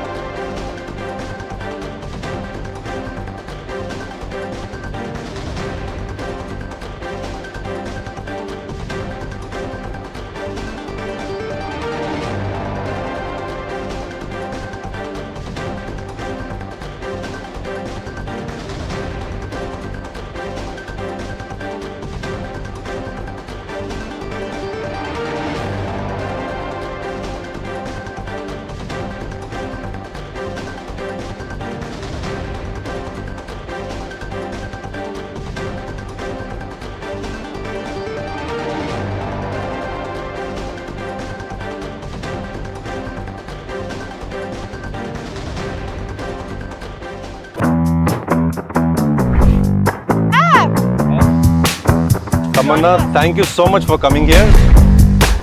So not that far from Bangalore. Only 4 hours. This is exciting. Yes. It's exciting because we're also the only channel to get a look inside the factory. We're going to be on the factory floor. Absolutely.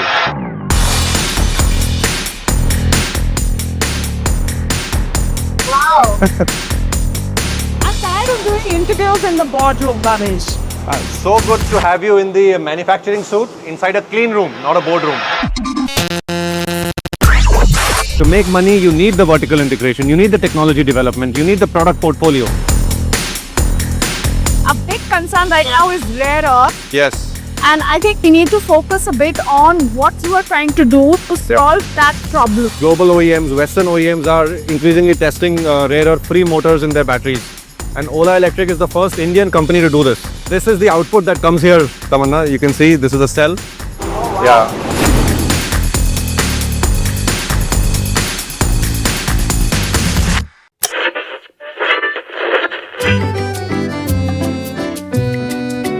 force behind some of India's most respected business empires.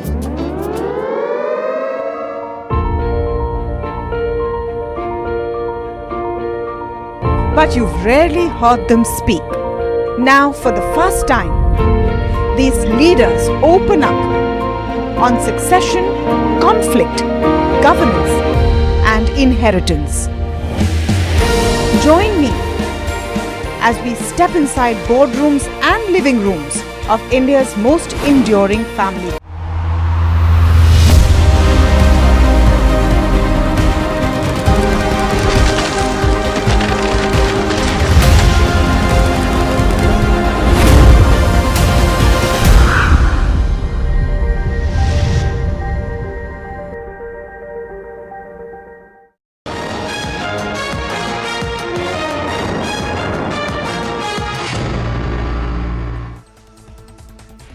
Hello and welcome. You're watching Market Express and I'm your host Himakshi Bahuguna. Now let's get straight to the show. So viewers, Indian benchmark indices took a hit today, erasing this week's gains with cuts nearly 1%. The Nifty wrapped up trading at approximately 24,800 levels, while the Sensex concluded at around 81,200. However, broader markets defied this trend, outperforming both the Nifty and Sensex on a weekly and intraday basis. Mid and small cap indices were the bright spots, surging over 2% this week. And on the flip side, HDFC Bank, Reliance, ITC, ICICI Bank and TCS were the major contributors to today's downward pressure. Despite this, the overall sentiment remains cautiously optimistic, with investors eyeing benefits from potential GST reforms. Most sectors ended in the red zone as Nifty Metal, PSU banks and FMCG led the decline. Media, Pharma and Defence were the only sectoral gainers in trade today. However, auto, realty and consumption clocked the highest weekly gains. Just over a quarter of stocks ended in the green, wrapping the market breadth in favour of the bears. And on to our topics closer today. Market regulator Sebi has turned its attention to Finfluencer Abdul Sate, with sources suggesting that illegal gains from his operations could be between 400 to 500 crore rupees. Sebi was reportedly on the verge of releasing an order against Sate before deciding to conduct a more detailed inquiry. The investigation is expected to scrutinize Sate's activities very closely. The US and European Union revealed fresh details about their trade framework, including on hotly contested and anticipated pharma and semiconductor tariffs. After weeks of heated negotiation, Brussels and Washington finally arrived at a trade agreement late last month, setting out 15% blanket tariffs on EU exports to the US. Under the deal, the EU also committed to purchase $750 billion worth of US energy and invest at least an additional of $600 billion in the US. Our Systems, a leader in digital product engineering, has announced the acquisition of Novigo Solutions, which is an IT services provider specializing in low-code or no-code and intelligent automation, for 400 crore rupees, valued at 6 times Novigo's adjusted EBITDA. So Novigo, with 264 crore rupees in revenue and 25% EBITDA margin, has achieved a 44% revenue CAGR over the past 3 years. Now, the deal is funded partly by 275 crore rupees in the non-convertible debentures at 1 lakh rupee face value via private placement basis, and that also makes it the stock of the day. Apollo Microsystems stock soared 24% in the past month and 97% year to date, driven by its selection as the lowest bidder for 25.12 crore rupees orders from DRDO and defense PSUs. Now, the company, which is a key player in defense electronics, expects robust revenue growth of 45 to 50% CAGR over FY26 to 27, which is fueled by a strong order book and production ramp-up. Management anticipates margin expansion in H1 FY26 due to improved operating leverage.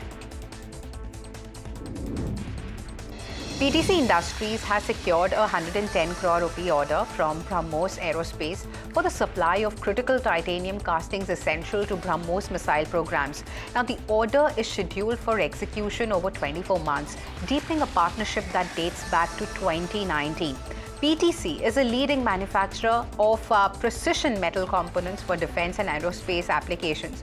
Now, with a strong domestic and international footprint, this contract reinforces India's push for indigenization and technological self-reliance under the Atmanirbhar Bharat initiative. The company recently reported a 5.3% rise in the net profit with strong sales growth in Q1 of FY26.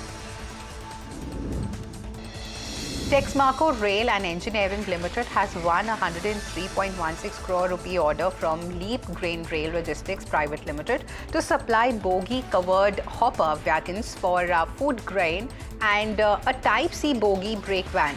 So the order is slated for delivery within 10 months, reinforcing Texmaco's presence in India's rail freight logistics sector.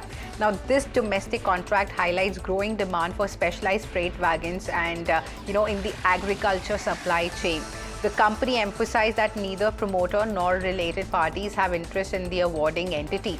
The order win boosts Texmaco Rail's order book and revenue visibility for the near term.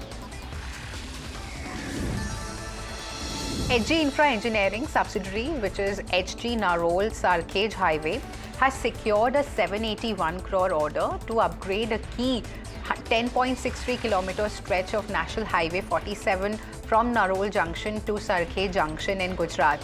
Now, the project involves upgradation of an existing 6-lane road, including construction of an elevated corridor.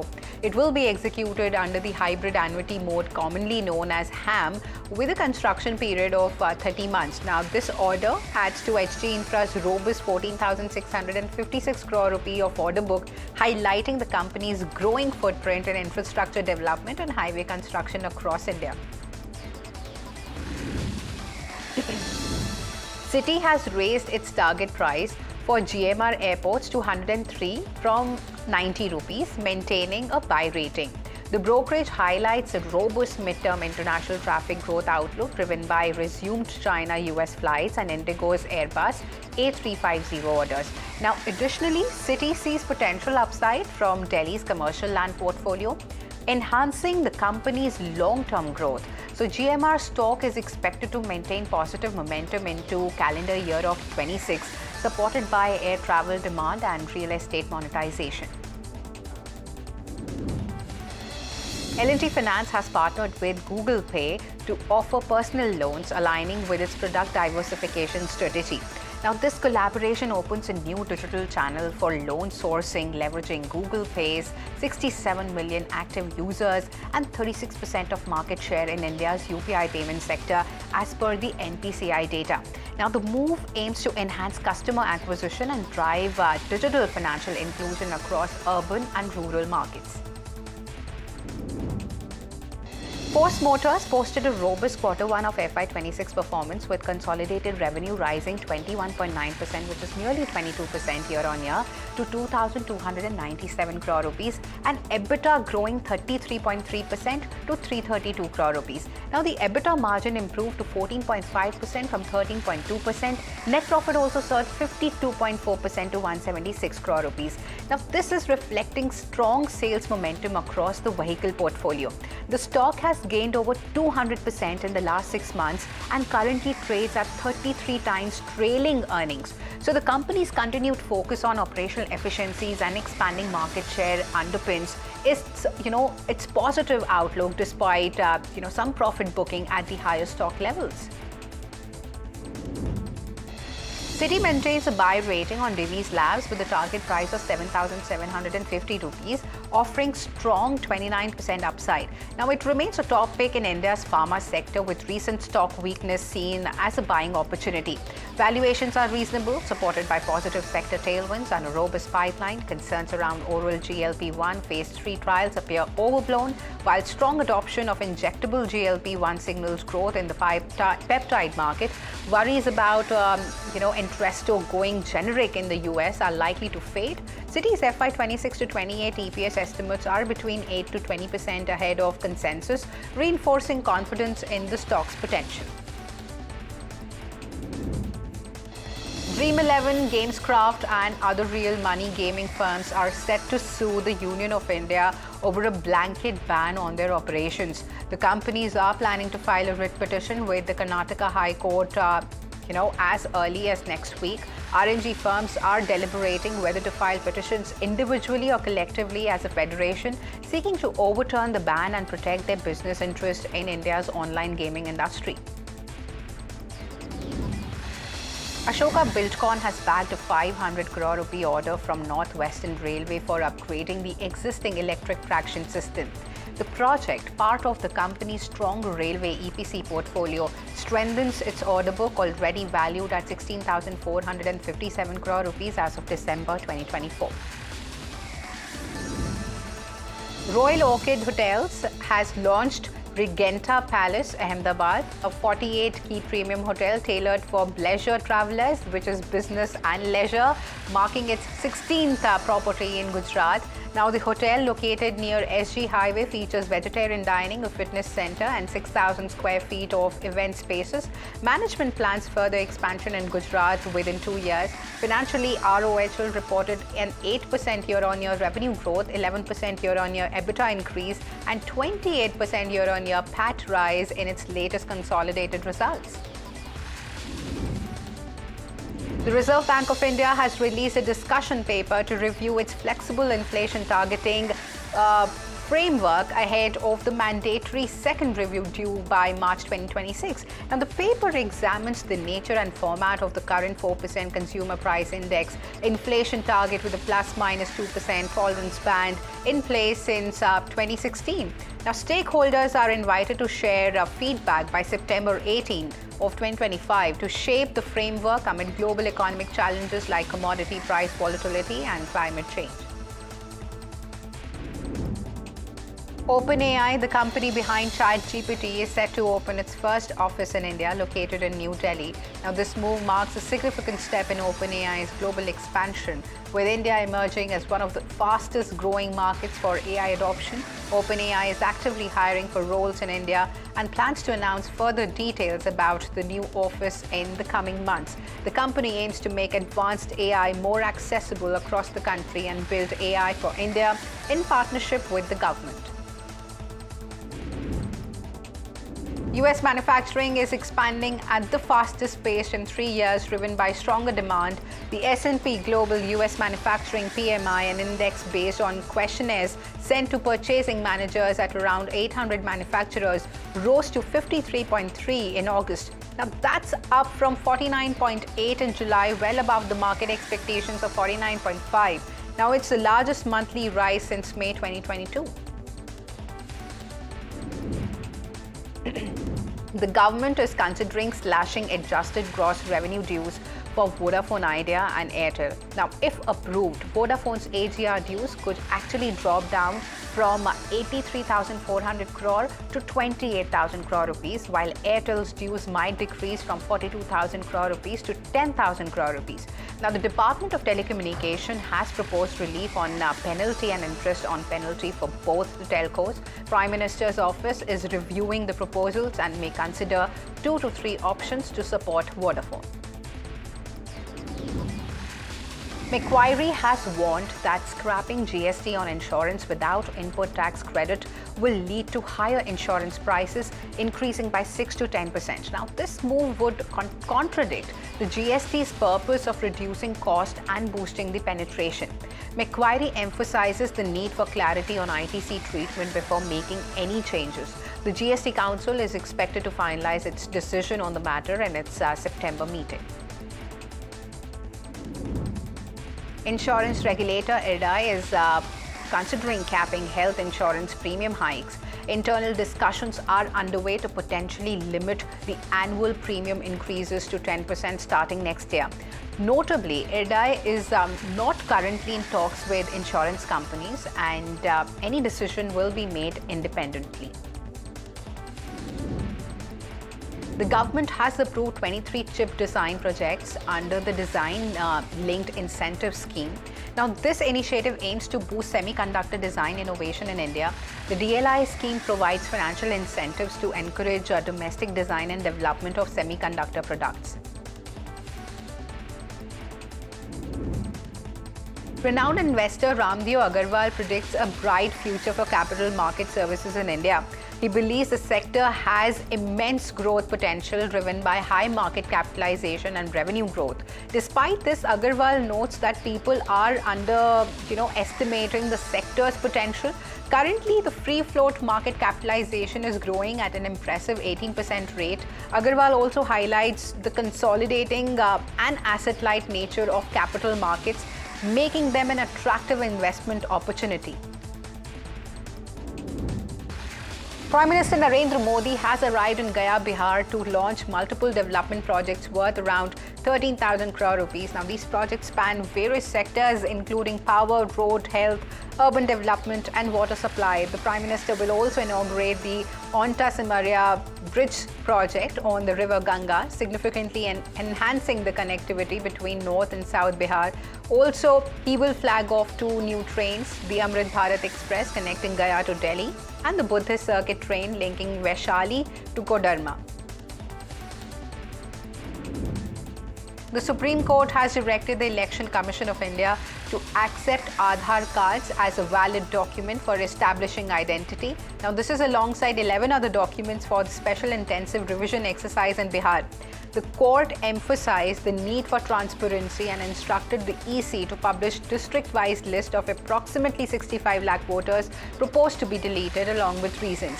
The EC has been asked to consider Aadhaar cards and voter ID cards for the enumeration process to avoid mass exclusion of voters.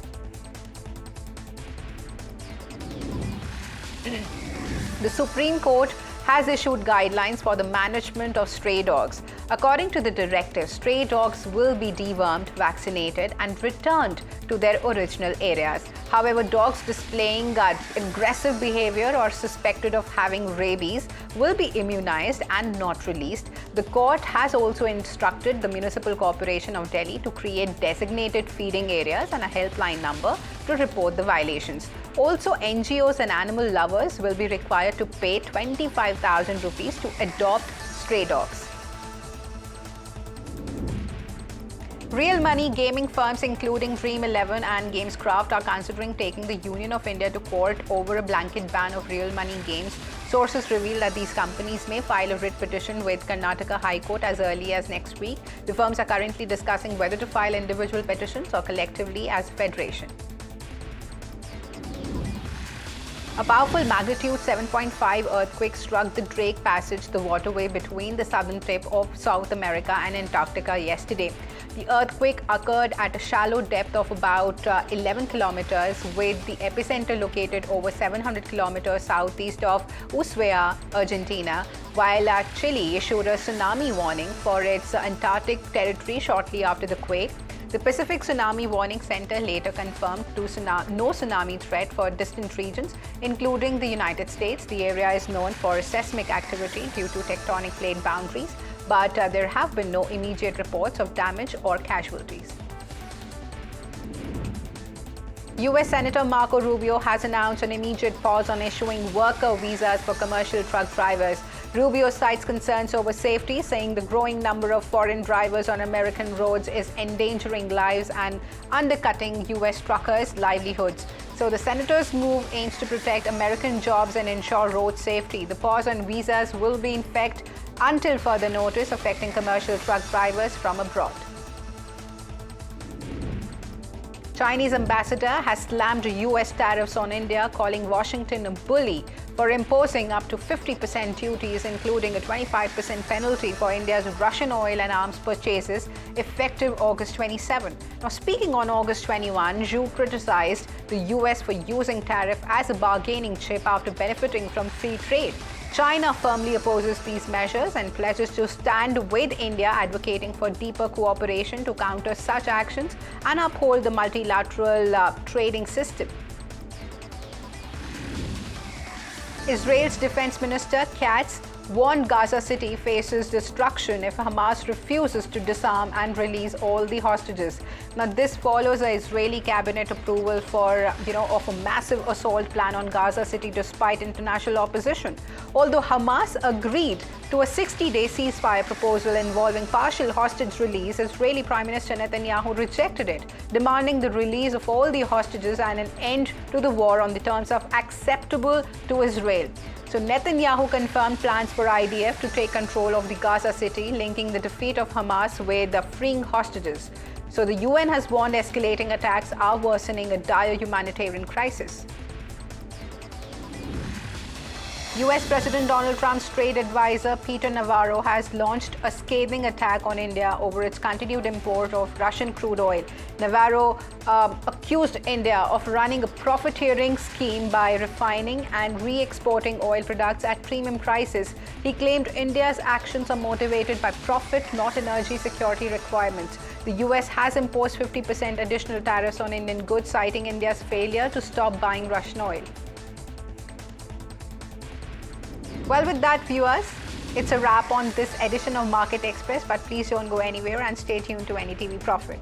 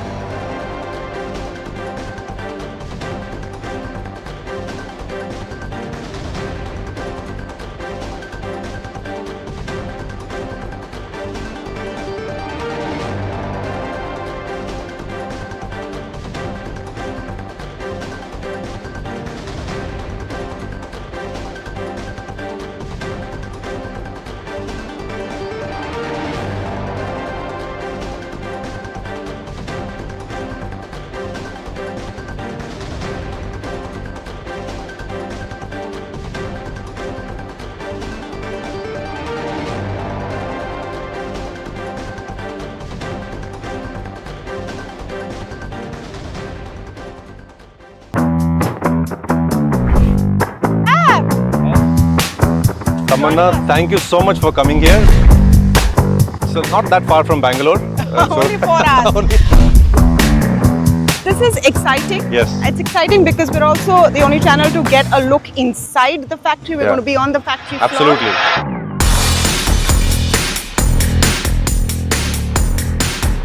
Wow.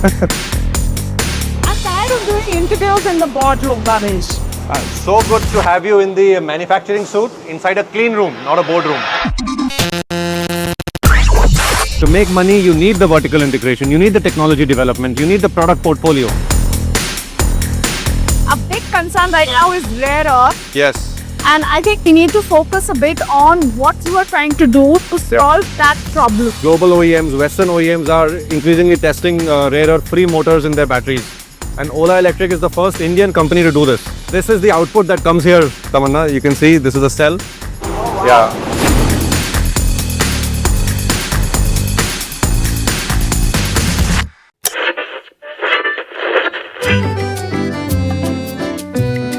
They're the force behind some of India's most respected business empires.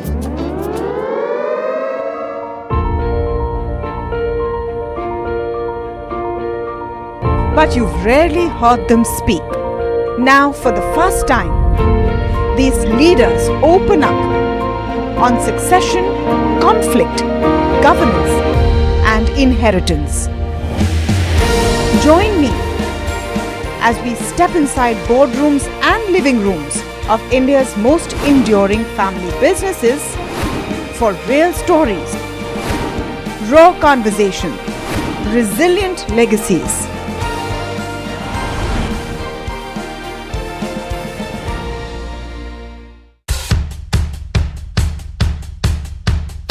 The markets move fast. And so should your portfolio. Expert insights, real-time stock picks. Do I buy Ola? Should I hold CDSL for the long term? Buy, sell or hold.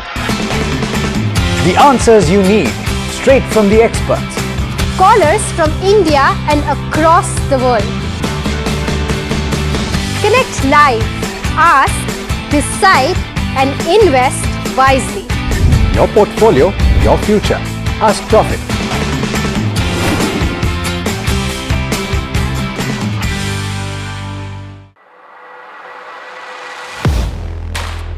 Do you really know the company you invest in?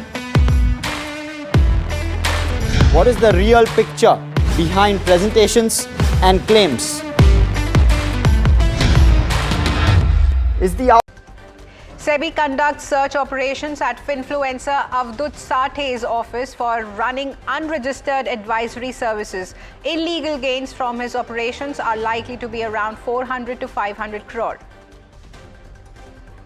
Benchmarks gain for second week in a row with Nifty closing below the 25,000 mark. Mid and small cap indices gain over 2% for the week. Nifty Auto makes the best weekly gain since May 2025. IRDAI may consider capping health insurance premium hikes. Sources say the regulator is conducting internal talks on this but is yet to engage with the insurance companies. If talks fructify, health insurance premium hikes may be capped at 10% from next year. Sebi is likely to propose a 1,500 crore rupee cap on large intraday bets. Sources say the move follows market regulator scrutiny of Jane Street. In a relief for telcos, government may slash the AGR dues as the PMO revise the latest DOT proposals. If approved, Vodafone Idea's dues could be slashed to 28,000 crore rupees, while Airtel's AGR liability may be cut to 10,000 crore rupees. Real money gaming firms such as Dream11 and Gamescraft may sue the government over the passage of online gaming bill. Sources say the companies plan to file a writ petition with the Karnataka High Court next week. Supreme Court impledes all the states and union territories in the matter of stray dogs, expands the scope for final solution, says dogs with aggressive behavior or with rabies shall be immunized. OpenAI is set to open its India office in New Delhi in a few months. Company says it's begun hiring to expand its local team.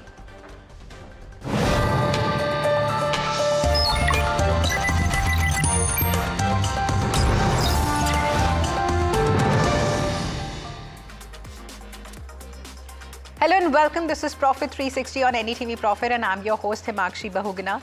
Along the next half an hour, we'll be bringing you latest on the markets as well as national and international news. So viewers, starting with the big NDTV Profit exclusive. Sebi is intensifying its scrutiny of financial influencer Abdul Sate. Sources have told NDTV Profit that Sate allegedly made illegal gains of 400 to 500 crore rupees from unregistered advisory services. Sebi has launched a thorough search at Sate's Mumbai Trading Academy, part of its drive to crack down on unauthorized investment advice and bring more discipline to the market. Sate's business activities and online content are now under detailed investigation, with Sebi making it clear that only registered advisors can give investment calls or guarantees. My colleague Charu is on the ground at one of the Academy's centers. Here's her report. A little over 20 kilometers away from the BKC office of Securities and Exchange Board of India lies Flying Colours Cooperative Housing Society in Mulund. And why is it important? It's important because this is where the corporate office of Abdul Sate lies, the Finfluencer who has been under the scrutiny of Securities and Exchange Board of India for giving unregistered trading advice. Now, this is a person who has been in the business for quite a while and has offices around the country, be it Bhubaneswar, Kochi, Kolkata, Mumbai and several other areas in the Sahyadri region. And he has a big network of teachers and traders who themselves are unregistered on the Sebi platform and are the people who used to be his own students. Now he is running this business in a way that there are several people on the premises constantly working in a very godman kind of a way, working on a very self-proclaimed God philosophy of trading, where they also have an energy wing where they focus on the resilience and the emotional stability of the traders and keeping them connected with their platform even if they face losses. Now this is a case where Sebi is looking at impounding illegal gains of over 400 to 500 crore rupees, but the search operation is still going on and it remains to be seen as to what happens. We'll keep you updated. Right, Charu. In fact, Sebi whole-time member Kamlesh Chandra confirmed a major search operation targeting a prominent influencer was conducted. Now, this underscored the regulators' intent to act against big names to create impact and deter misconduct in the financial industry. We have carried out a big search operation on some big name in this industry because idea is, this chairman has given a very clear direction that quality is more important than number. So your enforcement action must be directed at big people where you can show impact. See, what is the idea of enforcement? Enforcement is not for revenue collection. That is, sorry, I'm using this word because of my previous background. But idea is to create a fear in the market that there is a law enforcement agency, there is a regulator who is watching you, so people follow the law voluntarily. So that is the purpose of enforcement, and that purpose is best achieved by focusing on big people and showing that, Sebi is effectively watching everyone. Coming up at 5:30 p.m. on NDTV Profit, we take a closer look at Abdul Sate's who he is and how he allegedly swindled the investors out of 300 to 400 crore rupees. Now, don't miss this special show. And viewers, now switching gears. So markets ended higher for the second week in a row, with Nifty closing below the 25,000 mark. Mid and small cap indices also gained over 2% for the week. Most sectoral indices ended higher for the week, with Nifty Auto seeing its best weekly gains since May this year. Harsh is now joining us with a quick wrap of all the market action. There's clear and evident pressure in markets today, and we saw a bit of those gains that we've clocked through the week being given away. 24,900 being taken out. We closed below that mark. In fact, 24,860 is where we were trending at close. So some pressure coming through. The breadth was what contributed to that pressure. And outside of a couple of auto names, really there was no trend with regard to favorable or unfavorable breadth either. But of course, on a day when banks and IT, both of those were key drags on the index, it was difficult to find favor, or it was going to be difficult for the index to sustain anything at all. So the banking index was down 1%. So that's where the pressure came from. The Nifty IT also down nearly 1%. And FMCG was the other drag. So when you have these three sectors trending negative, very tough to sustain. Among sectors, and talking of it, Pharma was the one which probably stood out 1/3% higher, and within broader markets more than anything, the Nifty India Defence Index was the other one. But just very minor gains for both of those. So really nothing material or market moving on any of those. So that's broadly how the texture played out. You look at the advanced decline as well on the exchange as a whole, and you did it was negative, but not as negative as we were seeing on the Nifty 50. So on the exchange, the advanced decline was just about 1,500 to around 800 odd gains, but nonetheless it was negative, and therefore the Nifty mid cap and small cap index, while they were in the red and we slipped a bit right at the fag end, were largely broadly flat, maybe a slight negative bias creeping in right at the fag end of trade, and that's how both the mid cap and small cap indices trended. In fact, for the week gone by, the Nifty closed in the red, so really no positives there to take out from the week. But the Nifty mid-cap and small-cap indices, both of those closed nearly 1% plus in the green. So that was how the week also played out. In terms of course, there were some gainers, losers.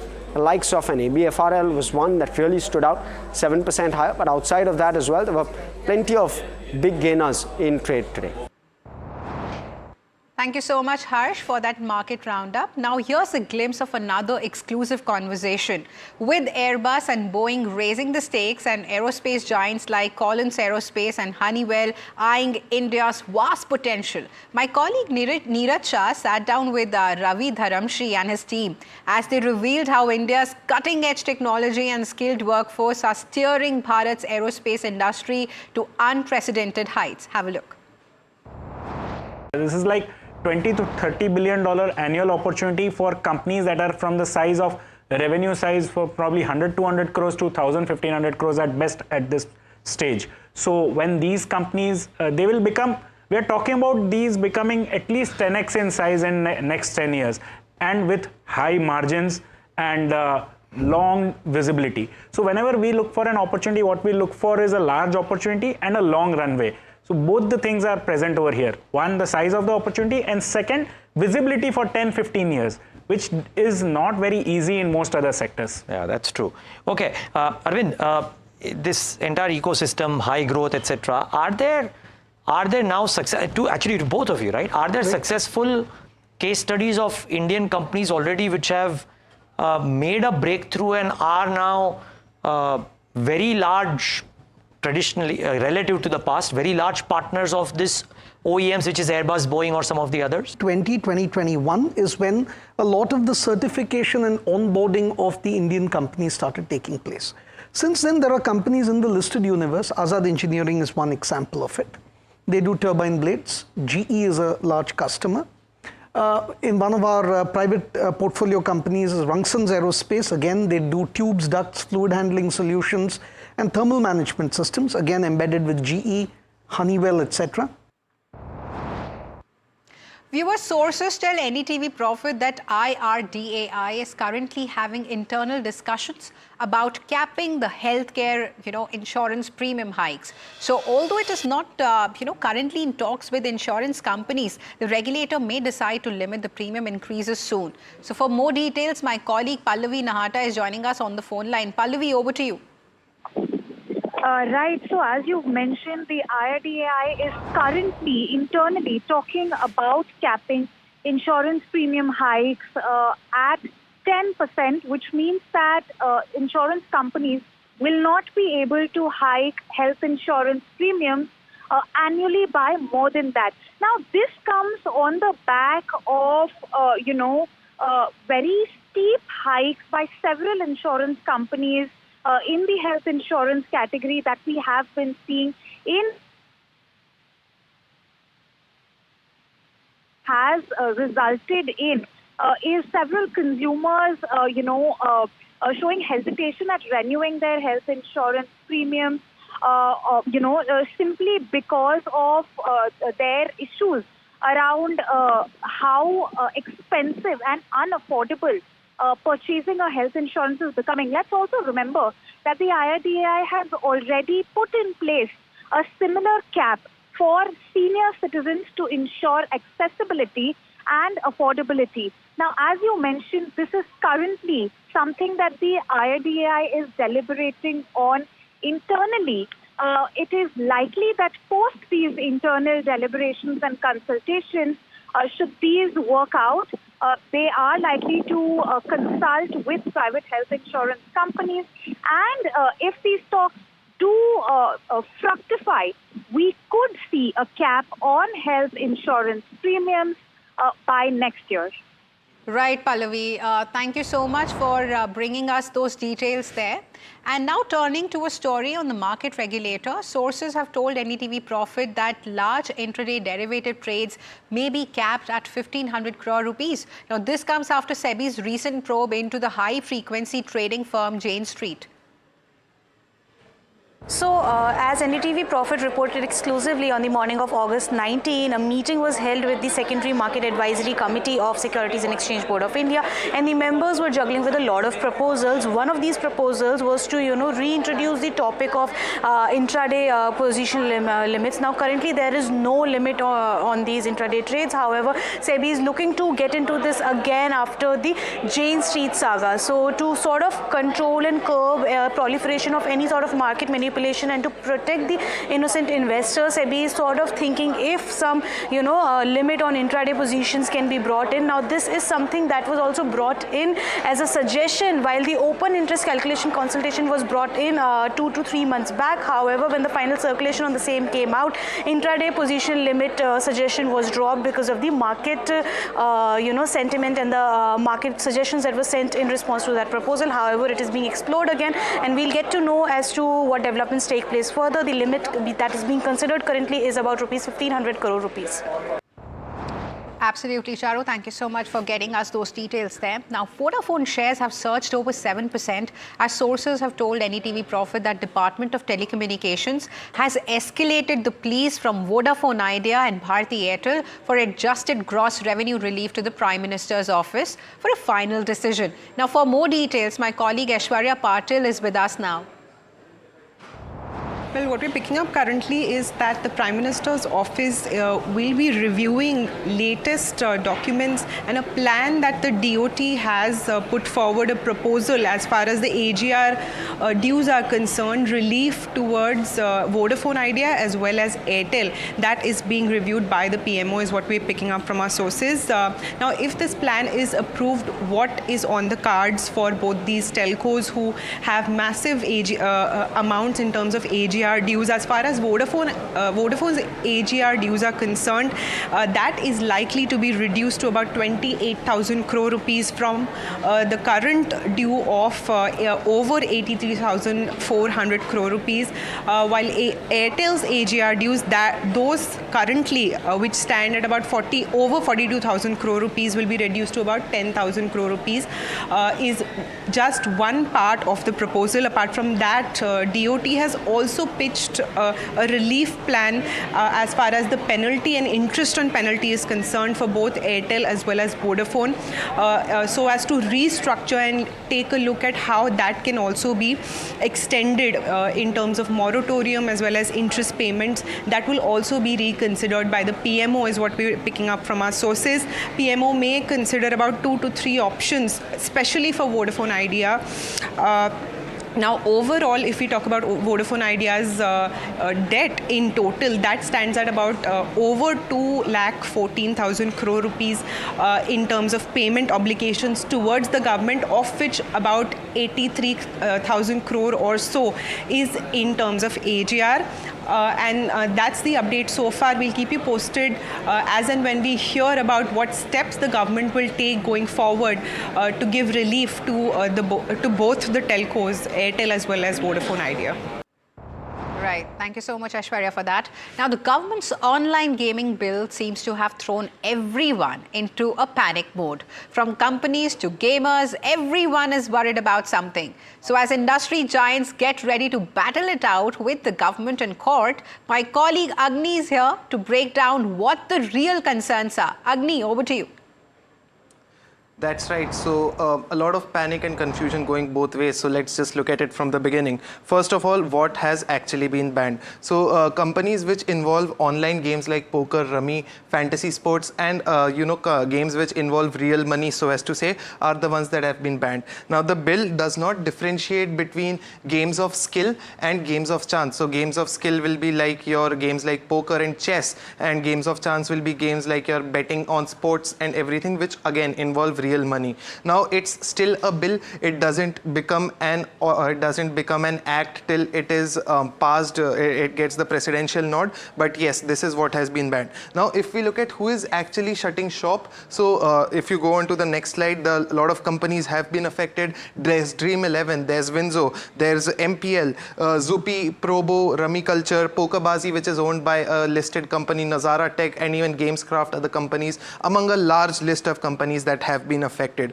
Now, the next question is, what will the platforms do now? There's a blanket ban, so what can they do? So first of all, they can focus on in-app purchases and ad revenue. That's how they can generate revenue instead of getting involved in real money. The next thing they can do is sell their businesses to overseas companies. Now, these companies can't operate in India, and any company, any gamer involved in such a platform will be considered as a criminal. So the best solution again is to sell the company to an overseas fund. And the next thing that they can use is established tech stacks can be used for other businesses, which is again a very hypothetical situation. We are not sure how many companies will actually go about. Now, as a gamer who might have been involved in these companies, what are your deposits doing? So are your deposits safe? So most platforms are now blocking new deposits. To answer your question, yes, the deposits currently seem to be safe. Gamers are currently able to take their existing deposits out of the platform. So if you have, say, put in 200 or 500 rupees into your Dream11 account, you can now take that out. There seems to be no pause in that. But experts warn that there can be concerns of a mass system overload as more players start taking their money out of these platforms, and there are mass withdrawals. Now let's move on to understand what the flip side of a bill that aims to be all good are. Experts we have talked to have warned us that there can be banned users might shift to unregistered peer-to-peer betting apps, and they can use UPI mule accounts to help proliferate offline gaming. And next, if we go on, that there are courtroom battles that are going on. We have reported exclusively that Dream 11 and Gamescraft are looking to take the government of India to court, and a petition can be filed anytime over the next week. So these are the details, basic ones. Back to you. Agni, thank you so much for breaking down that for our viewers there so precisely, and I'm sure our viewers are going to benefit from that. Now, in a significant development, the Supreme Court has modified its earlier directive on stray dogs in the Delhi NCR. A bench of justices today clarified that stray dogs can now be released back into their original habitats after being dewormed and vaccinated. Now, the court has put a hold on its previous order that mandated the confinement of all the stray dogs in shelters and prohibited their release. However, it made it clear that dogs are showing aggressive behavior or infected with rabies will not be released into the public spaces. My colleague from NDTV, Nupur, is now bringing us more details on this story. Well, first of all, the Supreme Court has for now stayed the earlier directions pertaining to relocation of dogs. That is, the Delhi NCR dogs can now roam freely for now on the streets. Secondly, the Supreme Court has for now said that ABC rules should be complied with till the time a national policy is framed in that regard, and thus it has in fact issued notices to union territories and states seeking their response on how to go forward with a combined uniform national policy on as to how the menace of stray dogs, increasing stray dogs or dog bites should be dealt with by the authorities. Thirdly, the Supreme Court has also stayed this direction, which was earlier in fact passed by the two-judge bench of the top court, which had caused massive furor and protest by dog lovers. The Supreme Court has now said that the ABC rule, which mandates that you need to pick up stray dogs, sterilize them and vaccinate them, and cannot relocate them, but have to leave them back to their original places where they were picked up from. Right. And now, while the court now says that sterilized and vaccinated dogs can be released back into their original localities, lingering questions still remain. How will the authorities ensure that all dogs are vaccinated? How will they relocate the dogs to original areas? Let's go over to my colleague Arushi for more on this. Arushi, over to you.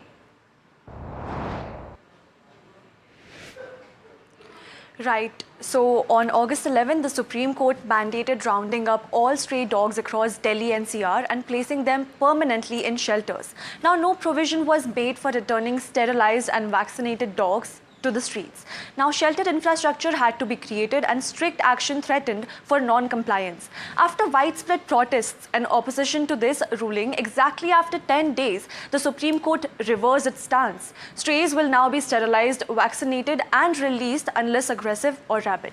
But there are a few questions that arise looking at the order. Let's take a look at them. Point number one is that sterilization and vaccination are key to controlling the stray dog population. But in large cities as Delhi NCR, logistics and follow-up remain challenging. So number one question is that how municipal bodies will sterilize and tag dogs while keeping a record to make sure that no dog is missed or treated repeatedly. Point number two is that the order mandates releasing sterilized dogs back to their original localities to maintain ecological balance and avoid territorial conflicts among other dogs. However, enforcing this requires coordinated monitoring systems and cooperation from local authorities. So question number two is that how will the court ensure that directive to release stray dogs in the same area is being followed? Point number three is that designated feeding zones aim to manage where dogs gather. So clear definitions of aggression inspection, procedures for assessment, and plans for containment or rehabilitation of such dogs are essential for safety. A question that arises is that how will the authorities control aggressive dogs in designated feeding areas?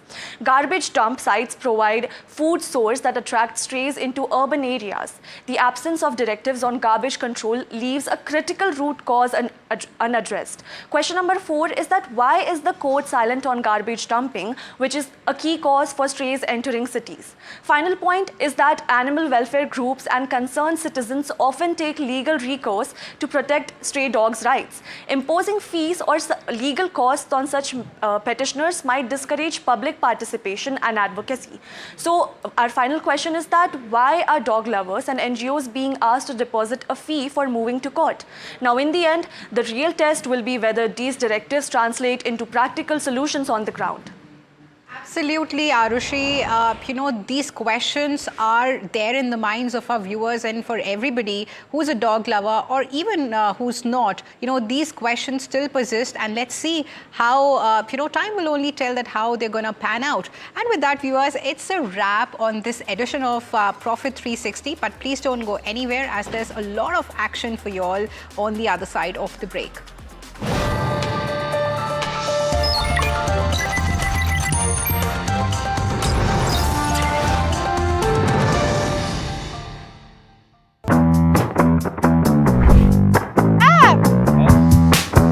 Tamanna, thank you so much for coming here.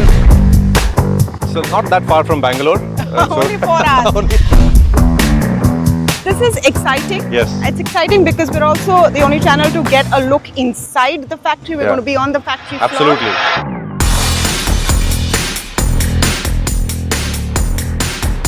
Wow. I'm tired of doing interviews in the boardroom, Bamish. So good to have you in the manufacturing suit inside a clean room, not a boardroom. To make money, you need the vertical integration, you need the technology development, you need the product portfolio. A big concern right now is rare earth. Yes. And I think we need to focus a bit on what you are trying to do to solve that problem. Global OEMs, Western OEMs are increasingly testing rare earth-free motors in their batteries. And OLA Electric is the first Indian company to do this. This is the output that comes here, Tamanna. You can see this is a cell. Oh, wow. Yeah.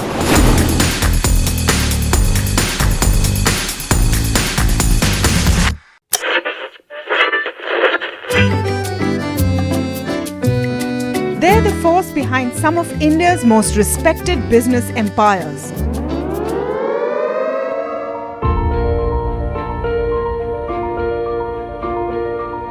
But you've rarely heard them speak. Now, for the first time, these leaders open up on succession, conflict, governance, and inheritance.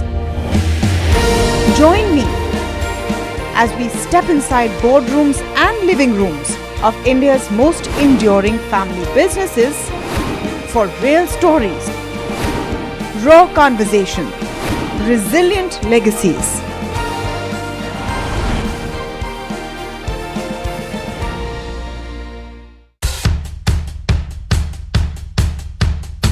The markets move fast. And so should your portfolio.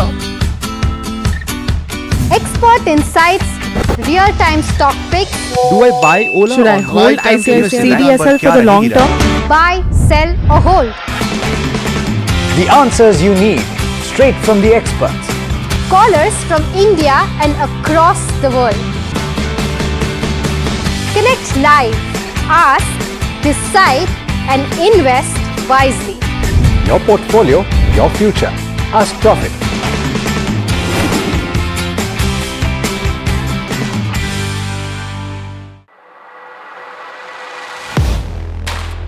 Do you really know the company you invest in?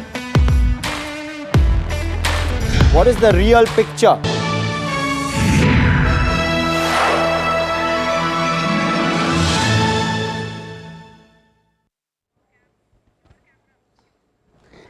Hello and welcome. You're watching KYC. I'm Harsh Saita. With me is Varsha Chandnani, and we're going to be talking about a hospital company today.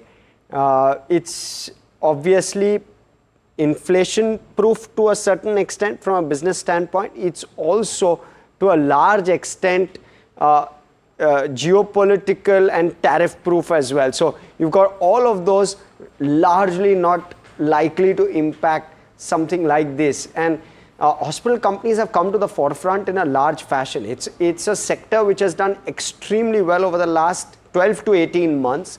You've seen a huge valuation re-rating, and therefore you'd want to understand whether that growth can actually sustain or not. And therefore what we're going to start with is trying to understand what I want to know with regard to this one. It's a KIMS that we're going to talk to, and we're going to talk about KIMS hospitals. And what I want to know is the first thing is that they have launched a lot of new hospitals, and all of that is impacting the numbers negatively. Mind you, from a business perspective where hospitals is concerned, you launch a hospital and it doesn't give you the best numbers in year one. The launch is more where the first and the second year numbers will reflect some bit of softishness. Thereafter is when the ramp up will start with regard to numbers, both on margins as well as on top line. And therefore what I want to understand is this trend of a taper down with regard to profitability, and we will look at those numbers and you'll see what I'm talking about. Is that going to change going forward? When do we see a ramp up on profitability as well as on average revenue per operating bed? This is a very common metric used for the hospital business in particular. Average revenue per operating bed. It is only the top line number coming into the hospital's kitty for every operating bed. So non-operating bed is not included, right? And this is termed as ARPOB. And ARPOB for a KIMS is growing substantially because they are growing in the markets where there is better revenue versus the markets where there is lower revenue, which they have traditionally been in. The third lever is occupancy. We spoke about average revenue per operating bed. Occupancy is a measure of how many beds remain unoccupied. So all of those factors is what you consider when you're looking at hospitals. Occupancy ramp up, and you will see that ramp up, as I did mention during the first metric. You see that ramp up in occupancy only from year 2, year 3 onwards. In year 1 you will see muted occupancy in most new hospitals, and therefore overall occupancy for the company as a whole has fallen. And are we likely to see a recovery there is my question. The fourth piece is with regard to margins and profitability. How will these two, therefore, given all of these metrics, how will these two metrics also move, and how do we see an increase there? The fifth piece is with regard to capex. They've been doing acquisitions as well. They fund that through debt to a larger extent, and therefore you've seen a ballooning of debt as capex has played out. They have revamped their strategy. They're trying to do asset light. They're trying to lease land rather than buy land, which is asset light. But nonetheless, how far are we with regard to the top of the cycle? And the sixth point, debt. Therefore, has it peaked? When will it peak, and at what amount? And the last piece is with regard to expansion beyond FY27. I'd want to know what the plans are, because till FY27 we have clear visibility on what they're doing. What about beyond that? So all of that is what we'll try to understand. Varsha, anything to add? Yeah, no. So overall, the two major points that you have covered is, one is tariff proof.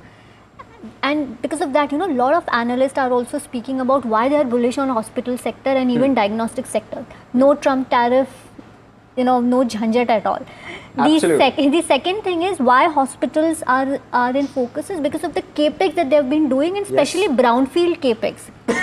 It's just an addition that you do to your building, or you just add floor or you just add beds, that's it. And because of that, your ROE or return ratios improve. And one of the reasons why investors or even analysts are bullish on hospitals because of the brownfield capex that these companies are doing. Perfect. So I'll allow you to start with about this one in particular. So starting with KIMS, that's Krishna Institute of Medical Sciences. So they are into hospitals and mainly they target Telangana and AP, although they are also expanding into other areas as well. They provide multidisciplinary integrated healthcare services, that is nothing but hospitals. Now let me just focus on the operating metrics. Now let me start with bed capacity, which has increased from Q1 FY25 to Q1 FY26 at 5,499 beds. Occupancy, if you see, has been lower. So it has dragged down from 56.5% to 48.8%. Now, one of the reasons is because of the addition of the new units that the company has done, and one of the reasons why you're seeing that drag in occupancy. Also wanted to talk about operational beds, which has of course increased from 3,500 to 4,612. Now, talking about ARPOB, that is average revenue per occupied bed. If you see, we've seen a healthy growth. Now, this is on the back of, so from 38,500 to 43,000. Now, the growth that you're seeing is because of the improved case mix and of course payer mix, which has led to this growth. And also, they have also guided from ARPOB growth of 4 or 5% in mature units. And at the consolidated level, this 43,000 number would go to almost 53,000 as their Thane and Bangalore unit ramp up. Now, moving on, if you see, let's talk about their capex plans. So they've got huge capex plan. So almost 1,800 to 1,900 of beds, they're gonna add, which is so. For example, Bengaluru, if you see, the operation for this will be in Q2 FY26. So a lot of capex that they are doing, and one question that we might want to ask to management: when of all this capex will add to top line? When we are going to see that huge growth in top line, because a lot of capacity expansion that the company has been doing. And bottom line as well. And bottom line as well, and because that's under pressure right now. Yes, with a lag. Yes, you're right. So, overall, so this is overall the business model and the capex plan that the company has. And, I'll start with the income statement as well. We can start looking at the metrics. And before we start, let's just quickly look at the metrics we'll cover. It's the regular, usual 8 metrics that we look at: income statement, balance sheet, cash flow, shareholding, return ratios, street cred, street coverage, and valuations. We look at all of those 8. Varsha, income statement. Yeah, so, starting with income statement, over here, if you see, the problem over here is net profit. Now, as Harsh was pointing out, this is because of addition of the new units, and because of that, if you see, your depreciation cost has increased, and your interest cost has increased, which has led to this net profit pressure. So revenue, if you see over here, it's 3-year CAGR is 23%, EBITDA 3-year CAGR is 15%, again because of the addition of new units, and net profit impact that you're seeing is because of new units. Because of that, your depreciation cost has increased, interest cost has increased, which has led to pressure in net profit. Talking about let's talk about their Q1 FY26 performance also. Overall here, if you see, again, there's a problem, or I would say the margins. Margins have decreased over here. Net profit has also decreased, though revenue has gone up 27%. If you see that their margin trajectory, from 32% to 22%. Now, this is all because of the new units that they have been adding, and this is the reason why you're seeing this pressure in EBITDA margins. And moving forward, we would see some increase in the margins going forward. I just want to highlight, so your core mature markets, Telangana, etc., they do very good margins. They do 30% plus margins. So that's not where the problem is. The problem, or rather, you can't even call it a problem technically. It's part of the business, part of the growth of the business. As new hospitals get added, they are at lower margin, they are at single digit margin, and therefore your blended margin comes down, and that's why you're seeing the shrink with regard to margins. That trajectory is not something which is unreasonably bad, but the question will be, how quickly can it go back up? Really, that is the question we'd want to address. Exactly, right. So yes, overall, just in a nutshell, because of the addition of new units, we are seeing pressure in the income statement, especially when it comes to margins and net profit. Perfect. Let's look at the balance sheet. And when you're looking at it, largely the ratio of debt to equity is obviously elevated. And that elevated ratio is because they've done a lot of capex. Varsha did put out that slide and presented it in About the Company as to how the capex is stacking up for the company. And a large part of this will peak in FY26 is what the management has said.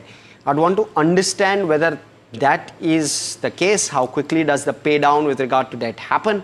And how can we move forward? What does FY27 and beyond look like from a balance sheet perspective? Because this is a large amount of debt which is sitting on the balance sheet. They've got a decent amount of cash as well. So in that sense, it's okay. You're largely seeing this to be a 30,000 crore company in market cap. And therefore, that 2,000 crore debt may not exactly bother me as much. But surely a 1:1, near 1:1 debt to equity is not something that is sustainable for very, very long. So you want to see it come off, if at all. So we'll wait and watch as to what the management says with regard to that. But cash flow, Harsha. Yeah, so overall, cash flow, if you see, we would give here a thumbs up. In a hospital business, you don't have any receivables problems, you don't have inventory problems. Clean. Clean, exactly. Clean cash flow. Great business to be in. You get the money before you get admitted. So there's absolutely no concern with regard to that. So no concerns when it comes to receivables and inventory, and that's the reason you're seeing cash flow from operation is a big positive number. Despite company investing, because if you see cash flow from investing, that has been increasing year on year. So in FY22 it was 412 crore, which has increased to 416 crore, which then increased to 753 crore, and in FY25 it increased to almost 1000 crore. This I'm talking about the investing activity. So company, despite investing huge amount in new units, we are seeing this positive cash flow because of the sole reason: no receivables or very slight receivables and no inventory. So overall, and CFO to PAT is above 100% because you've got that very large depreciation number which is sitting in the P&L. Exactly. So you've got this super large, and I'll quantify it for you. It's 200 crore. Trailing 12 months depreciation number is close to 200 crore. This used to be at 70 crore in FY22. So you've got this very large bump up in the last 3 years with regard to that number, which is what is aiding the cash flow from operations to profit after tax. So that's something just to keep in mind. So what was the pressure for income statement is a boon to cash flow statement. Correct. Now let's look at return ratios. The return ratios have traditionally been elevated. They've been around 29-30%, but they've come off sharply, and that's understandable because you've got huge capex that's coming, and you've got profitability which is playing out with a lag. So that's why. But even at likely a bottom maybe this year, next year, of 15%, even at its very bottom, not looking too bad. And therefore, we've given this one a thumbs up. Shareholding, Varsha. Yeah. Overall, when I talk about promoters shareholding, it's like 34%. Now, one of the reasons why we have given a neutral rating to it, because we want that skin in the game. But the good thing is, look at the FII's stake. Though it has decreased by 1%, but good stake of FII is at 15%. Even DII stake is at 31%. So just because of that promoter's stake at 34%, we have been giving this shareholding pattern as a neutral one. But FIIs and DII stake gives us a confidence when it comes to KIMS hospitals. Perfect. Now let me cover street cred as well as street coverage. Negative 1% last 1 month, but you look at the 6 month, year to date, 1 year, it's been a phenomenal run for investors. So very, very positive with regard to the way this has played out. And an investor would have sat on this over the last 1 year over any time period has done very well. So that's the positive. 5 years as well. In fact, it's not listed since 5 years, it's listed since 2021. Since then also, it's given a very, very good performance from a stock price perspective, and therefore we've given this a thumbs up. No concern from a shareholder perspective given the kind of returns it has given. But valuations, street coverage, let me try and cover that as well. 14 buy calls, 1 hold, 3 sell, 15% upside, and therefore a thumbs up on that as well. From here, another 15% is what analysts are penciling in. Clearly bullish on this one. Varsha, but valuations. Yeah, so valuation, if you see at a P level in for FY26, it's at 68 and FY27 47. Now, this kind of a premium kind of valuation that the company has been given. Now, one of the reasons is we may see a growth in ARPOB. The occupancies tend to increase. That's a positive point. ARPOB growth is a positive point, and the company is doing a lot of capex, which will turn into good growth when it comes to net profit. So because of all these positive points, the company is trading at a premium valuation. Because if you see for Max Healthcare, for FY26 it's trading at 67p, for FY27 at 53, right? So it's not like, it's very close to, the valuations are very close to Max Healthcare, because Max Healthcare is a giant when it comes to hospital, considering the good ARPOB that the company has, good occupancy. And one of the interesting thing in Max Healthcare is they are doing a lot of brownfield capex, which will enhance their margins, which will enhance their ratios. And so KIMS has been given that valuation to the level of Max. Even for Yatharth Hospital, if you see, is at 37p, FY27 26p. So overall, because of all these things, KIMS has been given a premium valuations. We have Dr. Bhaskar Rao, who's Chairman Managing Director at KIMS Hospitals, joining us. So great having you.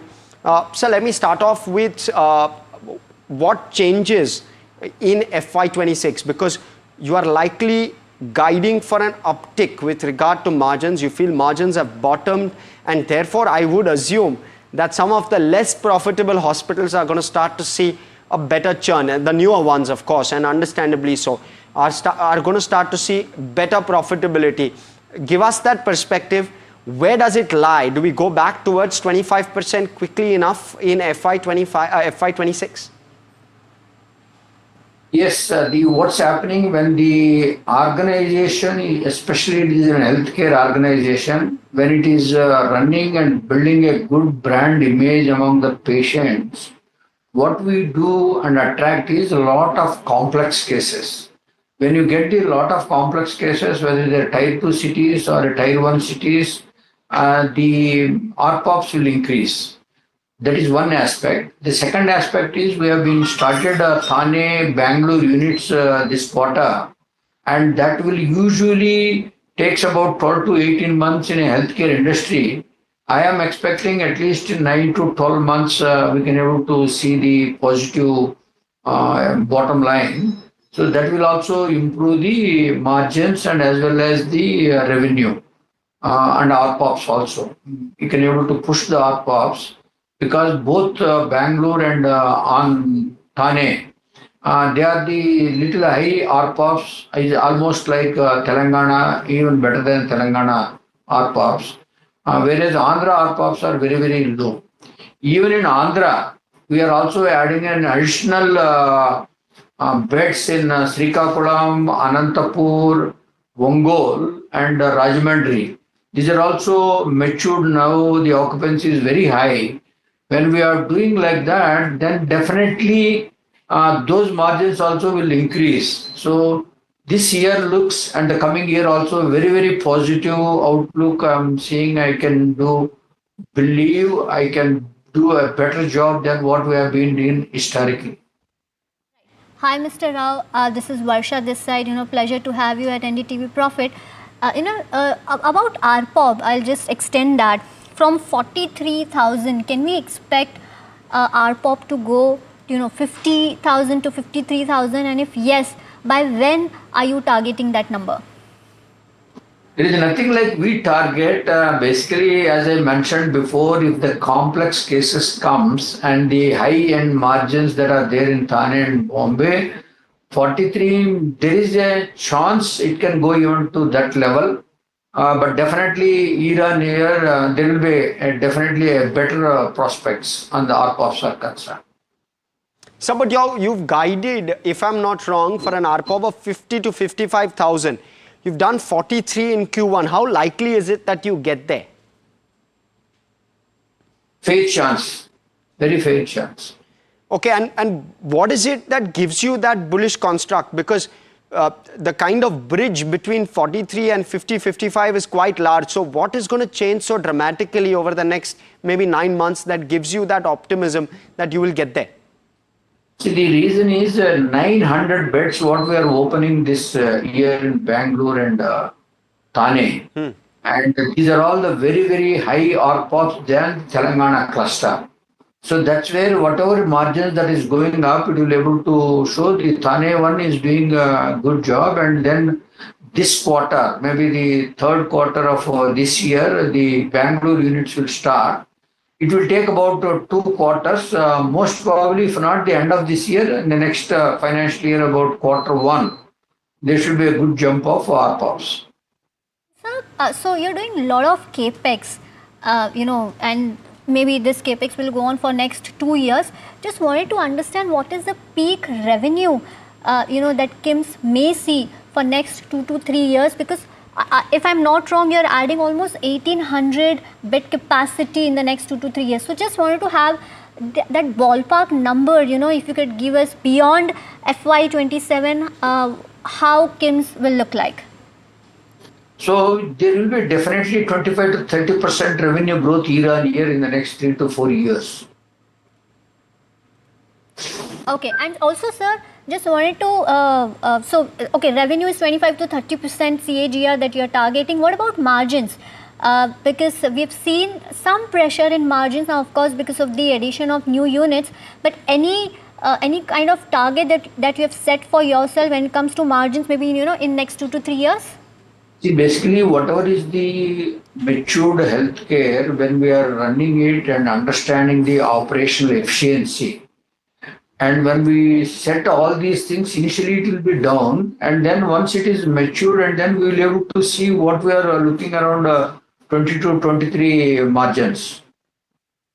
Financial year 22, we are expecting to reach that, because there is no reason why it should go down. When we are matured enough, the margins will be more of operational efficiency, talent that is available, and the very, very reasonably we set up the capex. When these are all having been a 2.5 decades, we are in the field, and we understand that what we are doing is, and when we are moving forward, the organization becomes bigger and bigger. There will be again an operational leverage of bringing down the cost of the expenditure. So the margins will be able to sustain what we have been achieved before. It's a great conversation. So I want to understand where and when do you peak in terms of your capex, because, and this is from a perspective of debt. You've guided that your debt will peak in FY26. What will that debt number be? What is it that you're comfortable with in terms of your debt number? And where does your capex for the moment pipeline end? In what quarter does the cash flow going out from your business stop, so that I understand where the debt will peak at? See, here there is 2 things which we need to be able to say rather than talking about the debt. If you look into the debt on the listed company, is very, very low. Even hardly about 600, 700 crores is the debt when we are taking about the similar amount of EBITDA. Whereas we have a lot of subsidiaries, where the subsidiaries are putting on expansion, like in Bangalore is another subsidiary, and then we have Srikakulam, we have Anantapur, all these subsidiaries, Kurnool, where we are doing an expansion of bed capacity. There we borrowed the loan. That is the reason it is coming into the debt looks like very huge. If you look into the listed company, the even it is less than 1 is to less than EBITDA to debt will be hardly less than 1. Whereas because we added those units, because we have taken a long-term debt of 10, 15, 10, 12 years, that's why the debt is showing that, but it is not at all an alarming position of the debt. Listed company is the most important, which we need to look into the debt. It is less than 1:1 of the EBITDA. When it is less than 1:1, if the subsidiary is having any issues, we can able to support it. So we are very, very careful about how this listed company debt will be less than 1:1, whereas in the other things it will be around 3, 3.5. but average blend will be around 2.5. We will be very, very cautious even on the whole. I want to keep the debt 1:2, EBITDA to debt. Maybe that once we come by 27, it comes down. From there, when we are able to put the capex, we'll be very, very careful we should not cross more than 2 max. Understood, sir. Preferably to be less than 1.5. Understood. Thank you so much, sir, for coming in and speaking with us. This has been very, very insightful, not just from a Kim's perspective, but also from understanding hospitals. Viewers, it's always great understanding a different sector and completely changes the way in which we look at the metrics as well. But anyway, that's all of our KYC metrics. It gives Kim's Hospitals a 6 out of 8 on our KYC ratings. Mind you, 30% growth for the next 3 years will mean that your top line goes from 3,000 crore to 6,500 crore in 3 years, with a margin closer to 30%, which will likely mean around 1,900 crore in terms of EBITDA, and currently trading at around 16 times EBITDA if we look at the next 3 years. But of course, 3 years is a long time. So you also want to be careful with regard to that. How far are you extrapolating it? But viewers, completely out of time. From Varsha, myself, everyone who puts the show together, thanks so much for watching.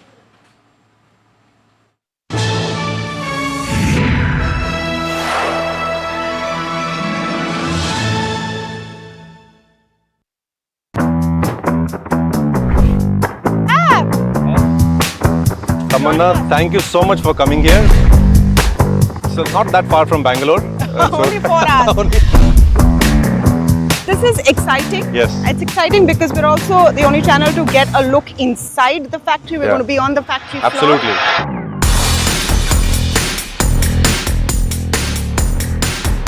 Wow. I'm tired of doing interviews in the boardroom, Banish. So good to have you in the manufacturing suit inside a clean room, not a boardroom. To make money, you need the vertical integration, you need the technology development, you need the product portfolio. A big concern right now is rare earth. Yes. And I think we need to focus a bit on what you are trying to do to solve that problem. Global OEMs, Western OEMs are increasingly testing rare earth-free motors in their batteries.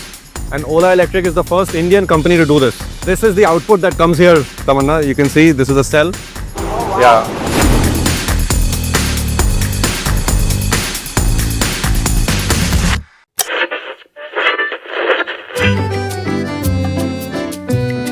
They're the force behind some of India's most respected business empires.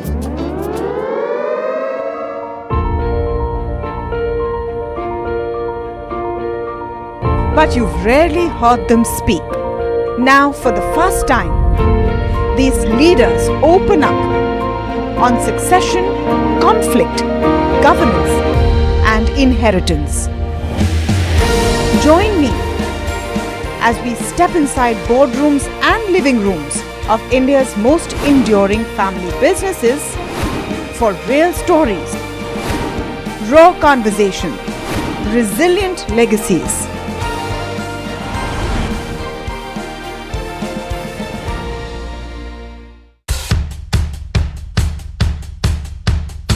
The markets move fast. And so should your portfolio. Expert insights, real-time stock picks. Do I buy Ola? Should I hold CDSL for the long term? Buy, sell or hold. The answers you need, straight from the experts. Callers from India and across the world. Connect live, ask, decide and invest wisely. Your portfolio, your future. Ask Profit.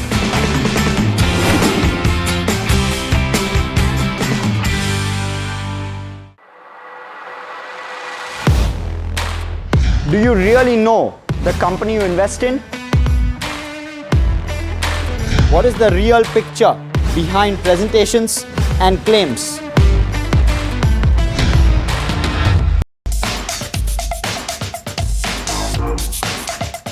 It is a mathematical rule that if you overpay, you are borrowing future returns. He is not buying in thin air, someone is selling. The only truth in investing and in markets is nothing is certain, and trends end. You would have a strategy towards pure equity, fixed income, and maybe a little gold, right? Whatever asset allocation I tell you is not perfect because it is all individualistic. I started my career seeing a 60-70% fall in the year 2000. I am generally a conservative investor. There are points in time you need to choose strategic mediocrity. As an investor, you should not get excited about what others are buying.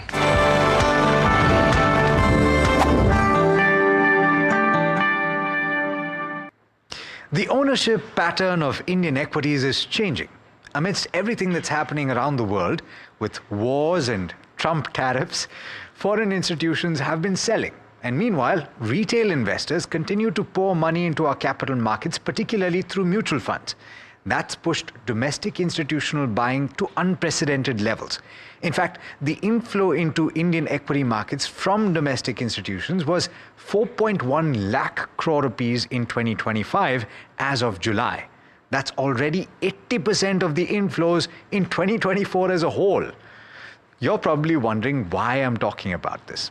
I want to ask my guest today what he thinks about the implications of the flood of retail money pouring into Indian equities, whether SIP is really the way to go, how to buy the dip, and whether international equities really need to be part of your diversification strategy. This is MoneyWise on NDTV Profit, and my name is Alex Matthew. My guest today is Kalpen Parekh, the Managing Director and Chief Executive Officer of DSP Mutual Fund. Kalpen, as always, a pleasure speaking with you. Likewise. Thank you for inviting me. So let me ask about this. There's so much swirling uncertainty, and we've seen so much selling by foreign institutions. Equally, we've seen a large amount of buying. SIP figure 28,000, I'm talking about gross. People keep buying, and the argument is that valuations are expensive. They're not cheap. Earnings are not necessarily the best. Is there a problem with this? Is there the possibility of dislocation? I want to clarify a doubt. Should my answers be from the lens of us, the institutions, or the lens of the viewers, investors? The investor. Important. Okay. Great. Sorry, before you start, I want to ensure that my question is absolutely clear. The fear is that you're buying too much of an asset, and because the flood is not stopping, the fund manager has no choice but to deploy, because I can't keep a large amount of cash. So you're pushing up the price, so not allowing the price to drop. That is the worry. So, there are two dimensions to this, that for every time someone is buying, let's say, you come up with a headline that huge buying by FIIs. He's not buying in thin air, someone is selling. Yes. Even when they were buying. Or likewise, today if we are buying, the domestic retail investors are buying, someone is selling. So buying and selling always equalizes. Yeah. Having said that, as investors, I feel, and I have also learned over a period of time, that these dimensions don't matter in your outcomes. They actually confuse you because you should not worry whether the fund manager is buying more and more of the same, because you as an investor have a choice of what type of funds you should look at. And before I get into that, your point is very valid that over the last few years, we've had a great run in profits as well as stock prices. Post-COVID, we've had a great 4-year, 5-year run. That created a huge swell in investors coming into capital markets, so much so that people have, started saving only through stocks or SIPs or equity products. So the demand-supply tilt has moved in favor of demand, and it is bidding up prices, it is bidding up valuations. And it is a mathematical rule that if you overpay, you are borrowing future returns. You see great returns today or in the last 2 years, but it means future returns will be moderate. And it's not today that you should worry about. This should have been a matter of worry 1 year back. And last 1 year markets have been flat, zero returns. Small and mid caps are down 5 to 10%. So already the consolidation has happened in spite of record buying. So, just imagine the last 12 months have seen more buying by domestic investors than the prior 12 months or the prior 12 months. Yet markets have finally consolidated and started, respecting gravity, which is valuations. So clearly valuations are high. There is no debate. You don't need to ask me. Numbers show that. each one has to form their own inferences. So if you want to be a blind buyer at any price, then you will give any argument to justify that. But at 25p, earnings yield is 100 divided by 25, 4%, versus that bond yields are at 6.5%. So relatively, the attractiveness of equity as an asset class is lesser than what its fair value should be. And in that context, as investors, investors have to make the choice that if you're a very long-term investor, buy equities now also doesn't matter. If you are an investor who worries about fluctuations and volatility, choose hybrid funds, choose balanced funds, choose multi-asset funds. There are choices available. So we feel that valuations are high, and the next few years, most likely returns will be moderated. They won't be as high as last 5 years. But there are certain core reasons why, Indian markets over the last 30 years have delivered around 12 to 14% return. It comes from a very core dimension, which is 15% return on capital. Is the time for 15 PE gone? Is a related question. If buying does not stop, and there's no reason why it should, we're still talking about share of household finances in equity for retail investors or India per se, is not very high. We're still talking about 5% or thereabouts, right? So therefore, if the argument is that more people will come to the fold, more people will buy, mutual funds sahi hai, SIP sahi hai, more money flows in, are the days of lower multiples gone? I don't know, first of all, and you can't answer that question. And I don't think so. Also, one should think that way. The only truth in investing and in markets is nothing is certain, and trends end. They don't last forever, because if they last forever, you will create a 15% return in equity with a straight line, FD type of outcome. It's almost impossible. And look at again the last 12 months. Is a classic example. The buying has increased, yet markets have been zero returns. So it is also possible that buying may continue, but yet markets could have some reasons to correct. And remember, for every 5 lakh crore that we have bought, someone has sold 5 lakh crores. We are missing out that other side of the coin. Someone is selling. It doesn't matter to a retail investor or to an investor like me who's on the other side. I have to only focus on 2 or 3 things. How long is my time horizon? What is my appetite for volatility? And accordingly, I can choose an equity fund or a hybrid fund or a fixed income fund, because this buying and selling will continue. And there is immense buying coming from global investors. There is immense selling coming from global investors. It's coming from high net worth individuals. It is coming from promoters who are diluting their stocks, or IPOs are coming. So there is supply as well. So at some point in time, when the tilt moves, you could see sharp corrections. And sometimes corrections don't come only because of buying and selling. There is a trigger, and suddenly you could see a 10-20% drop in markets. We saw that. We just saw it in September to February. Jan and Feb for the broader markets. Absolutely. So the buying selling had not stopped, yet markets fell. Look at the largest and the most liquid market of the world, which is US market, or just take the NASDAQ stocks. Every year, the top 20-30 stocks have a 20-30% divergence from peak to low. So buying is happening there also. So this notion that we will have permanent flow of money could be a notion of overconfidence and complacency. And this notion of hence buying at any price and not worrying about it just because flows will keep coming is, in my view, not wise investing or sound investing. Sound investing has 2 principles. What you buy should be reasonable quality, and at what price you buy should be at reasonable valuations. Anything poor quality and expensive valuations are generally recipes for poor returns or capital loss. So then juxtapose that with the whole idea of SIP, because ultimately what you're doing is buying on an ongoing basis, irrespective of the price. True. And the argument is that you are adjusting your price, and you're dividing your acquisition over a period of time, and so therefore over the long term it's beneficial. That's the argument. Is this a challenge to that? So it all depends on the path of returns in the next 5 years. So if let's say my SIP horizon is 5 years, and we have a path similar to 2008 to 13. It was a patch of 5 years where we saw a 50% fall first. Then in 1 year markets doubled. So 100 became 50, 50 came back to 100, and then for 3 years it remained sideways. So in a span of 5 years, you saw a bear market, you saw a quick bull market, and a sideways market. Market returns were zero. the SIP investor still made 8% CAGR return. Yeah. And in an active fund, it would have been 9 to 10%. So you are not worse off because the path was a falling market and a rising market.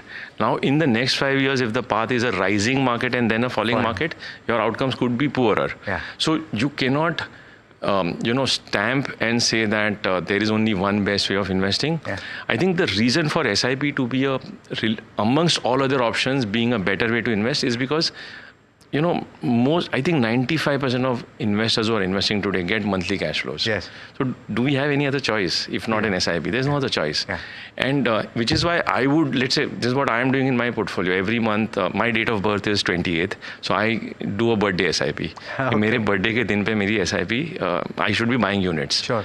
So 20th of every month, my money goes into my multi-asset fund. Yeah. So in this cycle, because equities are expensive, I am doing SIP in a hybrid fund or a multi-asset fund, where it is buying stocks also, it is buying a little bit of gold and silver, it's buying a little bit of bonds, because I'm not comfortable with valuation. That's my way of investing. But so you have a choice. Let's talk about that. Yeah, because you put this out on an ongoing basis, and I saw a post from you in August talking about your own asset allocation strategy. If I remember the numbers correctly, 39% in domestic equity, about 15% in international equity, and I understand that you look at that as a contiguous whole. Yeah. You're talking about 14% in gold, and the rest 34% I hope that my math is correct. More I or haven't less, kept that. Should be 100. But is in bonds. Yes. And so explain this idea of how you've subdivided. It seems like you're risk averse at this point. So let me say that this is not a perfect asset allocation, or whatever asset allocation I tell you is not perfect, because it is all individualistic. So my son, who is studying, and I, transfer money in his bank account every month. I transfer 5,000 rupees so that he learns investing. His entire portfolio is equity. Yeah. His SIP is all equity. How old is he? He's 18 years old. Wow, already? Yeah. I have 2 nieces, and their SIP started 2-3 years back. They are all in equity funds. I say already because I remember the COVID videos. Yeah, exactly. So he's grown up. So for my niece, 100% of their SIPs are all in equity. In my case, because maybe I am too close to prices every day, and I've started my career seeing a 60-70% fall in the year 2000. I am generally a conservative investor. And I feel that, so my portfolio, the thought behind that is that 60% is in growth assets, which is Indian and global equities, and around 25% is defensive asset, which is fixed income, and 15%, which is joker in the pack, is gold, which in some periods behaves like equity, in some periods it behaves like bonds. Yeah. So gold, today's 15 was not my desired asset allocation. My desired asset allocation was 8 or 9. Sure. But because of price appreciation, it has become 15. Right. So at some point, the fund will auto adjust or bring it down. So that was the construct. And my logic is that even in this year, let's say a multi-asset fund would have delivered to you equity-like returns without equity-like volatility, because the whole thought is 1 year back, valuations of the small and mid-cap buckets were very expensive. 2 years back, for example, gold had not run up as much. So if you take gold to Nifty ratio, if you take gold to money supply ratio in the world, if you take gold to any other stock market ratio, it was relatively on a lower cycle. It had, it was coming out of a 10-year consolidation in terms of its dollar prices, and central banks were nervous. De-dollarization. Governments were nervous with misbehavior of different countries. So I don't have a sound way of taking a view on gold, because gold does not have cash flows. Sure. There are some other complex dynamics about geopolitics gold. And so some of my other colleagues have a framework. Oh, they do? They have a framework. We publish it very frequently in Netra. So I get that input, and when other asset classes are expensive and gold has not run up, I will go towards gold. Today again, that worry of de-dollarization or geopolitics, or how you cannot rely on other countries in terms of parking your precious foreign reserves, means there is demand for gold. But it has run up. And hence, incrementally, I will go slow on gold, personally. I'm not saying I have a view on gold. Sure. But my bias is to, see, the way I think about it is that very long term, The asset class which has which increases purchasing power every few years is equities. Yes. So you have to be in equity. Which is why overweight 60 is equity. But can that 60 go to 80 at some point if valuations come down? It will go to 80. Sure. Bonds and gold are parking lots right now. And I'm confused and conservative, which is why my asset classes diversified. If I have to give you a very intelligent answer, I will say my portfolio is broad-based. If I have to give you a very honest answer, I'm confused. Sure. I don't have conviction on anything particularly, and hence I'm diversified. So compare this 60 odd percent, so 39 plus what 14 is slightly less than. But has it, and you pointed out, it has been higher in the past. Give me an example of that. I would guess that post-COVID, you might have increased So post-COVID, I had increased, my funds had increased because most of my investment happen in hybrid funds. So they auto-navigate. So like our dynamic asset allocation fund was at 30% in equities pre-COVID because February 2020, again, valuations were generally on the higher side. So it was only 30-35% in equities. And then when COVID crash happened by 40%, this 30 went to 70. Sure. So the fund took it up. So automatically my allocation went up and vice versa. Over the last 2 years, large part of my equity exposure has gone up through global assets because those markets for last 5-10 years were consolidating or sideways. In between, there were sharper 20-30-40% correction in some of the global tech stocks. Asian markets, whether it's Japan or Taiwan or China, they had gone nowhere for 10 years. A lot of European stocks. I've heard many people say that, Europe is like a patient or a prisoner. So a lot of good companies there, or I would say some good companies there, were available at very compelling valuations. So our approach is, it's not about investing in a country. You are buying stocks. End of the day, global is also stocks. So in India, for example, HDFC Bank was, after 5 years of giving returns less than a fixed deposit, it meant that is getting attractive. So while Indian markets have not given return, but certain bank stocks have done well in the last 1 year. Likewise with few global stocks. So a lot of Asian stocks have run up in the last 1 year. And whole logic of mixing global and Indian portfolio is that your long-term returns may still be the usual 12 to 15% of equity compounding, but because their correlations are around 0.6, it's not a 1:1 correlation. So there are, like this year, Europe stocks are up 20%, Asian stocks are up 20%, MSCI emerging market is up some 15%, and India is down. Last year or 2 years back, these stocks were going sideways, and India was up 20. To that end, in terms of asset allocation strategy, I know in years past we've spoken about when diversified funds, or not diversified, but multi-asset funds and hybrid funds were not as big as they are today, and hopefully they get bigger. But the point is that you would have a strategy towards pure equity, fixed income, and maybe a little gold, right? And rebalancing would be required if there was a huge dislocation or if there was a big run-up. But the question was, when do you do that? And what are the tax implications? So is that the primary reason why hybrid is now the way to go? Absolutely. Because either you are an expert yourself who can, at extreme decide whether it's time to go for a 6 or it is time to wear your helmet and gloves and pads and just defend. Either you as an investor can have your own framework, and if you don't know when to play defense and when to play aggression, give it to a hybrid fund. There are amazing and wide range of hybrid funds available.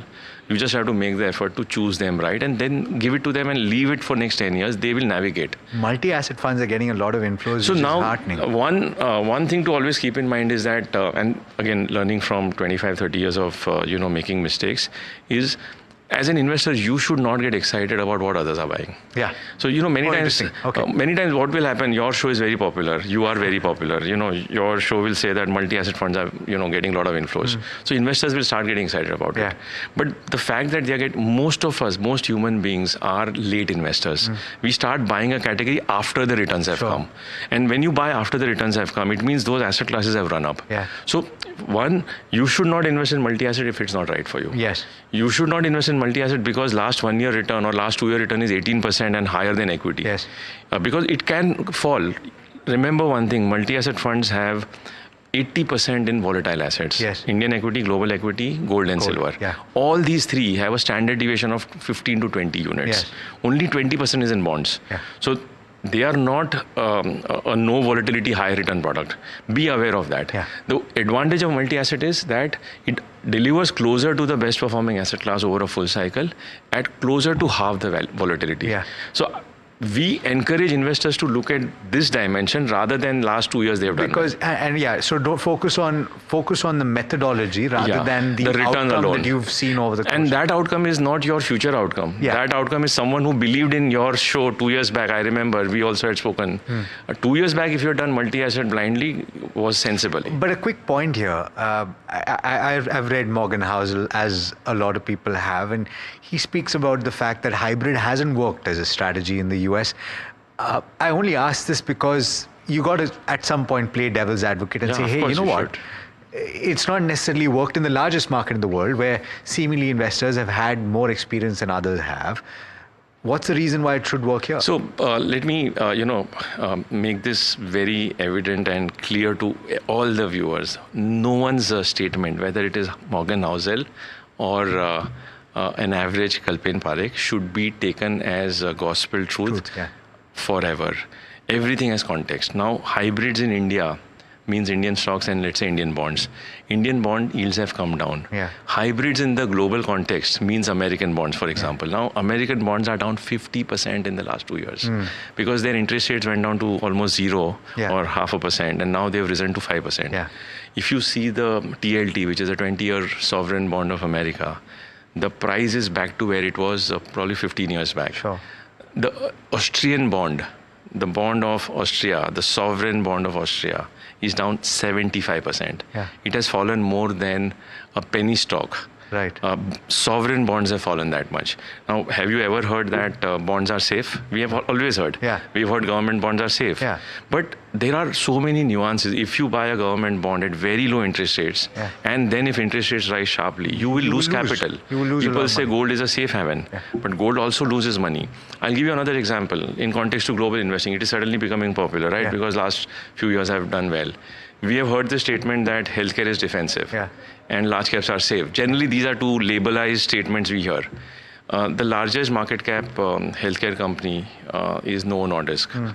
It is down 58% in the last 1 year. So no label is permanently true. There is context, there is nuance. So globally, why hybrids have not worked is because a large component, the 40% of bonds, have got devastated in the last 5 years when rates have gone up. So I think more than investing in labels, so what do I mean? We say momentum factor is good, value factor is good, growth is good, quality is good. Or a reasonable price. Quality stocks are down 30% in the last 3 years, right? Small caps have, speed, but speed will kill. So everything has pros and cons, and 99% investors make these mistakes of investing in labels and not going deeper. What you have to ask is, whatever you are buying, is it inherently sound?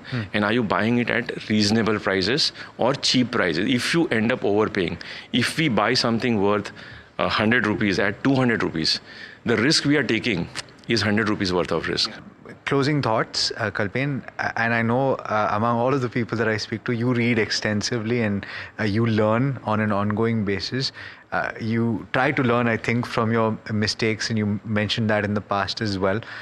What is one thing that you remind yourself of constantly as part of your investment journey that holds you in good stead? I think what has worked for me since 2008-9 is being the opposite of me. So what I was in the first decade of my career journey as an investor was an below average investor, getting tempted by hot returns, getting tempted by fashions, getting tempted by labels, frequent moving in and out, not worrying about tax, looking backward to invest, not being aware of the fundamental construct of investing, which is ROEs, growth and valuation. This triangle is very important. I think since 2008-9, as more maturity dawned, and with those reflections, I've tried to be a less maverick investor, and that has worked for me. Not being greedy about returns has worked for me. One big, one of my colleagues uses this word. There are points in time you need to choose strategic mediocrity. So in periods like last 2-3 years when our markets have become very expensive or some asset classes have moved ahead of their fair value, it's okay to aim for mediocre returns in your portfolio versus aiming for high returns and losing capital. We have seen many, solid companies when they cross 70, 80 times on valuations are down 30%, 40% in the last 3-4 years. So avoiding, such sharp drawdowns is a quest for me. It comes at a price. It's not easy. Avoiding these, so whenever these stocks have fallen or these themes have fallen, I have not seen my portfolio getting impacted. But 1 year prior, when they were flying, my portfolio would have earned 1 or 2% lower return. So I think what has helped me is not being a greedy investor. I think the quest is always to be more and more disciplined. And you mentioned about Morgan Housel. One line that I try to imbibe is for reasonable returns for unreasonable periods of time. So I want resilience in my portfolio. And the last point I want to say is that, and this is a big tube light and I don't know how to explain because these big insights are very difficult to explain. Yes. The big insight for me is, let's say I had a point of view 3-4 years back when I built a certain portfolio. And my portfolio earned 15% return, which is a good rate of return because my view played out. If an alternate history had happened, where everything opposite to my view had happened, and things would have kept on going wrong, I should have still survived in this game. If not 15, if I earned 8%, 9%, 10%, it's still okay. But if I had earned 20% negative, if I had lost capital because of alternate history, then that would have been a bad. So the fact that I earned 15% and good outcome, but if the method for that outcome was wrong, and I had not survived in an alternate world, if a different view would have happened, that is bad investing. So I always ask this question that, okay, today I have this XYZ view, great. If it happens, great. But what if minus X, minus Y, and minus Z happen? Will I be thrown out of the game? Will I lose my capital sharply and not be able to come back ever? So if you lose capital permanently, that is very bad investing. And these are big learnings I have had from poor investing from 99 to 2008. And over time, then I've learned how to make lesser errors. And hopefully our young investors can learn from that. Thank you so much, Kalpen, for taking the time and for speaking to me. That brings us to the end of this edition of MoneyWise. It's been an absolute pleasure listening to Kalpen Parekh. Let us know what you think in the comment section and do stay tuned. This is NDTV Profit.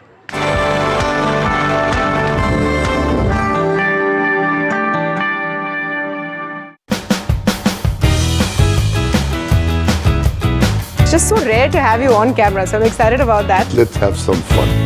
Right? Earlier, you can get away with it. Your show is called Building Legacy. I think legacies are going to be created on different paths and different journeys going forward. The position in a family business and get to that position is actually perhaps harder than people outside look at it. The next generation of a family has a pretty tough time in the business because they have the name and there are expectations and they're always trying to live up to their name. The flip side is also true. If supposing I'm his boss in the Murugappa group, I know in the back pocket he holds shares of the company. So it does create a little bit of actual tension in that.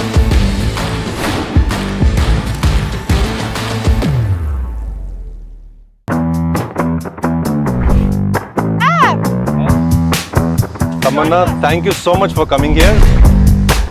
So not that far from Bangalore. Only 4 hours. This is exciting. Yes. It's exciting because we're also the only channel to get a look inside the factory. We're going to be on the factory floor. Absolutely.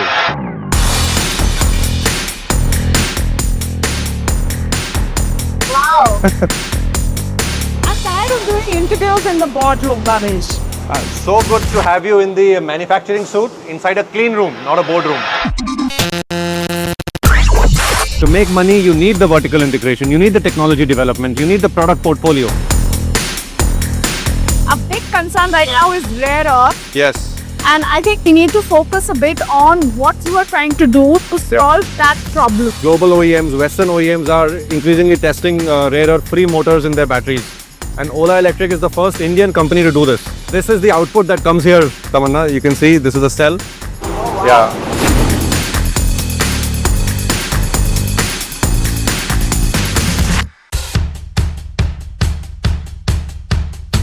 The markets move fast. And so should your portfolio. Expert insights, real-time stock picks. Do I buy Ola? Should I hold CDSL for the long term? Buy, sell or hold. The answers you need, straight from the experts. Callers from India and across the world. Connect live, ask, decide and invest wisely. Your portfolio, your future. Ask Profit.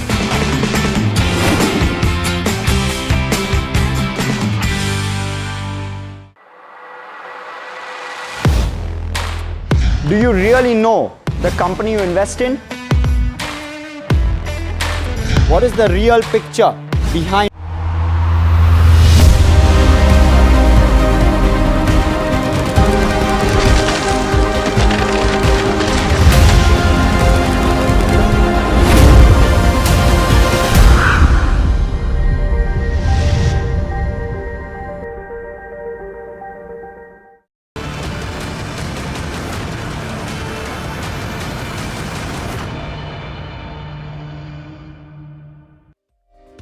We watch them every day.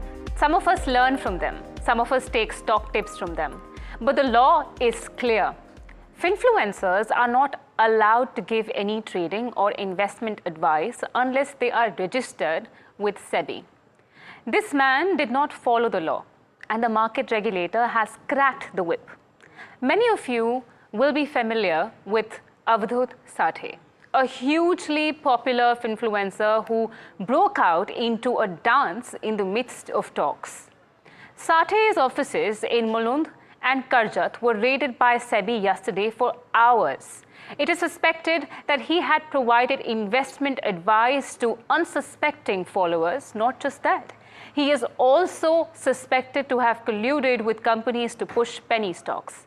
It's a shocker, no doubt. And Sebi is sending a clear message across: follow the law or we will come for you. Today on this special show, we will take you through every aspect of this crucial case. But first, let's listen in to Sebi chairman Tuhin Kanta Pandey, who spoke about fighting fraudsters. He said that speed of information is the market regulator's biggest weapon when it comes to fighting fraud.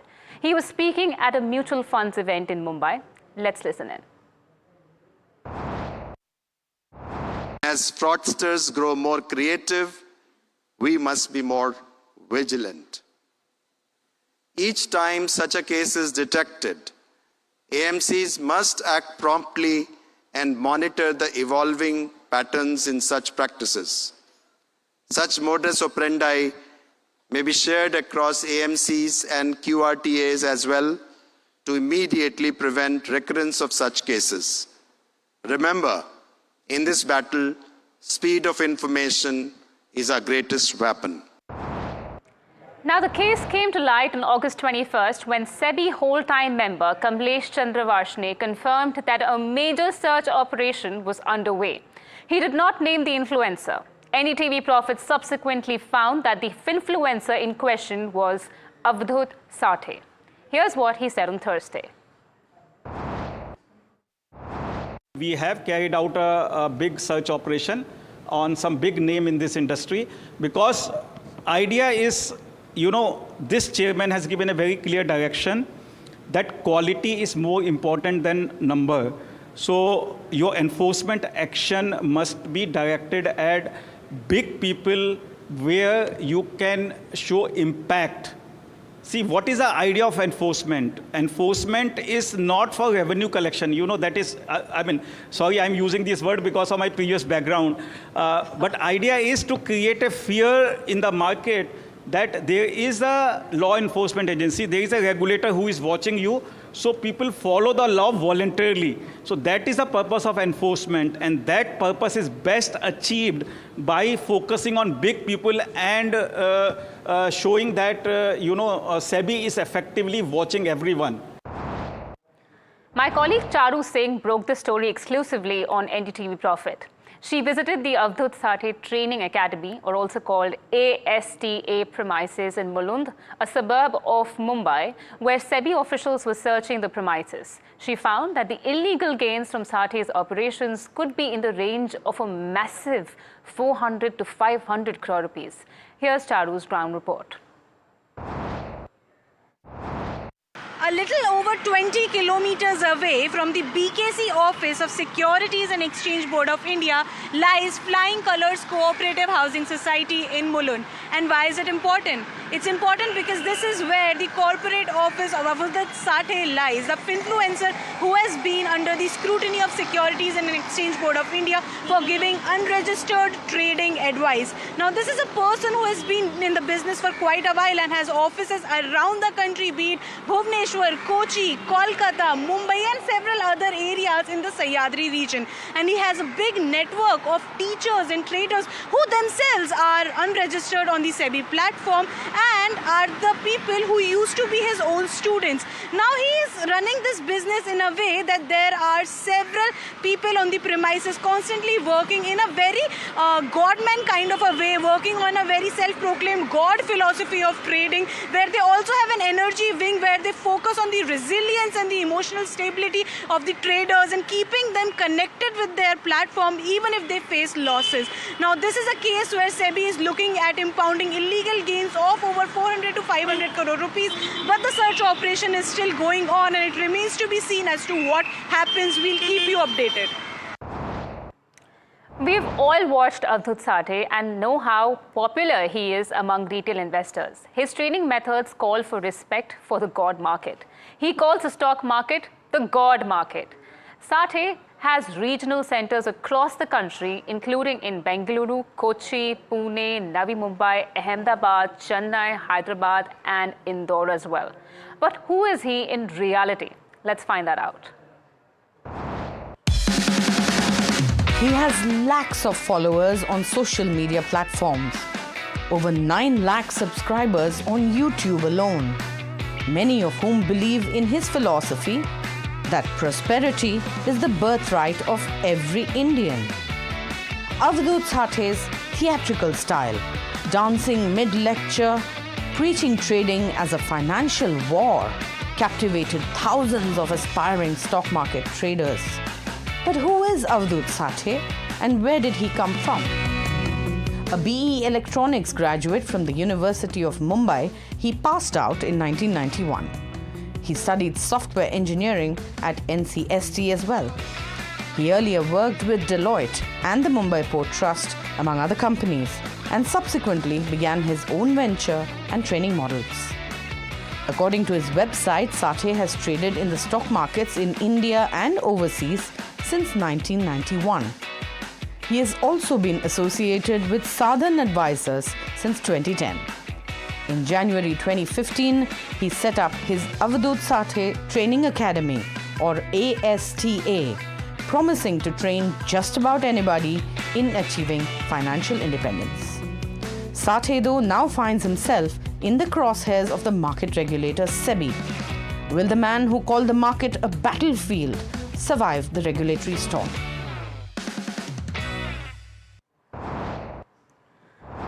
Founder of Kushbora.com, Kush Bora now joins me to discuss this case further. Welcome to the show, Kush Bora. Thank you so much for giving us your time. My first question to you is, Avdut Sate's case is quite a shocker. He kept claiming that he was training investors on financial independence. How does the average retail investor, a new investor especially, figure out who is legal and who is working illegally?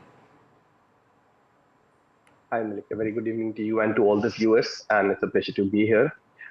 I think the answer to your question very pointedly is quite simple. You just have to go to Sebi's website and see whether the the person in question is registered or not.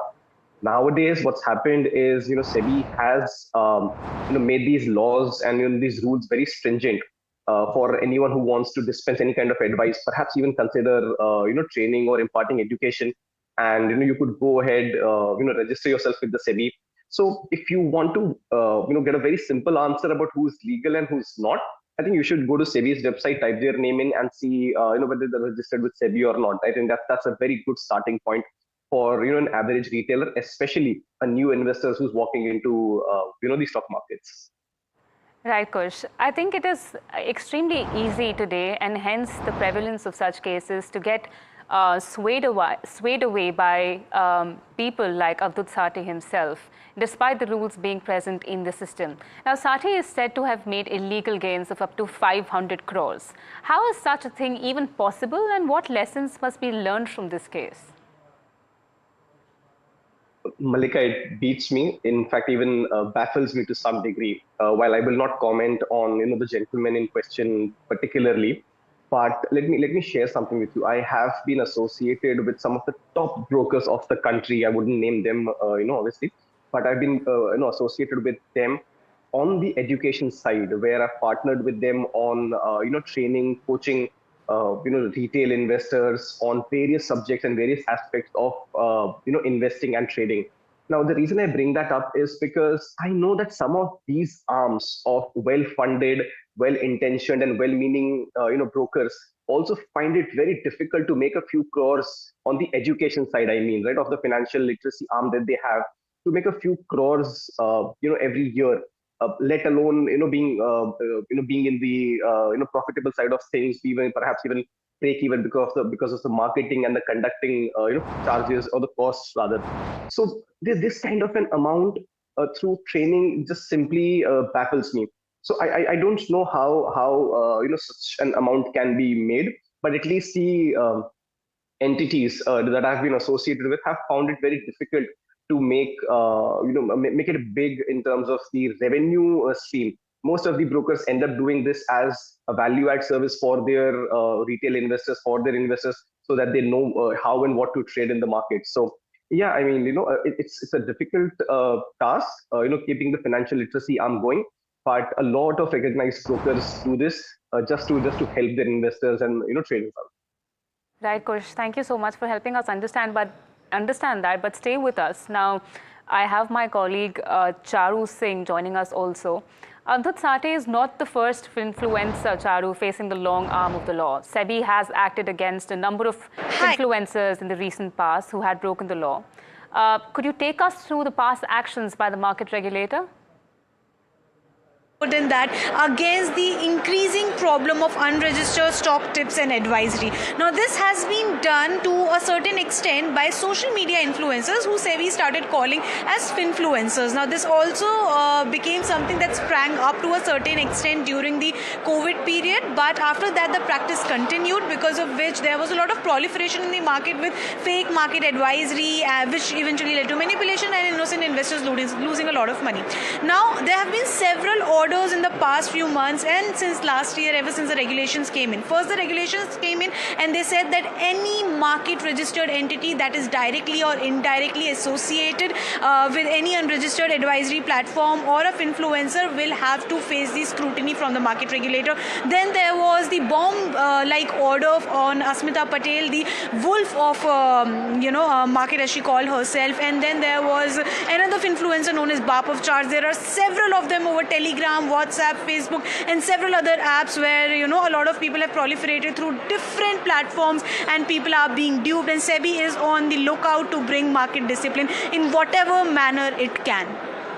Right, Charu. Thank you so much for giving us that extreme list of people who have been busted and caught by the Sebi and the regulators for doing such illegal practices. But Kush Bora, I'll get you in back here. And we were talking about you started this conversation by saying that it is, simply put, easy to distinct between a legal advisor and an illegal advisor by simply going onto the Sebi website and checking for their information. But as Charu recently just now highlighted to us, that cases are prevalent. They keep happening. Where do you think is the leakage then?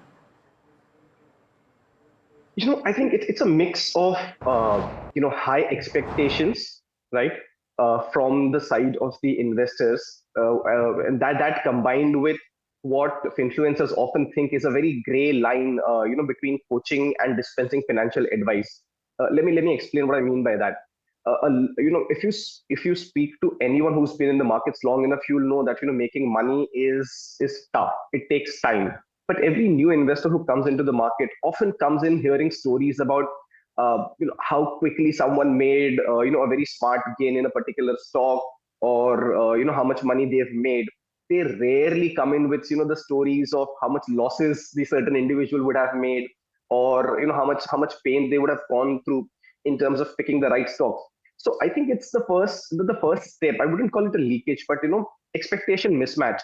As long as investors come in with a very clear expectation that yes, this is some place that you can make money, even on the side, as they say, you can make money while the markets, while you sleep, markets will work for you. But it's not a get rich quick scheme. So you have to come in with very paired and very tempered expectation. Now that's on the investor side. As far as the coaching, the training side goes, it's I think Sebi is very clear when it comes to this. If you're teaching, that's fine. But the moment you get into the financial advisory side of things, right, be it direct or covert, that's where the lines sort of become black and white. I won't even call them gray because Sebi is very clear about them. Often what happens is, if you want to discuss a particular stock and you're not a Sebi registered advisor, you could well go out and say, teach someone about a particular stock via charts or via their balance sheets, inherently just letting them know that perhaps this is one stock that is on your radar as well, and just seeding the idea in their minds. So the moment the investor or the influencer gets into this kind of territory, the lines are getting muddled. Sebi, however, as I said, is very clear. As long as you're teaching, that's fine. So I think it has to be it has to be a match of two things. One, when you come in as an investor, you have to come in with very clear expectations, understand that money can be made, but it's not a get rich quick scheme. And also from the side of influencers or anyone who's genuinely interested in teaching people about investing and stock markets in particular, as long as you stick to just the concepts, just the theory, just the ideas, I think that's fine. The moment you cross over to discussing, let's say, very specific stocks, the lines get muddled. Best to get yourself Sebi registered in that. I would definitely want to continue discussing these muddled lines, Kushbora, but there's an important news coming in. Abdul Sate has just released a video message to his followers and students. Let's have a look at that before we go back to Kush. Hello, dear Astayans. This is in reference to all the media reports about Sebi inquiry. Yes, Sebi did visit our Karjat Gurukul residential facility to verify whether we provide any advisory services. And you all know that we do not provide any advisory services. This is Arambha batch going on. It is 22nd of August. It's about what? 10:20 in the morning. Guys, do you get any advisory service here? No. Do you get any tips here? No. So why are you here? Learning. So are you enjoying? Yes. They are enjoying. Yes. And let me tell you, we are fully cooperating with the authorities. And I want you to, not get distracted by any media reports. All right, it's time to repose our faith in the mission. So believe in our mission. And yes, all our sessions, jitne bhi hamare events hote, they are going as per schedule, as per the plan. There is absolutely no change. So just relax and enjoy learning journey. All the best. Kush, I have to ask you, that video of Sate, what is your first reaction to this video? He's cleared the confusion around this particular case. What's your take? Again, I have not read or seen the intricacies of the case, nor have I attended any sessions of the gentleman in question. So I wouldn't comment on him specifically. My discussion is rather more on broad areas of how investors actually get lured in, and how often they get misled by certain promises. But as I said, since I've not attended his sessions and nor have I read any kind of article or any report that's come out of Sebi, so very difficult to comment on the gentleman I would refrain from. Kushbora, but I would then want to discuss and go back to the very lines that we were talking on, right? You mentioned muddled lines, and this especially is, the root of this confusion comes from the distinction that Sebi is extremely strict about, whether it's financial advisory, registered financial advisory, or financial education. As a retail investor, when somebody is giving me advice, either in an academy or online, How do I make that distinction? What kind of information can I feed myself to understand that this is a registered financial advisor and this is somebody who is just trying to educate me about financial, about all kinds of financial related stuffs? So I think again, I would like to answer that in two parts. One, as long as the legality of it goes, as I said, registrations available, registration details available plenty on the Sebi website. You can go and check. As far as the course content itself goes, if you know the focus is more on the topics that are being learned, correct? That's when you know that you're learning new stuff. When you're learning to research something more yourself. See, the idea of coaching, at least for me, has to be that it makes you independent. The moment you step out of a classroom, you should be able to go out, apply those principles and be able to identify those stocks or maybe apply those principles and make money yourself. As long as the focus, remains on the concepts, on making you independent about, how to go back and do this yourself, I think that should be fine. If the reliance starts becoming more on the ideas that are generated within the classroom itself, and as I said, I'm not talking about that individual in question, I'm talking in general about how to perhaps identify whether you're getting the most out of a session or not.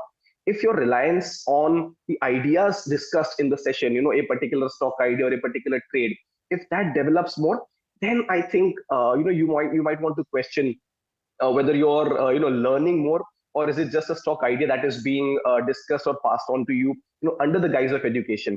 So as long as you're learning the concept, be it technical, fundamental, derivative, or just principles of financial financial independence in this case, as long as those are being taught and you go back and you're able to apply them yourself, I think that is fine. The moment the reliance is more on the stocks and whatever investing ideas are discussed, that's when things can get a little muddled. And again, it gets muddled on the training side. Sebi, as I said, is very clear.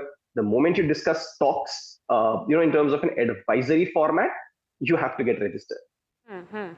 Kush, do you think, as a market expert who has been observing the markets for such a long time, right?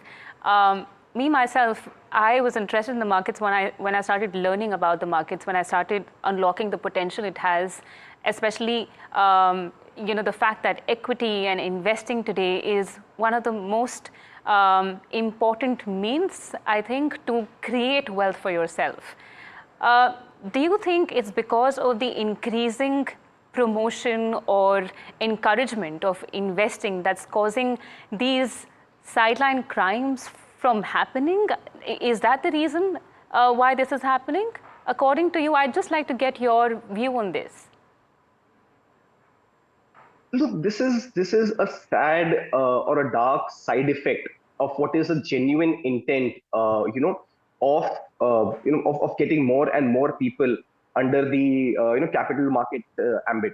Now, what's happened is most people would want to be a part of this journey. See, India, as we know, is on a journey in terms of growth, in terms of financial inclusion. But there is certain expectation mismatch, as I said earlier in the show, which is you want to get rich quick. So as long as that happens, there will always be the other side of it. Now, it's practically impossible to control or curb, every side effect of a genuine intent. But as long as you have, as I said, regular checks and balances, I think that's fine. To answer your question very pointedly, yes, this is a side effect, I would call, of creating a lot of financial inclusion.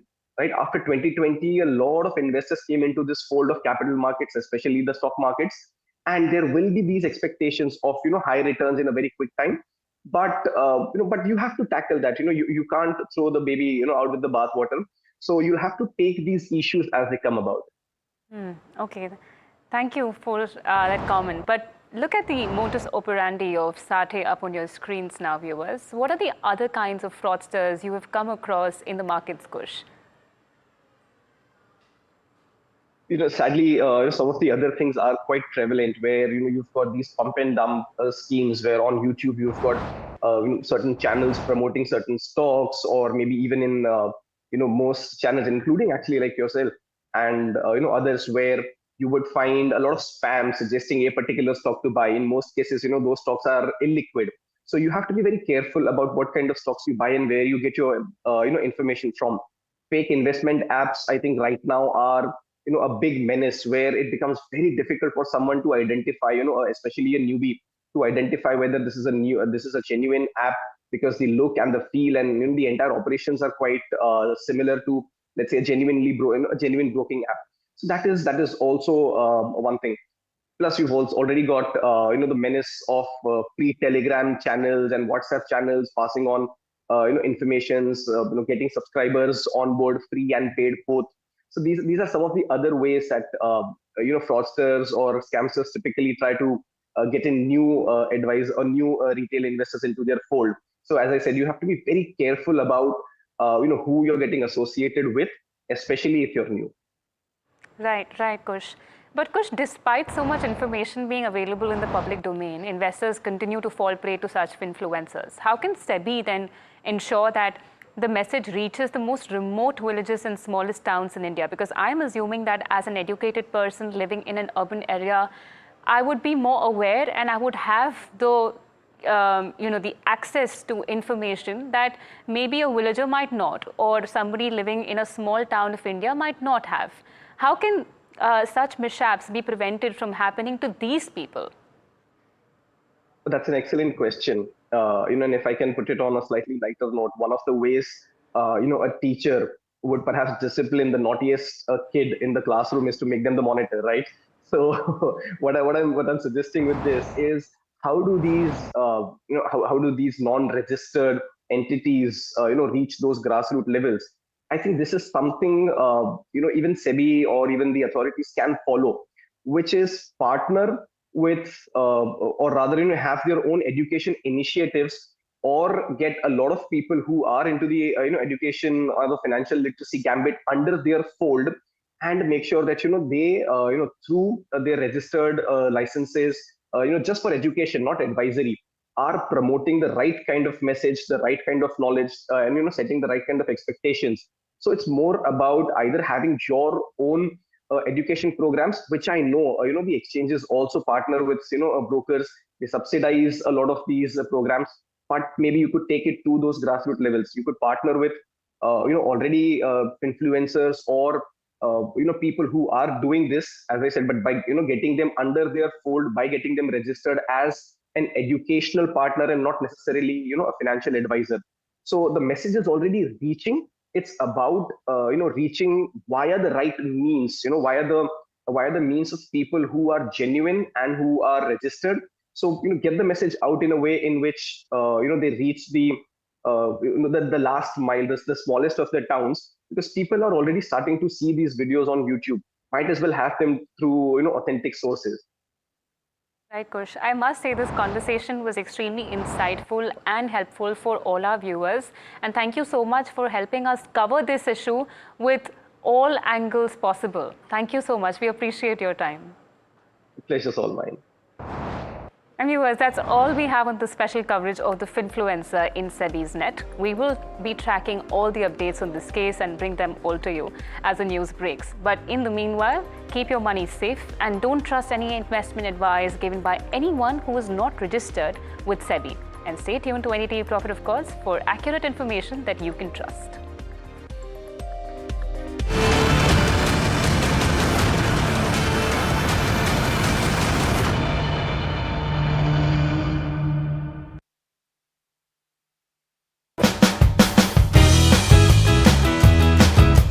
It's just so rare to have you on camera, so I'm excited about that. Let's have some fun.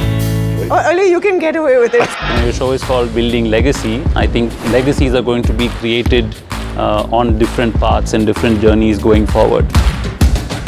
The position in a family business and get to that position is actually perhaps harder than people outside look at it. The next generation of a family has a pretty tough time in the business because they have the name and there are expectations and they're always trying to live up to their name. The flip side is also true. If supposing I'm his boss in the Murugappa group, I know in the back pocket he holds shares of the company. So it does create a little bit of actual tension in that.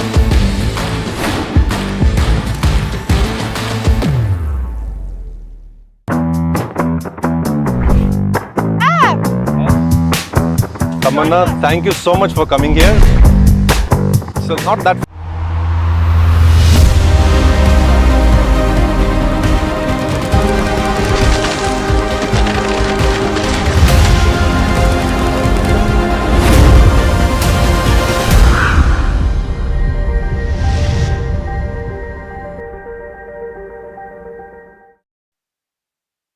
Welcome to this episode of Building Legacy, a series that takes you inside the engine room of India's most enduring family businesses. From legacy to leadership, from emotion to execution, we unpack the delicate balance it takes to keep a family enterprise thriving across generations. In this episode, we focus on one of the most defining challenges perhaps for any family business. How do you prepare the next generation to lead? As global ambitions rise and generational values shift, the baton of leadership is no longer passed down. It must be earned and reimagined. To take this further, we're joined, as always, by Mr. Janmejay Sinha, Chairman of BCG India. And we have a very special guest today, Muthu Murugappan, CEO and whole-time director at EID Parry. Now, of course, the Murugappan Group represents the fifth generation of the family, Mr. Murugappan. They are custodians of one of India's oldest business legacies. Founded in 1900 as a small banking and money lending business, today the Murugappan Group has grown into a diversified industrial powerhouse with a strong presence in sectors such as agri-solutions, financial services, engineering, auto components and beyond.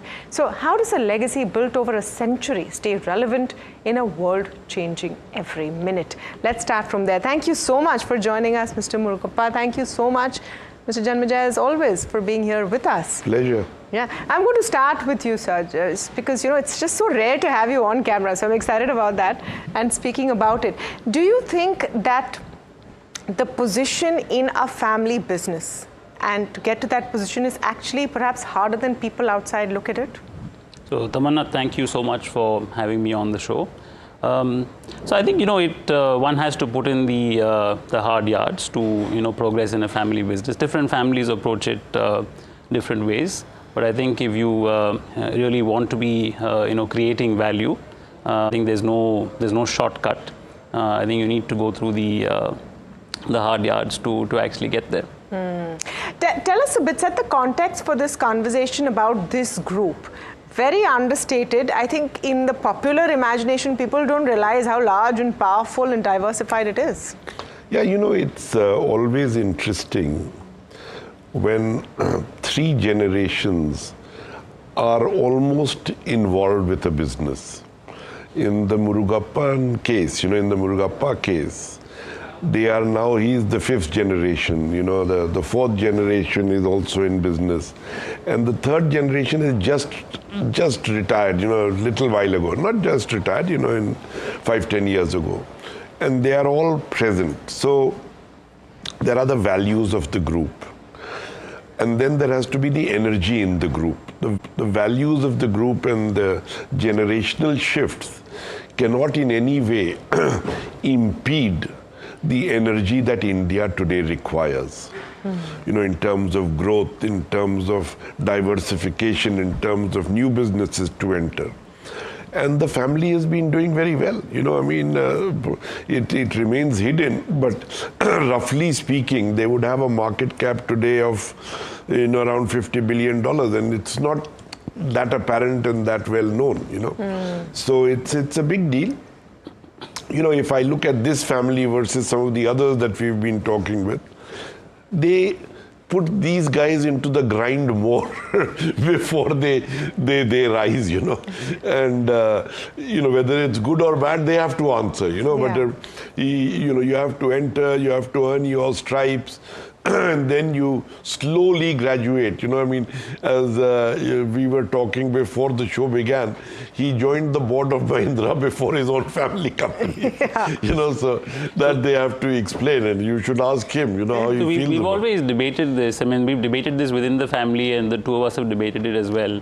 The apprenticeship period, the length of the apprenticeship period. So, my career in the family business, a career at Murugappa started in 2007. I was at an FMCG company for 3 years prior to that. And I was appointed CEO of EID Parry in 2022. So, longish apprenticeship period. when you speak to peers, there's different views on that. But What's we've your often view? debated. Slightly shorter would have been better. I think it's only good to have built all of that muscle, say, by around the mid-30s, and then you really get on to a leadership role, and then ultimately have the chance to be a very active board member. But I mean, I'm not at a significant disadvantage. It's just, I guess, a shorter one can also enable much more rigor. Let's just say it's about 10 years or so. Then I think a lot more rigor can be enabled, which builds a lot of muscle. But let me come to your experience, because you spoke about your first stint with an FMCG company, Cavencare. That's right. Before you came into the group, was it always a given that this stint at Cavencare is something that I'm doing for a bit? Was this destination always clear to you? Was it pre-positioned? Destination was largely clear. I mean, I did a high school internship. There was a gap between, finishing high school and university, a couple of months. So I think I did an internship in the group for about 3 or 4 months. And I think that that was more done to see if, I had any interest in all of this at all.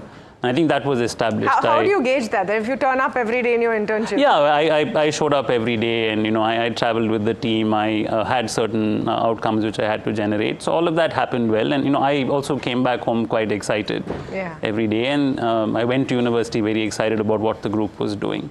So that was the destination. I think towards the end of university, the conversation around the merits of, say, working outside sort of started happening, and that's why I took the plunge. I was interested in branding and marketing, and that's why Cavencare. So it was a 3-year stint, and then I joined the group after that. I think that the tricky bit over here for a lot of families, and I'm not talking about this one in particular, is to decide whether, for want of a better word, the heir apparent is actually well suited for the role or not. What has been your insight on this, Mr. Sinha? But first, we should put it on both sides, Is the heir apparent interested? Correct. That would be one of the criteria, I would suppose. Yeah. So if you look at, I would think there are 6 or 7 people of his generation. And some of them are not in the business. So they have chosen to do other things. They have created their own business, or they manage money, they do other things, And so there is the first level choice, whether you enter the business, and then whether you want to enter as an owner manager, or do you want to actually sit on the board and have that different perspective. So those are real choices, right? I mean, and this family had a very interesting thing. They used to have an advisory board that used to actually evaluate the family members. Oh, so you go through that rigor. Yeah. Yeah. Was there at any point for you an alternative in your mind of not necessarily having an executive role, but maybe being a custodian of the family business in another way? Was there at any point that plan A, plan B in your mind, or was it always clear? So great question. Actually, COVID time was, I guess it was time for reflection for a lot of us. We were all at home, and I for a fair amount of time debated whether I should have an executive role or take a more a passive role and be a board member. In fact, Dr. Sinha and I debated it quite a bit. There was a lot of internal family debate as well, and then we chose the executive role. So yes, this dilemma was fairly recent. What was the alternative, if at all? What else would you have done or would have liked to do? I think the alternative was to be more a board member, so more be passive, be involved perhaps in certain projects and certain strategic projects. Could I just interrupt? I don't think he means passive, So there are 3 ways you can actually work. You can actually be an executive in the company, or you could be an active board member as a chairman, where you actually employ CEOs and you have a holding company which you actually direct in the role of a chairman or in the role of an active board member, which is different from a passive, an independent director of some other company. You know, this is because you are a promoter group. Correct. So you're never really just an independent director, right? I mean, you're a promoter group member on the board. And so to learn to be an active owner on the board is not so simple. Yeah. It is distinct from being an independent director. Because if you really look at a board, it basically does performance and conformance. You have to ensure as being on the board, because you have fiduciary responsibility, correct, that you don't fall foul of the laws of the land. And then as a board member, you allocate capital, you agree strategy, you hire the CEO, you pay the CEO, you monitor the strategy, you monitor some risks, you take big decisions of JVs and M&As, etc. So those are active jobs, you know, I mean, on the board. Then you can be an executive, you know, actually doing sales, or you can be doing marketing, which becomes a little different. But I just was objecting to his use of the term passive, you know. So, fair enough. I think thanks for the clarification. So, I guess the way I meant it was, you know, not day-to-day involved in terms of, you know, having executive responsibility for the business. But that is something that you enjoy, and you yes. So love the that challenge. I guess that's the role that I took up. I think it is a lot more involved and intense. So it took a little bit of settling down, I will be honest. But I think certainly enjoy, and I've learned a lot. I think the knowledge I have about the company and you know, the people and you know, where we're headed, I think it's really chalk and cheese compared to if I would have had a non-executive role. Perhaps the lengthy apprenticeship has worked out favorably in this context. So I think the apprenticeship, I guess, always continues. You know, when you're running a company, I think that is you're really put to the test. Yeah. So I think the apprenticeship certainly continues. But there are various paths, and this is something that we were discussing earlier as well. The path to the board for family members, when it is a large business family like yours, need not be that one path or a very traditional, conventional path, isn't it? No, I don't believe so, and I think you're very right. And especially in the times that we live in, I think there are perhaps multiple paths to the board. As Dr. Sinha was saying, there are members of the family who are not involved in the business. My brother is a filmmaker, remains a shareholder filmmaker. There's members who are entrepreneurs as well. Outside of the business, they have some roles in the business. There's members of the family who have, you know, more project-oriented roles, or, you know, more strategy-oriented roles, and some like me who have executive roles. So I think the family has really accepted this very nicely, and perhaps a lot of Indian families will going forward, because I think that's the times that we live in.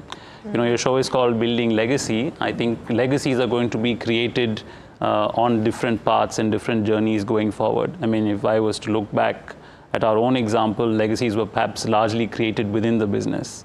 I think we're really moving into an era where legacies perhaps could get created with the business or within the business. Legacies may be created outside of the business as well, but I think they will all remain trustees of the family. Yeah. What are the lessons here which are important, Mr. Sinha? Because, you know, if we are addressing right now an audience of people who are aspiring to build a legacy in their businesses, continue their family businesses over generations. First, let's have some fun. Okay, always. Let's put him on the spot a bit, right? Oh, only you can get away with it, so I hand it over to you.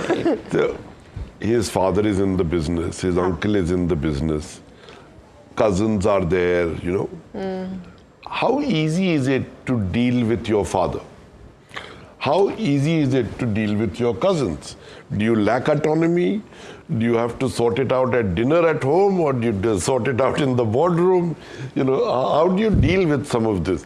People would like to know, you know. So, different ways of sorting different things out. I think, you know, you've all grown up around each other, so I guess you all you know where and how everyone is wired. But, you know, there is the underlying value system, I think, which everyone in the family gets. Of course, there's always going to be differences of opinion, disagreements. Sometimes a lot of agreement as well. I mean, no one specific answer. I think some of these are done over over a game of tennis or golf. Some of these have to be done in the office. Some of these are perhaps done where on vacation in Kunur, in the Nilgiris. So I guess you got to pick the place, pick the time, and I think you'll have to really pick the tone of discussion as well. I don't think there's one playbook. This is muscle which you build out of experience and just out of self-awareness, really. Yeah. Is there a mechanism in place for resolution, or is it at the end of the day the senior most takes the final call and it ends there? Not exactly. I think we've always Dr. Sinha has been on the advisory board, so we've always had the benefit of having very trusted members of the board or trusted advisors to the family. We've often used their wisdom and their intervention as well, and that's also helped on a lot of occasions. So we do turn to that oftentimes. I wonder when there is, in this scenario that you've described, and thank you for that question on my behalf, but in the scenario that you've described, there will also be professionals in play apart from family members in key positions. How does that dynamic work? If you'd like to answer that. So I think we were very early to professionalize. I think at the turn of the century, we professionalized, one of the first family businesses to do so. So I think we've all operated in that environment. A lot of us have worked outside as well, so we really understand. And I think that's one of the benefits of working outside. You understand what it is to work in a professional environment. So no one really brings an attitude to work saying, hey, I'm anyway going to get to take the final call. There is a lot of consensus building which is done. We've often had professional managers and professional leaders also prevailing on certain decision making because they brought very good and very sound logic to the table. So I think issues are really dealt fact-based, merit-based, and I think that's how we've largely progressed. My own perspective on this is that, firstly, the next generation of a family has a pretty tough time in the business because they have the name and there are expectations and they're always trying to live up to their name because everyone is saying, they have it easy, and they then put pressure on themselves, right? And then even in the flip side is also true. If supposing I'm his boss in the Murugappa group, I know in the back pocket he holds shares of the company, So it does create a little bit of actual tension in that. But then the people who have spent time, also learn to work with the family, and they are respected, they know how to navigate the family. Now, every company, you need to navigate the company. Whether it's BCG, you need to navigate our own selves, within a company. So it's not that in any company you don't need to navigate. No, but I suppose a family or a business that has that kind of legacy over time also knows how to treat the professionals who are coming in and the value that they bring. I don't think it's a clear black and white. And any perspective on this? Did you ever have a boss in your journey up there who you felt was a little hesitant to take you on, or was that never the case? No, never the case. I think I've had maybe 3 bosses in the group. I think they were all senior leaders, either directors on the corporate board or MDs of companies. So never hesitant. I guess they knew that we were brought up, in that environment of professionalism. I agree with what Dr. Sinha said as well, but I think they were comfortable to take me on. And you respectfully disagree with them and on certain topics, so on and so forth. But I'd agree with Dr. Sinha. I think by they build that experience of learning to work with the family and work with the group. For example, on a certain issue, a professional leader would straight away, and if there was let's just say there was a situation at the factory, it was a labor situation or whatever, and he'd brief me, and he'd sort of straight away say, I think we need to do a briefing to your uncle as well because he'd be concerned about this issue. So he knows perhaps, what are some of the areas which he also likes to watch closely. So I think that experience anyway gets built. Just, your take on running a large business and building a legacy in modern times, when traditional wisdom would tell you, let your work speak for yourself, let your balance sheet speak for yourself, let your company's results speak for yourself. But we're in times where you have to speak a little louder than that. You have to be out there, your brands, your logos in the collective memory. That is something that the group has always shied away from. Do you think that's the right path going forward in this day and age?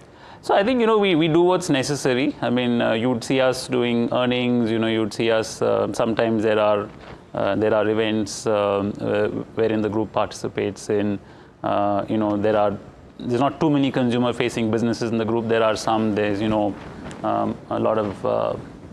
a lot of stuff done on the advertising, on the promotional side. So I think we do what is required. Individual leaders, we're living in a time, and especially with so many new age businesses coming in, where the promoter / leader is a brand in themselves, and they really put themselves out there. Yeah.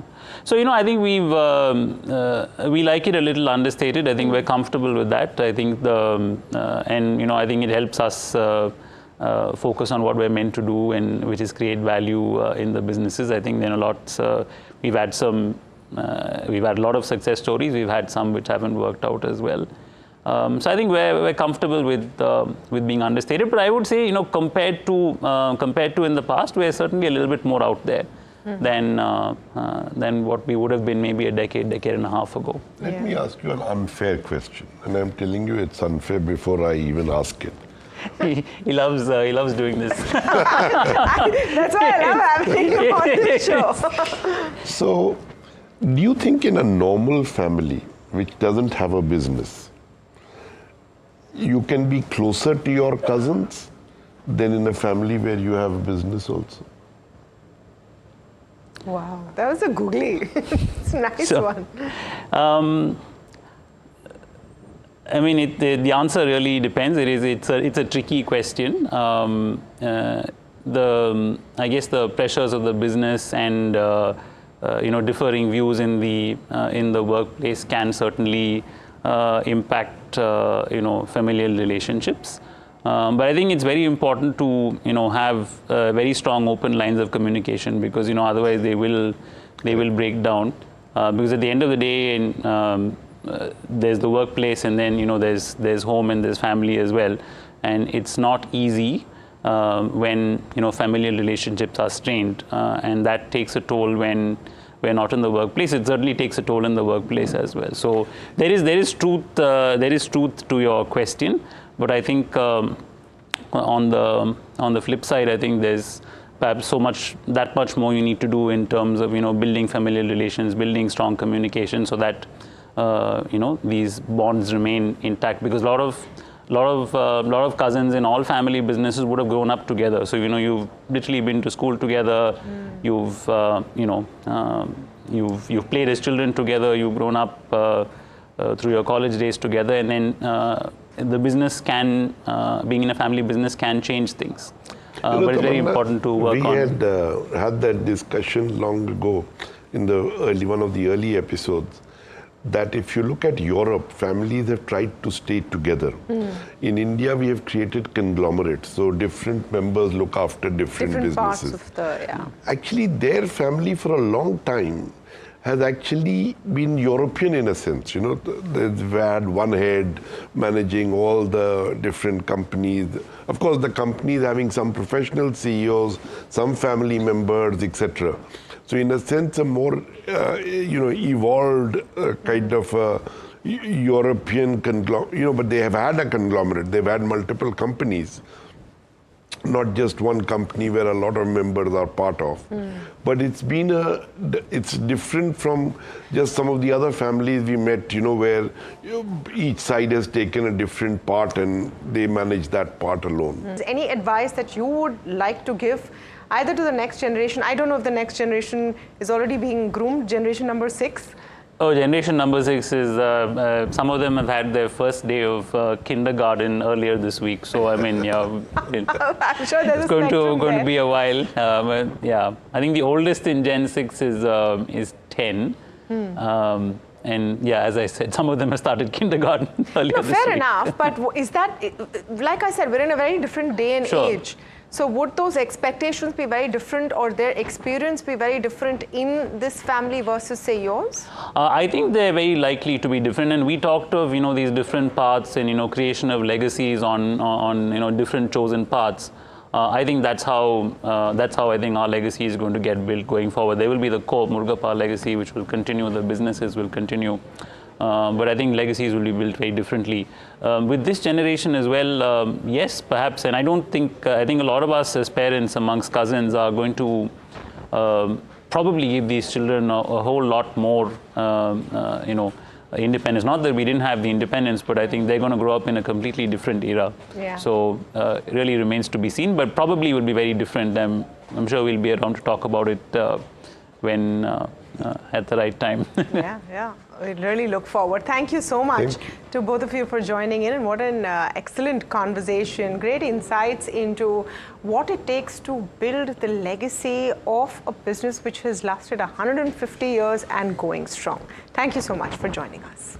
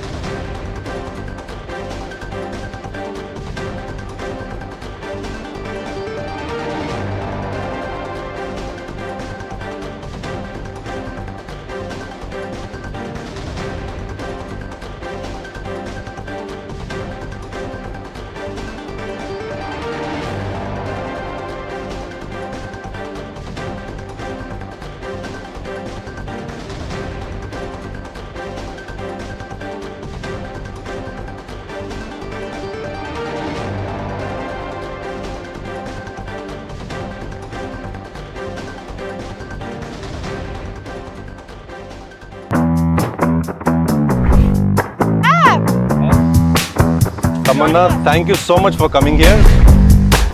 So not that far from Bangalore. Only 4 hours. This is exciting. Yes. It's exciting because we're also the only channel to get a look inside the factory. We're going to be on the factory floor. Absolutely.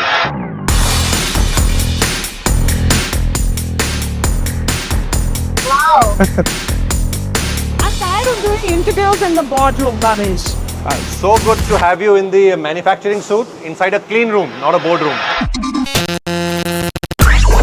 To make money, you need the vertical integration, you need the technology development, you need the product portfolio. A big concern right now is rare earth. Yes. And I think we need to focus a bit on what you are trying to do to solve that problem. Global OEMs, Western OEMs are increasingly testing rare earth-free motors in their batteries. And OLA Electric is the first Indian company to do this. This is the output that comes here, Tamanna. You can see this is a cell. Oh, wow. Yeah.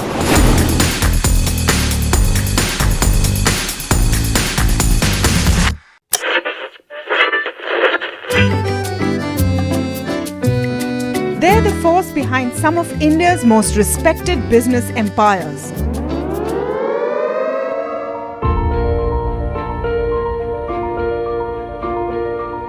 But you've rarely heard them speak. Now, for the first time, these leaders open up on succession, conflict, governance, and inheritance.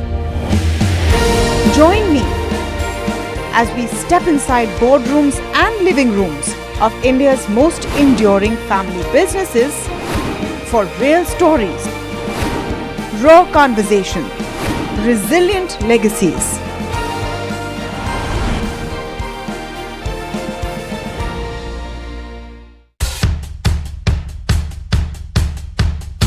The markets move fast. And so should your portfolio. Expert insights, real-time stock picks. Do I buy Ola? Should I hold CDSL for the long term? Buy, sell or hold. The answers you need, straight from the experts. Callers from India and across the world. Connect live, ask, decide and invest wisely. Your portfolio, your future. Ask Profit.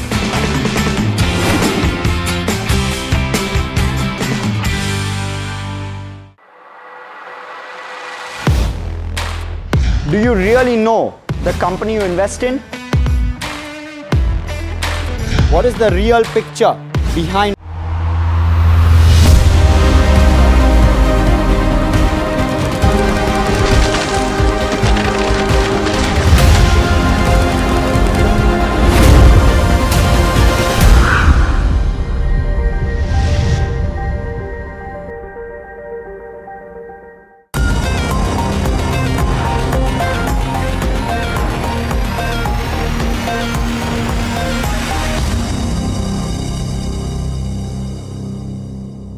This promises to be India's answer to reducing dependence on imported lithium-ion cells. These are batteries that power electric vehicles. It's bold, it's ambitious, and it has its fair share of naysayers who question whether Ola can pull it off. In fact, we have the man himself. Bhavesh, thank you so much for joining Tamanna, us. thank you so much for coming here. It's not that far from Bangalore. Only 4 hours. But you know, this is exciting. Yes. It's exciting because we're also the only channel to get a look inside the factory. We're going to be on the factory floor. Absolutely, yeah. And of course, a lot of questions on what this plans to do. हर नई चीज़ पे सवाल होने भी चाहिए. Market के जो सवाल हैं, they are all the right questions. Is this the right use of capital? Is this the right thing for India? But I'm going to start with positioning this in the macro context in which we find ourselves, Tamanna. Tariffs, rare earths नहीं मिलेंगे हमें. यहाँ से oil मत खरीदो, वहाँ से मत खरीदो. We have to build ourselves. Our Prime Minister today has painted a technology vision for Viksit Bharat 2047. And at the heart of India's future is going to be the next energy technology. And what we are building here is the next energy platform of the future. It's not just for making the EV transition, it is for making the whole energy transition. These cells, इतनी बड़ी factory में छोटे से cell निकलते हैं. But you know, you can imagine then you need such a big process to really make those really high-tech cells. All the technology is built by us in-house, and we'll go through and I'll show you, we'll wear the suits, I'll show you how the process is so automated, so quality controlled, dust-proof rooms. And these cells go into EVs, they go into drones, they go into robots, they go into grid energy storage, जो solar के साथ लगती हैं. So this is the energy platform of the future, and India needs to have its own. And we are here today standing at India's first gigafactory. Fantastic. Let's go inside and take a look.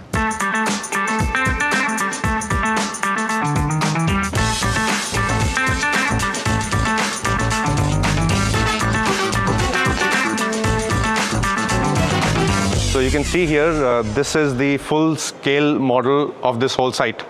And this vision that you see here is going to be 100 gigawatt hour. Just to contextualize that, today the world produces about 1500 gigawatt hour. Almost 80-90% of that is in China. So this site alone eventually will be 100 gigawatt hour. What are we starting with right now? So what we are starting with is this first block you see here. So no, in terms of 100 gigawatt hour, we're starting with 5. What you see today is 5, and the same building will scale up to 20, and then the 20 will scale up to 100. Okay. Yeah. Okay. So how long has it taken to build the entire facility? The facility took about a year, and then we put all the machines in. So for the last 1 year or 1.5 years, we've actually been fine-tuning our process. And the process goes through a lot of steps, and it's highly complex each step. And छोटा cell बनाने के लिए इतने सारे step लगते हैं. Yeah, of course. Of course. You know, the question is that why has India not been able to? When you started very well, because you talked about the importance of this in terms of tariffs, in terms of Atmanirbharta. The question is, why have we not been able to do it thus far? What really is the problem?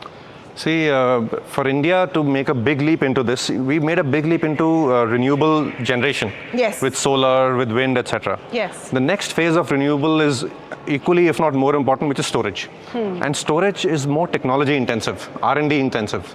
And in general in India, we've taken the leap on manufacturing, but we're still early in the leap on R&D. Agreed. So that's why what you see here, a lot of it is, and you can see here the lines are producing, the cells are coming out. Right, so these are the finished cells, and when I'll take you inside, so we'll see actually किस तरह से वो material से cell बनता है इस पूरे line में. So it's very R&D intensive. All the technology we had to create in-house. So it took us also 4 or 5 years. You know, this is interesting you say that, because this is being seen as a good thing and as a bad thing. The negative in it, I'll talk about first, is the question that is coming, that since you're not doing this with any large partner that is established globally, will you be able to manage the efficiencies that others do have in this space? Well, we've been at it for 5 years now. When OLA Electric started 5 years ago, we started with our cell R&D. So we've also improved our processes, improved engineering to a level where our efficiencies are at the same level on global benchmarks. Our scale is lower than global benchmarks, but our technology and our process efficiencies are at the same level. So as our scale improves, our cost of manufacturing will also be equal to global benchmarks. And also for us, this is not a 1 year, 2 year vision. It's a long-term vision. As we keep increasing scale, India is going to be a large consumer of these cells. We ourselves, as the leading EV company, but also across EV, energy storage, बहुत cell लगने वाले हैं. So we will need the whole capacity, and that will provide us the impetus for scale. Here's where all the magic happens, and of course there are various segments of it. So, you know, the idea of a modern day factory is few people and a lot of machines. And I think one interesting thing over here is that it's led to a large part by women running the shop floor. Almost 99% it's women. So I would say it's all women factory. Even our automotive factory is an all-women factory. That was a conscious decision? Yes, very conscious decision, because in India, one of the reasons our workforce has lagged behind is because women participation is low. And it's not because the women can't do it. It's because there's a little bit of mindset in the industrial communities that are women good enough for the industrial work? And our factory has been, automotive factory has been working so smoothly for 4 years now. So we've scaled that up into the Gigafactory, and you know, the women are doing such good technical work. And if I can say this on camera, Tamanna, women are better than men at this work. You can say it on camera, off camera. I think it's true. They're more disciplined. They don't take random breaks, and they're more dexterous with their hands. The women are better hires than men. I hope I don't get into trouble for this. No, I don't think you will. Okay, so now of course we have to wear protective gear, right? When we're getting in. You know, because I'll tell you why we have to wear protective gear. This process of making the cell is extremely sensitive to moisture, to dust, and to any environmental impurities. So we have to cover our skins because our skins release moisture. Okay. So sweat, right? So we have to cover ourselves in these suits so that the ambient temperature inside remains at a very controlled level. Cell manufacturing is second only to semiconductor in terms of complexity. Semiconductor, you will see similar suits and similar clean rooms. So just like that for our cell manufacturing. Okay, let's go.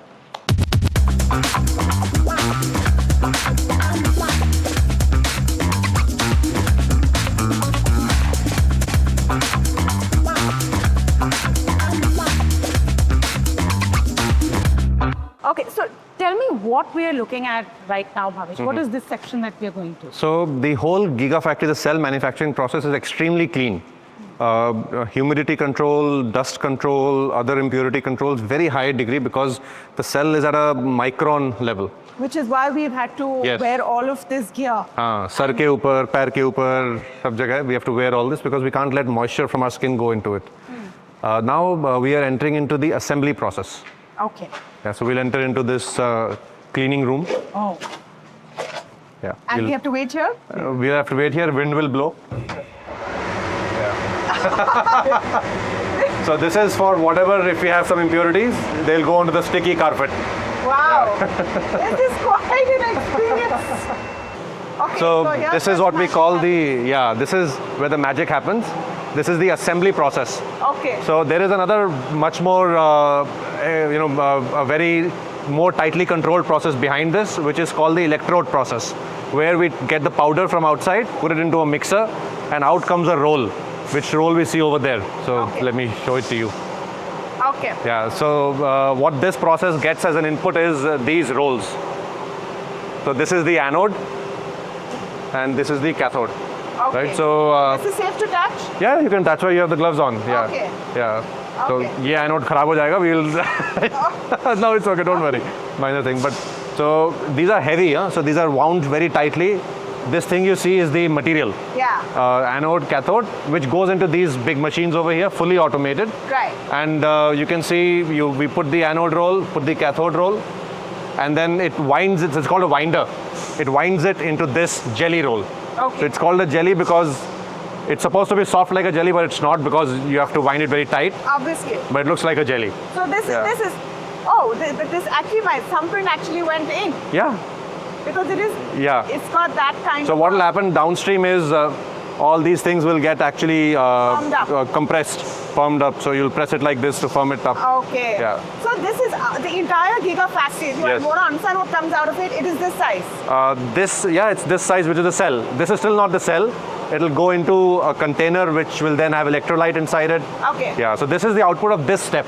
Okay. So you take this inside, 2 of these, and you output this. Okay. Yeah. Got it.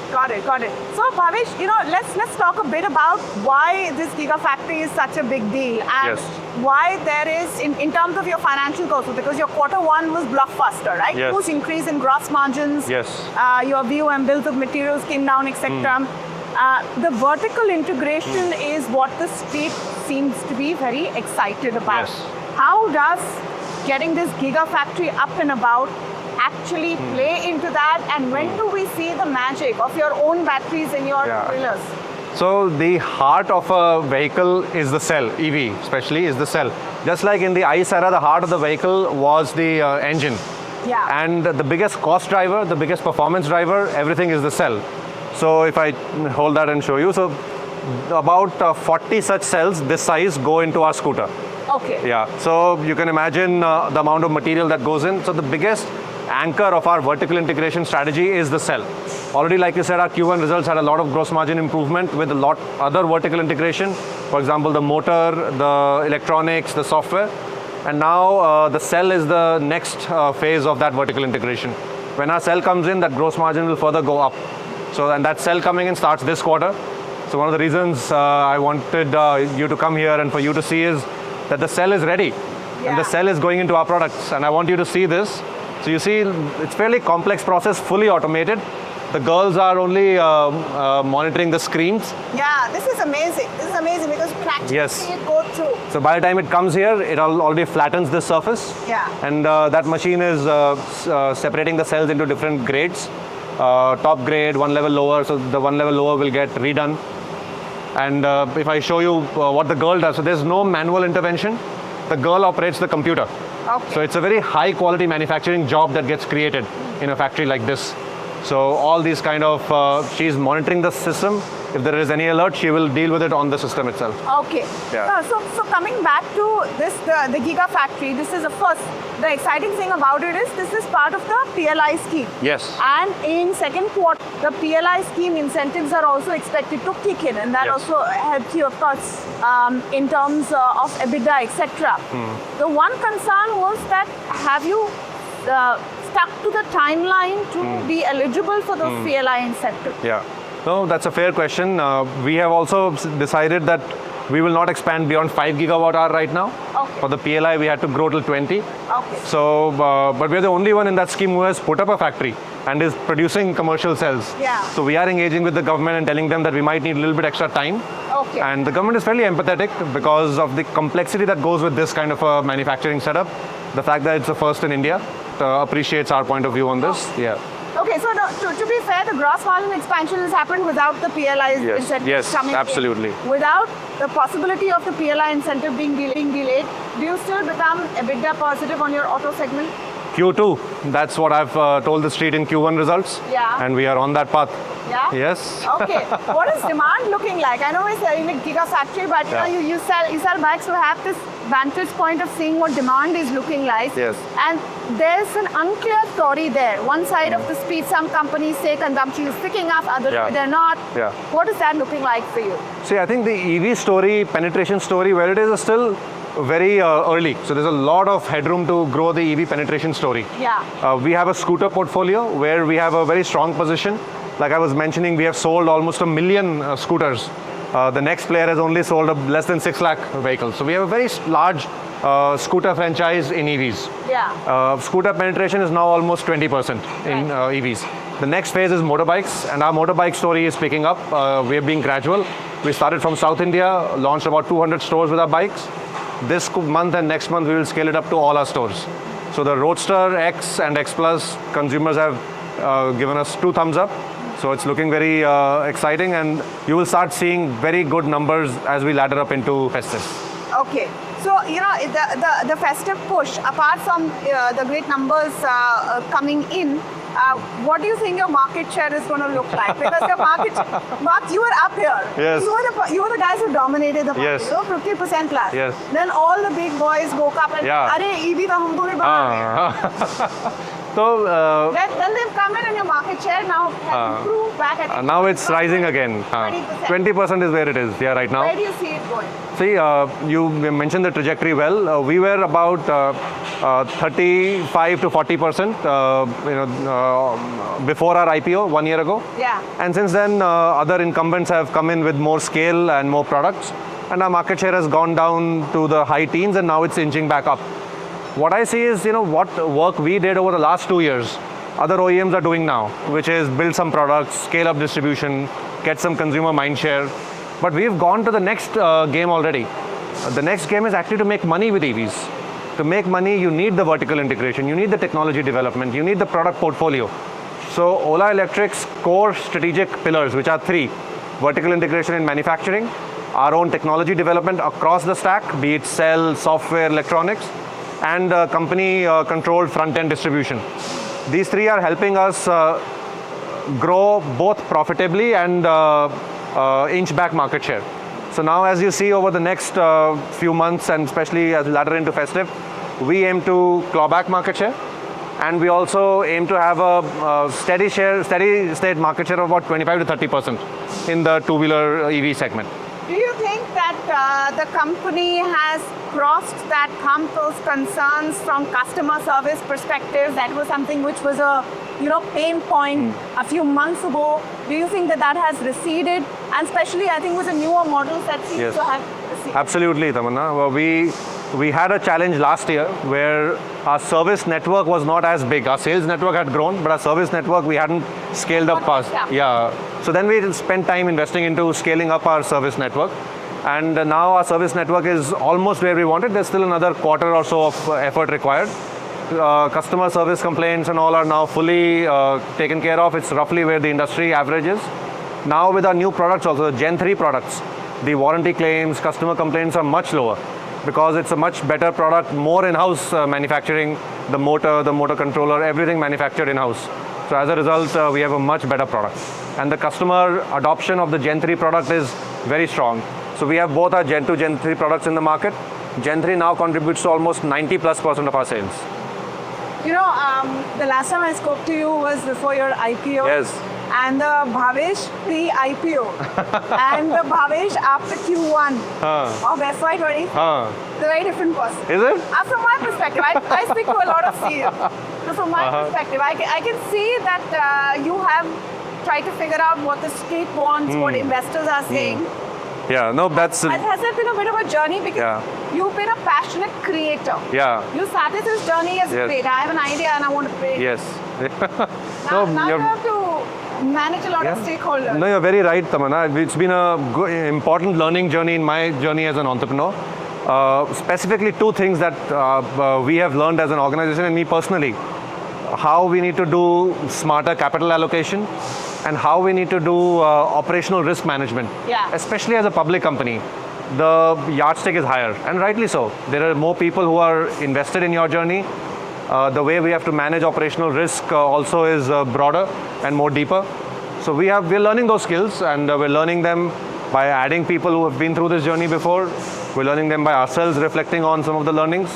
And I do believe today the company is in a much better trajectory of a balanced, profitable growth journey than where we were maybe 1.5 years ago. What happens in terms of, does this realization and these new responsibilities as someone running a public business company now temper some of those ideas, the maverick part of you? Not at all. Not at all. I think it adds a layer. It doesn't temper anything, but now it's a more holistic way of managing business, or my approach to entrepreneurship is more holistic. The ambition, सपना तो वही है, but सपने को पूरे करने के लिए जिस तरीके से आगे बढ़ना है वो थोड़ा सा nuance हो गया. Let's see the battery. I want to see. Yes, the battery is all the way down that side. So shall we walk back? Yeah. Okay. Yeah. Let's walk back. So this whole line, like I said, starts from that electrode roll. We make the jelly roll, and there are almost 25-30 processes that happen in this line, fully automated. Okay. And each step is manned by a girl. Actually, I shouldn't call it manned, woman by a girl. Yeah. Yeah, and that's another important story, Tamanna. The amount of change of life that a girl has when you give her employment in a place like this, a rural community. Yeah. Right? The whole family's life changes. Correct. And we've seen that goodwill be there for us as we've given all these girls a very respectable job. No, and employment in manufacturing is huge. You know, I want to come back to something like you said right when we started this interview, when you talked about the world we're living in. Yes. Tariffs. Someone says, don't buy oil from here, don't buy oil from there. A big concern right now is rare earth. Yes. And I think we need to focus a bit on what we're trying to do to solve that problem. Yes. And right now, of course, only for Ola, but does this become something that, you know, we can do broader. Forward. Yeah. So tell us a bit about that. Yeah.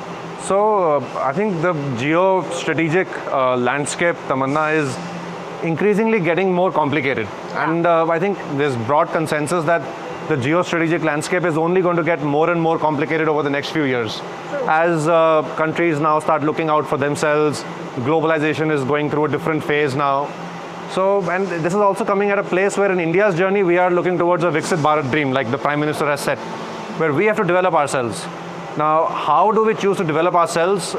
It's a very conscious choice we have to make, that we have to invest in technologies of the future, so that we can control the narratives of the future, the products of the future, supply chains of the future. Cell and this energy is one of them. Rare earths is another one, and we can see how our neighbors are really using it as leverage against us in a trade negotiation or whatever. The way forward for us is twofold, Tamanna. We have to partner with other countries. It's not as if only one country has the source. We have to partner with other countries, like-minded countries in Southeast Asia, elsewhere, western part of the world. And there are also, we have to leapfrog technologies. So now motors, electric motors today use rare earths. But the whole world has moved to rare earth-free motors now, increasingly. Okay. Global OEMs, Western OEMs are increasingly testing rare earth-free motors in their batteries. And Ola Electric is the first Indian company to do this. Our entire two-wheeler lineup will, by next quarter, be rare earth-free.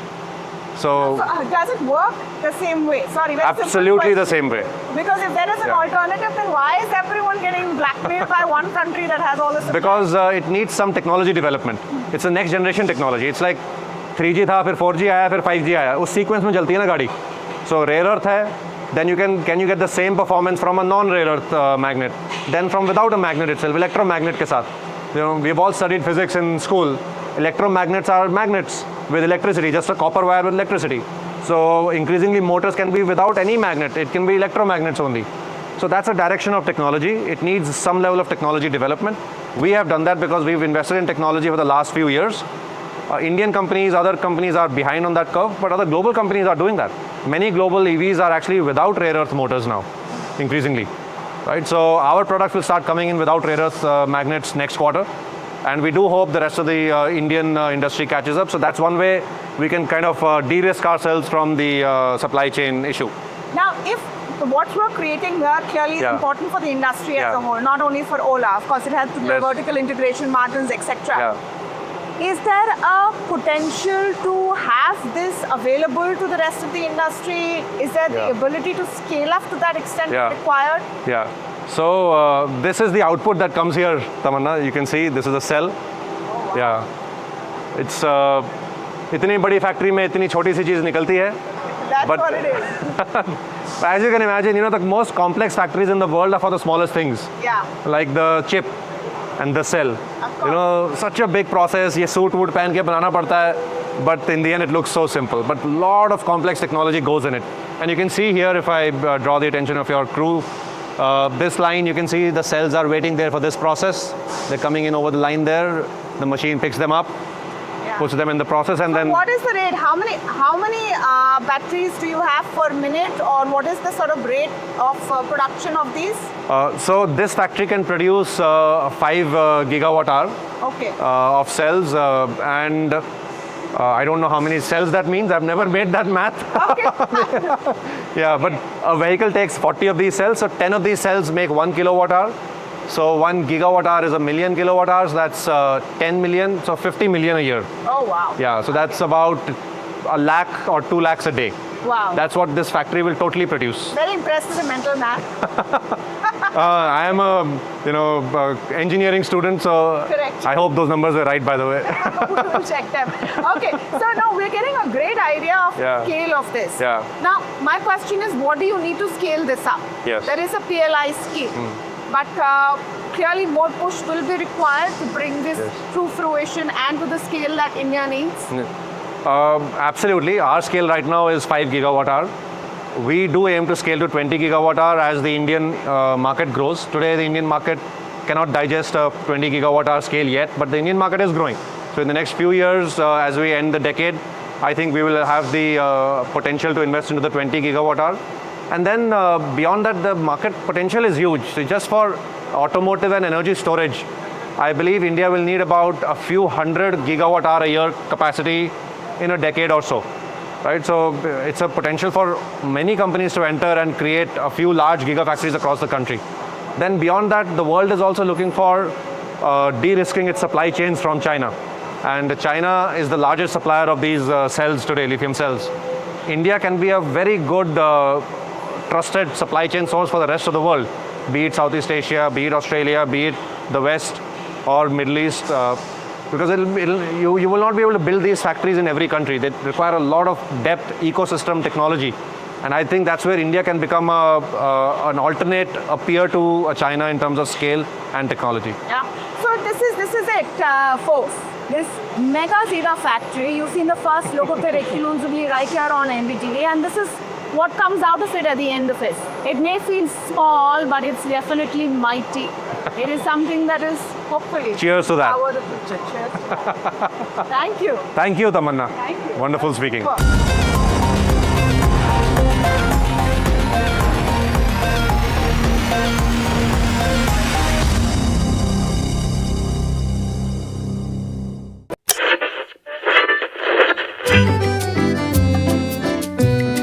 They're the force behind some of India's most respected business empires.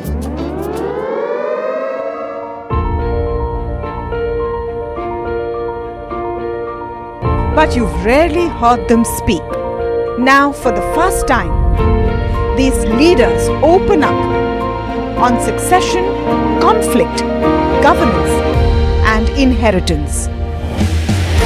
Join me as we step inside boardrooms and living rooms of India's most enduring family businesses for real stories, raw conversation, resilient legacies.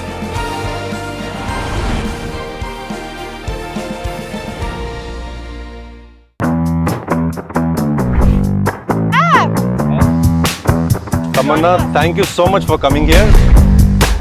So not that far from Bangalore. Only 4 hours. This is exciting. Yes. It's exciting because we're also the only channel to get a look inside the factory. We're going to be on the factory floor. Absolutely.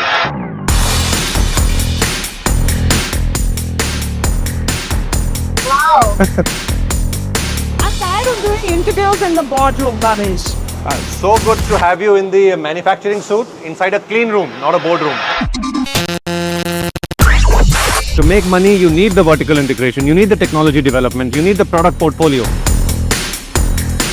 A big concern right now is rare earth. Yes. And I think we need to focus a bit on what you are trying to do to solve that problem. Global OEMs, Western OEMs are increasingly testing rare earth-free motors in their batteries.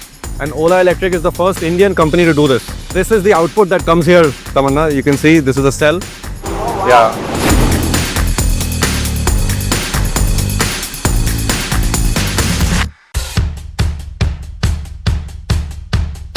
The markets move fast. And so should your portfolio. Expert insights, real-time stock picks. Do I buy Ola? Should I hold CDSL for the long term? Buy, sell or hold. The answers you need, straight from the experts. Callers from India and across the world. Connect live, ask, decide and invest wisely. Your portfolio, your future. Ask Profit.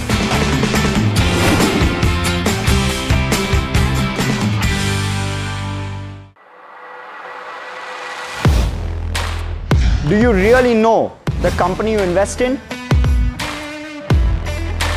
What is the real picture behind presentations and claims? Is the outlook as rosy as the company claims? Know Your Company, powered by NDTV Profit Research, shines a light on the biggest stock market movers.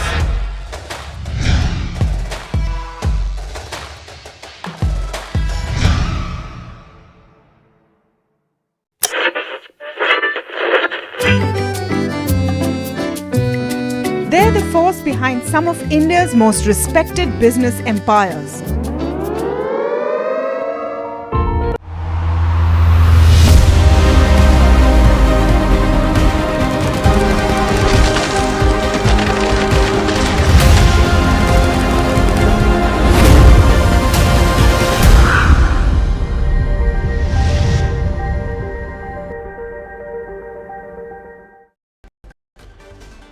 Finfluencer Abdul Sate responds to Sebi's allegations, releases a video saying he doesn't run any investment advisory services. Benchmarks gain for second week in a row, with Nifty closing below the 25,000 mark. Mid and small cap indices gain over 2% for the week. Nifty Auto makes the best weekly gain since May 2025. In an attempt to encourage investments into mutual funds, Sebi plans incentives for first-time women investors, says Chairperson Tuhin Kanta Pandey.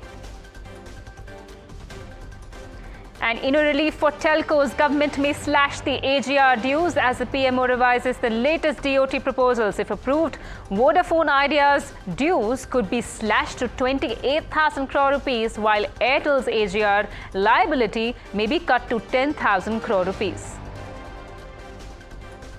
Real money gaming firms such as Dream11 and Gamescraft may sue the government over the passage of online gaming bill. Sources say the companies plan to file a writ petition with the Karnataka High Court next week. Online gaming bill is now a law after President Draupadi Murmu issued her assent.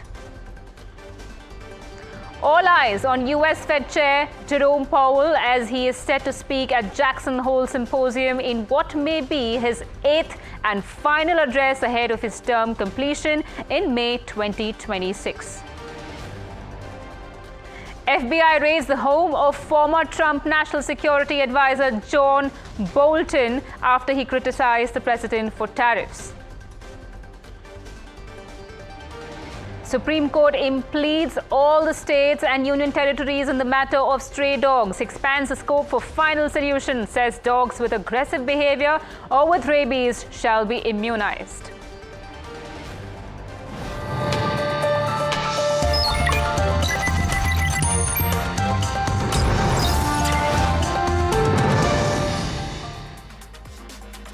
Hello and welcome. A warm good evening to all of you. This is Profit 360 and I'm your host Malika Mishra. Along the next half an hour, we will be bringing you the latest on markets as well as national and international news, so follow along.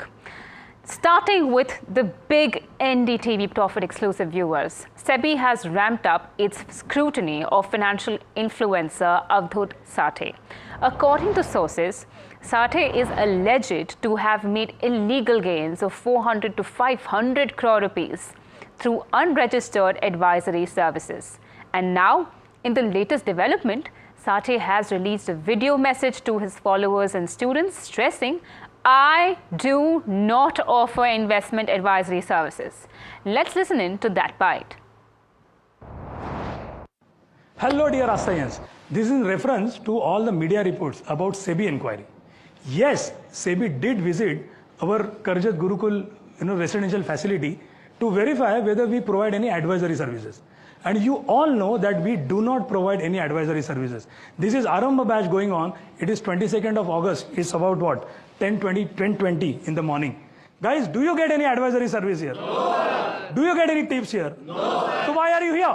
Learning. So are you enjoying? Yes. They are enjoying. Yes. And let me tell you, we are fully cooperating with the authorities. And I want you to, not get distracted by any media reports. All right. It's time to repose our faith in the mission. So believe in our mission. And yes, all our sessions, jitne bhi hamare events hote, they are going as per schedule, as per the plan. There is absolutely no change. So just relax and enjoy learning journey. All the best. And let's now go across to my colleague Charu, who was at one of the centers that was searched. Here's a report from her. A little over 20 kilometers away from the BKC office of Securities and Exchange Board of India lies Flying Colours Cooperative Housing Society in Mulund. And why is it important? It's important because this is where the corporate office of Abdul Sate lies, the Finfluencer who has been under the scrutiny of Securities and Exchange Board of India for giving unregistered trading advice. Now, this is a person who has been in the business for quite a while and has offices around the country, be it Bhubaneswar, Kochi, Kolkata, Mumbai and several other areas in the Sahyadri region. And he has a big network of teachers and traders who themselves are unregistered on the Sebi platform and are the people who used to be his own students. Now he is running this business in a way that there are several people on the premises constantly working in a very godman kind of a way, working on a very self-proclaimed God philosophy of trading, where they also have an energy wing where they focus on the resilience and the emotional stability of the traders and keeping them connected with their platform even if they face losses. Now this is a case where Sebi is looking at impounding illegal gains of over 400 to 500 crore rupees, but the search operation is still going on and it remains to be seen as to what happens. We'll keep you updated. Sebi Chairman Tuhin Kanta Pandey said that speed of information is the market regulator's biggest weapon when it comes to fighting fraud. He was speaking at a mutual funds event in Mumbai. Let's listen in to his remark as well. As fraudsters grow more creative, we must be more vigilant. Each time such a case is detected, AMCs must act promptly and monitor the evolving patterns in such practices. Such modus operandi may be shared across AMCs and QRTAs as well to immediately prevent recurrence of such cases. Remember, in this battle, speed of information is our greatest weapon. And let's now shift your focus to how the benchmark indices fared today. Indian benchmark indices took a hit today, erasing this week's gains with cuts of nearly 1%. The Nifty wrapped up trading at approximately 24,800, while the Sensex concluded at around 81,200 odd levels. However, broader markets defied this trend, outperforming both the Nifty and the Sensex on a weekly and intraday basis. Mid and small cap indices were the bright spots, surging over 2% this week. On the flip side, HDFC Bank, Reliance, ITC, ICICI Bank and even TCS were the major contributors to today's downward pressure. Most sectors ended in the red zone as Nifty Metal, PSU banks and FMCG led the decline. Media, pharma and defense were the only sectoral gainers in fact in trade today. However, auto, realty and consumption clocked the highest weekly gains. Just over a quarter of stocks ended in the green, wrapping the market breadth in the favor of the bears. Despite this though, the overall sentiment remains cautiously optimistic, buoyed by potential GST reforms and S&P rating upgrade on India. Let's also take a look at how Wall Street has opened. Stocks were slightly higher at open, with investors hoping to end the otherwise losing week on a positive note. The Dow Jones Industrial Average traded 0.7% higher. The S&P 500 climbed 0.3%, while the Nasdaq Composite hovered around the flat line. This is ahead of Federal Reserve Chair Jerome Powell's speech at Jackson Hole to be held shortly. Investors will be seeking clues on the path forward for monetary policy and a possibility of rate cut in the month of September. What makes his address even more important is that this might be his last keynote address at the central bank's annual conclave. And this is not surprising, considering that US President Donald Trump has kept up a near constant drumbeat against Powell and his colleagues. Trump has consistently badgered Powell to lower interest rates, and in recent days, the president's attack on the Fed chair has gone past just the mere monetary policy. But to tell us about what this year's symposium holds and the political backdrop it presents itself in front of, let's go across to my colleague Jasmeet joining us. Well, right, yes, thank you for that. Just to give viewers a bit understanding about exactly Jackson Polls is. Well, the Jackson Poll is an annual gathering of the central bankers which has been happening since 1981. And this is a platform nearly used by Fed chairs to give away the directions towards which the markets are going to flow. While the US Fed chairs often use this platform as a major signal of the policy shift, while what is said here generally turns and gives a momentum towards the market, bonds and other share-based commodities. Now, well, the Fed chairs speech title for this time's speech would be Economic Outlook and Framework Review. So that's something key highlight to watch out for.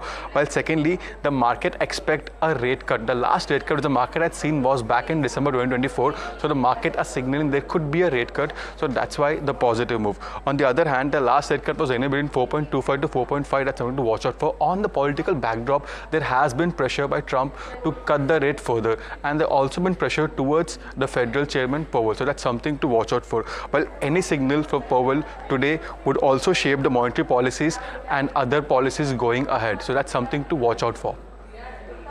Right, Jasmeet. Thank you so much for helping us understand that background. Now, another big headline from the Sebi chairman, Tuhin Kanta Pandey, viewers. Citing the immense potential of mutual fund investment in India, he emphasized the need to increase the participation of women in mutual fund investing. Let's listen into that as well. Today, less than 5% of India's population invests in mutual funds, which highlights the immense potential that lies ahead. Increasing penetration is therefore a key priority. To this end, we are taking a series of measures to facilitate and encourage the industry. One such recent proposal is to incentivize distributors for investments from first-time individual investors in B30 cities. This will not only bring new participants into the fold, but also extend the reach of mutual funds into underrepresented regions, contributing to deeper financial inclusion. Another priority is to encourage greater participation of women in mutual fund investing.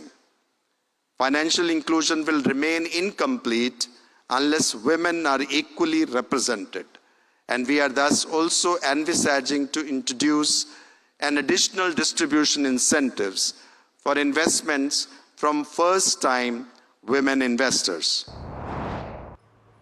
And staying with the market regulator, sources tell NDTV Profit that there could soon be a cap on intraday index derivative trades. Sebi's secondary market panel has proposed a 1,500 crore rupees limit on such trades. The move comes after Sebi tightened its scrutiny of high-frequency trading firm Jane Street. Right now, there is no cap on intraday trades, but exchanges have been asked to keep a closer watch on unusually large deals. Sources also say Sebi is considering broker-level limits to prevent concentration of trades. Remember, NDTV Profit had earlier reported that both intraday and position limits were already under review. And on to a corporate news. Sources tell NDTV Profit that the Department of Telecommunication has escalated pleas from Vodafone Idea and Bharti Airtel for adjusted gross revenue relief to the Prime Minister's office for a final decision. For more details on this matter, let's go across to my colleague Aishwarya Patil now.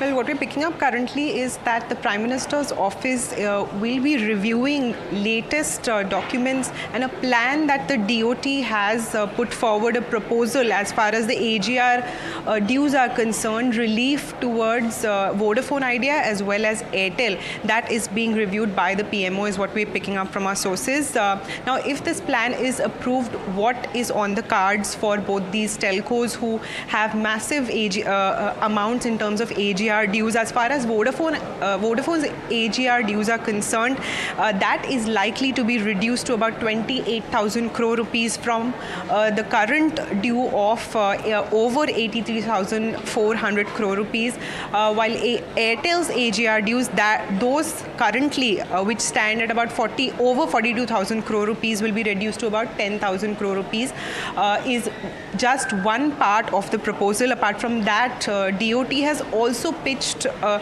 relief plan as far as the penalty and interest on penalty is concerned for both Airtel as well as Vodafone, so as to restructure and take a look at how that can also be extended in terms of moratorium as well as interest payments. That will also be reconsidered by the PMO, is what we're picking up from our sources. PMO may consider about 2 to 3 options, especially for Vodafone Idea. Now, overall, if we talk about Vodafone Idea's debt in total, that stands at about over 2,14,000 crore rupees in terms of payment obligations towards the government, of which about 83,000 crore or so is in terms of AGR. And that's the update so far. We'll keep you posted as and when we hear about what steps the government will take going forward to give relief to both the telcos, Airtel as well as Vodafone Idea. Right, and now we have an important update on the online gaming bill. The President has given assent to the Online Gaming Act. But the act seems to have thrown everyone into a panic mode. From companies to gamers, everyone is worried about something crucial. As industry giants get ready to battle it out with the government in court, my colleague Agni is here to break down what the real concerns are.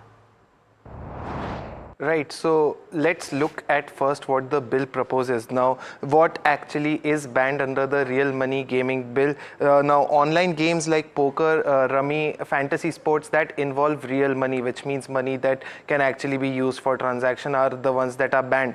Now, this includes, the bill does not differentiate between games of skill and games of chance. So, a tournament where you can win money through chess does not differentiate from a game where you can win money through betting on say a cricket match or a kabaddi match. Now the game has finally been able to receive the President's assent, which has turned it into an act from a bill. Now moving on, who does this directly affect, which is basically who is shutting shop. So all usual suspects, your Dream 11, your Winzo, MPL Sports, your Zupi, Probo, Rummy Circle and Pokerbazi, which is owned by listed company Nazara Tech, are all the ones that have or are in the process of shutting shop. Now, what will happen now? Now, platforms are given a few alternatives. They can focus on a different business model where they can start earning revenue through in-app purchases, ad revenue, and even a subscription model. They can sell their business to overseas buyers, because remember, having a real money gaming business in India will be illegal, and being a gamer in that will be illegal. Or they can use their established tech stacks to continue into other businesses. Now the next question will be, if you as a gamer are in these companies, have already played, is your deposit with the companies currently safe? So channel checks and sources have been telling us that most platforms are blocking new deposits, but what they are doing is allowing older deposits to be drawn out of your existing accounts, which means, say if you have a 500 rupee left in your Dream 11 account, you can withdraw it. And experts warn, however, of a system overload from sudden and mass withdrawals. Basically something similar to a bank run if it happens on that scale. Remember, India has nearly 16 crore real money gamers. Let's take a look at what the flip side of the whole issue is. The act says that it's all good, but what wrong can go with it? Now, banned users, experts say, can shift to unregistered peer-to-peer betting via apps or other means, and they can start using UPI mule accounts for illegitimate means of settlement of their accounts. Now, this will also lead to a booming in offline traditional betting networks like, say, lottery betting and all, and experts believe that up to 30% users may migrate to these offline bettings within say 2 or 3 months. And they also see users flocking to offline offshore illegal sites for gambling, and they also expect job loss in an industry which is backed primarily by private equity and foreign direct investments. Now let's take a look at what the companies are planning to do. Today we were the first to exclusively report that Dream 11, Gamescraft and other are considering to sue the government in court. Now, which court is it? It's the Karnataka High Court, and writ petitions are likely to be filed within the next week is what sources are telling us. Now, real money gaming firms are deliberating over whether to do it individually as separate companies or together as a federation of RMG companies. Now, the bill has certainly become an act, and shops, a lot of businesses are shutting down, but let's see what the next week holds, and we'll keep bringing you more updates. Right, Agni, thank you so much for explaining us the nitty-gritties of this act and also the follow-up of the NDTV Profit exclusive story that you brought to us of how these real money gaming companies are planning to see the government in the court. But in a significant development, viewers, the Supreme Court has modified its earlier directive on stray dogs in Delhi NCR. A bench of justices today clarified that stray dogs can now be released back into their original habitats after being dewormed and vaccinated. The court has put a hold on its previous order that mandated the confinement of all stray dogs in shelters and prohibited their release. However, it made it clear that dogs showing aggressive behavior or infected with rabies will not be released into public spaces. My colleague from NDTV, Nupur, now brings us more information on this matter. Well, first of all, the Supreme Court has for now stayed the earlier directions pertaining to relocation of dogs. That is, the Delhi NCR dogs can now roam freely for now on the streets.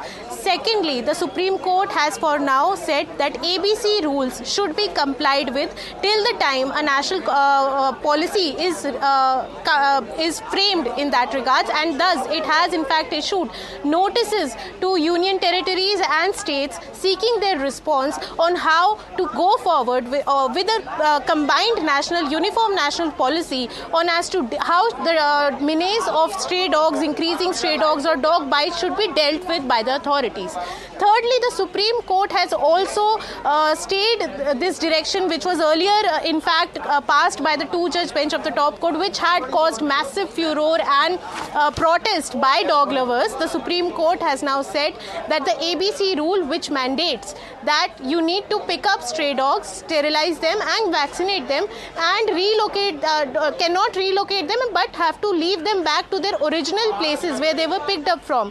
That will have to be followed strictly. So in a way, this court in an interim order has upheld the previous ABC rule, which the two-judge bench had in fact called absurd. So for now, but the top court has also said that there cannot be any frivolous feeding of stray dogs. They should be fed in designated areas, and people aggrieved in colonies and residents by people frivolously feeding stray dogs can complain on helpline that the MCD should bring forward for common residents to complain about them.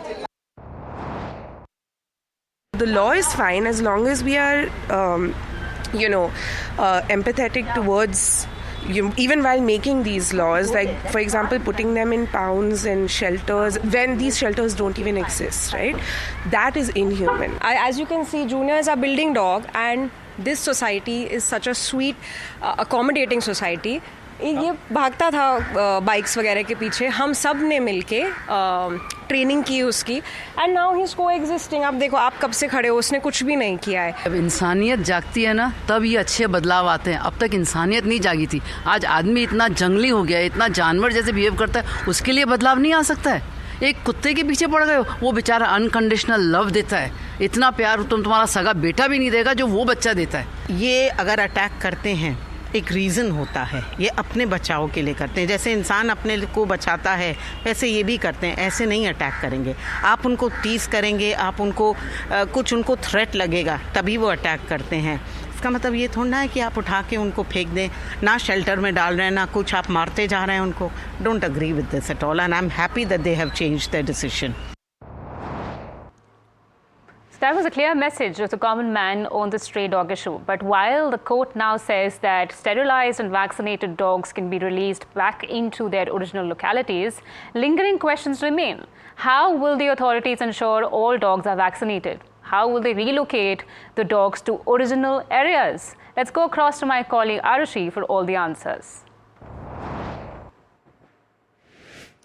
Now, on August 11th, the Supreme Court mandated rounding up all stray dogs across Delhi NCR and placing them permanently in shelters. No provision was made for returning sterilized and vaccinated dogs to the streets. Shelter infrastructure had to be created and strict action threatened for non-compliance. Now, after widespread protests and opposition to this ruling, exactly after 10 days, today the Supreme Court reversed its stance. Strays will now be sterilized, vaccinated and released unless aggressive or rabid. But there are a few questions that arise looking at the order. Let us take a look at them. Point number 1 is that sterilization and vaccination are key to controlling the stray dog population.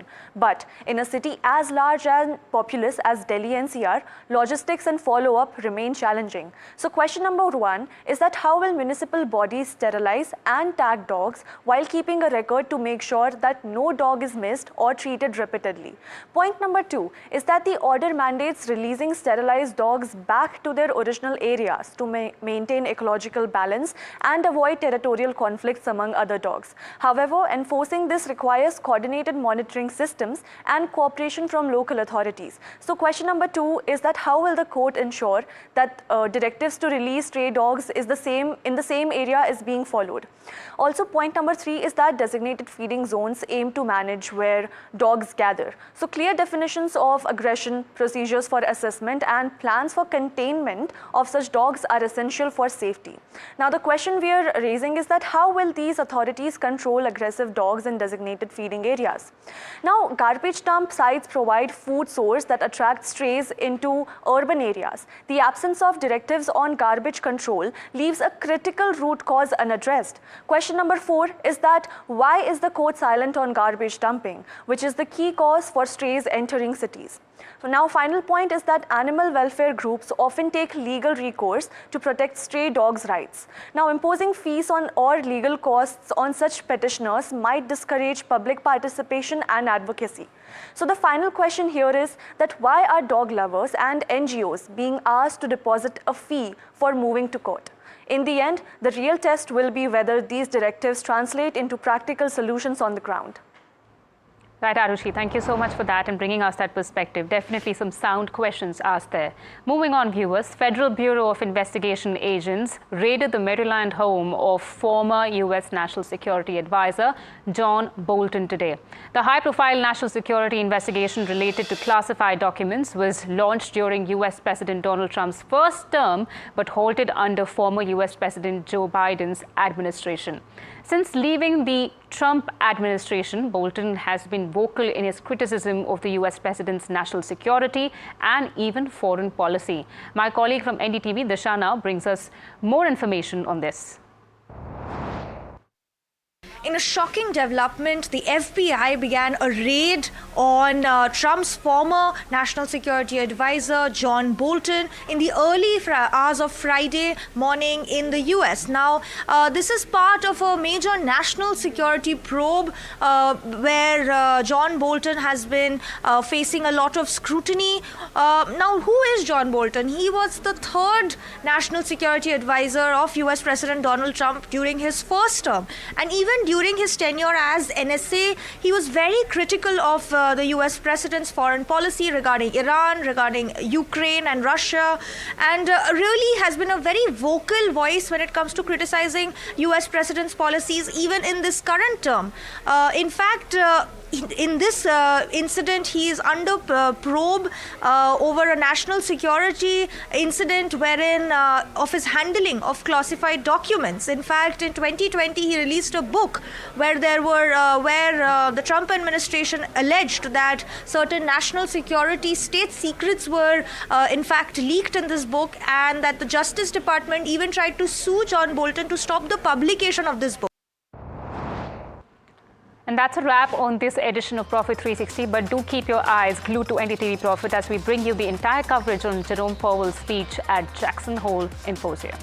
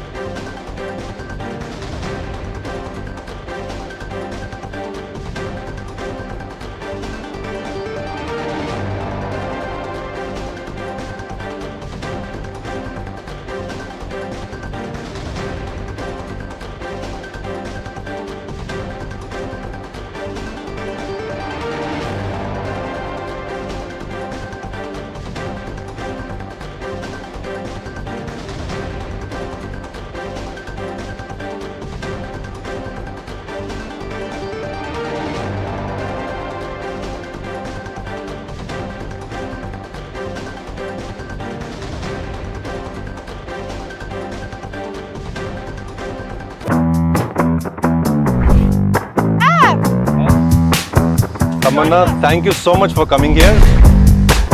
So not that far from Bangalore. Only 4 hours.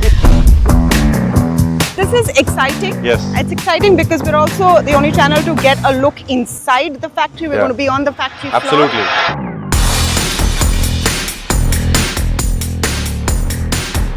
Wow. I'm tired of doing interviews in the boardroom, Bhavesh. So good to have you in the manufacturing suit inside a clean room, not a boardroom. To make money, you need the vertical integration, you need the technology development, you need the product portfolio.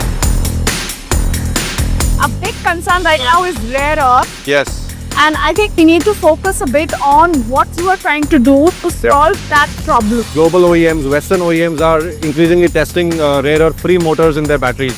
And OLA Electric is the first Indian company to do this. This is the output that comes here, Tamanna. You can see this is a cell. Oh, wow. Yeah.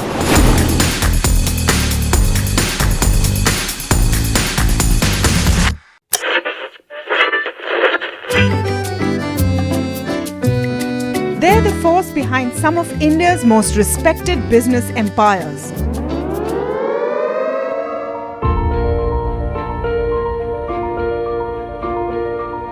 But you've rarely heard them speak. Now, for the first time, these leaders open up on succession, conflict, governance, and inheritance. Join me as we step inside boardrooms and living rooms of India's most enduring family businesses for real stories, raw conversation,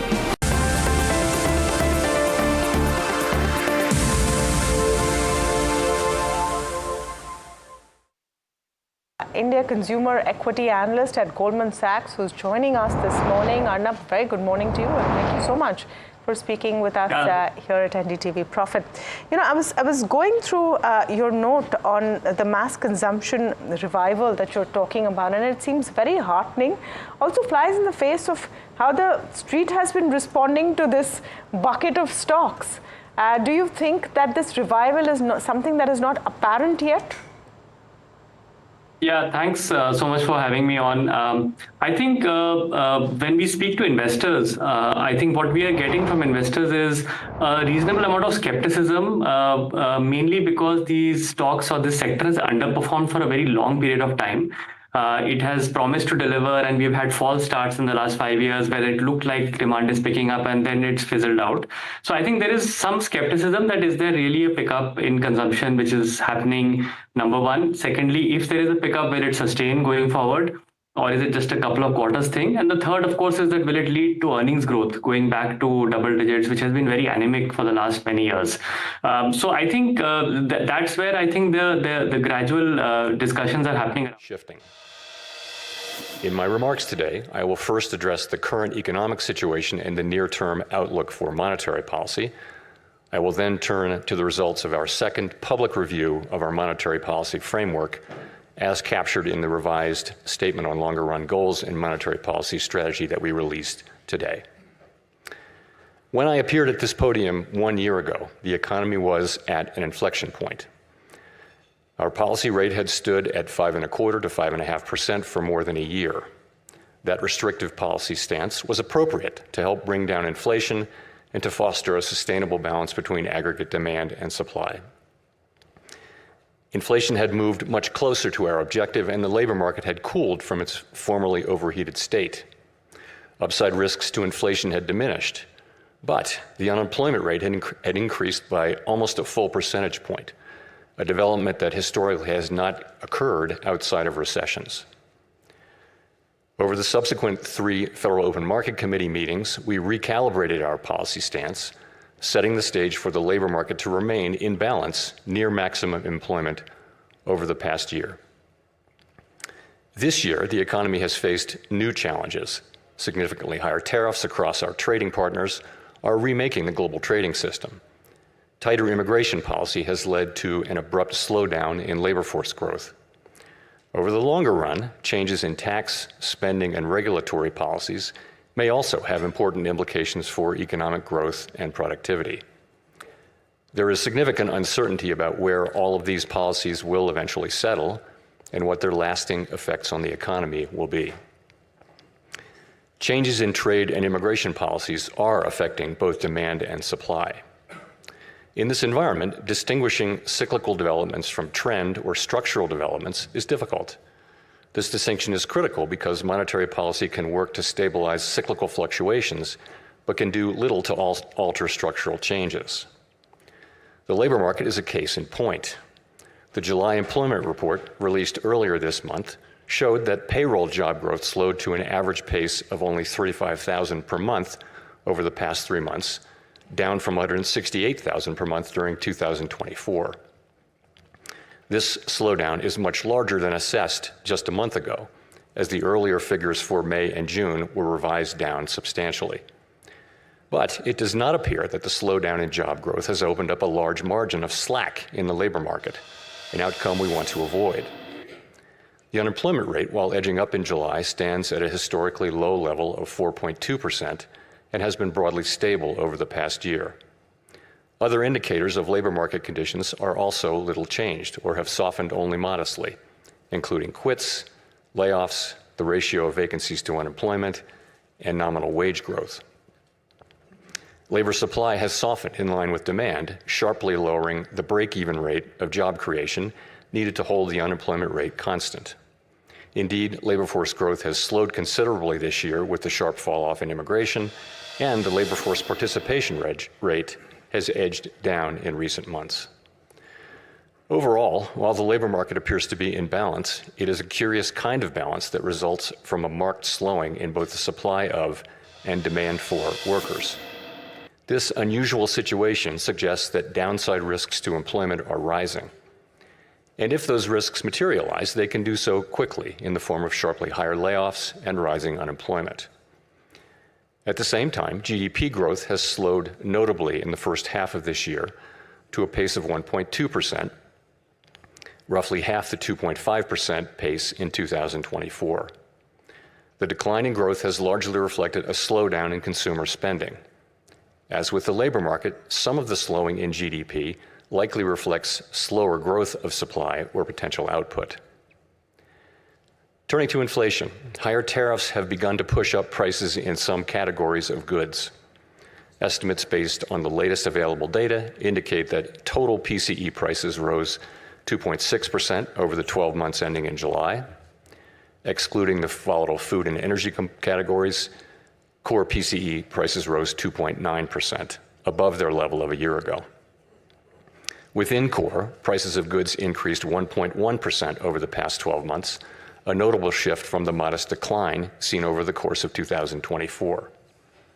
In contrast, housing services inflation remains on a downward trend, and non-housing services inflation is still running at a level a bit above what has been historically consistent with a 2% inflation. The effects of tariffs on consumer prices are now clearly visible. We expect those effects to accumulate over coming months with high uncertainty about both timing and amounts. The question that matters for monetary policy is whether these price increases are likely to materially raise the risk of an ongoing inflation problem. A reasonable base case is that the effects will be relatively short-lived